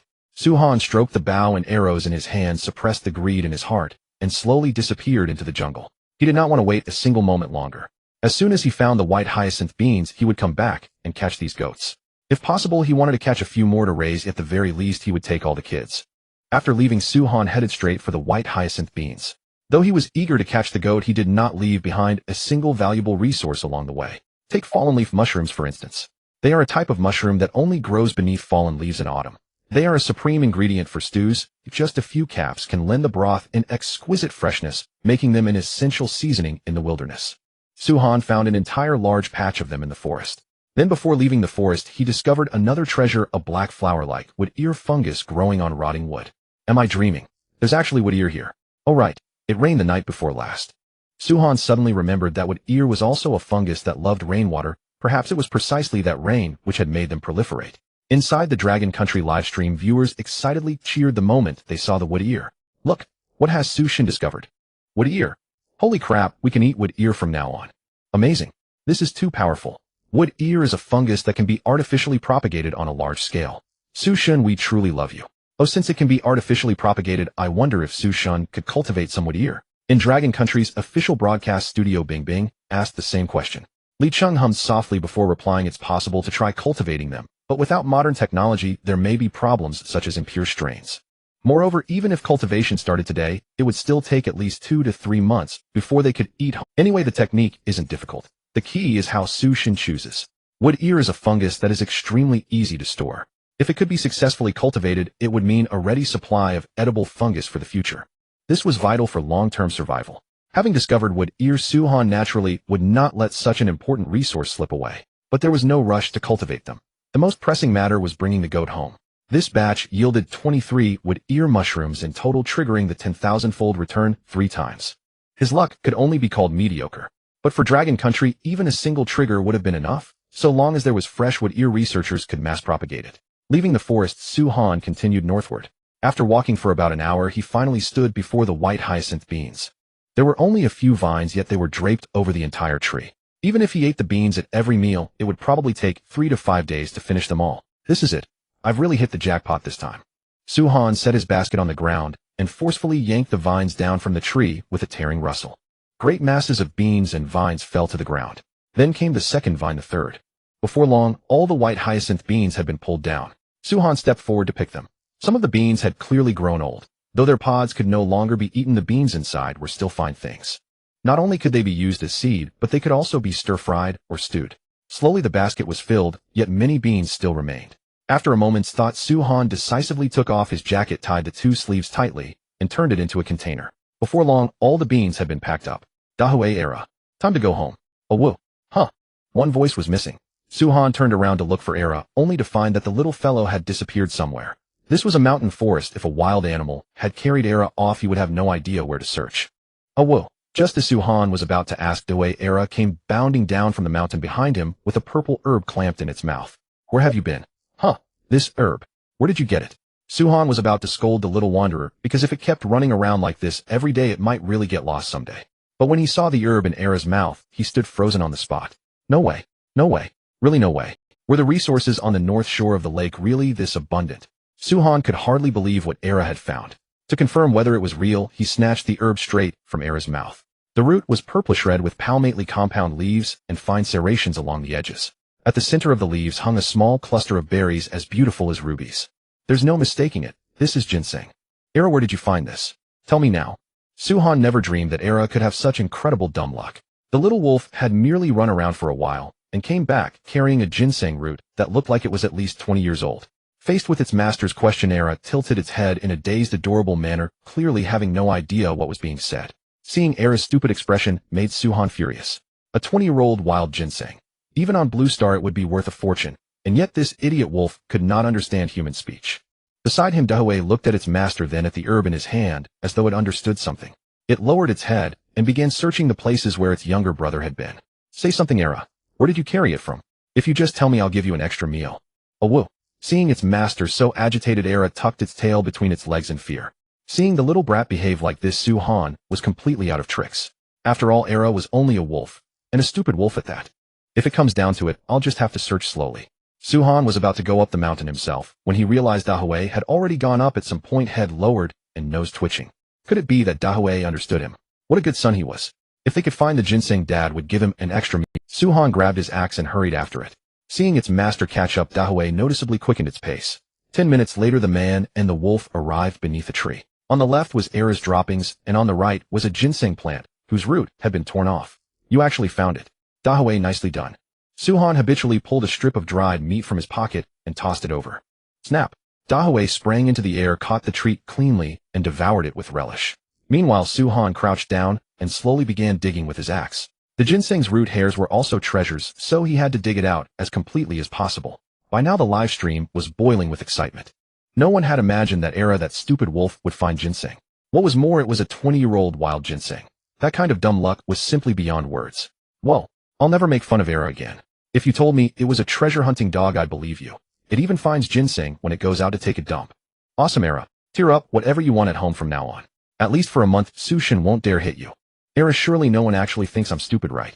My intelligence is unmatched. Era, born with a sacred treasure-hunting physique, my achievements are on record. After digging carefully, Su Han eventually obtained a wild ginseng with a total length of 47 centimeters. This scene deeply shocked everyone. At the same time, the alert tone of National Destiny Survival rang out at just the right moment. Ding! It has been detected that Dragon Country contestant Su Han has collected one precious 20-year-old wild ginseng, triggering a 30,000-fold return.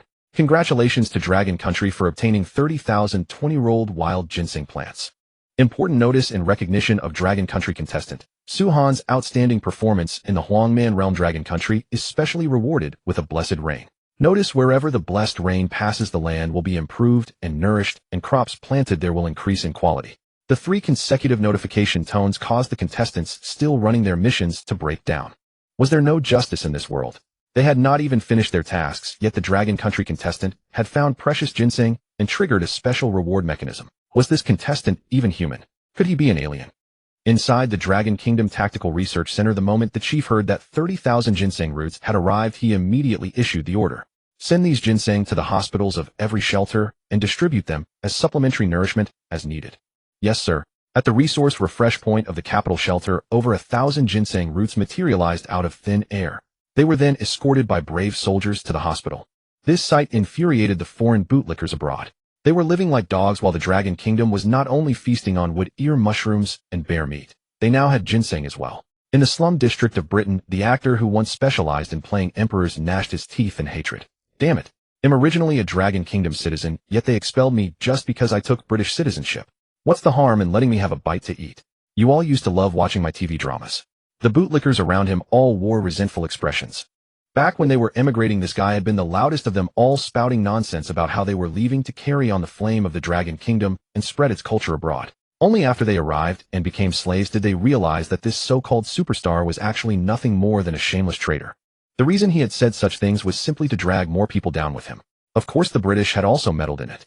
If those foreign devils hadn't been protecting him, he would have been beaten to death half a month ago. Back in the untamed wasteland, Su-Han carefully placed the ginseng at the very top of the bamboo basket, then tossed a piece of venison to the husky. Since it was the dog who had found the ginseng, he naturally couldn't treat it unfairly.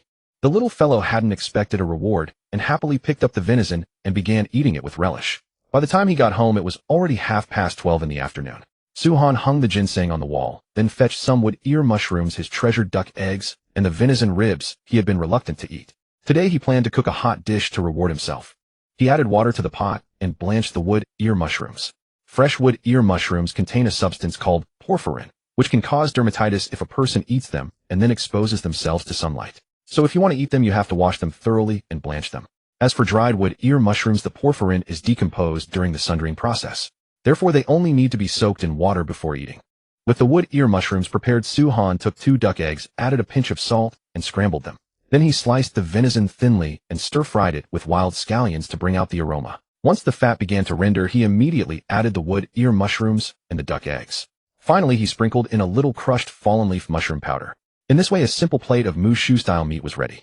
Su-Han leaned his nose toward the pot, and a fragrant aroma of meat blended with eggs and mushrooms surged forth, especially the rich wok breath brought by the sizzling stir-fry. The smell was absolutely intoxicating. Stir-fried dishes really do taste better. Su-Han picked up a chopstickful and sent it into his mouth. Though it was missing the flavor that cucumber would have added, he was already more than satisfied. The only drawback was the lack of steamed rice. With this dish of Mushu-style meat back on Blue Star, he could have wolfed down 3 full bowls of rice. After lunch, Su-Han went to the adjacent storage room and took out a medicinal herb from a wooden box. It was entirely black in color with sawtooth-shaped leaves and multicolored petals. Dark Skynet, a toxic herb whose sap had the effect of briefly paralyzing living creatures. The toxin was mild and not lethal, but it was perfect for catching goats. Su-Han slowly ground the dark sky net into a paste with a wooden stick, then smeared it onto his arrowheads and let them air dry until they were ready for use. If he hadn't wanted to capture the goats alive, he wouldn't have been willing to use the dark sky net at all, because he only had this one plant in his possession. Once it was used up, there would be no more. Still, it was worth it to catch some means of transport. After finishing the poison coating, Su-Han grabbed his bow and arrows and headed straight for the goats' gathering spot. At that moment, the adult goats were basking in the sun while the kids were nibbling on tender grass beside the thickets. What a perfect opportunity. Su-Han activated stealth and slowly crept closer, while the little kid remained completely unaware that on the other side of the bushes someone had already set their sights on it. 5 meters, 3 meters, 2 meters.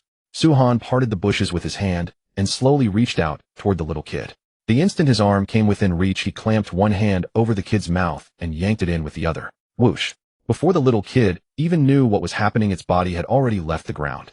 It kept twisting and struggling, but that amount of strength was nothing more than an itch to Su-Han. In the distance, the goats had no idea one of their young had gone missing, still leisurely basking in the sun. Meanwhile, Su-Han was already carrying the kid straight back toward the shelter, striding off without a second glance. 20 minutes later, after settling the little kid in, Su-Han returned once more. He quietly poked his head out to observe. As it turned out, those foolish goats still hadn't noticed that one of their companions had gone missing. But the remaining goats were too far away from Su-Han, so there was no way to repeat the same trick. He could only capture them with his bow. He drew the bow. Knocked the arrow. Aimed. This time Suhan's target was a female goat. Goats' mating and breeding season is from September to December, so the female goat was very likely already pregnant. Capturing one female goat now would most likely bring a young one along with it. Whoosh! An arrow flew out from the mountain forest and struck the female goat precisely in the rear. Bah! Struck by the attack, the female goat immediately let out a panicked cry. The other goats instantly became alert, but they hadn't expected a second arrow to come flying right away. Thud! Another goat had been hit by an arrow. This time it was also a female. Painful bleats immediately rang out. The flock panicked and prepared to scatter in all directions. But Suhan gave them no time to react, and two more arrows in quick succession struck a sturdy male goat. By now the other goats were utterly terrified. They wildly fled into the distance, and Suhan immediately followed. Then the first female goat that had been hit began to show symptoms of poisoning and suddenly collapsed mid-run. Seeing this, Suhan hurried over and took out a hemp rope binding all four of its hooves together. That way, even after the toxin wore off, it wouldn't be able to escape. Next, the second female goat collapsed. It only managed to run about 20 meters before succumbing. Suhan did the same with her and tied her up as well. Though she couldn't move, the female goat's pained bleeding didn't stop for a moment. As for the last male goat, it ran a full 200 meters before it helplessly collapsed. Gazing at the flock that had already fled far into the distance, Suhan said with great regret, "What a pity. Those fellows ran too fast. Otherwise I could have caught two more." He bent down and bound the twitching male goat, then hoisted it onto his shoulder with both arms. There was no denying it. The male goat was heavy. This one had to weigh at least 160 gin. For anyone else carrying it would have been a struggle, let alone hauling it. Yet Suhan could even jog with it, his stamina, making him a veritable human monster. After several round trips of transporting, he now had 4 goats at home. 1 male, 2 females, plus a little kid. They were temporarily locked up in the storage room. As the toxin gradually wore off, they slowly rose to their feet again. Bah! Bah! Bah! The goats cautiously surveyed the unfamiliar surroundings, their nerves. Suhan, observing from outside, felt that the storage room was a bit cramped. He would need to build a more spacious goat pen as soon as possible. At that moment, a system message popped up. Ding! Detected that the host is raising goats. Congratulations. You have learned the new skill Animal Husbandry Farming and unlocked the Animal Husbandry interface. Tip: the higher the skill proficiency, the easier it is for animals to be tamed and raised while also reducing the risk of disease. Once it exceeds level 10, the animals you raise will gain an accelerated growth effect. Tip: experience for all farming type skills is calculated by days. The current skill is LV1 and it requires 30 farming experience points to reach the next level. Tip: your taming skill will accelerate the taming process of animals. This was the second farming type skill. Last time it was fish, and this time it was livestock. Not bad at all. Suhan opened the farming interface to check. Its contents were actually almost the same as the fish farming interface. At that moment, several glaring red lines of text caught his attention. Tip: the goats you are taming are currently in a state of fright, and their emotions are very unstable. Tip: the goats you are taming are very dissatisfied with the current environment. Please expand the goat shed and build an exercise area as soon as possible. This will help improve the healthy growth of the goats. Tip: the goats you are taming are in a mildly poisoned state. Overall, it looked acceptable. He just needed to build a goat pen as soon as possible. Goats are not like sheep. They are naturally lively and active with boundless energy. Therefore, they not only needed a place to live, but also a relatively spacious exercise area. Suhan walked to the west side of the wall, looked at the large open space before him, and began planning his future farm. The goat pen doesn't need to be too big for now. Roughly 4 by 4 meters will be enough. As for the exercise area, I'll temporarily set it to the same size as my courtyard. Later, if the flock expands and multiplies, a second expansion can be carried out then. As for the wall's height, it must be at least 2.5 meters, preferably 3 meters. Suhan had read relevant reports before. An adult goat could jump about 1.5 meters high, and if frightened or overly hungry, it could barely scramble over a 2-meter fence. Calculating according to these figures, even a 2.5-meter wall was dangerous. So he set the wall's height at 3 meters. With all this in mind, the wood at home was no longer suitable, and he would have to go chop down new timber. Because the wall was 3 meters high, the logs buried deep in the ground had to be at least half a meter, so each log had to be at least 3.5 meters in total length. It's getting late today. Let's dig the foundation first and leave the logging for tomorrow. Suhan rolled up his sleeves, picked up a wooden shovel, and buried himself in work along the drawn dashed lines. In the live stream room, the fans watched the hard-working figure and couldn't help but chat among themselves. This is what I admire about God Su. He never drags his feet when doing things. Yeah, if it were me doing this high-intensity work every day, I would have gotten sick of it long ago. Taming goats, taming wolves. God Su never jokes around indeed. He really is about to conquer this world. I have a question. Can purely wild goats really be fully domesticated? In response, Li Chung in the studio gave an explanation. They are extremely difficult to tame. I know that saying this will be hard for everyone to accept, and you might even compare Era and Dahue. But there is one thing you must understand: Era and Dahue were wolf pups, while among the goats captured by Godsu 3 were adult goats. The difficulty of taming adult wild animals is by no means ordinary. First, you have to make the goats unafraid of you. Second, you have to make them obedient. Goats naturally have a lively, active, and cowardly personality. So fully taming them would probably take but we shouldn't be too pessimistic, because even if they cannot be tamed, these goats can still be used for mutton. Besides, Godsu also caught young kids. Taming them is far simpler than taming adult goats. The audience suddenly realized this upon hearing the words, and Suhan actually thought the same way. For the adult goats he caught, he would tame them if they could be tamed. If they really couldn't be tamed, then he would just kill them for meat. Either way, he would not lose out. Suhan spent the whole afternoon in a flurry of work, digging the foundation, firing soil bricks, building the wall. He was extremely busy. In the evening, Suhan sat in front of the stove washing green beans and opening the points leaderboard at the same time. De Yi, who was ranked second, had already reached 80 kilometers. He would probably be able to return home very early the next day. As for Bei Yi, who was ranked third, he had been overtaken around the bend by 2 contestants from small tropical countries. Still, that was also normal. The countries in those regions lived in harsh conditions all year round, so they often produced running prodigies. It was a kind of heaven-given talent. He put the snapped green beans into the pot and added 2 caddies of bear meat. That was his dinner.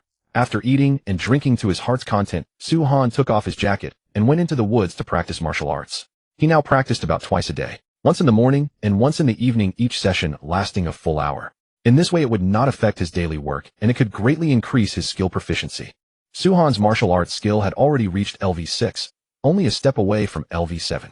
He closed his eyes, regulated his breathing. He circulated his chi. A stream of heat flowed from his dantian toward his palm. Suhan opened his eyes, let out a low shout, and instantly struck the birch tree in front of him like a flash of lightning. Crack! A crisp sound rang out. A birch trunk as thick as a wrist had been cleanly broken off with ease. Such a stunning sight made the viewers in the live stream room cry out in shock. Damn! Godsu's thunderclap palm is already this terrifying. This isn't just entry level anymore. I think it's already reached minor mastery. Minor mastery? It's only been a few days. Are you questioning Godsu's talent? A palm as big as a clay pot. If a wolf came, it could probably be smashed to pieces with one slap. Suhan's training was not limited to thunderclap palm. He also practiced horse stance to strengthen his lower body. An hour passed very quickly, yet he still felt somewhat unwilling to stop. The more I practice, the more addictive it gets. On such a cold day, a single layer of clothing is enough to make my whole body burn like fire. But that's enough for today. I still have to get up and work tomorrow morning. At 9 in the evening, Suhan set down his work and went to rest exactly on time. Throughout the night, the goats next door occasionally made some noise. They would even bleat noisily every now and then. But none of this could affect Suhan because he had long since blocked out the sounds. At 5 a.m. the next morning, Suhan got up on time to check on the 4 goats next door. The door opened. The goats shrank into the corner and looked at him with fearful eyes. As for the billy goat, it stamped its hooves as though it intended to attack. Suhan grinned. Interesting. You want to attack me? Come on, this is a good chance to teach you a lesson. Bah! The goat stamped the ground and charged straight at him. But who would have thought that the man in front would not dodge and instead grab its horns in one go, leaving the goat completely unable to move? At this moment, it started to panic. Yet Suhan grinned cruelly and sent a punch smashing down. Be good. Don't be afraid. It's normal to feel dizzy. Since you dared to provoke me, you'd better be ready to be taught a lesson. Since it possessed such wildness, Suhan would see just how great that so-called wildness could be. He didn't believe this goat could take a beating better than a wolf. Aura! Aura! Aura! Aura! Aura! Suhan grabbed the goat's horn with one hand and violently struck its body with the other. The storm-like attacks left the goat screaming in agony without stop. Bah! Bah! Bah! The goat was completely beaten into fear. It regretted attacking the human in front of it, but unfortunately this world had never sold medicine for regret. 2 minutes later, Suhan stopped attacking, lifted the goat up by its horns with one hand, and forced it to meet his eyes. Do you still dare to provoke me? The goat lowered its head in fear, its legs trembling non-stop. TSK. Trash. Suhan threw the goat down, and the latter hurriedly shrank back into the corner in fright. This time it did not even dare to make a sound. In the live stream room, the viewers who had stayed up late were dumbfounded. Such a violent method of taming was something they had never seen before. But Suhan did not let the goat off. Instead, he stepped forward and reached out to stroke its head. Bah! The goat did not want to be touched, so it once again assumed an attacking posture. But it seemed to have forgotten what had just happened. Suhan laughed at the sight. Interesting. Since you want to resist, you must know what the consequences are, right? Suhan raised his fist and gave it another beating. Then he repeated the action he had just done. This time the goat did not dare to resist, allowing Suhan to stroke it however he wished. It vaguely sensed that as long as it made any act of resistance, it would be ruthlessly dealt with. Seeing that the goat no longer resisted, only then was Su-han satisfied. He reached his hand toward the ones beside him. To his surprise, the remaining two ewes did not show any resistance at all. They merely trembled. This surprised him greatly. "Oh, I didn't expect you two to be quite smart." "Well, not bad. Truly not bad. Obedient ones are good kids." Seeing the goats tamed so obediently, Su-han opened the breeding panel and checked the real-time data. Among them, the taming progress bar of the male goat had surged directly from 0 to 10. The taming progress of the two female goats had respectively skyrocketed from 0 to 15 and 14. Not bad. At this rate, it won't be long before they can pull goods. Su-han was very satisfied with the goat's feedback. Taming wild animals is an extremely difficult task, but for someone with a level 15 taming skill like himself, it wasn't actually that hard. Goats may be stubborn, but as long as something is alive, it fears death. If they refuse to submit, then beat them until they do. If they still refuse, then simply kill them and eat their meat. Su-han placed the green grass and drinking water from outside the door against the wall, then went out to build the wall. Today was destined to be another busy day. He had no time to stay here idly. Meanwhile, another contestant from Dragon Nation, a gang, was only 30 kilometers away from the finish line. He had been working very hard these past few days. First of all, there was significant improvement in food. He had prepared grilled fish, grilled rabbit, and clean drinking water in advance. During the day, he would travel in the morning and afternoon. At noon, he would search for supplies near his stopping point, and at night, he would light a campfire and rest in place. But because of traversing mountains and avoiding wild beasts, he had only covered 60 kilometers in 3 days. The remaining 10 kilometers were made up last night, as he carried a torch to make progress. So today, no matter what, he had to finish the last stretch of the journey. A gang didn't want to become a burden to Dragon Nation. Since he was on this stage, he had to stand tall. At this moment, from the perspective of Sakura Nation contestant Ritsu Motokomi, this contestant had regained consciousness and was struggling to make progress. But because of consuming the hallucinogenic fruit, his progress had fallen far behind the other contestants. If he could, Ritsu Motokomi would have given up long ago. Unfortunately, last week's mission punishment was too frightening, so even if he couldn't complete the task, he didn't dare to slack off. Meanwhile, on the other side, Old Da had arrived at the finish line. He was extremely cunning. After seeing someone overtake him, he decisively chose to rest in place. Then when the other party let down their guard at night, he resolutely raised his torch and charged forward. After a night of rushing, he finally overtook the other on a curve and became the runner-up. The moment he stepped into the shelter, Old Da revealed his signature smile. "Ha ha ha, I won.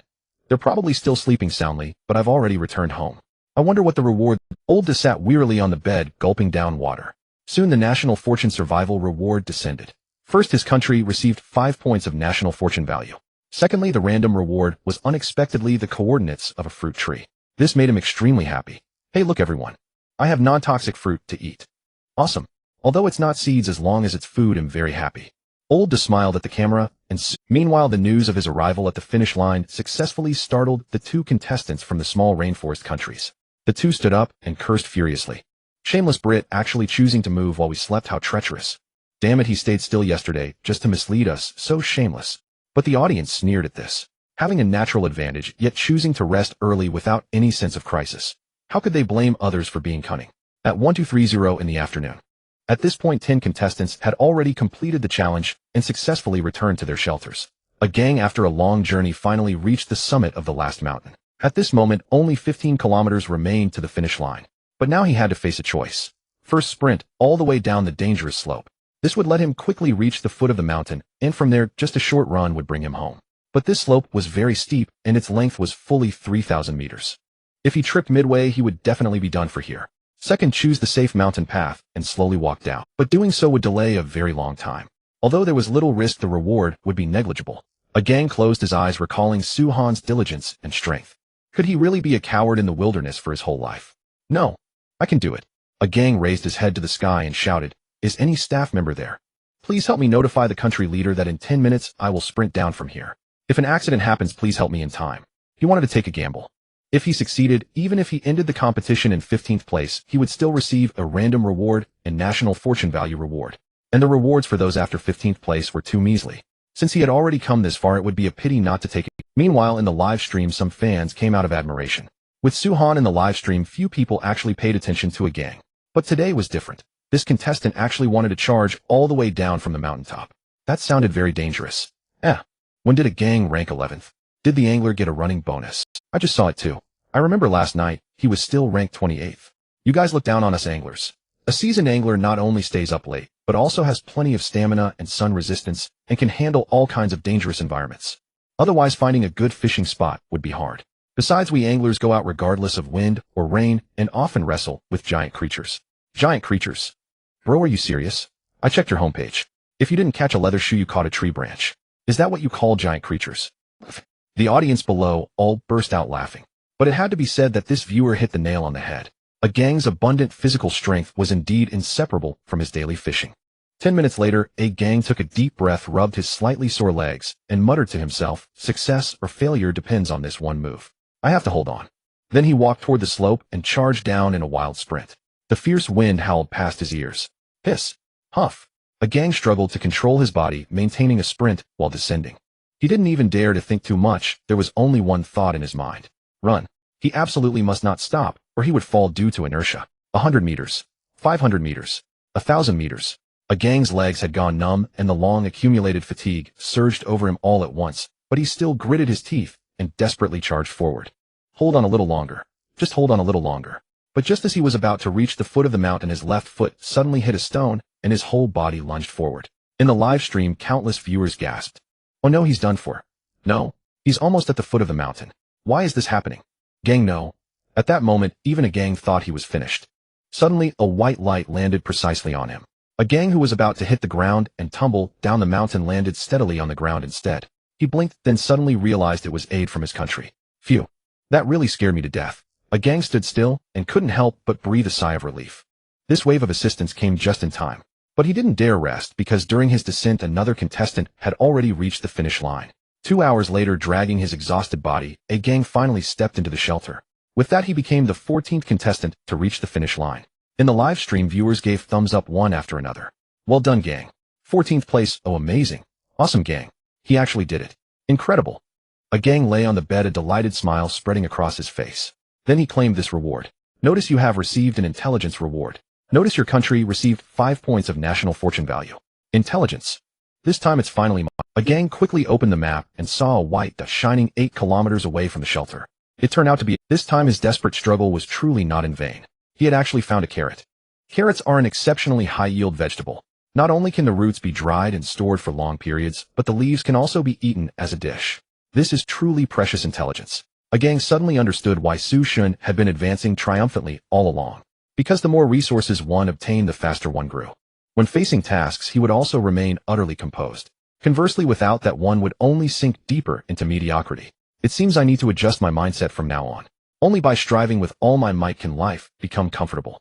At that moment, a gang finally found his direction in life. Meanwhile, on the Monkey Kingdom side, contestant Ruan Dan was staring at the sky with a pale face. His stomach was full, but his kidneys felt hollow. He now seriously doubted whether he could endure any longer. Still, it was rather nice that the main apes hadn't harassed him today.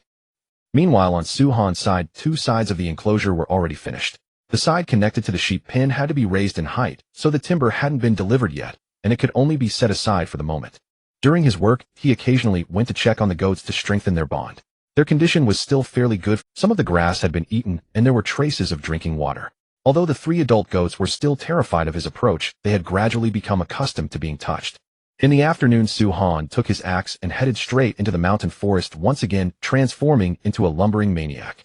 But this time he chose a different grove. The eastern woods were nearly all cut down, and continuing could harm the ecosystem. However, the southern woods were also excellent, and the path was quite easy. If he walked quickly, he could reach home in 5 minutes. As log after log was driven into the ground, the outline of the sheep pen began to take shape.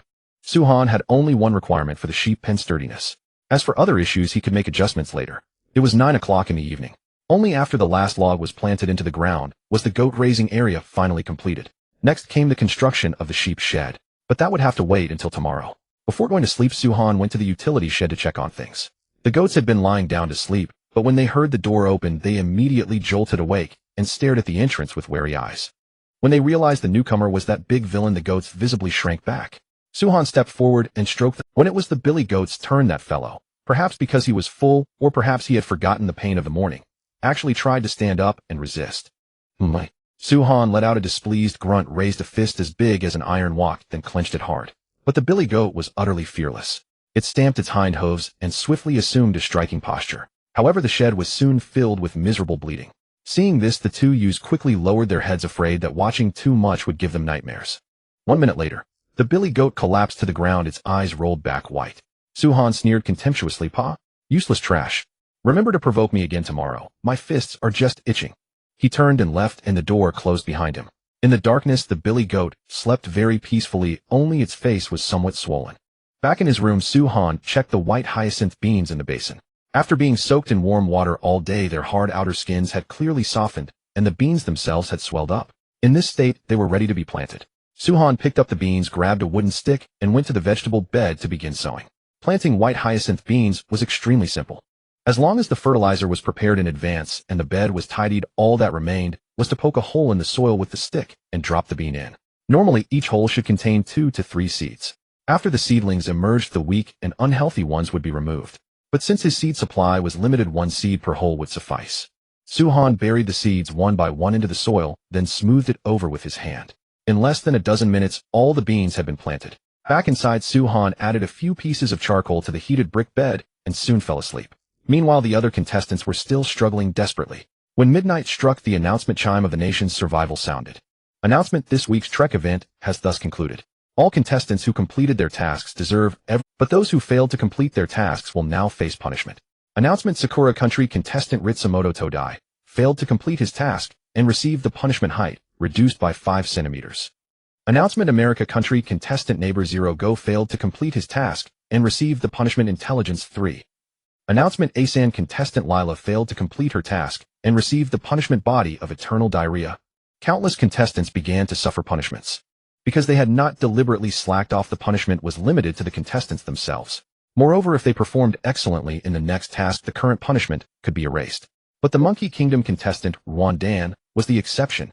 He was the only contestant who chose to deliberately give up during this task, so the punishment he received was unprecedented. Important announcement: Monkey Kingdom contestant Ruan Dan deliberately abandoned the competition and voluntarily became an appendage of the ape race, causing a regression of civilization. The nation's survival will absolutely not tolerate this. Announcement: all male citizens of the Monkey Kingdom will degenerate into low-grade maned apes and lose 10 points of intelligence. Announcement: only after accumulating 30 points of national luck will this punishment be lifted. Otherwise, they will remain ape men forever. As soon as the news was made public, the citizens of the Monkey Kingdom were thrown into an uproar. They had imagined that deliberately giving up would incur severe punishment, but they had never expected that the nation's survival would actually turn them into apes. At once, panic-stricken wails filled the streets and alleys. No, I don't want this. I don't want to eat fruit anymore. Mom, save me. My body seems to be melting. Hair is growing on my hands and on my face too. Ooh, roar. The citizens of the Monkey Kingdom who had been able to speak moments before suddenly lost their ability to speak. This utterly terrified viewers and contestants around the globe. Who could have imagined that humans could turn into apes? From this day forward, probably no one would dare to defy the rules of the nation's survival again. After the punishments concluded, the nation's survival issued a new notice. Announcement: in light of the fact that most contestants worked very hard during the task period, next week's task has been changed to rest. Announcement: henceforth, after every task week, you may rest for 1 week. Announcement: contestants are advised to use the rest period to develop yourselves swiftly lest you fail to complete the next task and face punishment again. This was tremendously good news. If they had to spend 4 days each week completing tasks, they would basically have no spare time to grow. The next morning, Su-han enjoyed his breakfast while reviewing the punishment records from the previous day. When he saw that the Monkey Kingdom people had turned into apes, he was thoroughly shocked. Oh, so that contestant who returned the fruit actually did so at the cost of his own body. 666. Su-han was thoroughly amused. He had never imagined that someone would be willing to act as a toy for monkeys. He could only say that he had underestimated the diversity of humanity. After catching up on some gossip, Su-han was nearly full. Half an hour of exercise. 1 hour of martial arts practice. The true day only began once the check-in was finished. Today, Su-han needed to build a goat shed and fire the pottery that had been drying in the shade. He had to admit both tasks were quite troublesome. Let's talk about the goat shed first. A proper goat shed had to be not only warm enough, but also clean and hygienic. That way the goats would not easily fall ill. After all, Su-han had no medical knowledge. If the environment inside the goat shed were too poor, it would be very bad for raising goats. Since he was going to do it, he might as well do it well. Second, the floor of the goat shed had to be higher than the surrounding ground, which would prevent rainwater from pooling and make manure easier to clean. But in reality, the flooding issue did not need to be considered. Because the goat shed Su-han built was essentially the same as his shelter. Once the main door was shut, rainwater could not seep in. So the only thing that truly needed consideration was the goats' waste problem. This was the most important part. Goats, unlike cats and dogs, do not have a fixed place to relieve themselves. They were more like the Asan people, They dropped turds wherever they felt like it, living by the philosophy of doing exactly as they pleased. If he did not reserve a place to handle goat manure, he would only be asking for trouble later. Therefore, Su-han planned to pave the floor of the goat shed with bricks.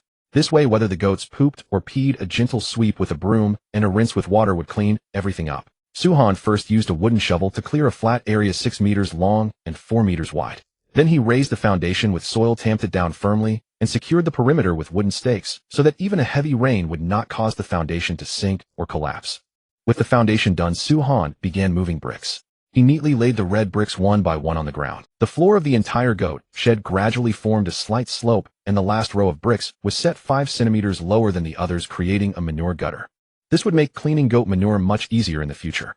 Rinsing would also be much more convenient. With the floor finished, the next step was to build the walls and the roof. Considering that winter was approaching, Su-han planned to build 3 layers of protective walls for the goat shed. The first layer on the inside was a wooden wall that served as the main structure supporting the entire goat shed. The second layer was made of reeds used to block the wind and retain warmth. The last layer was sealed with mud and wooden planks. As for why the reeds were not placed on the innermost side, it was because Su-han worried that the goats, when bored, would eat the reeds as food. Don't think that's strange. Goats really would do that. In winter, they mostly filled their stomachs with dry hay. To goats, there was no real difference between reeds and dry hay.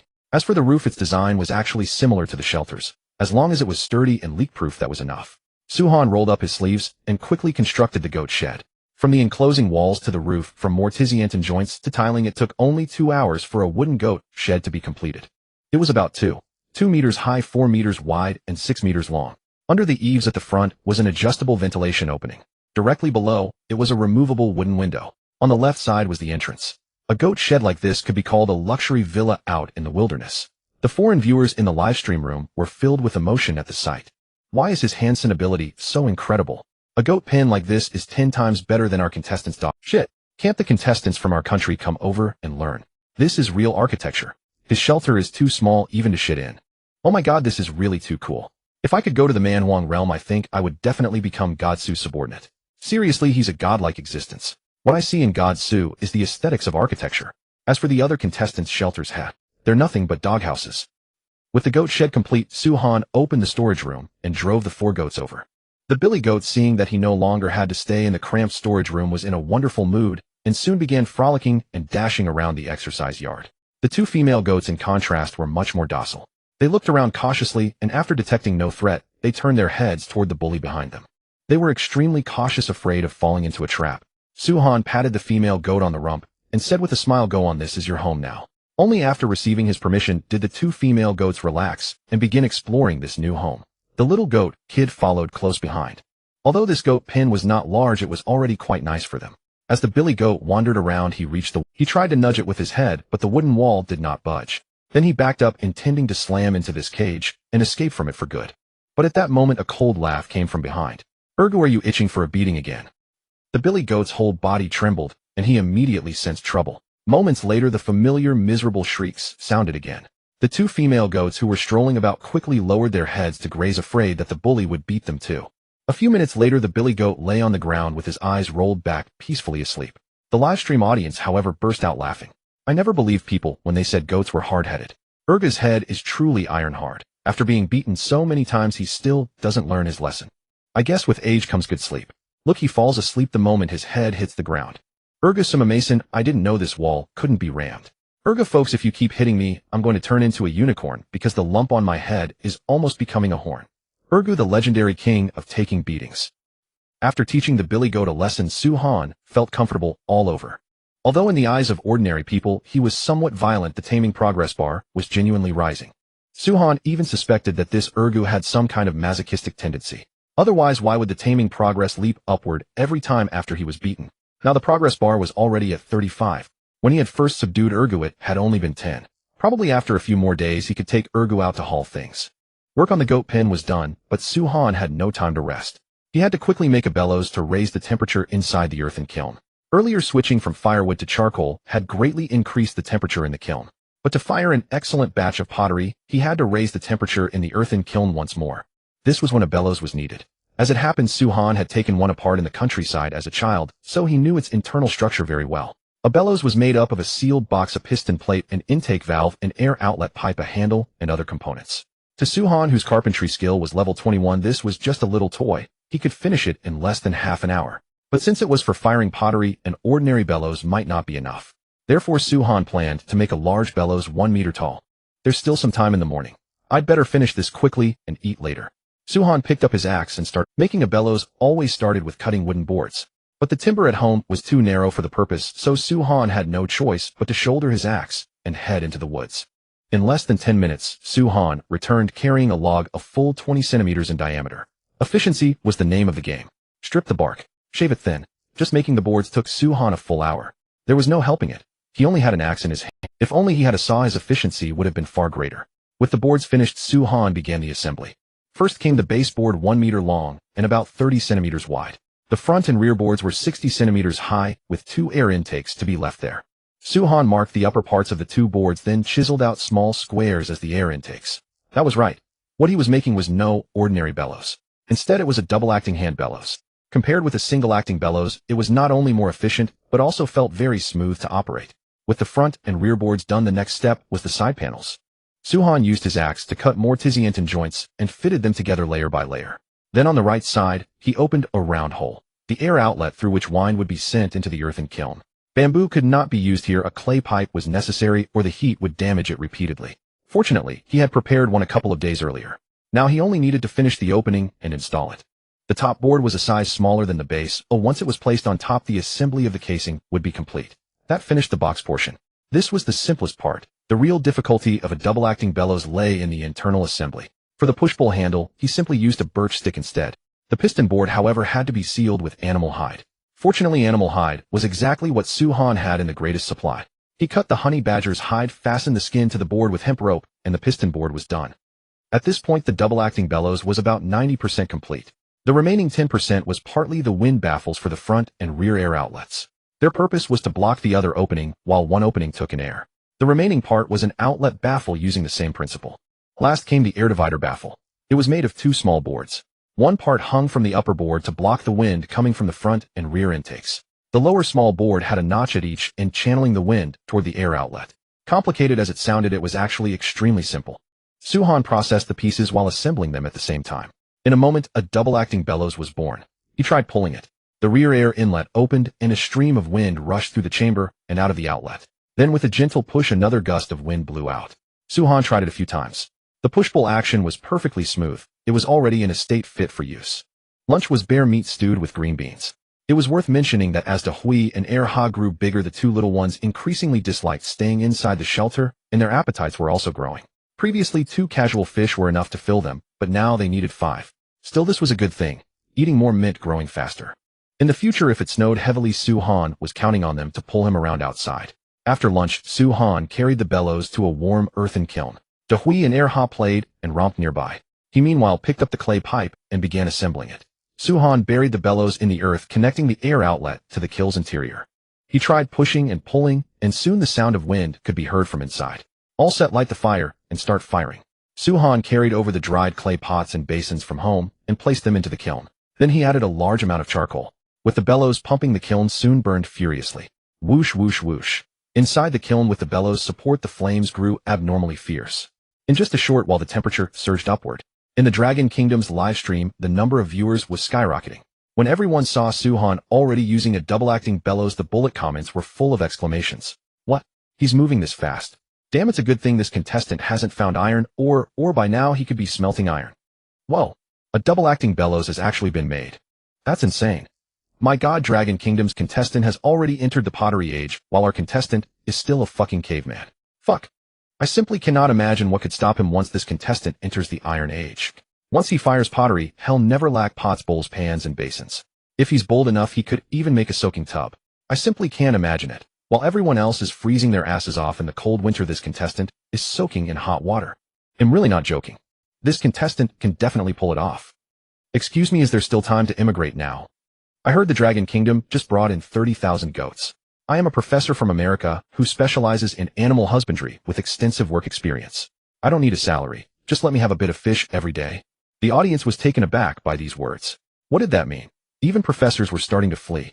Little did they know that smart people had already begun immigrating long ago. Never mind animal husbandry professors. On the very day Su Han captured the goats, he had received immigration applications from 6 special experts, and a Nobel laureate had even joined. And now that Su Han had successfully stepped into the pottery age, the professors who had been watching from the sidelines could no longer sit still. They were afraid that if they were too late, they wouldn't even get the scraps while they were hot.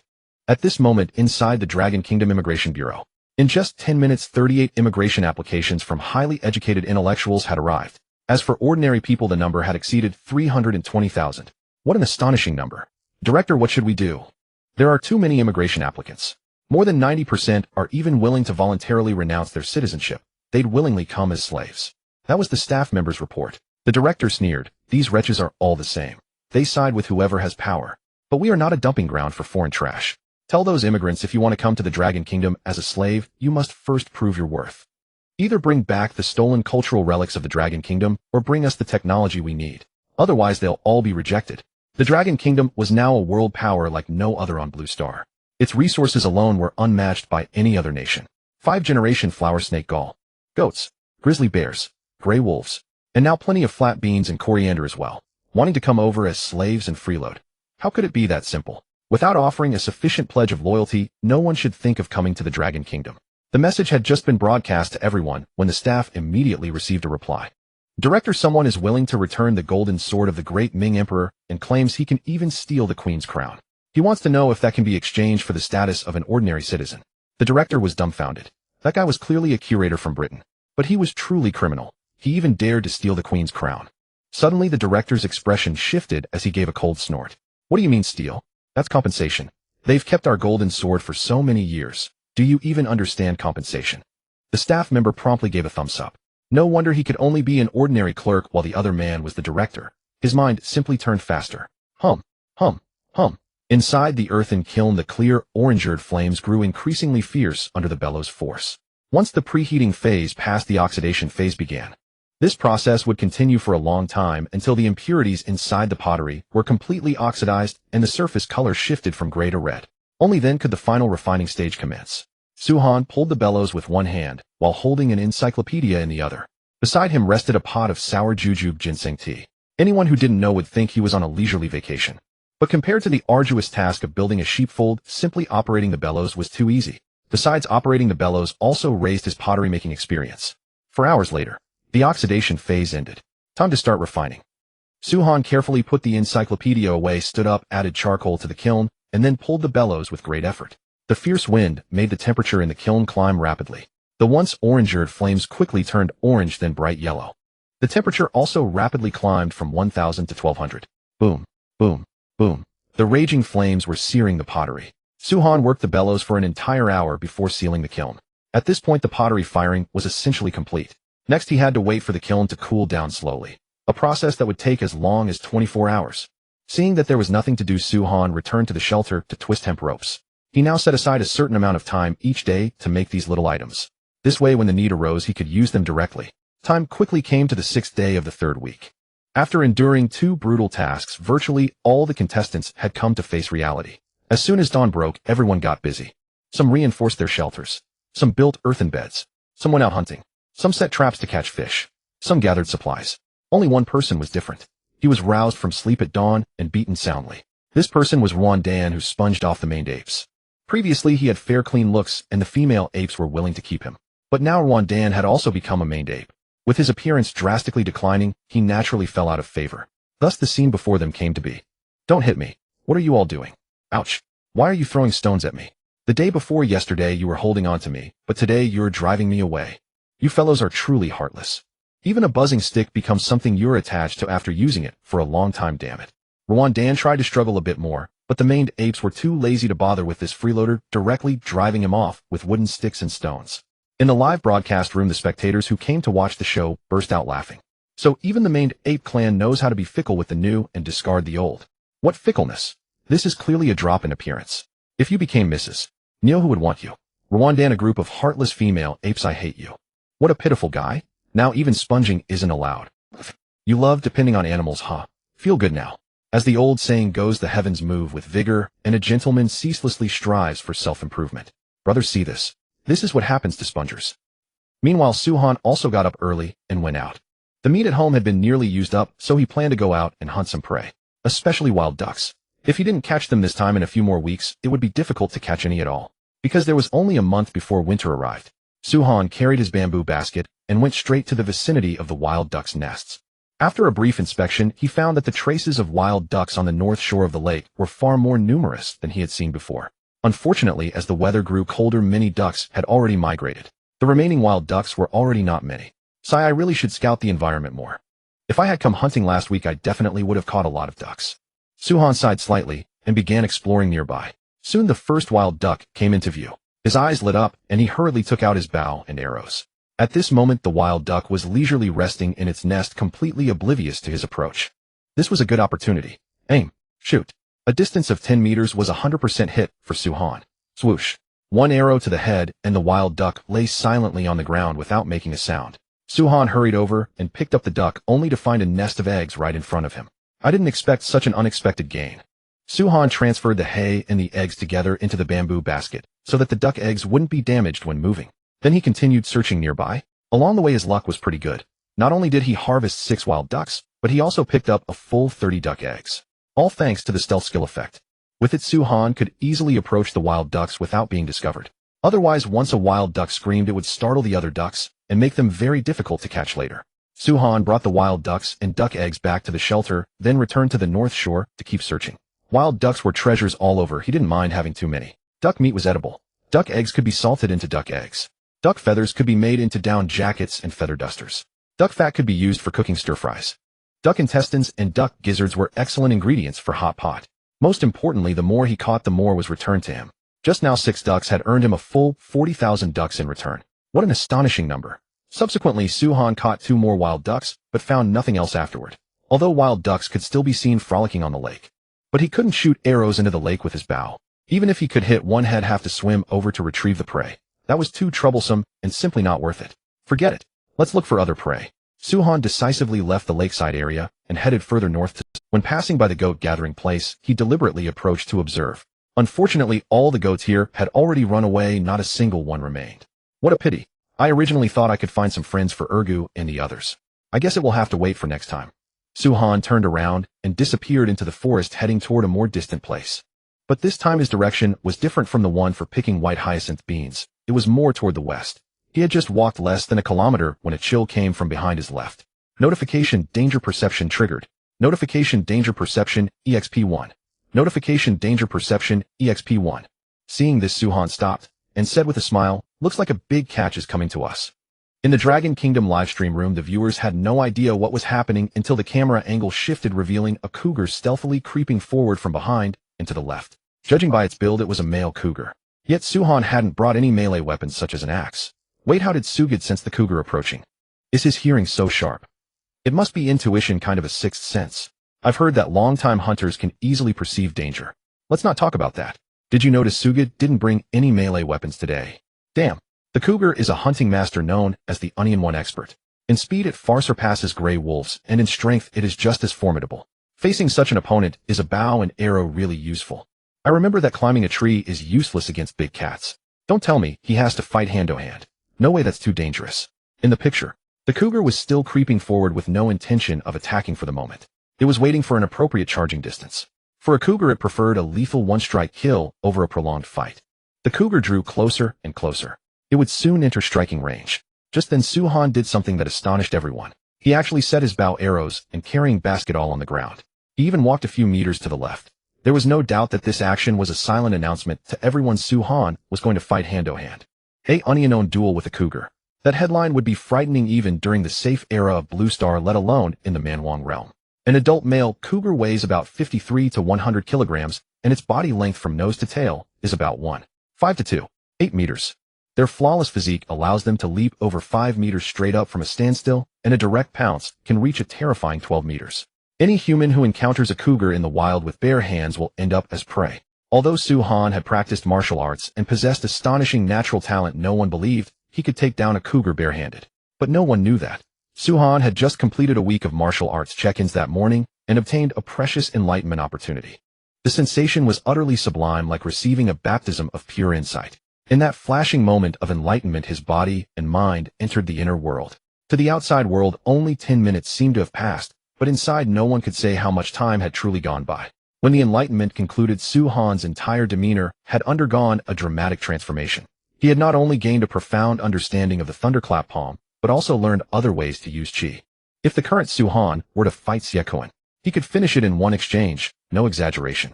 This was the immense power yielded by skill, mastery, and enlightenment. On the withered grass, Su Han closed his eyes with his back to the cougar and took a deep breath. His dantian stirred faintly, and countless currents of qi surged into his limbs. Swish! When Su Han opened his eyes again, the bright and icy stare in them startled the livestream audience. What a razor-sharp gaze. It was almost impossible to meet his eyes. Is this really Su Shin himself? It was as if he had changed into an entirely different person. Some timid viewers even leaned back repeatedly in fear, as if getting even slightly closer would get them killed. Yet Su Han still had not activated the aura skill. He had only circulated his qi. Meanwhile, inside a certain building, Xiaoquan stared at Su Han's transformation and could not help crying out in shock. Shinning Melian. How did he do it? He has only practiced the thunderclap palm for a week. Why has he improved at such an astonishing speed? Monstrous, absolutely monstrous. He never even dreamed that anyone in the modern era could reach this level. After all, even in the era when martial arts flourished, very few could accomplish such a feat. Whoever could perfectly restrain their aura would ultimately become a grandmaster of the martial arts. Could Su Shin really become a powerhouse at the grandmaster realm?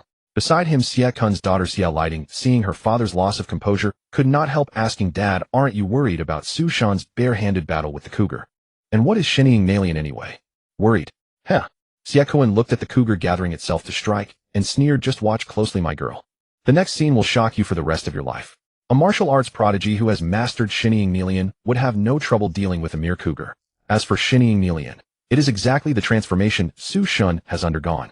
Look, he clearly possesses overwhelming strength, yet he appears just like an ordinary person. That is true skill. Before seeing Su Han's transformation, Xiaoquan had actually believed that Shinning Melian was a story fabricated by the ancients. In the end, it was he who had seen too little of the world. This was the gap between people. Meanwhile, the number of viewers in the Dragon Kingdom livestream was exploding at a terrifying rate. One man barehanded against a cougar, and he was the two-time champion of the weekly quests. The hype had been pushed to the absolute limit. Bullet comments flooded the entire screen almost instantly. Sybil, is this man insane? Does he think that killing one bear means he can take on a cougar barehanded? That thing is the undisputed solo apex predator of the wild. Ha ha ha, go die. Kill this arrogant Dragon Kingdom man, Sir Cougar. I shall now Wei Suo, am willing to sacrifice 30 years of my life in exchange for you killing this bastard. It is all because of him that our Sakura country has become a laughingstock. Fei fei fei. Ho ho ho. This was a statement from a man of the monkey country. To prevent normal humans from failing to understand national luck, survival provided a translation here. Kill the Dragon Kingdom man, kill him. Make the Dragon Kingdom fall. We the monkey country are the true strongest power in the East. He's getting cocky. He really has gotten cocky. Ha ha. We who emigrated can finally laugh at them. Being strong for a moment doesn't mean being strong forever. Arrogance and conceit are this contestant's fatal flaw. Just wait for death. Perhaps because they had been suppressed for too long. Those immigrant foreign-worshipping dogs also started speaking with sneering sarcasm. But the keyboard immortal netizens of the Dragon Kingdom were not going to coddle them. Yo, did you not manage to gnaw on a bone today? You sound so full of grievance. Sorry, but your grandpa here is drinking mutton soup and eating mutton today. And the strongest in the East. I think you're just the monkey king in the woods. You can't even speak properly before coming out to curse people. Can you even learn how? You waste. You little Japs sure love to bark like dogs. The reason you became a laughingstock is that your contestant is brain dead, a bunch of 3-inch dwarfs. Just as everyone was trading insults, at last the cougar launched its attack. It rose from the ground, instantly shifted into a run, and then its whole body turned into a black shadow, pouncing towards Su Han's back. Sensing the cougar's intention, Su Han unleashed his aura almost instantly. Like a frenzied beast, he whirled around in an instant and charged straight at the cougar. Roar! Midair, the cougar let out a savage snarl. If it could hit the two-legged beast's throat, it could use a throat lock to render its target powerless. But the cougar never imagined that Su Han would charge toward it. The viewers were so frightened by this scene that their scalps went numb. They didn't understand why Su Han would charge forward. The very next moment, a sight that shocked the world appeared. Su Han actually caught the cougar's claws as it pounced at him, with waist and legs locked as one. His body stood rooted like a javelin. Then, gripping the cougar with both hands, he yanked it downward violently and drove his right knee hard into its chin. Thud! The cougar's chin took a devastating blow, and even its thoughts stalled for a moment. Its vision went completely black. Su Han defeated the beast with one move, yet he did not let it off so easily. He grabbed its paw, slammed it hard into the ground, and only then hurled it away with force. The instant it crashed to the ground, the cougar let out a miserable howl, its entire body racked with pain. It had never dreamed that this seemingly fragile prey could possess such terrifying speed and power. The livestream audience was completely stunned. Everyone had expected a perilous, bloody brawl, yet it had turned into a one-sided slaughter. This is horrifying. What just happened? Holy crap. Is Su Shen really this fierce? That reaction speed is terrifying. I had to slow the playback down 32 times just to see it clearly. Barehanded fight. That was an instant kill, wasn't it? Su Shen, so you're the cougar. Doesn't seem like much to me. Where are those dogs that were barking just now? Come out, your grandpa is here. Keep barking. Where are you people? At the scene, the cougar pulled itself up from the ground. It first shook its head, then fixed a venomous glare upon the enemy not far away. The earlier strike had thoroughly enraged it. Thus this battle was destined to end only with death. The cougar began circling, searching for a chance to launch a sneak attack. Su Han, however, stood rooted in place, countering all changes with stillness. This cougar was as good as dead today. For one, his title demanded the hunting of wild beasts. Secondly, Su Han needed its meat and hide. If this creature dared to flee, then it couldn't blame him for resorting to his bow and arrows. The cougar circled twice, its glacial eyes ceaselessly scanning for the perfect spot to strike. The earlier failure gnawed at it, so this time there could be absolutely no misstep. The two remained deadlocked for a full 5 minutes. Neither side showed the slightest intention of striking first. Gradually the cougar grew restless. With winter on the horizon, it had to stock up on enough fat. Otherwise it risked freezing to death. It slowly retreated, then broke into a desperate sprint. Mindful of its first failed assault, the cougar was far more cunning this time. Not only did it change direction mid-sprint, but it also used its momentum to lengthen its leap. If it failed again, it would have to consider running away. Swish! The cougar launched into a flying pounce from a distance. Su Han heard the sound and whirled around swiftly, only to find the cougar gone from before his eyes. Yet at that moment, a violent whoosh tore through the air from his right. The cougar had treacherously pulled off a double jump. It had guessed that Su Han would counterattack the instant it lunged. So upon landing, the cougar abruptly changed course and launched its true assault from the flank. Roar! The cougar came flying at him with a savage roar. A flicker of contempt flashed through Su Han's eyes. Did you really think my danger sense was for show? Even if you altered your attack route. Before me, it's nothing but a cheap trick. The moment he turned, Su Han immediately stepped back. He had barely shifted his body when the cougar's pounce meant nothing but empty air. Facing such a perfect opening to strike, Su Han was not one to waste it. The chi in his dantian surged madly into his right arm, causing his palm to swell to twice its normal size. Sky-splitting palm. Boom. The palm slammed viciously into the cougar's spine. In almost an instant, the beast lost its balance and crashed to the ground. A severe blow to the spine is a fatal injury for any feline. It was done for. Giving the cougar no chance to react, Su Han seized its hind legs with both hands and began swinging it violently from side to side. Thud, thud, thud, thud. In Su Han's hands, the 100-kilogram cougar was like a blanket furiously slammed against the ground. To the left, to the right, to the left, to the right again. The viewers in the live stream were petrified by the bloody, savage spectacle. This was no mere human. He was practically a humanoid tyrannosaurus. Utterly savage. At first the cougar could still struggle and let out a few agonized shrieks. But after a few seconds it fell completely silent. Su Han stopped and looked down at the cougar. Its neck had been I haven't even had my fill of fun yet. How boring. He released his grip and the cougar slid to the ground like silk. The battle was over. The notification chimes of National Fortune Survival rang out in rapid succession. Congratulations. You have slain a large wild beast and gained 1 point of constitution bonus. Notice you have killed a ferocious cougar with your bare hands, demonstrating extraordinarily terrifying personal strength. You have been awarded a random item. Notice congratulations. You have obtained the random item, Black Gold Tactical Dagger. Then the announcement of the 10,000-fold return rang out. The Dragon Nation received 20,000 cougar carcasses. The slight fatigue in his body dissipated instantly upon receiving the constitution boost. Didn't expect to get a dagger. Looks like luck is on my side. Su Han's eyes lit up, thinking that from now on at least he wouldn't have to cut meat and vegetables with an axe. Especially for certain fine handiwork. Working with an axe was sheer torture. But now with a dagger, he could drastically shorten the crafting process. In high spirits, Su Han hoisted the cougar onto his shoulder, then picked up his basket and bow, preparing to head home. Originally he had planned to catch a wolf or a deer on this outing. Since Head bagged a cougar, Head let them off the hook for now. Meanwhile, contestants everywhere along with their livestream rooms were stunned by the relentless cascade of notification chimes. Killing a cougar with bare hands. That was simply absurd. One had to remember that it was a swift and ferocious cougar. How could any human possibly take it down barehanded? Yet after everyone watched the recorded footage, a preposterous thought rose in their minds. Could this contestant be a reincarnated deity? Otherwise, how could he be so ferocious? Back home, Suhan set the wild duck on the ground and placed the duck eggs in a wooden basin, then began butchering the cougar he had just killed. Compared to wolves, cougars are short-haired animals, but their hides are still extremely useful. Even if not suited for clothing, they could certainly be made into shoes and the like. According to the National Fortune Survival Quest progress, the shoes on his feet wouldn't last more than a few months before falling apart. If it were spring or summer, it would be fine. He could weave straw sandals to alternate. He could save the proper shoes for long journeys. But winter was no laughing matter. Without a sufficiently warm pair of shoes, frostbite was absolutely inevitable. And once frostbitten, mild cases were still bearable, at worst itchy toes and cracked skin. But severe frostbite would require amputation. Such was the importance of footwear. Of course, Suhan wasn't concerned. He had plenty of hides at home. He was already planning to make a pair of winter boots soon. With the cougar hide in hand, he could easily make 2 pairs of shoes, one thick and warm, the other light and breathable. Even the thought of it was wonderful.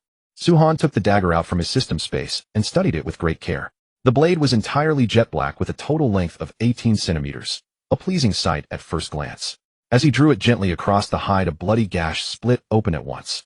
This dagger was truly remarkable, razor sharp. Skinning, harvesting the meat.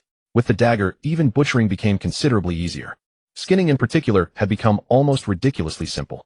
Suhan peeled off the cougar's hide in one complete piece in just 8 minutes, something utterly unimaginable before. As for the organs, aside from the heart and stomach, everything else was left for the wolf cubs.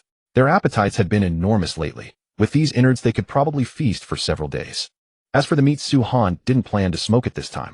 Eating smoked meat every single day had left him wrapped. So for this cougar, Suhan planned to wait until the clay pot was done. Part of it would be stewed and part stir-fried. For all the cougar's impressive weight, once the bones, skull, and organs were removed, the pure meat was at most 70 gene. At a daily consumption of 10 gene of meat, this cougar would last him no more than a week at best. So afterward, he would still need to go out hunting. This was a minor drawback of practicing martial arts, but hardly a real problem. Once next year brought abundance in all things, he wouldn't need to spend all day hunting. Having finished processing the cougar, Suhan turned his attention to the wild duck. Since he intended to make a down jacket, the duck down would need careful processing. To make a down jacket, the first step is to collect duck down. Not every part of a wild duck's body can be used. Only the down from the chest, the inner thighs, and the underside of the wings can be used. Before collecting the down, Suhan fetched a basin and drained the duck's blood. With this many ducks, he estimated he could make a good amount of duck blood tofu.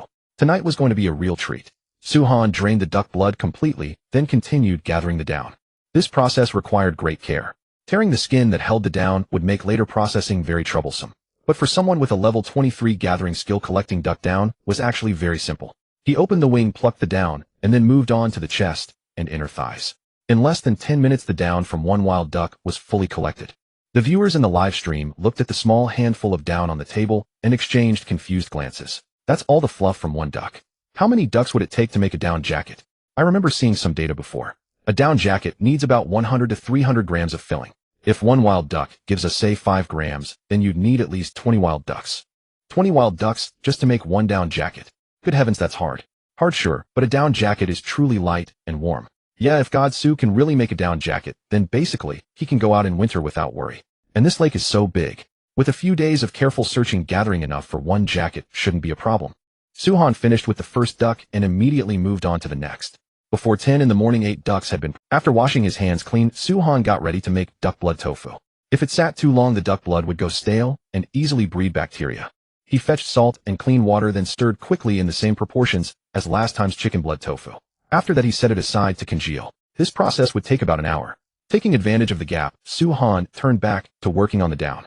Now that collecting was complete, the next step was washing to remove the odor and grease from the down. For other contestants, this was an extremely difficult task. But Suhan was different. He had made soap This was the fruit of his earlier efforts. Soap might seem good only for washing hands and face, but in reality, it had a great many uses. Suhan put the down into warm water and added a little soap. Then he stirred it slowly. The clear warm water quickly turned murky. Washing down requires slow, gentle squeezing with the hands. You must never wring it or rub it violently, otherwise the down's fiber structure would be damaged. Again and again he changed the water 12 times before the down was completely clean.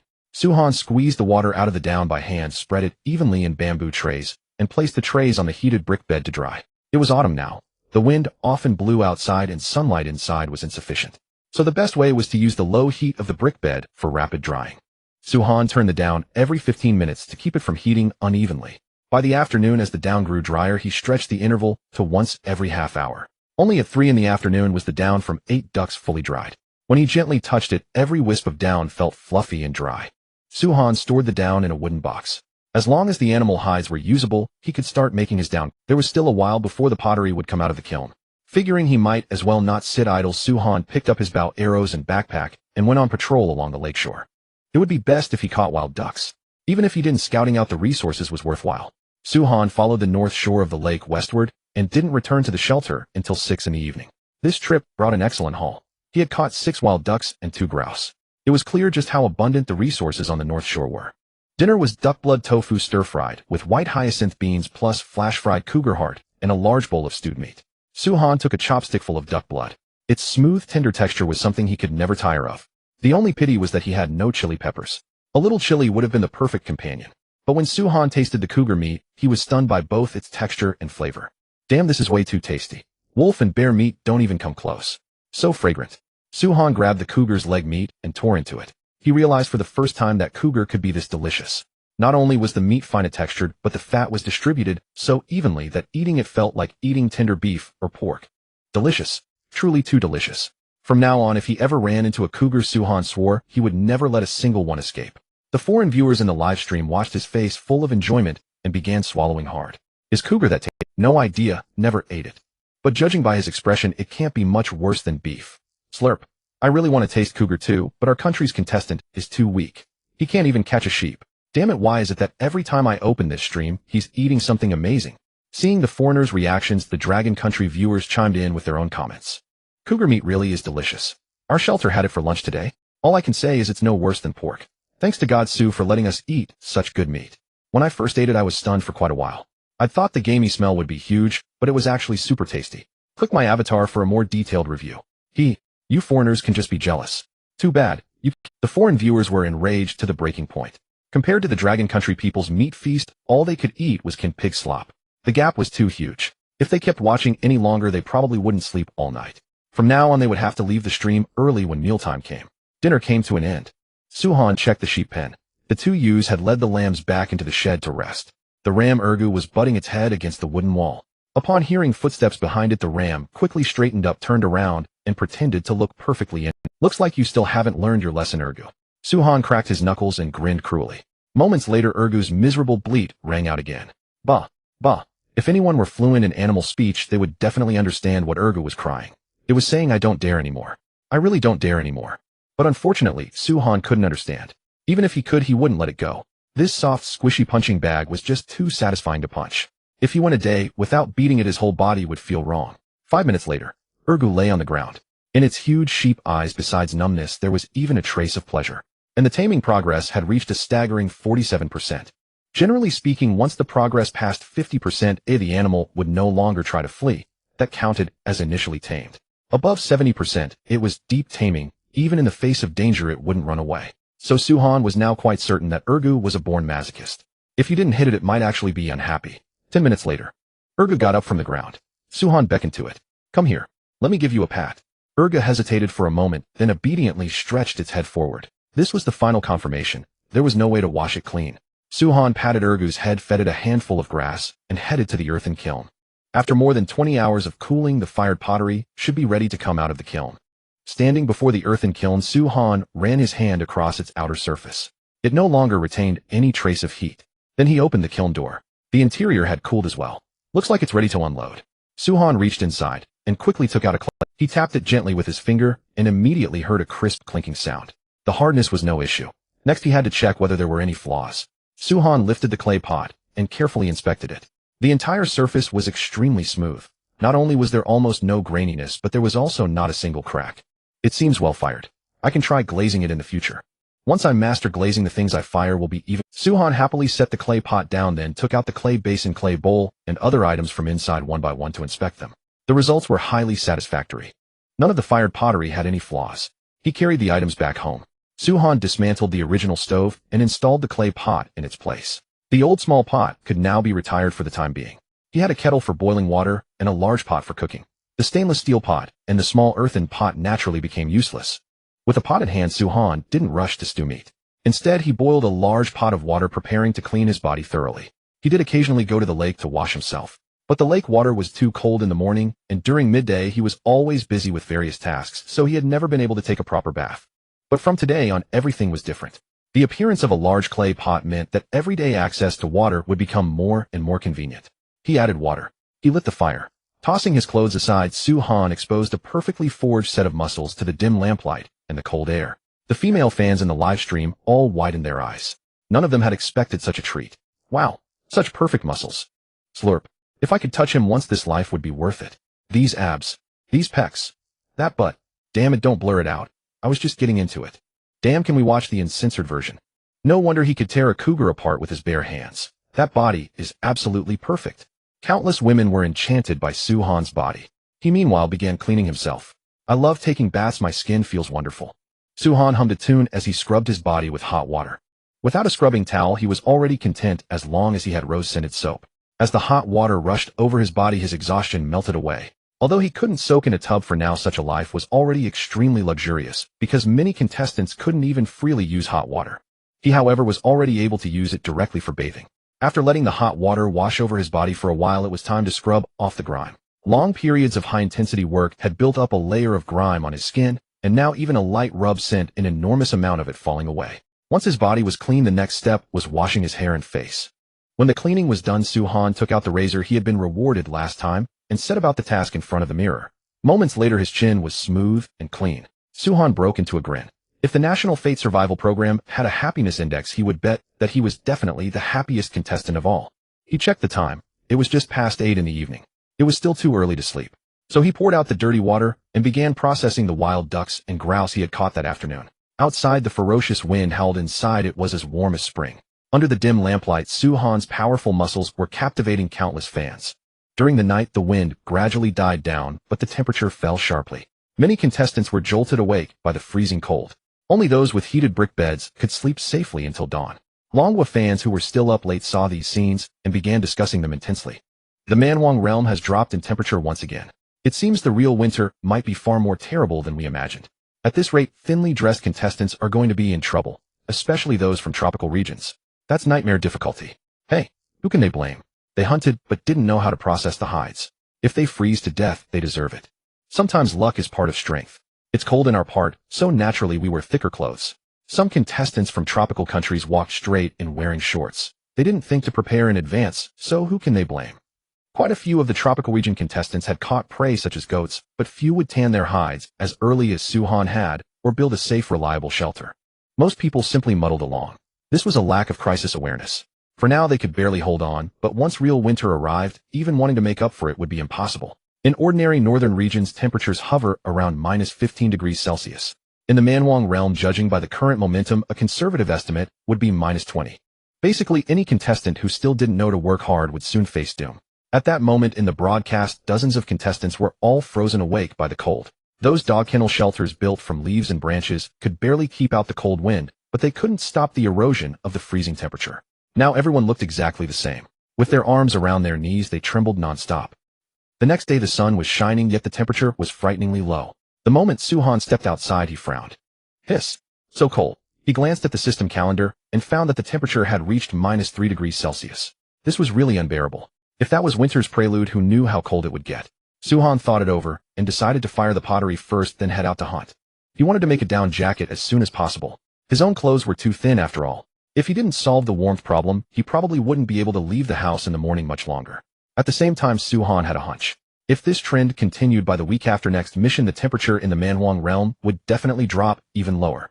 Whoever could secure enough warm clothing would gain a sufficient advantage. Seen in this light, making a down jacket was an urgent priority. After sorting out his thoughts, Su-han decided that from now on he should hunt as much as possible whenever he was free. Although the shelter looked fine, it still wasn't warm enough in reality. What if there was continuous heavy snow or terrifyingly low temperatures? Reeds and wood were simply not warm enough. But if animal hides were spread all over the walls, the effect would be different.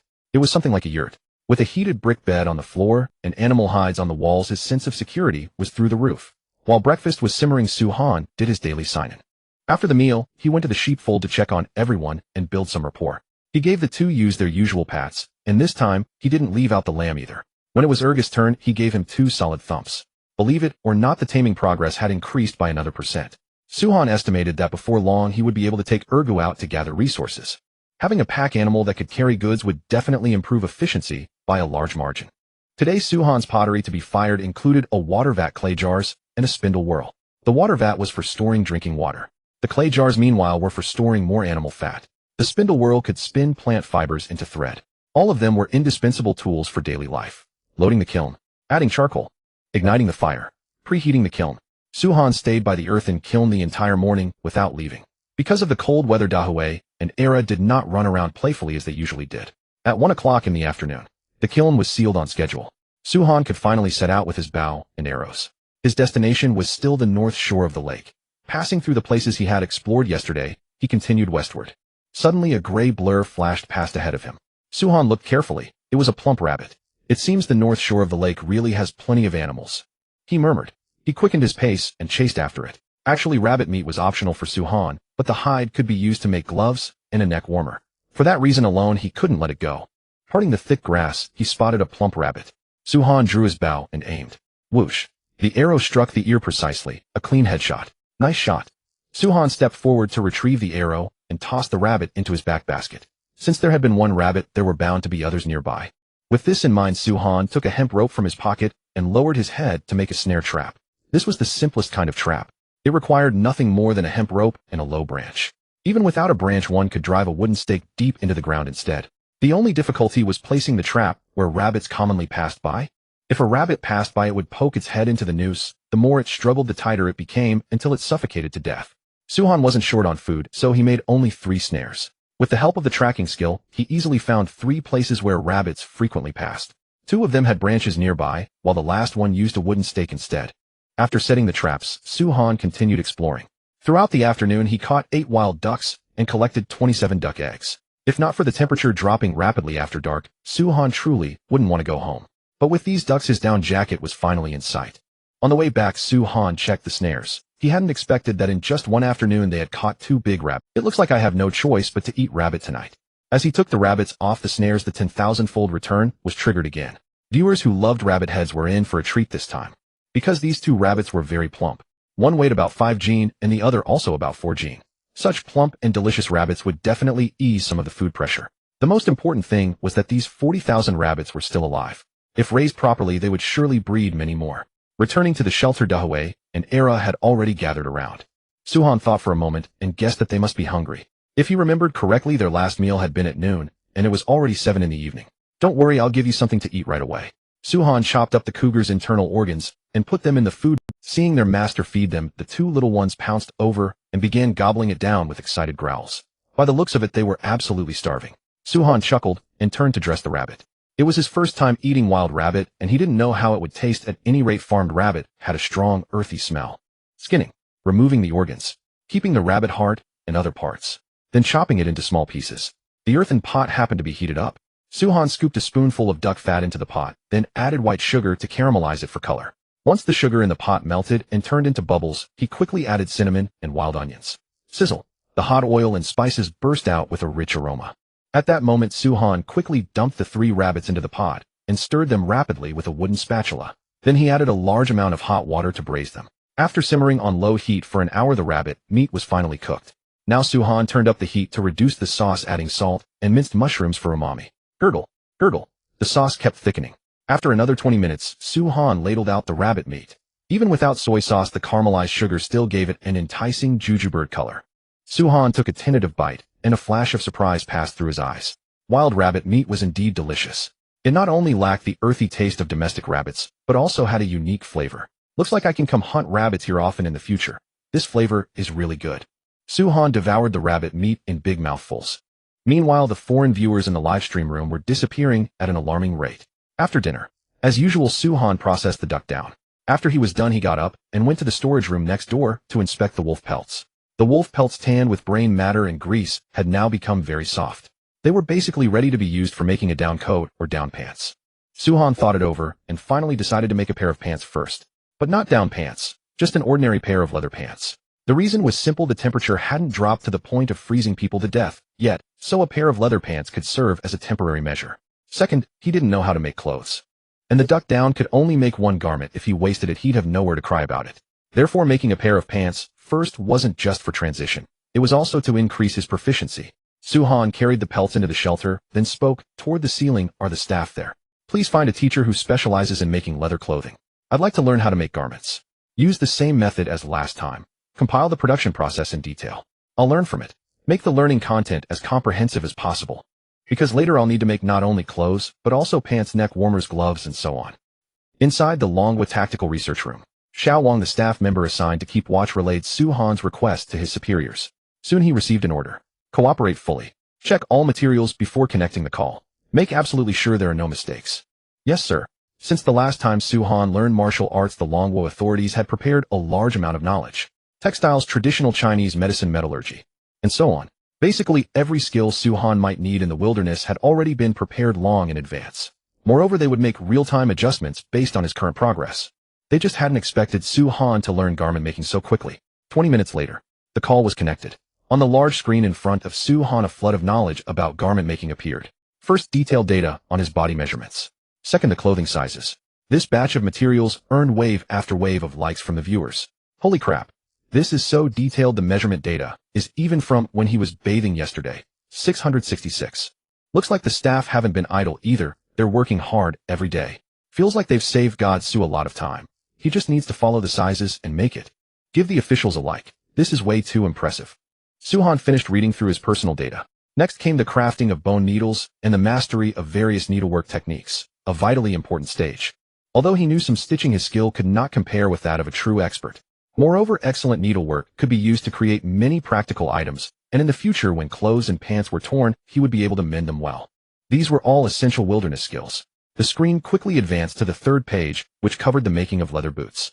Su-han skimmed through at a glance and committed every piece of information to memory. Next came the making of shirts and pants, and finally gloves. Shortly after, the communication session came to an end and the images vanished. Su-han recalled everything he had learned and said with emotion, "I really have learned quite a lot." Making clothes seemed simple, but it involved a great deal of knowledge. If he made them carelessly, the clothing would not only fail to keep him warm, but the hide could easily be damaged too.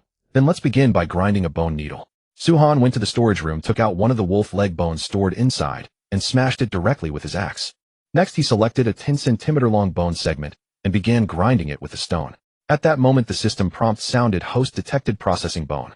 Congratulations, you have learned a new skill, bone tool crafting. Skill effect: the higher the level, the faster the work efficiency, and the less likely the bones being worked on will be damaged. Su-han picked up the bone segment and rubbed it against the stone he usually used to sharpen his axe. Bone tool crafting EXP2. Bone tool crafting EXP2. Activating the focus state greatly increased his work efficiency. After half an hour, the bone segment gradually grew thinner until it became a needle that was narrow at one end and wider at the other. Once the grinding was finished, the next step was drilling. Su-han placed the bone needle on the table and slowly twisted the dagger to drill a hole. After every short spell, he dripped a little water onto it as a grinding aid. Soon a small circular depression appeared on the front of the needle. Su-han then flipped it over and drilled at the corresponding spot on the back. Thank goodness for the dagger.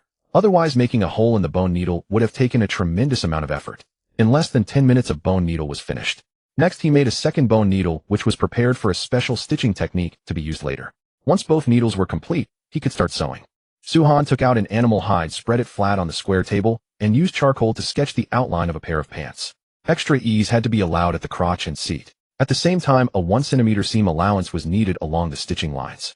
Considering daily life and going out to forage, Su-han also needed to mark out the positions of the pockets and the crotch area. The pockets needed no explanation, and the crotch was a reinforcing gusset. Pants made this way would be somewhat roomier, so if he ever engaged in close combat with a wild beast, the trousers wouldn't split open.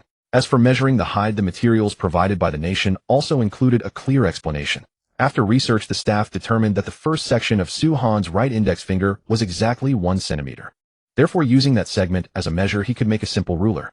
Su-han took a wooden board from a nearby shelf, chopped it into a long strip with his axe, placed his index finger against it, and carved a mark with his dagger. Then, keeping his finger in place, he shifted it aside slightly and used the dagger to carve a second mark on the other side. After repeating this dozens of times, a 30-centimeter measuring ruler was made. In the live stream chat, the audience gasped. Huh, that's such a clever move. I really underestimated the staff this time. They even thought about the measuring problem. Badass. 666. I was just wondering earlier, even if you know your body size, without a ruler, you can't make clothes right. But the officials took care of that too. Officials don't underestimate the bond between us and Su-shun. Staff were not just watching the live stream. We're hard at work, count on it. Meanwhile, the foreigners were utterly dumbfounded. They had never imagined there was such a method. The people of Dragon Country were truly incredibly strong. Oh my god, the Dragon Country contestant is too far ahead. Not only can he make clothes on his own, he's even solved the measurement problem. Is our country's strategy room full of good for nothings? Can't they learn something from the Dragon Country people? Those idiots only know how to string us along all day. The longer this drags on, the wider the gap between our contestant and the Dragon Country contestant. They've entered the pottery age and are about to wear beast-hide clothes while our contestant is still in a caveman state. Fuck. That evening, the Immigration Bureau received applications that surged past 1 million. But the director still refused to grant entry. His reasoning remained the same as ever: absolutely no foreign trash.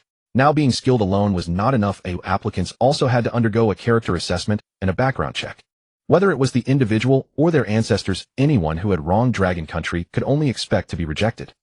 Inside the shelter, holding the ruler in one hand to measure, Su-Han adjusted the outline of the pants. Size. Allowance.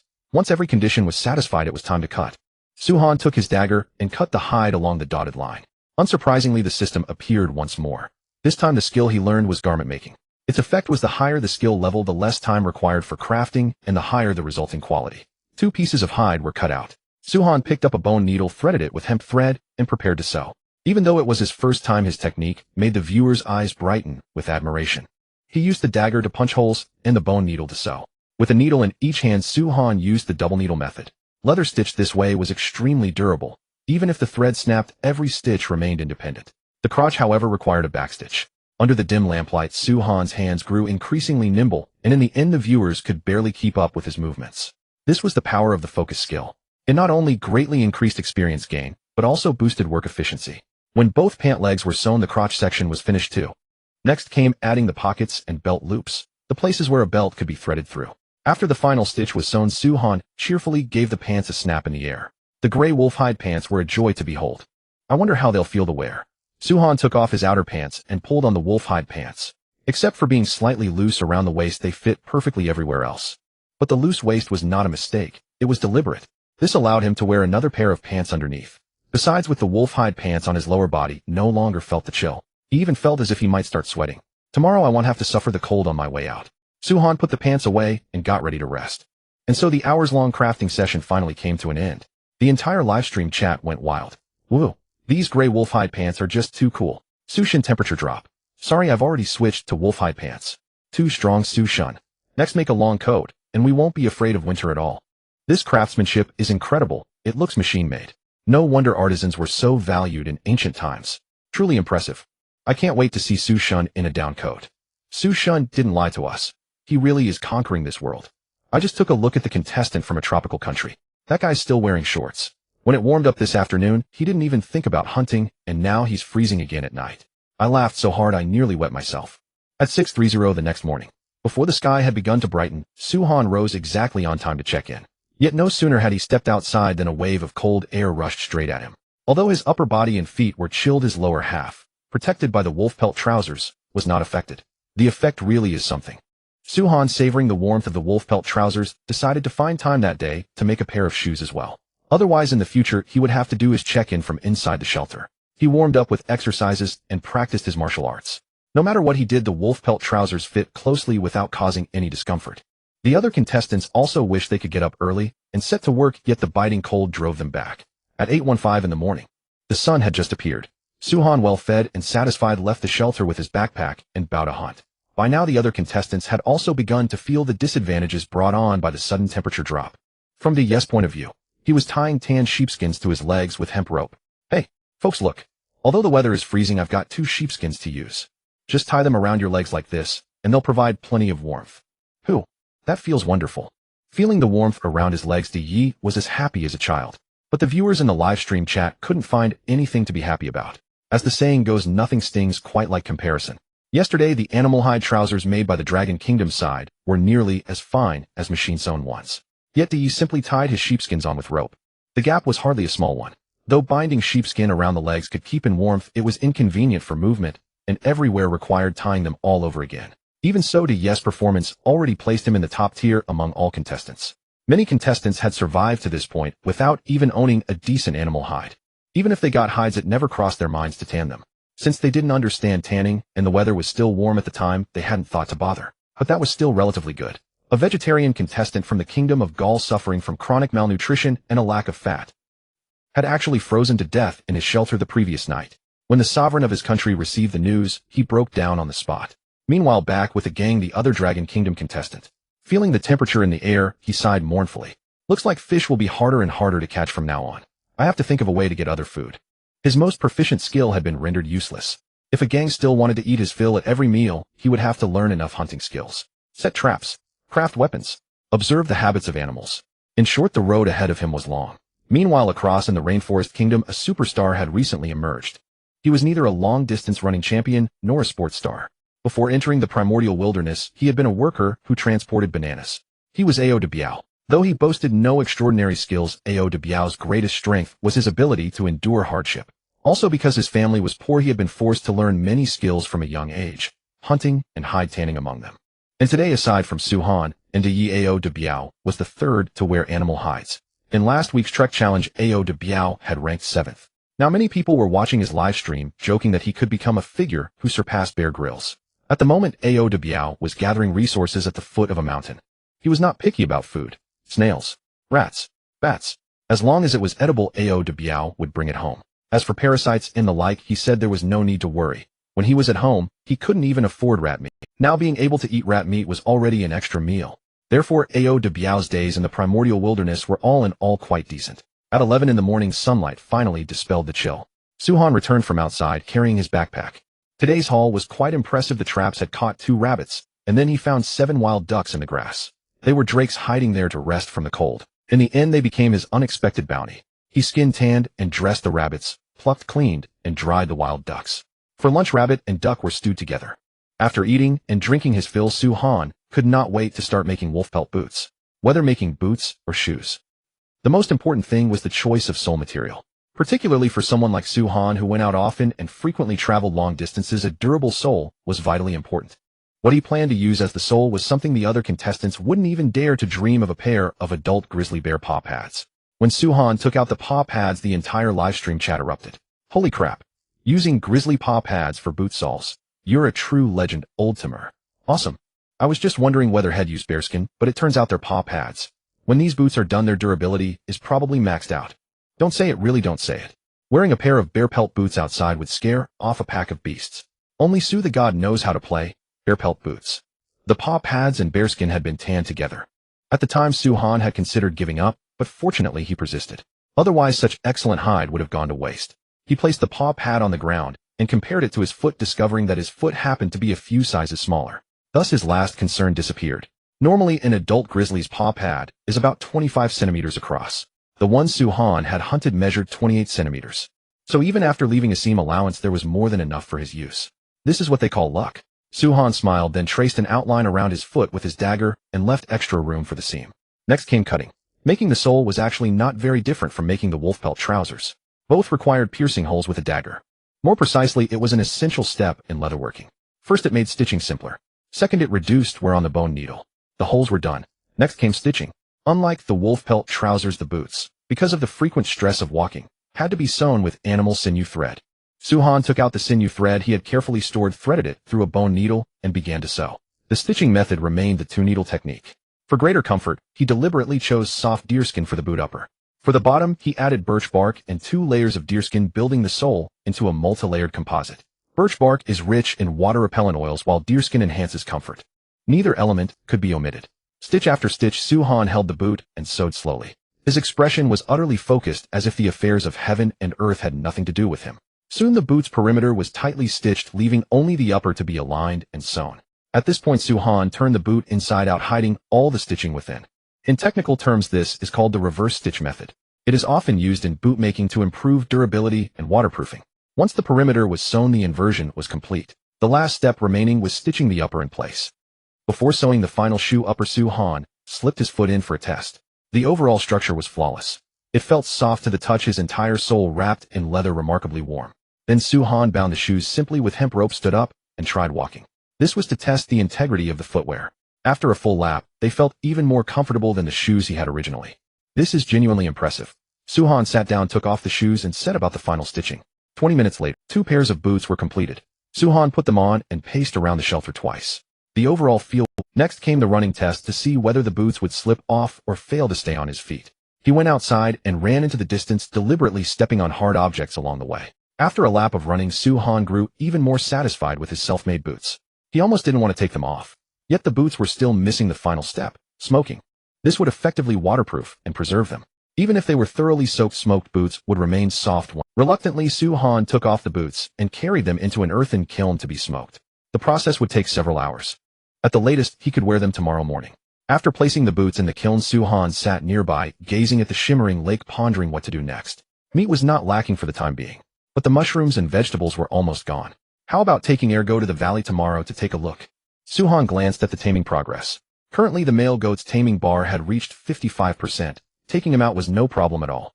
Next was the problem of fishing. He was utterly tired of eating small fish. But Suhan had never caught any big fish.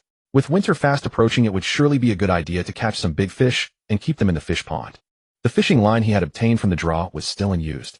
This lake was so vast that it must surely teem. If he could catch plenty of big fish, he could smoke and store them, so he wouldn't have to gnaw on venison every time he went out. But since he was going to bring Ergo and catch big fish, then preparations could not be skipped. For example, a bamboo basket for transporting goods, a rope to tie up Ergo, and hooks for fishing. All of these had to be prepared in advance. Truly born to toil. Can't rest even for a single day. Suhan shook his head, turned around, and dove into the shelter to get busy. In the evening, the second batch of pottery was fired and finished. Suhan moved the water vat into his home, stored away the other jars and pots, and then poured filtered lake water into the vat. If used sparingly, this vat of water could last him a week without having to go out. In that way, the water problem was solved. Early the next morning, without even doing his daily check-in, Suhan rushed straight to the earthen kiln and took out his beloved boots. His feet, which had been a bit cold, instantly warmed up in the leather boots. TSK. New shoes really are something. Warm. Comfortable. Suhan's face was beaming with pride. Now all he needed was a coat, and he would be able to brave the bitter cold without fear. So satisfying. After changing into the new boots and doing his daily check-in, Suhan ate and drank his fill, then walked up to Ergo with gear and rope. Come here. Ergo stood motionless, instead turning its head away disdainfully. Suhan was long accustomed to this attitude. He put down his things and gave it 2 thumps with his fist. Stick your head over. After receiving the reward, Ergo indeed became much more obedient. He fitted the rope around Ergo, attached the basket, and let it out the door. Today he planned to thoroughly explore the distant valley, so the basket was stocked not only with drinking water, but also 2 roast ducks and a large piece of bear meat. The first time out, Ergo was not used to carrying things on its back. Every now and then it tried to shake off the basket. But under the soothing influence of Suhan's fist, Ergo quickly adapted. They crossed the river channel and headed straight for the valley. The route they chose went around the northern shore of the lake. Suhan's main concern was that a river might block the approach to the valley. If that were the case, even if he crossed over, he wouldn't be able to explore the interior. The morning temperature was still freezing, but with the blessing of deerskin boots and wolf pelt trousers, Suhan felt nothing at all. In fact, he felt a little hot. They walked for a long time, about an hour and a half, before reaching the entrance to the valley. At that moment, a fruit tree caught Suhan's attention. Isn't this the dragon snake fruit? Suhan stepped forward and studied the tree carefully. Its trunk was not tall, roughly 3 meters high, and the fruit resembled apples. After picking one, a rich, fruity aroma filled the air. That's right. This was the dragon snake fruit. Suhan's eyes lit up. He wiped it with his hand, opened his mouth, and bit into it. Crunch. The skin split, and juice splashed. Although it was a wild variety, the dragon snake fruit was absolutely sweet and delicious. Suhan finished a palm-sized fruit in just a few bites. At the same time, the notification sound of the National Destiny survival game rang out. Detected that Dragon Nation contestant Suhan has picked the dragon snake fruit, triggering a 200-fold return. Congratulations to Dragon Nation for obtaining 200 dragon snake fruits. Afraid everyone might not understand, Suhan smiled and said, "You can eat these fruits without worry, just treat them like apples. But when storing, there's one thing to note. The dragon snake fruit is a cold climate fruit. After picking, the temperature must not exceed 18 degrees. On the other hand, sub-zero temperatures are fine." With that, he picked another fruit and began eating. Just then, Ergo also caught the fruity scent. It walked up to Suhan and affectionately nuzzled its head against his hand. "You want one too? Then here you go." Suhan never mistreated a pet that could work. Since Ergo wanted some, there was no harm in. After all, it would have to carry things back later. Suhan tossed the dragon snake fruit on the ground, and Ergo lowered its head to savor it happily. Only then did he remember that goats are creatures that love eating fruit. Apples in particular were their absolute favorite. After feeding it 3 in a row, Suhan finally stopped. Then he began picking the fruit from the tree. The National Destiny survival notifications kept triggering. In the end, Su-Han harvested 26 dragon snake fruits from the tree, while Dragon Nation received 200,000. After picking the fruits, Su-Han led Ergo deeper into the valley. The vegetation here was extremely lush. In many places there were large patches of green grass. As he walked, Su-Han suddenly stopped and thrust his wooden spear fiercely into the grass ahead. Whoosh! A snake whose color perfectly matched the dried grass instantly appeared from within. This scene startled the audience quite a bit. It also startled Ergo. A single strike, a guaranteed kill. Su-Han flung the snake far away, then pulled Ergo and continued forward. The valley was rich in resources. Within just 100 meters of the entrance, he had already found many useful materials. For example, he found 2 herbs containing the toxin that had knocked out the goat. He also found quite a few delicious mushrooms. He even picked a large amount of fresh wood ear fungus. One could say the harvest was bountiful. But as Su-Han turned a corner, he saw an extremely precious spice. Its color was a brilliant red, irresistibly tempting under the sunlight. This is... Su-Han's voice began to stammer from sheer excitement. Meanwhile, Bing Bing and Li Chung in the studio gasped in shock. They had never dreamed that such a thing could exist. In the live stream room, the viewers' eyes bulged wide. They were equally taken aback. Damn, we're rich. Who'd have thought the valley would have something like this? Awesome. It's actually Sichuan pepper. That's amazing. Having Sichuan pepper means another spice for us, haha. Meanwhile, in the Manwang room, Su-Han stared at the Sichuan pepper tree, standing proudly against the wind in the distance, his heart surging with excitement. This was a genuine treasure. Not only could it be used as a spice, but it could also be made into pickled side dishes. But for pickling, one had to use green Sichuan pepper. The fully reddened ones wouldn't do. The uses of Sichuan pepper were far from limited to this. Apart from pickling, it also removed stale odors and amplified aroma. The Sichuan pepper oil simmered from it was equally delicious drizzled over cold dishes. For instance, the fresh wood ear mushrooms picked today could be tossed in Sichuan pepper oil with mushrooms as a cold salad. Even without soy sauce or vinegar, the flavor would be simply superb. Aside from being edible, Sichuan pepper also served to repel insects. That was equally vital out in the wild. Nevertheless, good as it was, the thorns all over the plant were truly annoying. Thus, extra care had to be taken when harvesting. Su-Han led Ergu over to the pepper tree, tied him up, and then set his bamboo basket on the ground. Picking Sichuan pepper was a painstaking business. He couldn't bear to have Ergu carry the dragon snake fruit the whole time. After settling his pet, Su-Han went up with the bamboo basket on his back to begin picking. In October, the Sichuan pepper had ripened completely, with only a few spots shielded from the sun, still holding a trace of green. The clusters along the outer edges were easy to gather. A gentle pinch was enough to pluck an entire cluster free. For the higher ones, however, a stepladder was required. One could also fashion a wooden hook and pull the branches closer, but that was far too laborious. Nothing was as convenient as making a ladder. An hour later, the outer clusters had all been harvested. The bamboo basket, however, was only half filled, which was clearly insufficient. Su-Han picked up his axe, found a suitable tree nearby, and began felling it to fashion a ladder. Half an hour or so later, a 3-meter-high stepladder was ready. Now I can gather far more Sichuan pepper. Su-Han climbed up and resumed his harvest. No, to be precise, it was more like a sweep. Whether green or ripe red, every Sichuan pepper that was spotted was plucked and tossed into the bamboo basket. Before he knew it, noon had come. The bamboo basket was completely filled with Sichuan pepper. That's all for now. They'll drop by again in a few days when I have the time. Despite the great quantities Su-Han had picked, the tree itself didn't seem to have lost much at all. By his reckoning, it would take at least 3 more basket loads before every cluster within the ladder's reach was cleared out. But this trip was intended for exploration. If the basket were packed full of Sichuan pepper, there would be no room to carry back anything discovered later. Hence it had to wait for the next visit. Longwa had also scored big this time. The mere haul of Sichuan pepper had reached astronomical numbers. Now many foreigners were sending messages asking whether they could trade supplies for a batch of fresh Sichuan pepper. This spice was something they badly needed as well. Back in the valley, Su-Han sat on the grass, gnawing on a mouth-watering roast duck. Ergo meanwhile chewed on fresh grass while eyeing the dragon snake fruit nearby. Compared with the dry, scraggly grass, that fruit was far more appetizing. After lunch, Su-Han led Ergu slowly toward the depths of the valley. Having already encountered the dragon snake fruit and Sichuan pepper, he was now filled with curiosity about what lay beyond. Surely it couldn't be that the outskirts were so rich, yet the interior held nothing at all. In reality, useful resources were quite plentiful along the way. For instance, not long after setting out, Su-Han found a poison used to catch goats. This time he found a full 10 plants. That was a true windfall. If he came across another goat herd, he could use the same method to catch them. Su-Han could hardly imagine how many supplies he could bring back if he were to lead 10 goats out at once. After stowing the herbs into his basket, he pressed onward. The scenery inside the valley was breathtaking, and the temperature was far warmer than outside. As a result, a host of precious herbs and plants flourished here. There are wild fruit trees here too. As Su-Han walked, he discovered a row of low fruit trees. Some of their fruit was poisonous while others could be safely eaten. For example, a fruit that closely resembled an apricot was in fact filled with a peculiar toxin. Anyone who ate it would begin to hallucinate. He picked the edible ones. Though they didn't taste very good, slicing and drying them into chips was an excellent way to before he realized that Su Han had arrived at the end of the valley. The temperature here was exceptionally high, and on both sides grew dense crowded trees, which sheltered countless birds.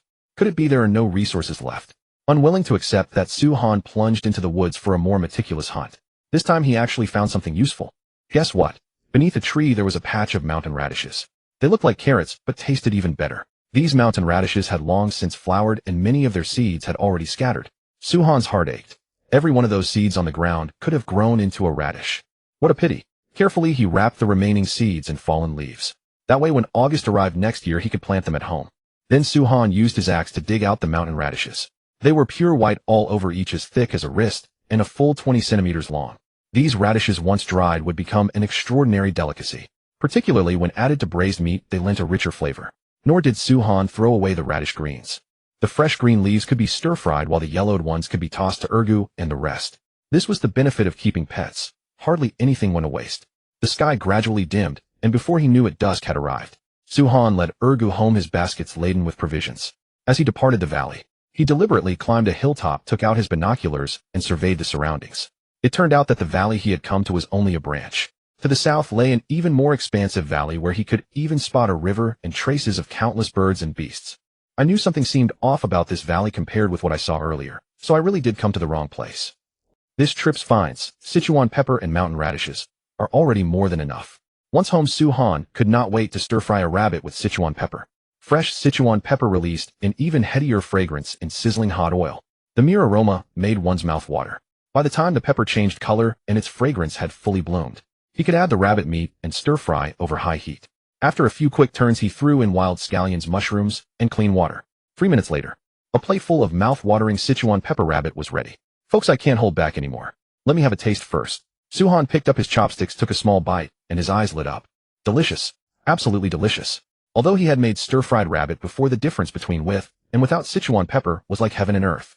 This batch of Sichuan pepper rabbit was not only bursting with numbing spice, but also carried a rich, heady fragrance. One bite left fragrance lingering on the lips and teeth. Su Han almost felt as if he were dining in a restaurant. After eating his fill, he set to work again. The red Sichuan pepper gathered today had to be sorted, washed, and laid out to dry as quickly as possible, otherwise trapping the moisture would cause mold and rot. The green Sichuan pepper likewise needed washing and drying before being pickled with clean water and salt. By the time everything was done, it was already 9 o'clock at night. But Su Han showed no sign of resting. Instead, he turned to polishing a bone. Tomorrow morning, he planned to fish for the giant creature in the lake. So the hook absolutely had to be made tonight. Week 4 Monday. Su Han rose early as usual for his daily check-in. Ever since putting on his new boots and wolfskin trousers, the mornings no longer felt so cold. After the check-in, he cleaned the sheep pen. Next came breakfast, and then feeding Husky and Big Gray. Once all that was done, Su Han finally turned his attention to fishing. Without a proper rod, he planned to mimic lure fishing. Instead of using a reel, he substituted a birch stick. After all, he was after giant fish. Even a purpose-made rod could break easily, so a wooden stick was far more practical. He threaded the line through a hook, added a ceramic sinker, cut off 25 meters of line, and tied it to the stick. His fishing tools were ready. Su Han picked up his carrying basket and a stool and walked toward the lake. He first lifted the fish trap, hooked one of the small fish inside onto the hook, and then hurled it forcefully into the lake. Slap! The line flew out over 10 meters and quickly slipped beneath the surface. The system notification sounded. Ding. Detected that the host is fishing. Congratulations. You have learned a new skill, fishing. System hint: the higher your fishing skill, the easier it is to catch fish. Above level 5, the chance of fish shaking the hook is reduced. Above level 8, the time spent playing the fish is reduced. Above level 12, a gear wear is reduced. System hint: the higher the level, the stronger the skill effect. System hint: every fish caught grants a huge amount of skill experience. After letting the line rest in the water for a while, Su Han began to reel in unhurriedly. The lure rod method mimics a weak, small creature to provoke fish into striking.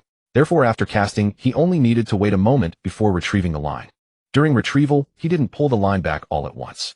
Instead, he used a cadence of a few tugs, then a pause before reeling in.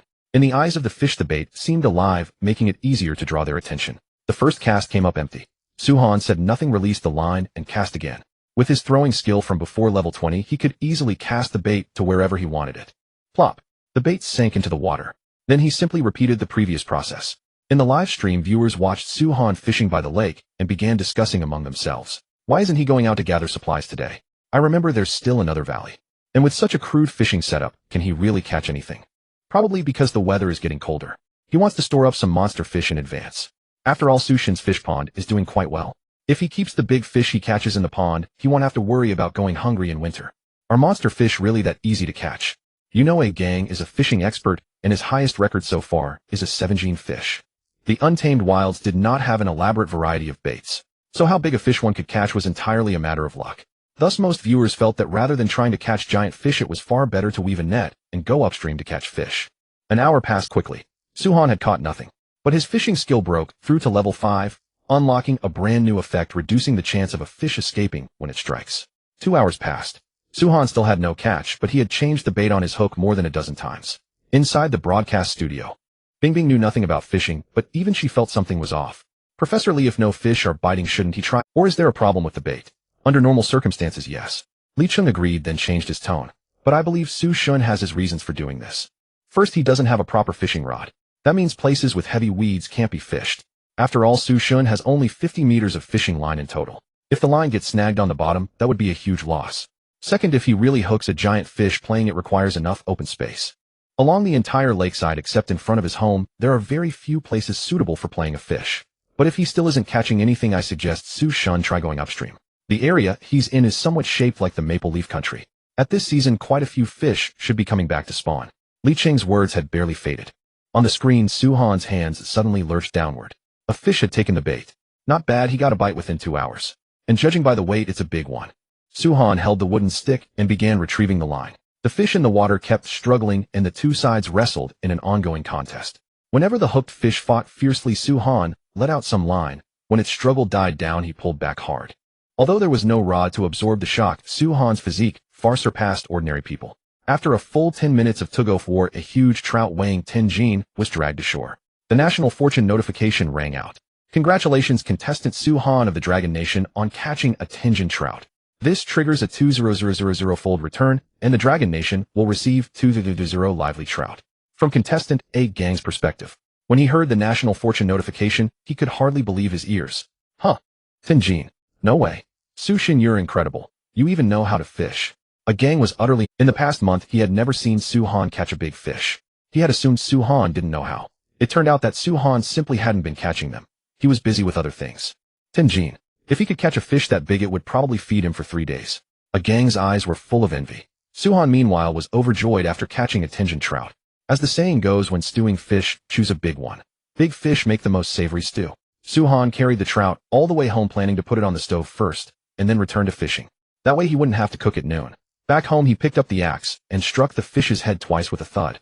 The trout, which had been lively moments ago, instantly fell still. He scaled it. He gutted it. He lit the fire. He added chicken fat and Sichuan peppercorns to the pot to bloom the fragrance. Once the aroma was released, he added Jerusalem artichokes and cinnamon bark in turn, then a thick fatty cougar rib. Fish meat has little fat, so adding fatty meat makes the stew even richer. Especially with Su-han's clay pot and wood-fired stove, it was simply perfect. Once the fatty meat had rendered its oil, he added the prepared trout and water to the pot.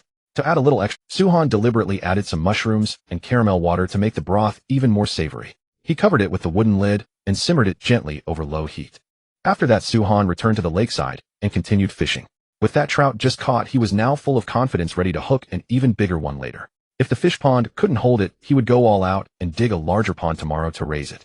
Just as Su-han was thinking this, the bait had barely sunk when his hands suddenly jerked down again. Damn, another fish. Wait, what's with this fish? It's dragging me into the lake. Stop it now. Su-han cried out in alarm as his body was pulled toward the water. Such a terrifyingly huge creature made the viewers gasp in astonishment.